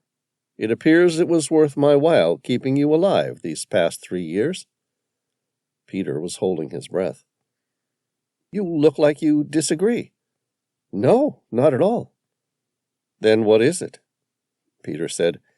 "It's just, the map won't do you any good." "Why not?" Dmitri asked. "Because the map makes reference to a type of measurement never seen anywhere else before." "So, the stone's useless." "It provides a grid reference based on measurements that don't exist. Even GPS doesn't serve a purpose if you don't know what those numbers mean, right?" "Right." Dmitri smiled. It was creepy and inhuman, almost serpentine. "But I remember how to read it." Chapter 43. Skeleton Coast, Namibia. The Sea King's massive rotary blades lifted the huge helicopter and her passengers skyward as Sam Reilly took off from the Maria Helena, which had taken anchorage roughly 3 miles out from Terrace Bay along the fatal coastline. Next to him, Tom studied the copy of the survey map from 1655, which Sam had been given by the Vatican. The map identified a large section between Terrace Bay and Cape Cross, where the sandy coastline had shifted nearly 10 miles further out to sea. If the Emerald Star had indeed been sunk while anchored during the sandstorm, it would most likely be somewhere along the long-forgotten coastline. He flew in an easterly direction out to Terrace Bay, and then banked south to follow an invisible line from the past, as depicted by the map in John Wallace's office. Tom said, "All right, we're right above the line." "Good." Sam maneuvered the helicopter into a straight and level flight path, approximately 20 feet above the first sand dune. "All right, switching it on." Tom flicked a few switches, and the ground-penetrating radar started to work its magic. Ground-penetrating radar was designed to use radar pulses to create images of the sandy subsurface. The non-destructive method used electromagnetic radiation in the microwave band, known as UHF and VHF frequencies of the radio spectrum, in order to detect reflected signals from subsurface structures. The plan was to run a grid search along the invisible line of the forgotten coast, as depicted by the map in John Wallace's office from the same year the Emerald Star was sunk at anchor. To Sam, the device felt close to cheating in the world of treasure hunting. Using technology people could have only dreamt about 20 years ago, the state-of-the-art equipment was relatively simple to use. It ran a continuous swath. It was then decoded by an onboard computer, which then spat out the image of any solid shapes within the subsurface. Tom studied the monitor, but in reality he didn't have to. The computer would identify any objects and provide a list at the end of their search, meaning there was little active input during the process. Tom turned to Sam. "Still no word from Peter Smith?" "No." "It seems unlikely that the man would disappear right when we were about to discover the truth." "I know. I don't like it. Anything could have happened since we left him in Istanbul. He might have got cold feet and decided to go to ground again, or they caught up with him. What do you want to do about it?" "There's not much we can do about it. I've left Elise running a continuous online search for his image anywhere near Istanbul. If he's gone to ground, we might still get lucky." The computer pinged loudly. They had received their first positive response from the ground-penetrating radar. Sam glanced at the monitor. It looked like a ship, but a very small one. If it was along the current coastline, he would have suspected it to be a small motorboat, but given its location, it was more likely to be a skiff. He made a circular search around the object, so that the radar could plot a more precise size and shape of the object. A few minutes later, Sam returned the flight to straight and level, following the imaginary line from the past. He studied the hostile but fascinating coast with a mix of awe and respect. It was no surprise that such a land could be unforgiving. The coast was predominantly soft sand, with the occasional rocky outcrop. To the south were large gravel plains, while this far north, around Terrace Bay, the landscape was dominated by some of the largest sand dunes in the world. His mind returned to a recent account of the region he'd read, in which the bushmen of the Namibian interior called the region the land God made in anger, while Portuguese sailors once referred to it as the gates of hell. On the coast, the upwelling of the cold Benguela current gave rise to a dense ocean fog for nearly 2/3 of the year. There was a constant heavy surf on the beaches. Here, the cold and unpredictable Benguela current of the Atlantic Ocean clashed with the dune and desert landscape of northwestern Namibia. Numerous ships have stranded at the Skeleton Coast thanks to the thick fog, the rough sea, unpredictable currents, and stormy winds. The sailors who were able to make it to the land did not stand a chance of survival at this inhospitable coast and died of thirst. Strangely, it was the same Benguela effect that allowed the region to teem with life. Although less than 10 inches of rain fell annually throughout Namibia, the dense ocean fog extended nearly 100 miles inland.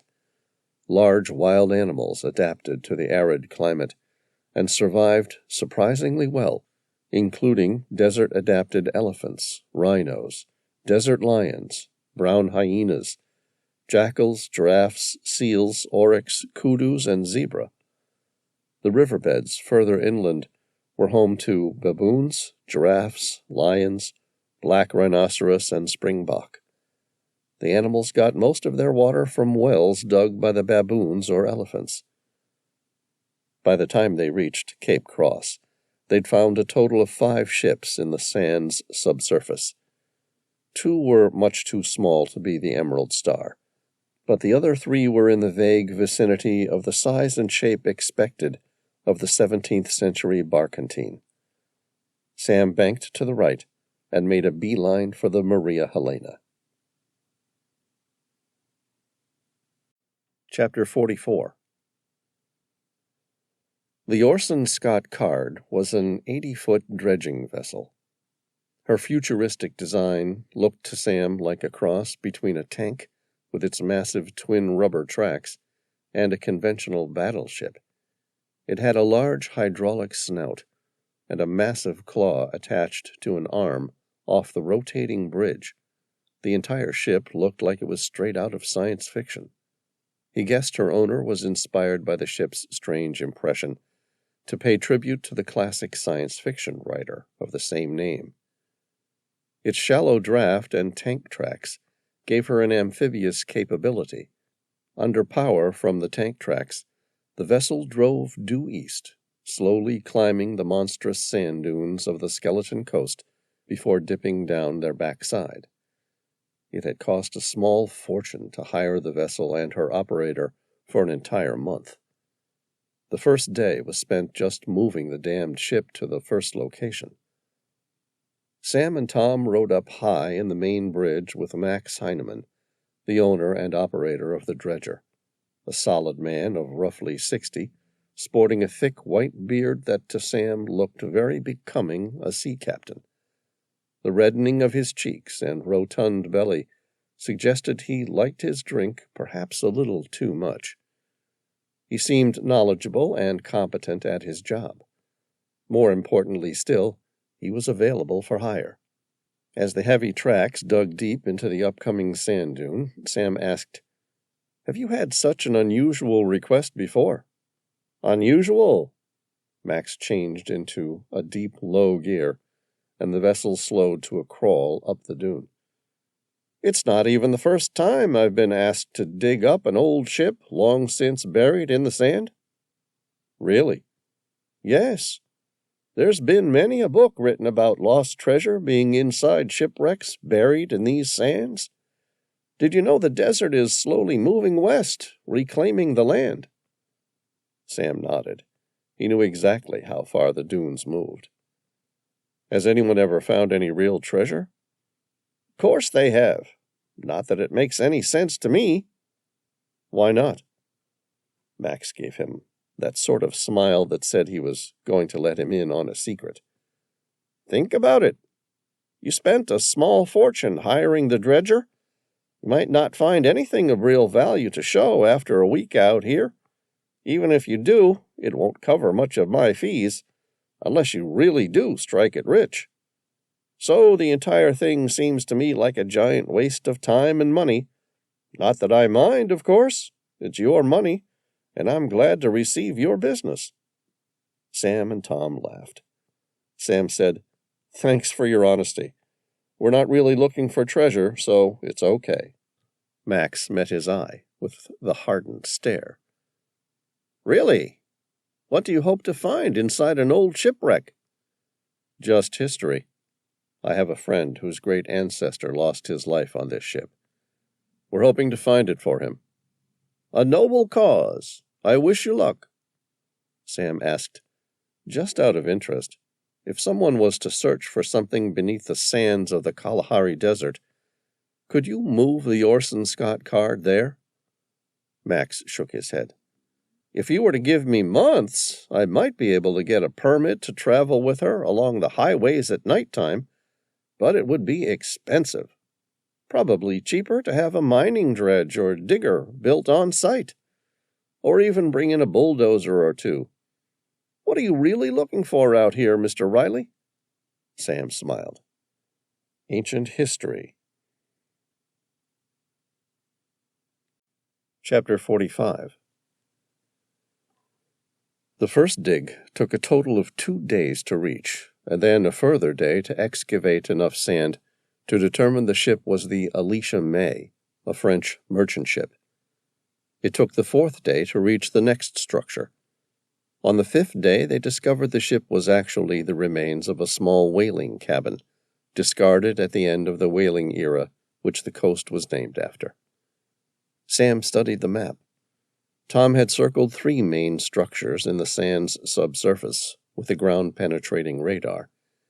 He'd made the decision earlier to search the larger structures and skip the smaller vessels altogether. There was only 1 vessel left to search. If that came up with nothing, he would have to rethink how he was going to progress with the search. There was a lot of sand and just as many shipwrecks. In truth, he'd been quite lucky to discover the first 2 weren't the Emerald Star early. If he hadn't found the nameplate of the Alicia May, he might have been digging for a week and still not know if it was the correct ship or not. On the 10th day, they reached the final shipwreck. Sam marked out the location, which would hopefully correlate with a section amidships, where he hoped the main opening might still be accessible. Max started up the large dredging machine. The Orson Scott Card used a 14-inch pipe connected to a large centrifugal pump to suction the sand.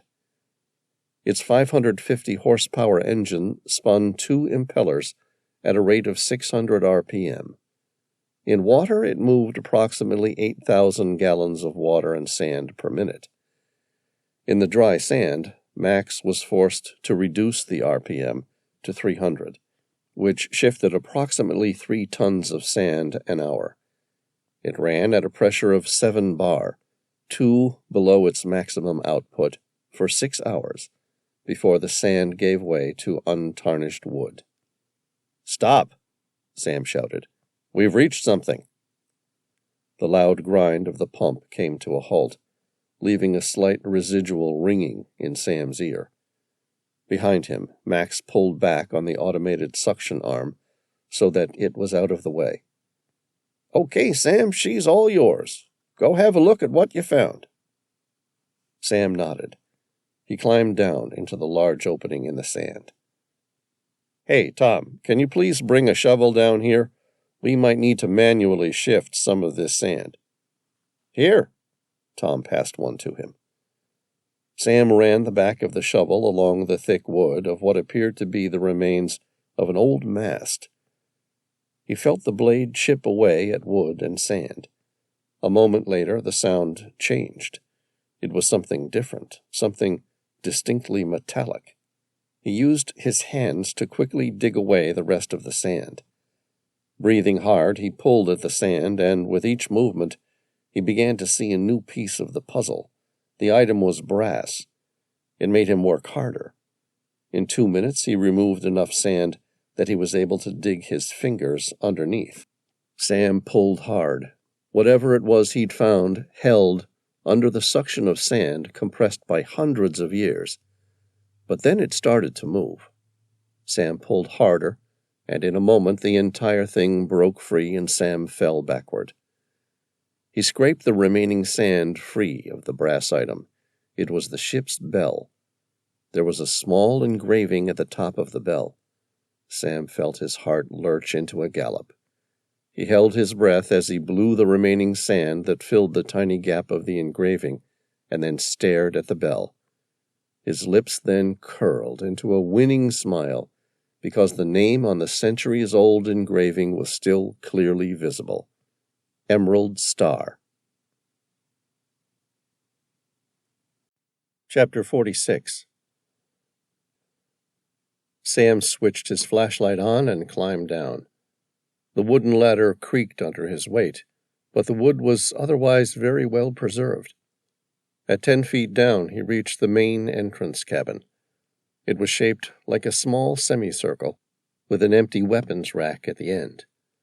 The skeletal remains of a man lay on the ground in front of him. Through the hollowed ribcage, a steel-tipped spear still pointed to the stars. He turned his flashlight away.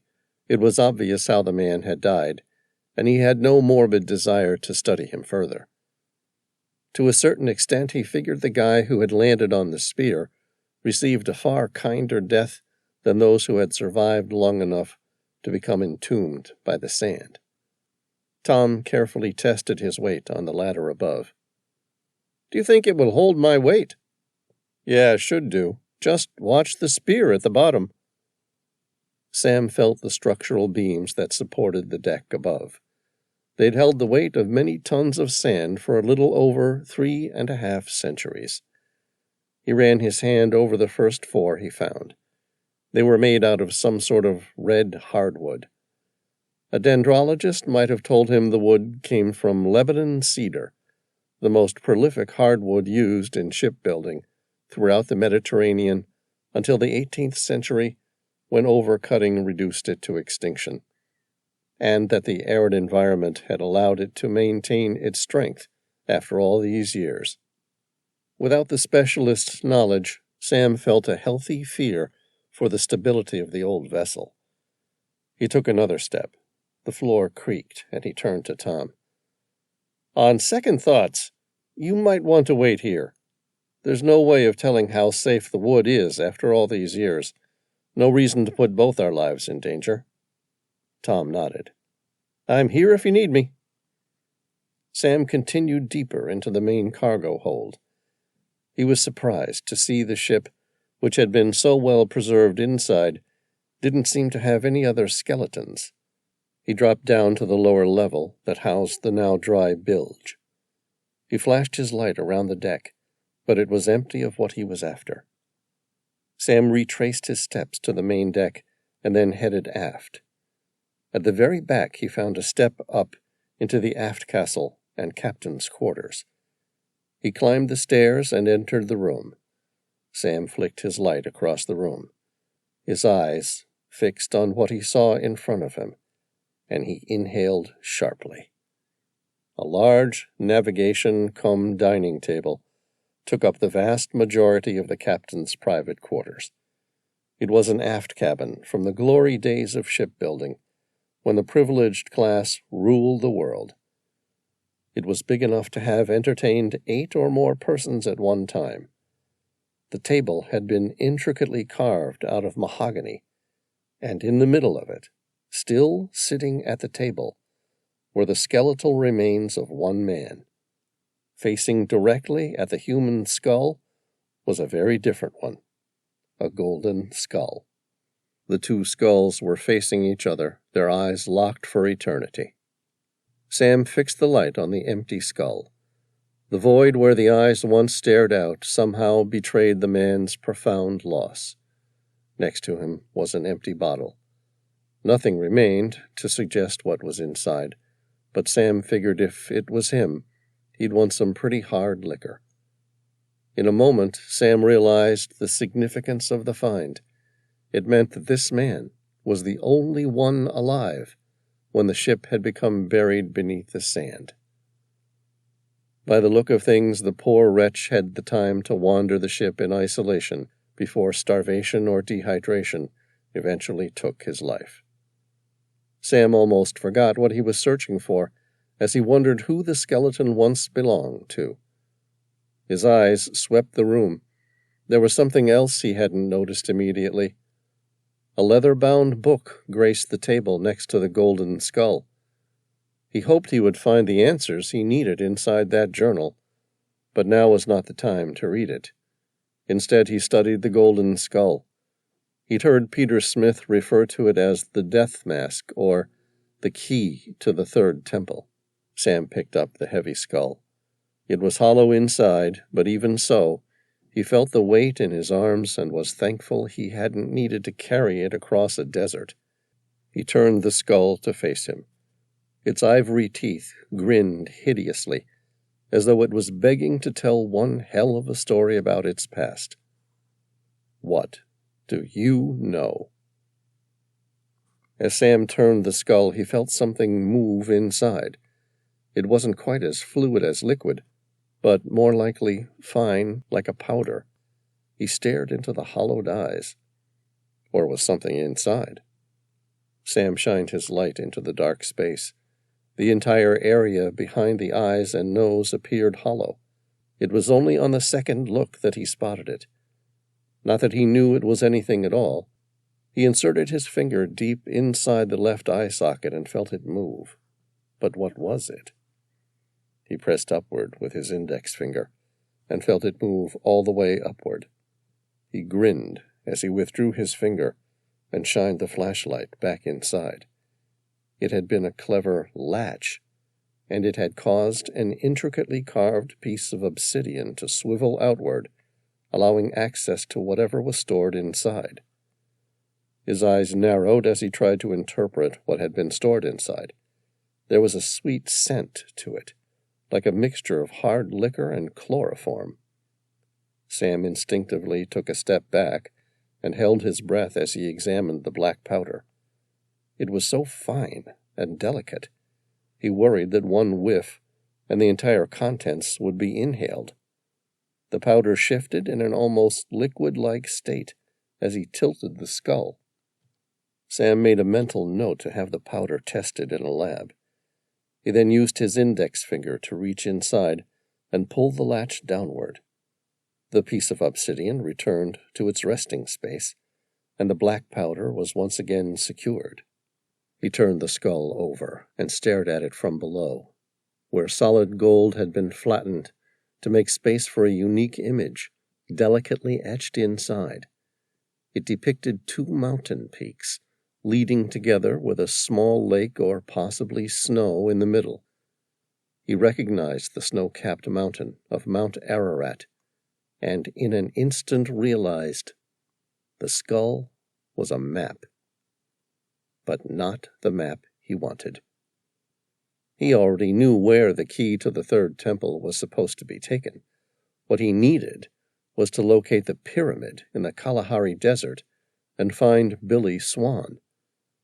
Sam considered his next move, wondering whether the man's journal might shed some light on things when he saw it. His heart raced, and he felt the goosebumps prickle over his skin as his eyes fixed directly in front of the skeleton, where the mahogany table had been scarred by the deep etchings of a knife. Sam stared at them for a moment, carefully reading the words that struck him like lightning. Don't let the man with purple eyes have the death mask. Chapter 47. Sam spent the next 3 days reading and then rereading the journal of Hammersmith on board the Maria Helena, while the preparations were made.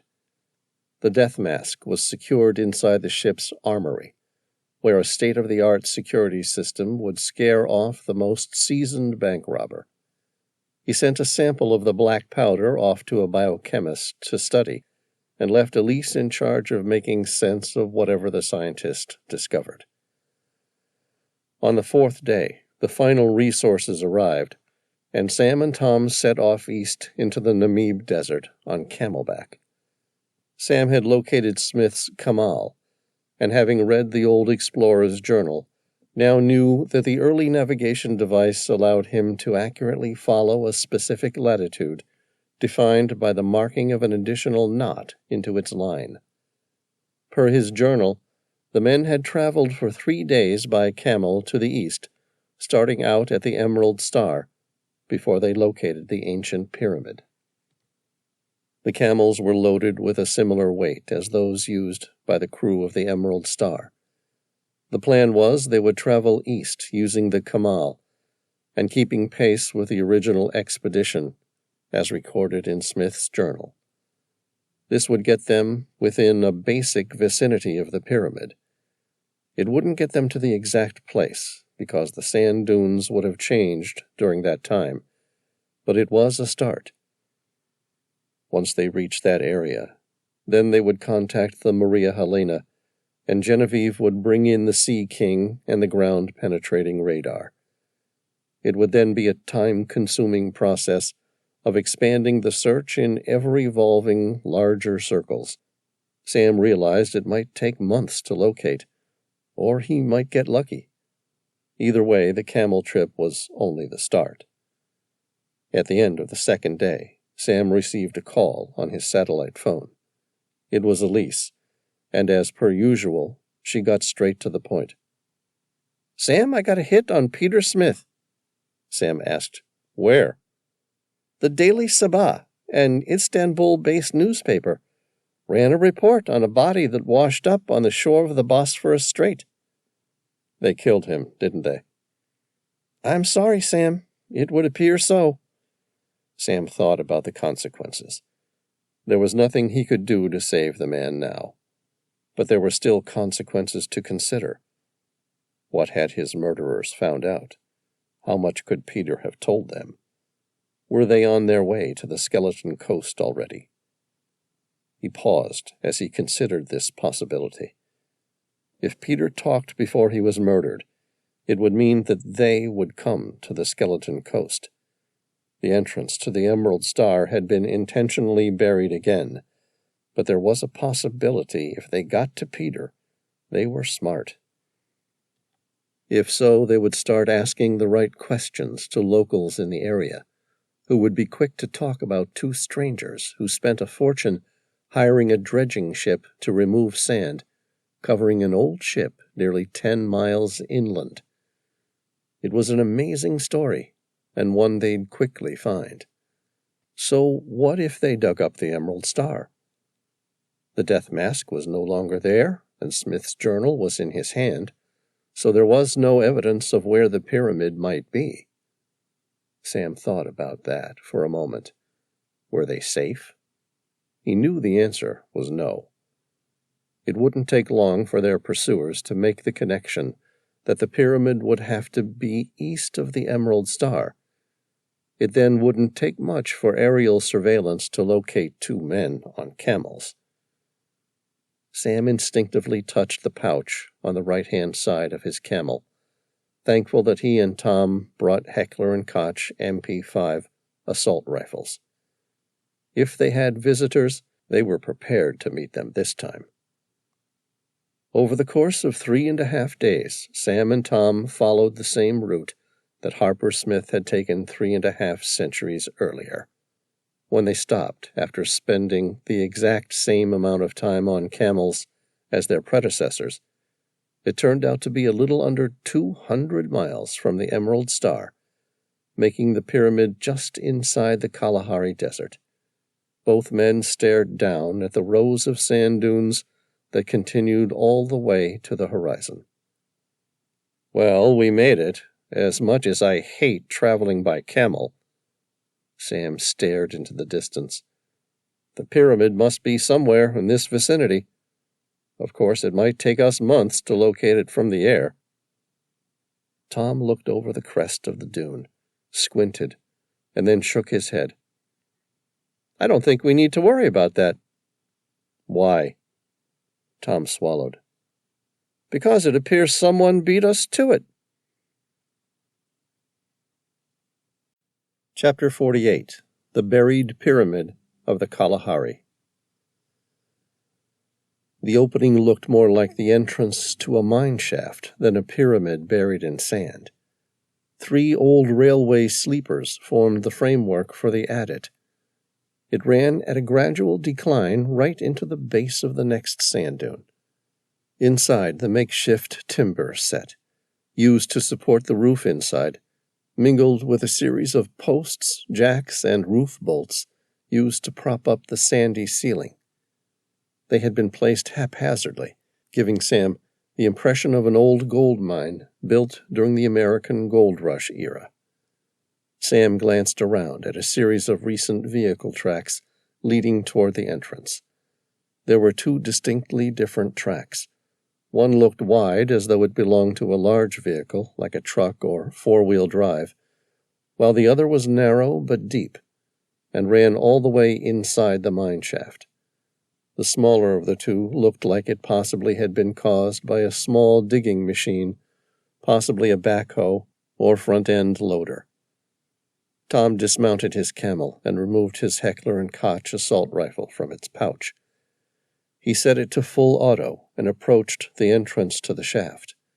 He glanced back and said, "You might want to call Genevieve and tell her to bring in some reinforcements."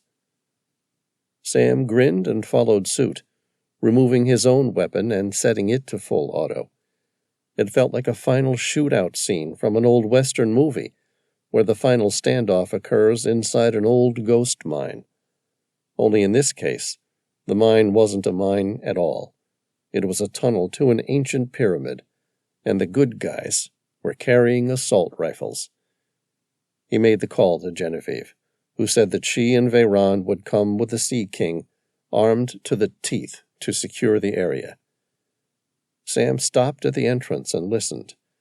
There were no sounds coming out from the mine, and nothing outside it either. He scanned the horizon in each direction. There was nothing but sand. No sand clouds or wisps of upturned sand spewing toward the sky, indicating a truck might be approaching. "Genevieve says she can be here within an hour." He turned to Tom as he filled a small bucket with water for the two beasts to drink. "What do you reckon?"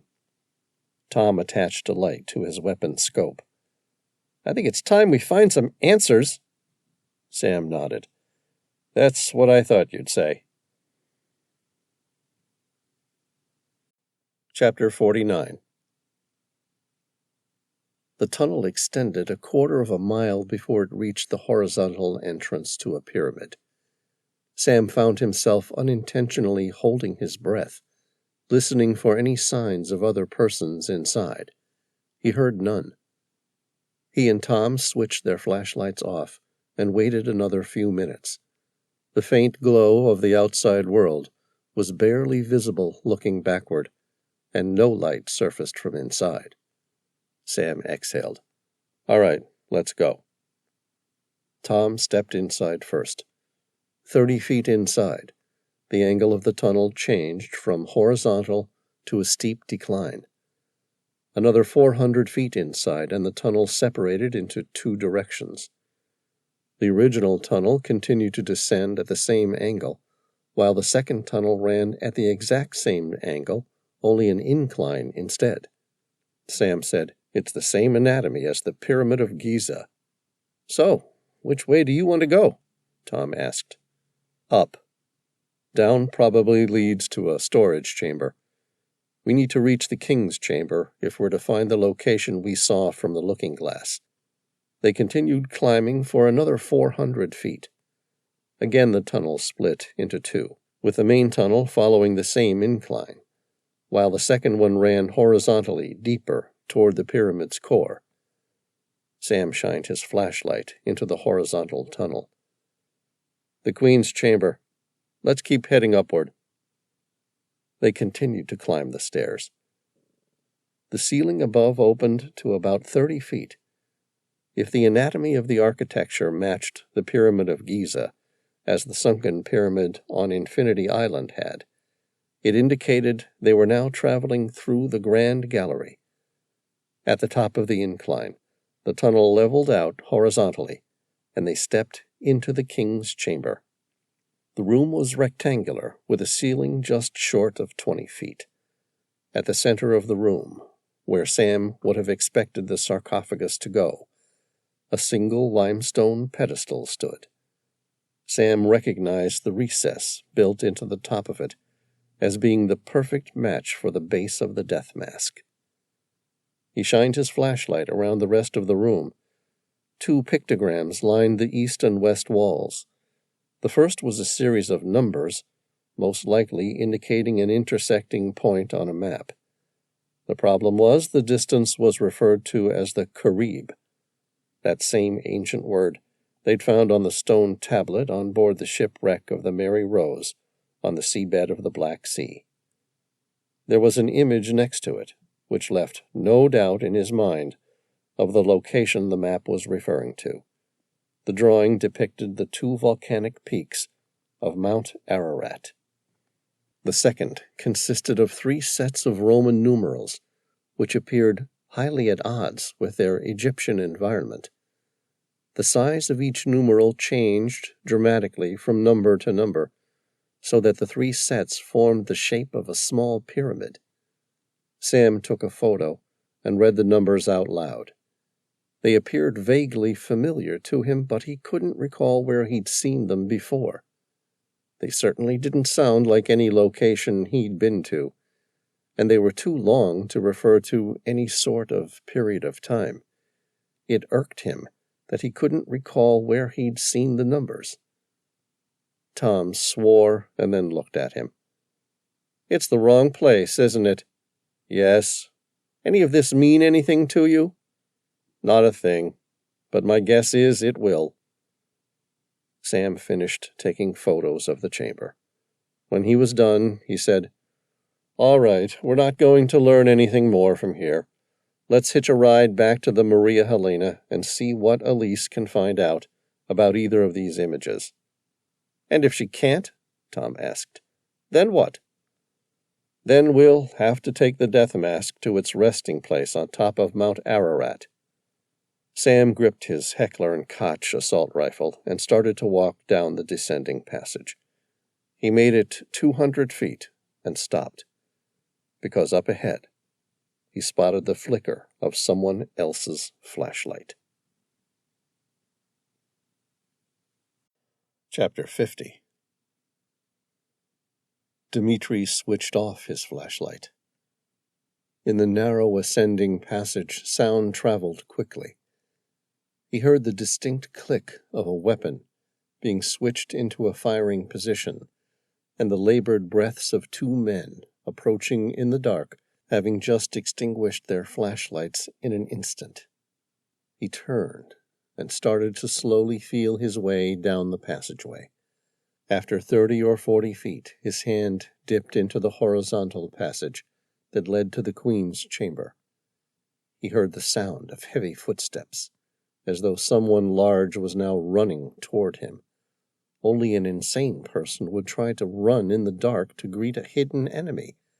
The thought almost made him laugh out loud. Dmitri was quick, and time had hardened him against fear. But somewhere in the back of his mind, a voice said he had to get out of there. He had no gripe with the two men who were approaching, but he was less confident they would share the sentiment. He wondered if he could outrun the strangers in the dark to the surface of the mine. The steps grew louder, and he knew there was no way to reach the surface before them. And even if he could, there was no telling that once on the surface, he could escape before being shot by the two men. No, he was better off hiding. He stepped into the horizontal passage and started to move quickly and silently toward the Queen's chamber. When he reached it, he found there was nowhere for him to hide. No sarcophagus, no limestone pedestal. It was a rectangular chamber, only just smaller than the king's above, and it offered him nothing in the form of concealment. He listened hard. For several minutes there were no sounds at all. Had the ruse worked? Had they continued running to the surface? Even if they did, how long did he have before they worked out he was still inside and decided to backtrack? Dmitri was about to take the chance and make his way to the king's chamber to find what he'd come here to get. He needed to reach the temple on Mount Ararat before the others did, and the king's chamber was the last place he knew which had an ancient map. He stepped into the horizontal passage and quickly shifted back inside the Queen's chamber, because he heard the sound of footsteps approaching once more. Dmitri shot his back against the stone wall of the Queen's chamber. He stayed about a foot away from where the horizontal passage entered, and there he waited. A bright light flashed toward the tunnel. He heard a confident voice shout, "Come on out. There's two of us, and we're both carrying assault rifles, so you're trapped." Dmitri waited. He breathed silently, with the practiced equanimity developed over a very long lifetime, and he listened to every step of his attackers. "We're going to shoot you if you don't come out," the same voice boomed. Dmitri slowly inhaled and then held his breath. The The Queen's chamber was completely silent. He heard the gentle cadence of his unsettled heart increase its pace slightly. It pounded in the back of his ears. About 3 feet away, he heard someone take another step. It was so quiet, the sound was almost imperceptible. He started counting. Dmitri had only reached 2 when the shadow of a man as big as a small house stepped into the chamber. It was a 50-50 chance the man would look to his left or right. They were bad odds, but they were the ones he was dealt. His attacker glanced to the left first. It was a small win, but it was all Dmitri was going to get. He moved with inhuman speed toward his assailant, his hands gripping the monster from his shoulder and pulling him backwards, while simultaneously driving his left foot hard into the soft spot behind the giant's knee. He heard the man grunt. It would normally bring the toughest of men to the ground in a wail of agony, but this man remained standing. Dmitri wrapped his left arm around the man's neck, locking his elbow so that he could apply pressure on his windpipe. He felt the monster thrash, as though he still believed he could win from that position. Dmitri brought up a small blade to the man's throat with his right hand, so the point gently pierced his skin, and then applied more pressure behind his knee, so that he was leaning back into him. "Okay, that will do," Dmitri whispered, as though he were trying to hush a child. "I think this will end much better for the 3 of us, if you tell your friend to put his weapon down." "My name's Sam Reilly." A light shined directly at him. "I have a Heckler & Koch assault rifle pointed straight at your head, so I suggest you let my friend go." "Sam Reilly?" Dmitri couldn't believe what he heard. "How the hell did you find this place?" "I found the remains of the Emerald Star, and then from there followed the journal to this place. But of course you would already know that, wouldn't you?" "What do you mean, wouldn't I?" Dmitri asked. "I wouldn't have asked if I already knew." "I mean, you wouldn't be here if you didn't already know." Sam's voice was calm, but there was a coldness to it that bordered on vehement animosity. The big guy he'd taken prisoner spoke. "I don't mean to interrupt your bickering, but you mentioned before that if my friend puts his weapon down, this would go better for all of us. Did you have a plan in mind?" "It's quite simple, really." "Go on," the giant said. "I'm listening." "You remove the magazine from your weapon and eject each of the bullets. Then your friend here does the same. As you already know, I only have a knife, so that leaves us all without an instrument that goes bang." "How do we know you're not carrying a gun?" Sam asked. Dmitri made a big show of sighing, as though he was trying to explain something to a simpleton. "Because if I had, I would have used it by now, wouldn't I?" "You still have a knife, and we won't have anything," Sam pointed out. "The move's stacked a little heavily in your favor." "True, but someone's going to have to give something here. Alternatively, I slit your friend's throat now, and then we see who gets the first shot off. It's probably going to be you, but either way, your friend here dies. So what do you want to do?" The big guy spoke again. "If we empty our magazines, then what?" "Then I run like hell, gambling that I might just be able to run faster than you can reload your bullets." He sighed again. "Or you could just let me leave here." "All right." The big guy started to eject bullets from his magazine. Dmitri counted 25 bullets hit the ground, a full magazine. After the last bullet fell, he heard the assault rifle follow. Dmitri glanced at Sam Reilly. The man's piercing blue eyes were fixed on him with unreadable glare. "Your turn." "Okay," Sam said. Dmitri counted 24 bullets hit the floor, one short of a full magazine. Sam never blinked. "Your turn." "I'm afraid I'm going to need you to eject the last bullet from your magazine." Sam opened his mouth to lie. Then, appearing to think better of it, he said, "You have really good hearing." He waited until the last bullet was ejected and dropped on the floor. "Okay, now I want you over there at the end of the Queen's chamber." "Sure." Sam moved over to the back of the chamber. "Now what are you going to do?" Dmitri smiled. "I'm going to walk out of here, and you're both going to let me." He pulled the big guy backwards and then stepped out of the way, kicking his leg in the process. The big guy turned with surprising speed, narrowly avoiding hitting the floor, and then picking up his assault rifle, the man launched at him, gripping the weapon like a baseball bat. The stranger moved quickly, but he responded faster. Dmitri stepped back and withdrew his handgun from a concealed holster behind his back. He had it pointed straight at the man in an instant. Dmitri said, "I told you to let me walk out of here." Both men backed away. Okay, go." "I suggest you count to 100 before you come after me. If I catch you following me, I won't talk to you. I'll kill you both." He bent down and picked up the 2 MP5 magazines to take with him and started running. He didn't look back. He just kept running. He was thankful for his decision to carry his handgun. He rarely did anymore, didn't have a need. Today was different. He expected to see one of the others, but instead he found 2 strangers. His lungs pounded by the time he reached the surface 10 minutes later. Dmitri grinned. He was free, and for the first time in decades, he knew who had the death mask.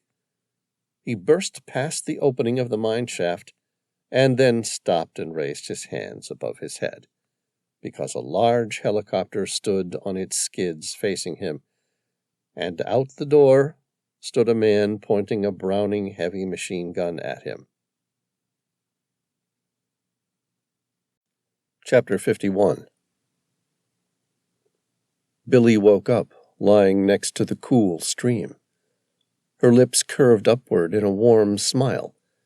It was the same as last time, the same as all of the previous times, like waking up the day after a long night of drinking, where the events after the first drink were a mystery. Only it was completely different, too. She felt a sense of accomplishment, although of what she couldn't quite remember yet. Her muscles felt sore, but invigorated, as though they had been working hard, and now she was somehow stronger. The euphoria was there, too. She'd never taken illicit drugs, not out of righteousness or anything like that, simply because she'd never felt the need. Some people have an addictive personality, and she wasn't one of those. Billy thought about that while she lay there on the side of the river, basking in a sensation of true bliss. She could leave this any time she wanted, couldn't she? Maybe she did have an addictive personality after all. Billy stood up to find some food. She always felt incredibly hungry after the black smoke had taken her. She glanced at her wristwatch. Could it really have been 3 days this time? She ignored the nagging question, knowing full well she didn't want to know the answer. The durations were getting longer, as though someone knew the preparations were approaching their deadline soon. She took a deep breath in and smiled.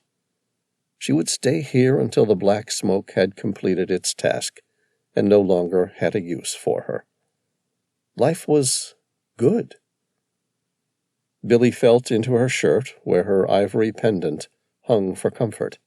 She gasped and swallowed the fear that rose in her throat like bile, because her grandfather's ancient pendant was missing. Chapter 52. As the helicopter flew due west toward the Maria Helena, Sam slowly reassembled his Heckler & Koch MP5. Opposite him, now with his hands and feet bound by cable ties, was the man he'd met inside the Kalahari Pyramid. The man's violet eyes were fixed in a vacant stare, as though inside the mind was set in a constant disillusionment about how he lost. Sam recalled the warning on the mahogany table inside the Emerald Star. The last thing a dead man ever wrote. Don't let the man with the purple eyes have the death skull. He kept his eyes on the man throughout the entire flight, but both men remained silent. Not that they could have spoken if they'd wanted to, with the engine and rotary wing drowning out any words. When the helicopter finally landed on board the Maria Helena, Tom dragged the man out onto the ship's aft deck. It was open, without anywhere to run or hide. Sam made a show of loading the final bullet into the magazine, and then clipped the magazine into the chamber. Okay, let's start with your name. The man had a curious look on his face as he studied those aboard. Dmitri. Dmitri who? Just Dmitri. The man glanced around the ship. Where are you taking me? To place the death mask into its slot on top of Mount Ararat and turn the key. Dmitri shrugged. I have no idea what you're talking about. Sam said, The key to the third temple. Dmitri started to laugh. Oh, this is rich. You have no idea what's going on here, do you? Tom hit him in the gut. A good friend of mine is being held prisoner in the third temple, so we're not in the mood for your jokes. Tell us what you know. Dmitri breathed gently, as though the punch had barely winded him. I can tell you one thing for certain. Go on, Tom said. Your friend isn't being held prisoner in the third temple. He then smiled. It was one of those looks like, I know something you don't know, and you're not going to like it. No one is yet. What the hell does that mean? Sam asked. It means I can't help you find your friend. Sam thought about pushing him, but guessed Dmitri wasn't the sort of person who caved under pressure.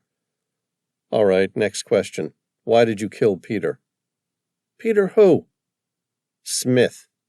The man who you killed to find the pyramid in the Kalahari Desert.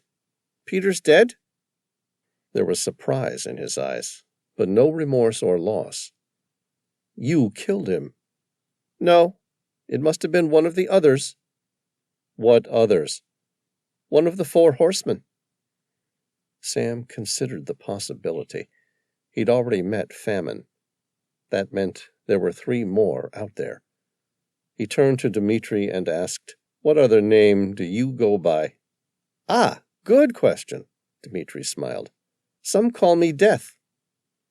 If you didn't kill Peter, how did you find the pyramid? I paid a guy earlier this year to search for the pyramid, a guy called Leo Dietrich, an expert hunter in the region, to search the Kalahari for signs of the pyramid. Once he'd finished building the tunnel in, he contacted me, and I came to get what I needed. What did you need? An address.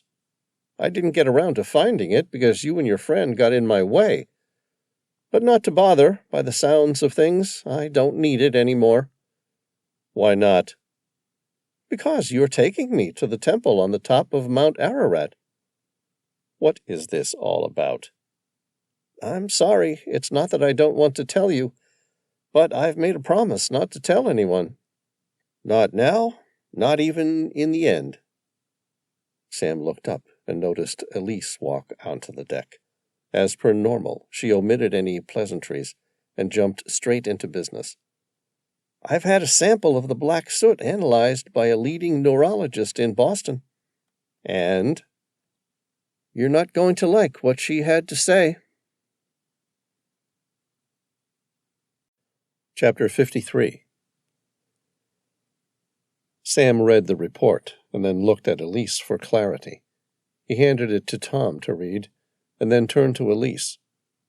You want to explain this to me, as though I'm not a chemical engineer or a neurologist?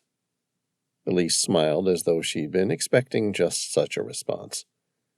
All right, I sent the powder to a toxicologist for a report, who said it was something extraordinary he'd never seen before, and consequently, He sent it on to a leading neurologist to determine what sort of effect such a chemical makeup might have on the human brain. Sam asked, he'd never seen it at all, or hadn't seen it in combination with whatever was there. Never seen it before, but you'll never guess what it's most similar to. Okay, I probably won't. What? Lysergic acid diethylamide. What? Sam asked again. Didn't you go to university? Elise teased. LSD. The death mask is filled with LSD. Not exactly. What do you mean then? LSD was first made by Albert Hofmann in Switzerland in 1938 from ergotamine, a chemical from the fungus ergot. Go on. Ergotamine is a molecule that shares a structural similarity with neurotransmitters, such as serotonin, dopamine, and epinephrine, and can thus bind to several receptors, acting as an agonist. Sam said, In English. Elise smiled patiently. It means the powder has the ability to affect everything the human brain perceives. So is the black powder LSD or not? No, but it does come from a similar fungus new to science, something that no biochemist in the world appears to have ever seen. Aren't you happy? You discovered a new drug. Tom looked up from the report. All right, so the ancient ones used to sit around tripping on this black smoke. Is that it? Not exactly. Sam asked, What, then, does the neurologist think its purpose was? Okay, I'm going to have to refer back to LSD because it's the closest chemical compound we have to the black smoke, and the two share remarkable similarities. Elise waited for Sam and Tom to look like they were ready to follow her again. Having received it in the form of a slight nod, she continued. The effects of LSD are most noticeable in the cerebral cortex, which is responsible for, among other things, thought development, sensory perception, and communication. LSD appears to blur the lines between each form of incoming sensory information. Meaning? Sam and Tom asked in unison. Elise said, You might see the sound, hear the color, feel the sight with your fingertips, or taste the music. LSD affects all parts of your sensory perception by turning up the intensity, like if you took an old television set and turned up the intensity to make the colors brighter. Okay, it still sounds like the black powder was there to give people a trip. Are you telling me it served some other purpose? Sam asked. Elise swallowed. I'm not trying to convince you of anything. I'm merely passing on what a leading neurologist believes. And what does she believe? Sam asked. It was once hypothesized that the cerebral cortex was once able to receive a different sort of information, something close to high-frequency sound waves. Sam asked, For what purpose? Elise said, If the cerebrum was intensified, this part of the brain might be able to transmit and receive information at a frequency that human ears can no longer perceive. Are you talking about a form of telepathy? She nodded. How? Elise said, Through high-frequency wavelengths no longer able to be recognized by the human brain. But evolution made it shrink? Sam asked, without hiding his skepticism. It appears so. But why would evolution remove something that would have obviously been useful? It's not telepathy in the same form as what fantasy books or science fiction would have us believe. Instead, it was more of a rudimentary means of communicating feelings or senses, such as danger, run, hide, and feed. Simple feelings. The receiving person would then intrinsically feel the same. It would be like a sixth sense. They weren't sending and receiving information in the form of words. Tom looked at Sam. Does that sound like something familiar? Sam said. Christ! Billy's being controlled by this drug.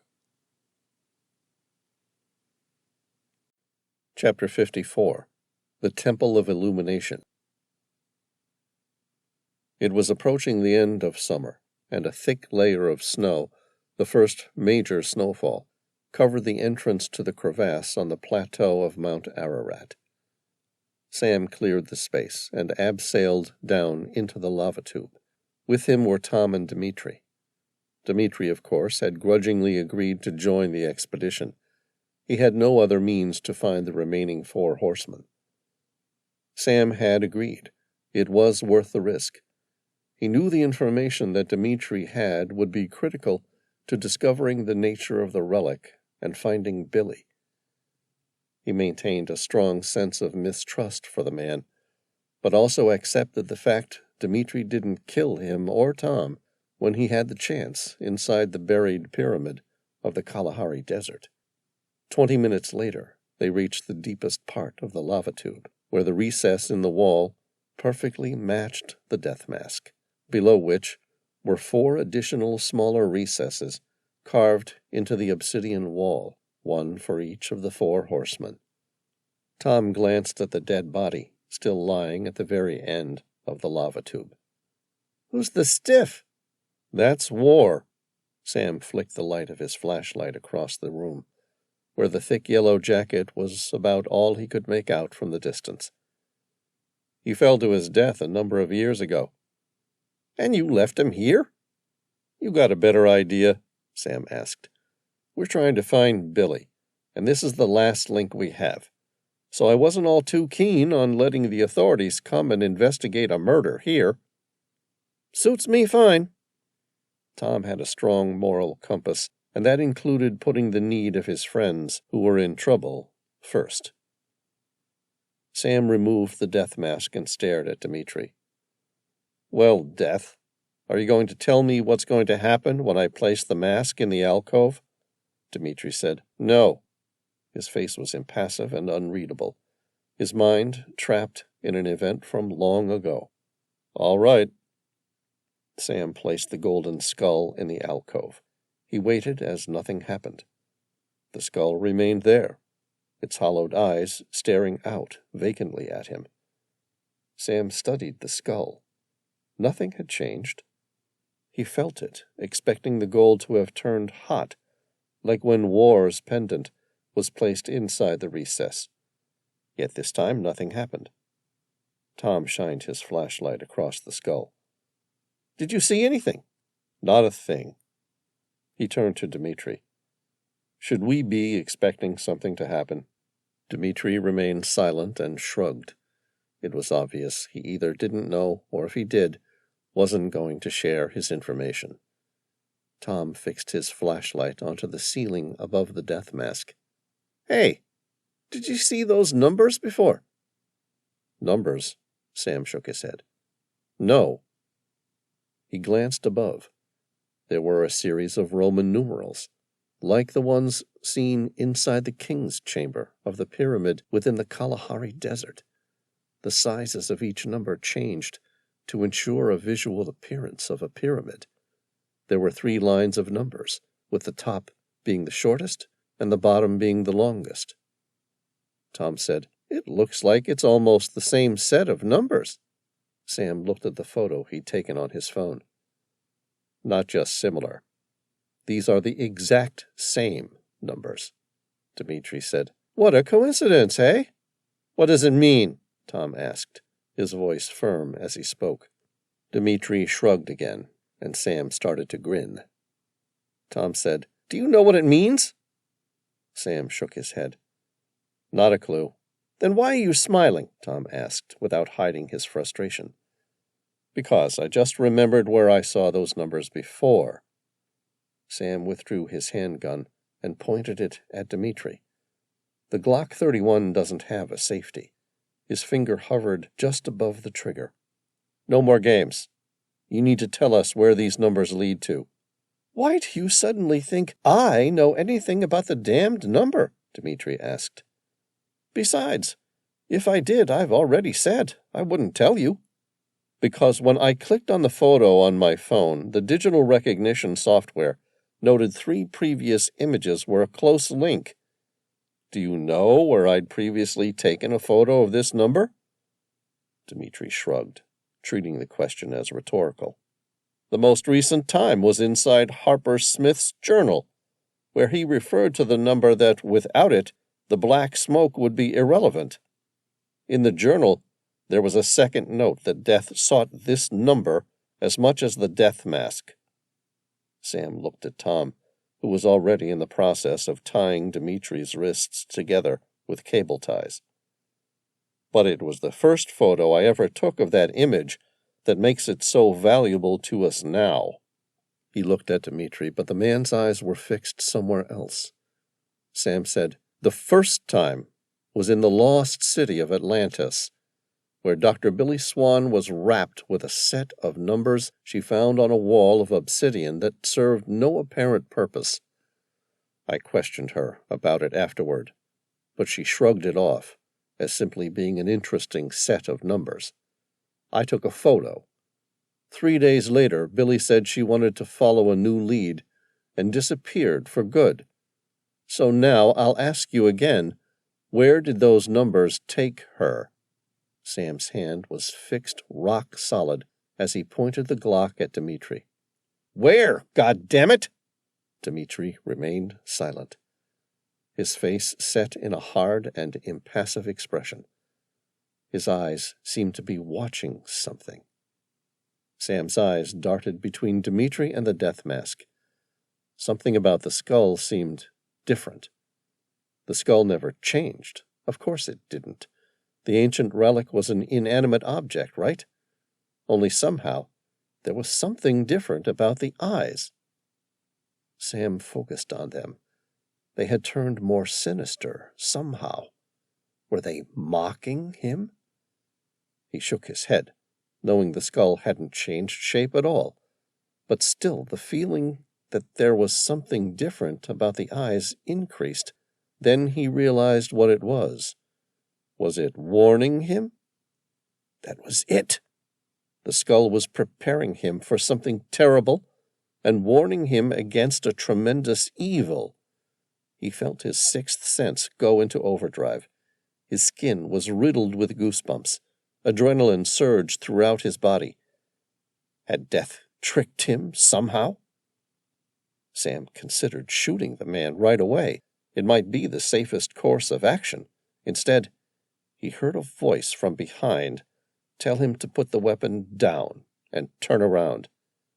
Sam turned slowly and put the Glock down on the floor, because the ghost at the end of the tunnel had just risen and was now pointing a shotgun directly at him.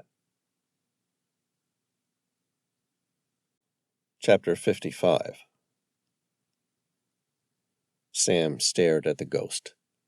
It wore the same yellow Gore-Tex climbing jacket, lined with bullet holes. That's where the similarities with the body of the dead climber ended. The man in front of him had a slightly gaunt and ascetic face, with a patrician nose and unusually high cheekbones. Sam spotted the crucifix hanging round his neck, and at its center a horse of pure obsidian. Sam recognized the third horseman, Famine. "Mr. Reilly, I cannot begin to tell you how much I appreciate you rounding up each of the 4 horsemen for me." Famine smiled. "You have no idea how long I've searched for these." "Are you forgetting someone?" Sam asked. "I see Death standing there, and you are already practically emaciated, so I'll take your word for it. You're Famine. I'm carrying war, but I don't see conquest, do you? Let's just say conquest will join us soon," Famine said. "Now I'll have you place war in its recess."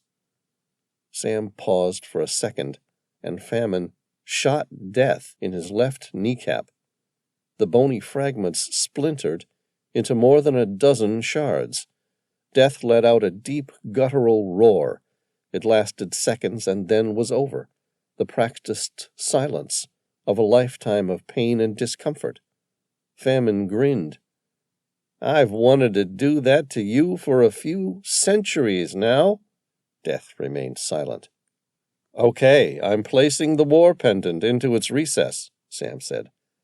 "But I happen to know for a fact that Billy Swan wears Conquest, so you're still one short." Sam quickly removed the pendant from his neck and placed it in the obsidian recess. "Good." Famine pointed the shotgun at Tom. "I'll have you take Death's pendant and place it in the recess now." Tom glanced at Sam. He nodded. It was okay. There was nothing else they could do, yet. Tom removed the pendant, and Death, his wrists still restrained with the cables, let him. Tom then placed the Death pendant into its stone recess. Famine removed his own pendant and threw it at Tom. "While you're there, I wonder if you'd be kind enough to place this one too." Tom nodded and placed it. Nothing happened. The death mask remained cold. The three horsemen warmed up inside their placements, like horses preparing for battle, while the last of their army failed to show. Sam asked, "Now what?" Famine stared at him with a glint of conceit. He then removed a second pendant. This one was made of ivory and depicted a horseman carrying a broadsword and a crown. Conquest. "You didn't really think I'd come all this way and, as they say, play all my cards if I already knew I was one pendant short of winning." Dmitri glanced at Sam. "How could all of you people have been so stupid to allow all four horsemen to gather at the temple?" Chapter 56. The next few seconds happened fast. Sam was approximately 7 feet from Famine, and Tom closer to 10. He glanced at Tom. No words were spoken. Their eyes met each other with perfect honesty. There were few options left, and none left much chance of survival. Each accepted the only outcome with magnanimity. A simple belief system and rule they each followed throughout their lives, which meant good must overcome evil at all costs. Sacrifice was the ultimate litmus test of honor. They dived at Famine. It would take less than one of those feet for Famine to squeeze his shotgun's trigger. Both Sam and Tom were betting that in the process of dying, one of them might reach the murderous creature and kill him before taking their final agonal breaths. Famine met their attack with unrestrained disbelief. He jumped backward, adding more distance for them to cover, and rounded the shotgun to meet them. Sam heard the 3 loud bangs of gunfire next. Adrenaline surged through his body. He subconsciously tensed his body in expectation of pain from the shotgun blast, ripping through his earthly flesh, and he dived the remaining 3 feet to close the distance between him and Famine. The shotgun blast was the next thing he heard, the sound of his own death. He fell on top of Famine, his hardened fingers tearing at the man's windpipe. A split second later, Tom landed on the other side of him. The thunderous echo of weapons firing in the small tunnel was suddenly replaced with total silence. Death said, "It's over."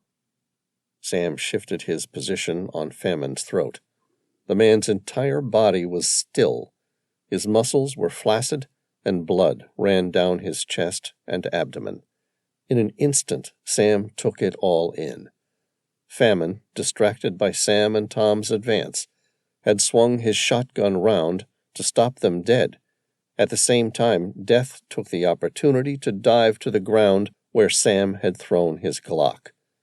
Then, instead of shooting Tom and Sam, Famine had to fire at Death. A split second before the shot was taken, Death fired 3 rounds, killing Famine instantly. But a shotgun shot was fired. Sam turned to Dmitri, who was still lying on the ground, where blood ran freely from the spread of shot pellets which littered his lower torso through to his feet. Chapter 57. Sam and Tom rushed to Dimitri's aid. His eyes swept the man's injuries at a glance. The spherical pellets of shot spread out from his lower torso to his feet. Blood dribbled from each wound. There were simply too many to plug. If they were right next to a trauma hospital with a team of surgeons, his chance of survival was about 50-50. Buried deep inside Mount Ararat, where it would take more than 2 hours to reach a hospital, the outcome was foregone. "Thanks for saving our lives," Sam said. "Is there anything we can do to make you more comfortable?" Dimitri shook his head. "Nothing will extend my life. But there's something I need." "I'm sorry," Sam said. "I've had a very long life," Dimitri said. "As the result of a unique genetic disorder shared by less than 20 people throughout history. I've lived much longer than anyone could imagine. Time, you see, blunts all instruments, even death."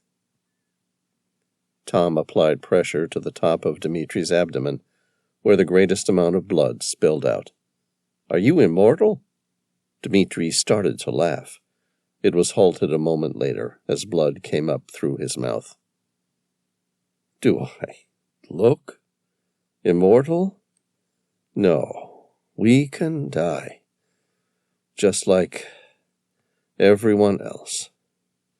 We just age very slowly. That's all."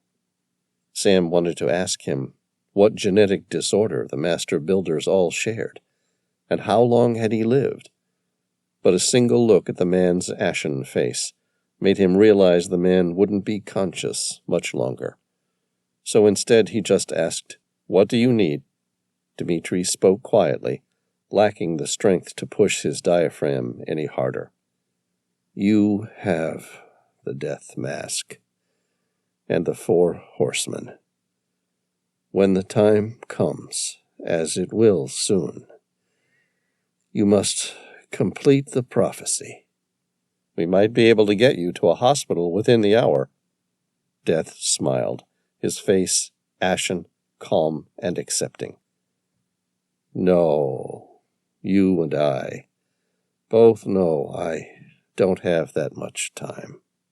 Sam asked, "What would it have done if famine had succeeded in joining the 4 horsemen?" "You still don't know, do you?" Death was incredulous. "No." "It brings the rise of the 3rd temple." "I thought the pyramid in the Kalahari Desert was the 3rd temple." "No. The 3rd temple isn't a place. It's a new cycle of evolution." "Come again?" Sam asked. The 3rd temple is the name for the 3rd group of human survivors. "Of what?" "The apocalypse that's coming our way." Chapter 58. Sam stared at the dying man in front of him, terrified he would die before revealing the hidden secrets of the death mask. He placed a hand on Dimitri's shoulder and said, "Please, you need to tell me what it's meant to be." Dimitri said, "It was an ancient covenant, designed to protect the death mask. There were 4 keepers, each living in different parts of the world, to keep the keys separate until the right time for them to come together." The death mask was about to bring forth this apocalypse? Yes. It was going to trigger a series of micro changes inside the volcano. The subsequent result would cause one of the largest volcanic clouds ever seen on Earth. The result would trigger a new ice age. Those who were worthy of the third temple would survive the destruction to rebuild a new order, while the vast population of the human race would succumb. But why? Dmitri paused as he let out a deep, guttural cry. Because by saving the few, it was the only way to save any. So you believe the death mask is vital to the continuation of humanity? Dmitri said. It's probably the most important device ever built, and the great masters who built it spent generations perfecting it for this very purpose. Sam asked, Then why did you stop famine? Because it's not time yet. I don't understand. When is the right time? Soon. Maybe before the end of this decade. I don't know. Why? Sam leaned closer to hear the man's fading voice. What's going to happen? Dmitri coughed some more blood. Have you ever been to the Göbekli Tepe? The ancient astronomer's temple just north of Syria on the Turkish border. Yes. How familiar are you with the Pillar 43? The vulture stone? Sam opened up his computer tablet and brought up some saved information on the ancient temple. It was designed to show a snapshot of the sky at the time of the comet impact, which is calculated by the authors of a recent archaeology paper to be around 10,950 BC. That's right. In addition, some recent archaeologists have questioned whether the stone concealed two messages, the first being the image of the comet that struck, leading to the mini ice age known as the Younger Dryas, and the second being that the ball-like object is the sun in Sagittarius at the time of the winter solstice between the years 1960 and 2040. Meaning, Sam asked, that the vulture stone marked a coded message conveyed across time by the Göbekli builders of 11,500 years ago, the age of enclosure D, where the stone was found. Sam considered the revelation. Could it have really been a warning to humanity, telling us that during this 80-year window, the comet responsible for a terrifying impact event at the commencement of the Younger Dryas event might once again threaten the world? It was a daring, bold, and a somewhat disturbing proposition that once made would unlikely be forgotten. But was it right? Was it even appropriate to interpret the carved imagery of Göbekli Tepe's vulture stone in this way? It seems hard to believe. Sam's face was set hard. Is this what you've heard, or are you telling me what the vulture stone meant? It's one of the theories the current archaeologists believe. Dmitri coughed some more. His eyes were heavily glossed over, like his internal light had finally succumbed. But then his eyes lit up, as though another surge of adrenaline gave him the tenacity to finally tell the truth. I don't know what the truth is about Pillar 43. Sam persisted. What do you know? Pillar 43 was a lot less important than Pillar 44. Sam watched as Dmitri took a pause in his speech, either due to his failing strength or for dramatic flair. Sam glanced down at his tablet, where an image of Göbekli Tepe's enclosure D stared back at him. His eyes met Dimitri's at the sudden revelation. There was no Pillar 44. Dmitri smiled. There used to be a Pillar 44 within enclosure D. It was slightly taller than the other T-shaped stones, and depicted the burning tail of a comet. It was aptly named the Death Stone. The ancient astronomer's chart accurately identified another major comet, this one having the power to destroy the vast majority of life on Earth in the future, a period in time that is rapidly approaching. Sam looked at his eyes and knew Dmitri was speaking the truth. Dead men, and those near to it, rarely find the need to lie. It's true, isn't it? Sam asked. There is some foreboding disaster approaching Earth. Yes, I'm afraid so. When will it hit? I don't know. Somewhere between 1960 and 2040. But the method for knowing for certain has been lost for many years. The ancients predicted the exact date of the collision? Yes, but it's been lost forever now. How? Dmitri said. The Death Stone mapped the comet's precise movements until it reaches Earth during winter solstice.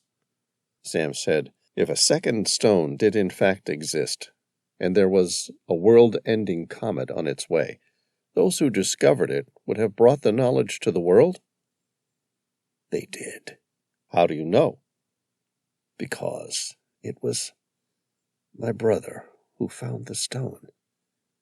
He notified a delegate of the UN. The next day they came and removed the stone and put it on a ship. My brother called me and told me all about it, and then was killed in a car accident on his way home. What are you saying? I'm saying if high-ranking members of the world knew that such an event was inevitable, would they tell anyone? What if they knew they had time to save some, but not everyone? What if, instead of alerting the world, they turned their efforts to building the world's largest bunker? Sam thought about it for a moment and shook his head. What about the ship? Did your brother make a note of the ship that took the stone? Yes, he kept a record. And where did the ship go? I tried to follow it up, but the ship sank in transit, and its entire crew and cargo was lost. Do you know where? No, they wouldn't tell me. And if they did, I wouldn't believe them. You think it's still out there? Dmitri nodded. Someone studied it and knows the truth. Even as we speak, someone in high-ranking government around the world knows the precise date. Dmitri's eyes stared vacantly above. He was close to death. Sam had so many questions to ask, but instead he asked just one. Where's Billy Swan? I don't know. Where could they be keeping her? I have no idea. But you are right about the pyramid numbers. Follow the numbers, and they will lead you to her, Dmitri said. I don't have much longer. I was born in this temple nearly 400 years ago. I want to be alone with the shrine of my ancestors before I die. Without anything adequate to say, Sam nodded and stood up. Death gripped his arm. It was weak, but there was enough force to make Sam stop. Death looked at him with his purple eyes fixed hard. Tell Elise there will be others like her. She will need to find them one day. The picture. Sam suddenly recalled the cave painting toward the entrance. It was of her? No. Her grandmother. Where are the remaining master builders? Scattered around the world. Hiding. Why? Dmitri gritted his teeth. Because someone is actively hunting them. Chapter 59. Black Sea. In the mission room on the Maria Helena, Sam enlarged the image of the pyramid numbers on the digital projector. They were Roman numerals and displayed 3 distinctly different sets of numbers. The first doubled to form the second, and then the first and second combined to make the third. Sam stared at the numbers on the wall. Tom, Genevieve, Matthew, Elise, and Veyron all stared too. He turned to Elise, who was well known for her code-breaking abilities. These numbers tell us where Billy is being held prisoner, Elise asked. Is that what Dmitri told you? Yes, but it's more than that. I've seen those numbers before. Where? Inside Atlantis, Sam said. What? When we found Atlantis, there were a series of numbers on the wall. I remember Billy taking a photo of Roman numerals nearly 5 feet high. Matthew asked, So what does it represent? It's much too long to be a latitude and longitude. I have no idea, Sam admitted. Could it be a coordinate? Tom asked. Something other than a latitude and longitude. Something older, like the master builder's Carib, in which they identified the location of the pyramid in the Kalahari Desert. Sam shook his head. Too many numbers there to match anything we saw about the Carib. What about the height of a pyramid? Genevieve asked. Sam thought about it. I don't know. What sort of measurement would achieve such a long number? Veyron added, It could be a different height for each section of the pyramid. Or something entirely different, Sam said. Elise smiled. Sam recognized that smile. He'd seen her make it a few times before, just before she resolved a puzzle that had defeated the rest of them. You have a suggestion, Elise? Elise grinned. Or the frequency of a sound wave. What? Sam was surprised by her answer. I thought you played piano, Sam, Elise said. Don't you know anything about sound?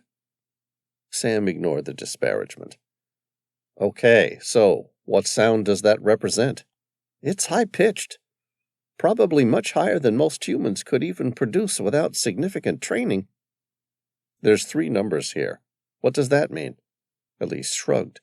It's a very simple tune. 3 separate wavelengths. I don't know what it does. Have a guess for me, Sam said. Is there any way we could trace this back to where Billy's being held? Elise paused, as though she was considering the problem. Sound can propagate through mediums such as air, water, and solids as longitudinal waves. Oh, it can travel in transverse waves in solids, too. The behavior of sound is affected by 3 things: a complex relationship of density, temperature, and speed. Sam nodded. It was painful stuff, but he knew something about her unique mind that required her to showcase her knowledge as she worked the problem. It didn't reveal her conceit, and she wasn't boasting about her IQ. She didn't have to. Everyone on board knew she was brilliant. It was simply how her mind worked the puzzle. Elise continued. Her voice was sharp and animated as she spoke. Physically, audio is a vibration. Typically, we're talking about vibrations of air between approximately 20 hertz and 20,000 hertz. That means the air is moving back and forth at a rate of 20 to 20,000 times per second. Go on, Sam said. If you measure that vibration and convert it into an electrical signal through, say, a microphone, you get an electrical signal with the voltage varying in the same waveform as the sound. Elise glanced around the room to see if any of them were still following. Sam guessed she saw a lot of vacant expression. Elise continued. Now, we have an analog signal, but not digital, because we know voltage varies between -1 and +1 volts. Now, we hook our voltmeter to a computer and instruct the computer to read the meter 44,100 times per second. Add a second voltmeter, and you get stereo. This format is called stereo 44,100 hertz, and it really is just a bunch of voltage measurements. Sam shook his head. Elise, that's great, but just tell us what these numbers mean. She typed them into the computer and pressed play. A strange, high-pitched wail resonated from her laptop speakers. It was eerie and compelling at the same time. Sam said, Any ideas where that sound comes from? No idea. Hang on. Let me do a search for it. You can Google a sound? Elise nodded cheerfully. Basically, I'm searching a few other databases, but in short, I'm looking for digital matches of the wavelength of that specific sound. The search program stopped. She clicked on the first link and pressed play. The whistle was identical to the one they'd just heard. Sam asked, What is that sound, and where was it made? Elise grinned, because there was only one place in the world that made that sound. The Paraha tribe, along the Masai River of the Amazon jungle. Chapter 60. Masai River, Brazil. The Sea King landed in a small clearing at the edge of the Masai River. Elise watched as Sam, Genevieve, and Veyron, all armed to the teeth, stepped out into the Amazon jungle. Tom cut the power to the motor, and the massive rotary blades started to slowly whine until they stopped altogether. Elise was the last to climb out. She carried an Israeli-built Uzi submachine gun. The local tribal people fished along the edge of the river. They glanced at the helicopter until its rotors finally stopped turning and went silent, after which they returned to their fishing, as though nothing in their environment had changed. The Paraha tribe chose to remain out of the world of Western civilization, but they were far less primitive than expected. They had seen planes and helicopters overhead. They simply had no desire to interact with the strange machines. Tom looked at her. Now that you've gotten us this far, any chance you might narrow the location of Billy in the jungle? Afraid not, Elise said. If it makes you feel better, the Paraha tribe number less than 400, so if she's living with them when she's not working on the new pyramid, she should be relatively easy to find. Tom's eyes swept the thick Amazonian jungle. It's a big jungle. There's a lot of area to cover. She could be anywhere. Billy stepped into the clearing. Or she could be right here. Tom embraced her. It was an affectionate hug, more like that between brother and sister than ex-lovers. Elise glanced at Genevieve, who appeared to be taking it in with a refined grain of ambivalence. The two had been secret lovers until recently, when both had forgotten to conceal their obvious affection for each other. Most people wondered what would happen to their relationship now that Billy was back. Elise wasn't one of those. She knew that Tom and Billy broke up before she left on the pretense that she was more interested in finding the master builders than her relationship with him. The reality was, it was a bit of both. Billy couldn't settle down with anyone. "How did you know where to find us?" Sam asked. Billy laughed. "It's not like we get a lot of helicopters in the area." Tom said, "Let's go before that thing comes back." "You mean the black smoke?" Billy asked. "Yeah." "It shouldn't return for a few more days." Billy glanced toward a group of people in the distance. "You guys should stay and see this place. The people of the Paraha tribe are amazing." Sam intervened. "Sounds like it, but all the same, we should leave." "Leave?" Billy repeated the word. "I'm not leaving." "What do you mean you're not leaving?" Tom spat the words. "I like it here." Billy shook her head. "I can't leave yet. I haven't finished my work, and the black smoke needs me." "Needs you?" Tom said. "That thing isn't real. We had it chemically analyzed. It's basically LSD on steroids. They've been using it to control you." "Yes," Billy smiled stupidly. "I know." "And you're okay with that?" Tom asked. "Yes, of course I am. You guys don't understand what it's trying to achieve, what it does for you. I've never felt more alive in my life."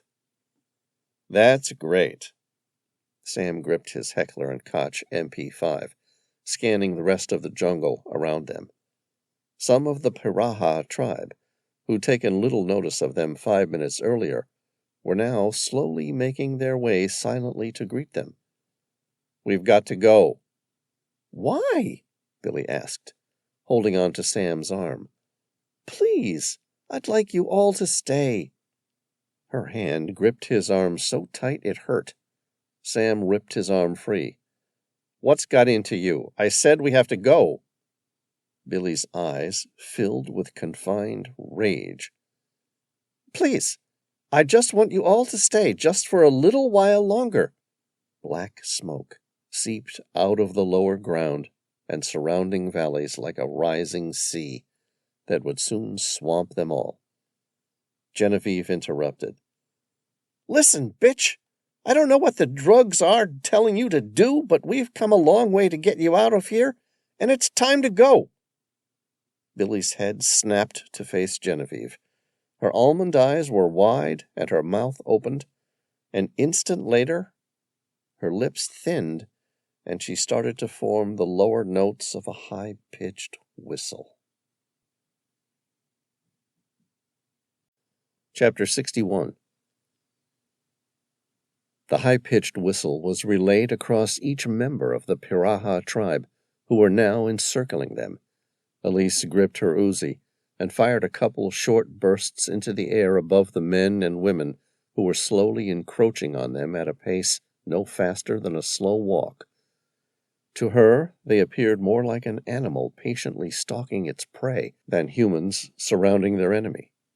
She shouted, "Back in the helicopter!" Tom grabbed Billy against her will and dragged her into the helicopter. Genevieve climbed into the pilot's seat and flicked on the engine, while Tom tried to stop Billy from clawing her way out. Sam yelled, "Get us out of here, Genevieve!" The massive rotor blades above started to turn at a painfully slow pace. It takes time to start a helicopter, and no amount of coaxing can reduce it.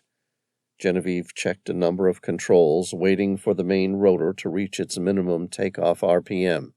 Elise stared out the helicopter's windows. The thick smoke now filled the outside. It surrounded them like a sinister weapon, trying to smother the life out of them. The Piraha tribe now formed a circle around the helicopter, so close they were touching one another. Each person looked straight upon the helicopter, mesmerized by the sight but unable to advance any further. She could make out every intricate detail of the faces. They were set hard with determination as they stared into the helicopter. Their eyes were open, but pupils were rolled back as though they were having a seizure. "What the hell?" Get us out of here, Genevieve! she yelled. But already the thick smoke was starting to seep through the small opening in the Sea King's aluminum airframe. Close the vents, Sam said, shutting the cockpit air vents. In the rear cabin, Elise and Veyron frantically shoved blankets over the vents, where the black smoke still entered. Her eyes darted toward Billy, who was grinning sardonically, and, like the others, her eyes were rolled back inside her head. Although she looked awake, she had no more control over her cognitive response than an epileptic having a seizure. Elise tried to hold her breath. We're going to be trapped here, Genevieve, if you don't get us out of here now. Genevieve turned around. We're okay now? Every muscle in Elise's body went taut as she involuntarily recoiled, because beneath the waxy replica of Genevieve's fortitude, her eyes were fixed upward, staring at the back of her skull. A moment later, Genevieve switched off the Sea King's engines, and the rotor blades whirred into a silent idle. Wait! Elise screamed, but her words went unheard, as Sam, Tom, Veyron, Genevieve, and Billy all opened the doors and stepped outside to join the black smoke. She followed them outside. Now all the entire Piraha tribe was starting to enter the jungle, and her team among them. No one spoke. They simply followed, as though driven by some sort of higher power, a chemical intervention that she still didn't quite understand. Elise fired another burst of rounds from her Uzi just above her friends' heads. It made no difference. She doubted if shooting them would have stopped their inhumane need to follow the others into the jungle. In the back of her mind, Elise felt a strange yearning to follow them. There was no voice in her head that told her what should be done, simply that it would feel right to join the others. She watched as her friends disappeared into the jungle. No, this isn't what I want. She thought about it for a moment, trying to steady herself from joining the others. It was like a patient trying to stay awake after being given the anesthetic for surgery, convinced they would actually get to count back from 100. It was impossible, and yet she tried. The jungle is wrong. It's evil. We must not follow. We want to go home. They weren't quite thoughts as much as feelings. She didn't shout the words out. Instead, she simply felt the strong emotions of fear, distrust, and the need to escape. The sensations became stronger, more forceful and uncomfortable. She tried to make them stop. Like a child, she wanted to crawl under her blanket and pretend she was somewhere else, a place where monsters in the dark didn't exist. A few minutes later, she spotted Billy. She stepped out of the thick jungle and into the clearing. Behind her, Sam, Tom, Veyron, and Genevieve all followed. They slowly came and stood next to her. Each one remained silent, standing there, staring at the black smoke as it disappeared into the jungle. When the black smoke was completely gone, Billy turned to face her. Now what? Elise grinned. Now we go home. Chapter 62. Boston Specialist Hospital, 2 weeks later. Sam looked at Billy. She'd just finished getting dressed and had signed herself out of the hospital. She was back to her normal, intelligent, cynical self, filled with confidence bordering on arrogance. It was good to see her back to normal.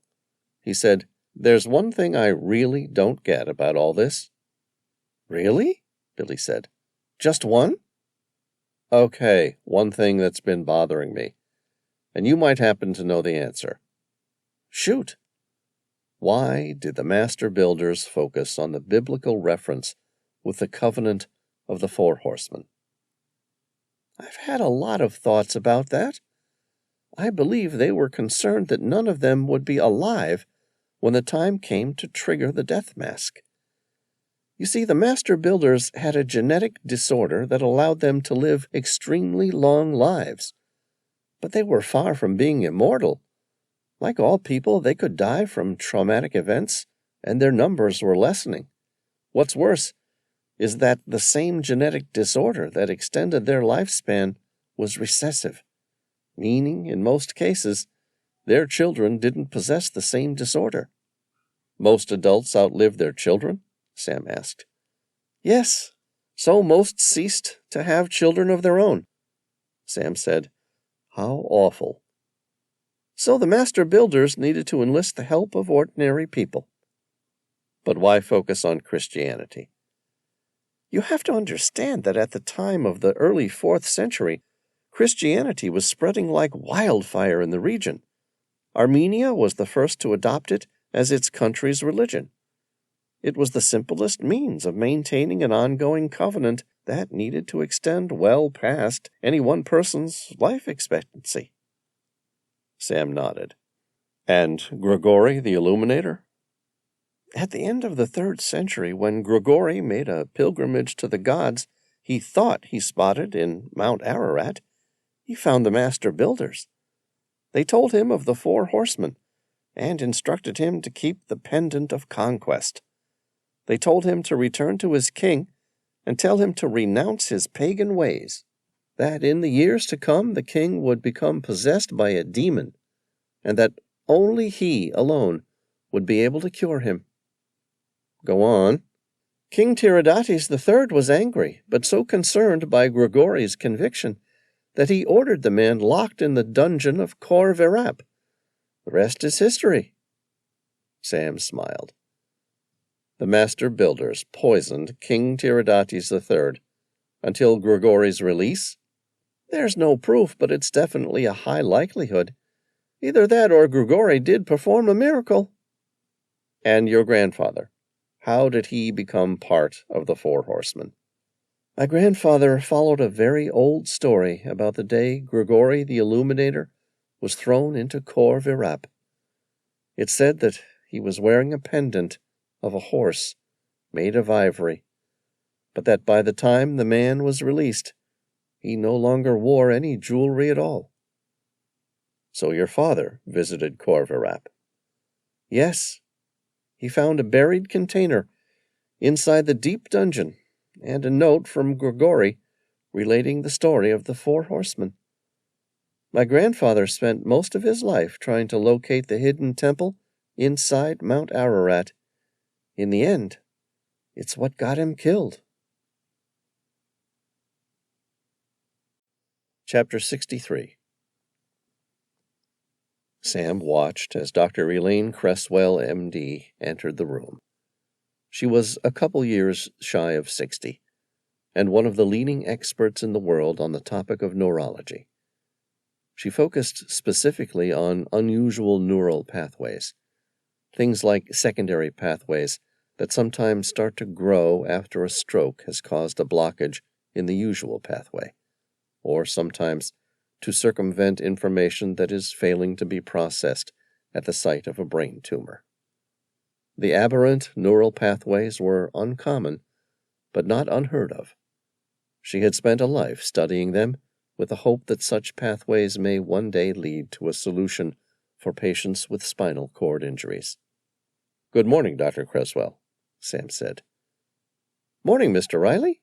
I have something I want to show you." She glanced at Billy. "In private, I'm afraid."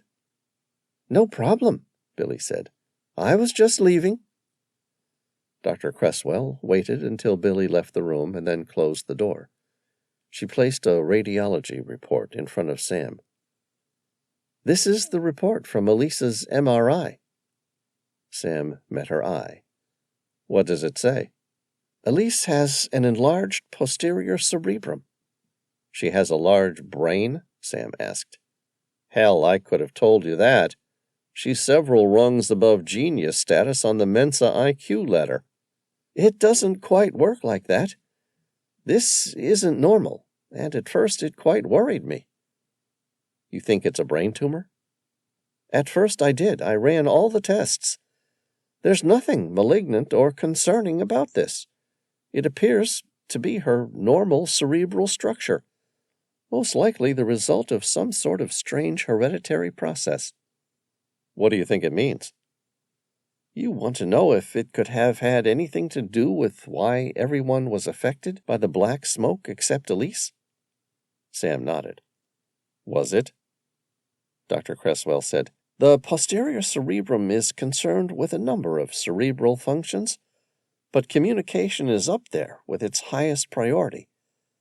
The black smoke appeared to heighten the natural excitation of the neural responses in that region, in ordinary people, elevating it to a level where high-frequency radio waves can be interpreted.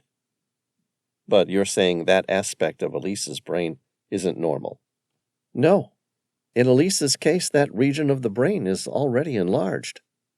Sam asked, What does that mean? Dr. Cresswell shook her head.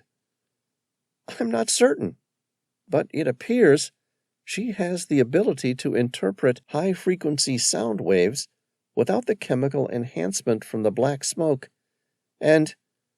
Sam waited, but the doctor appeared uncertain about giving him the next bit of information. What? And I think she's capable of transmitting high-frequency radio waves, too. Thank you, Dr. Cresswell, for your work. Sam thought about the revelation for a moment. It was a reasonable explanation, the only possible reason why Elise was unaffected by the black smoke. Not just unaffected. She was able to convince the rest of them to return to the helicopter.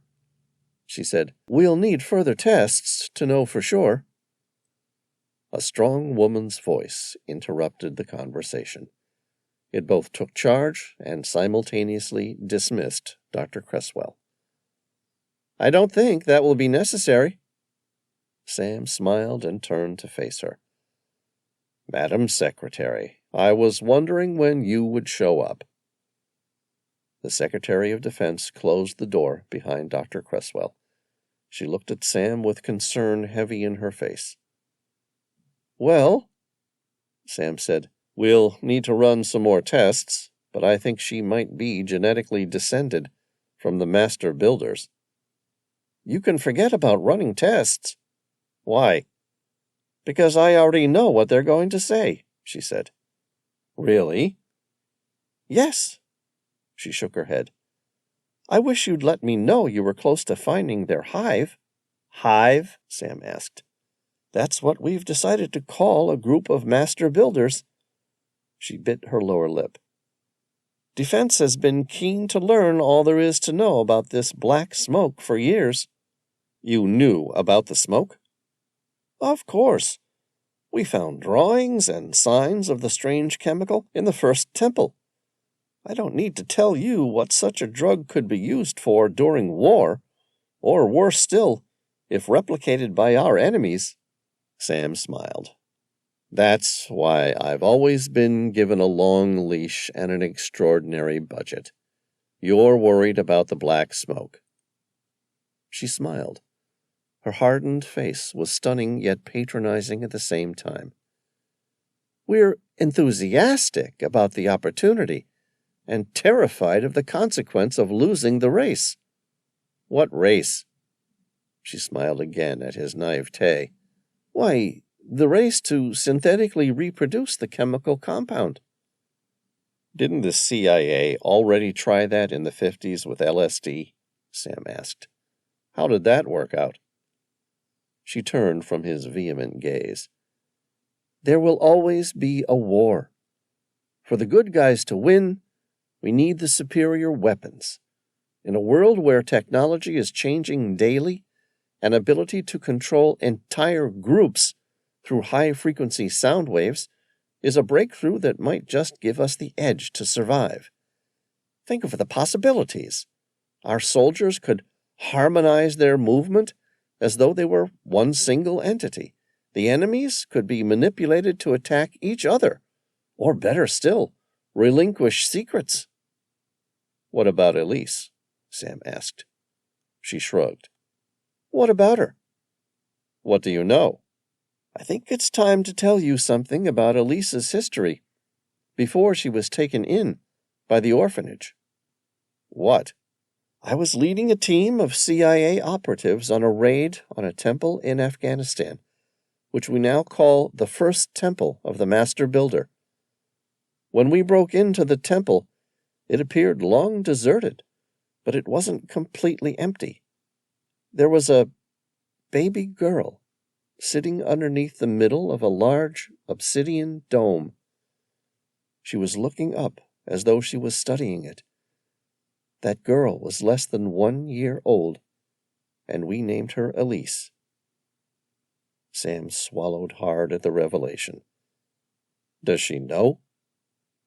No, and I'm not certain it would be wise to tell her yet. Why not? Because we don't know how she'll take it. The Secretary of Defense shrugged. More importantly, we don't know whose side she'd be on. What are you talking about? There are no sides. Maybe not yet, but there might be when the remaining master builders gather. The Secretary of Defense studied him, trying to determine his own value to her. What else did you learn? I'm not sure yet. There might be something, then again, it might be nothing. What is it? Sam swallowed. Have you ever heard of the Death Stone of Göbekli Tepe? No, should I have? She answered without hesitation. Her face remained hard and expressionless. Sam thought he saw something else there, too. Was it the unique combination of recognition, fear, and guilt? He smiled obediently. No, I was just following a lead, but I doubt it will amount to anything. The end. This has been The Third Temple, Sam Reilly, Book 7. Written by Christopher Cartwright. Narrated by David Gilmore. Copyright 2016 by Christopher Cartwright. Production copyright 2018 by Christopher Cartwright.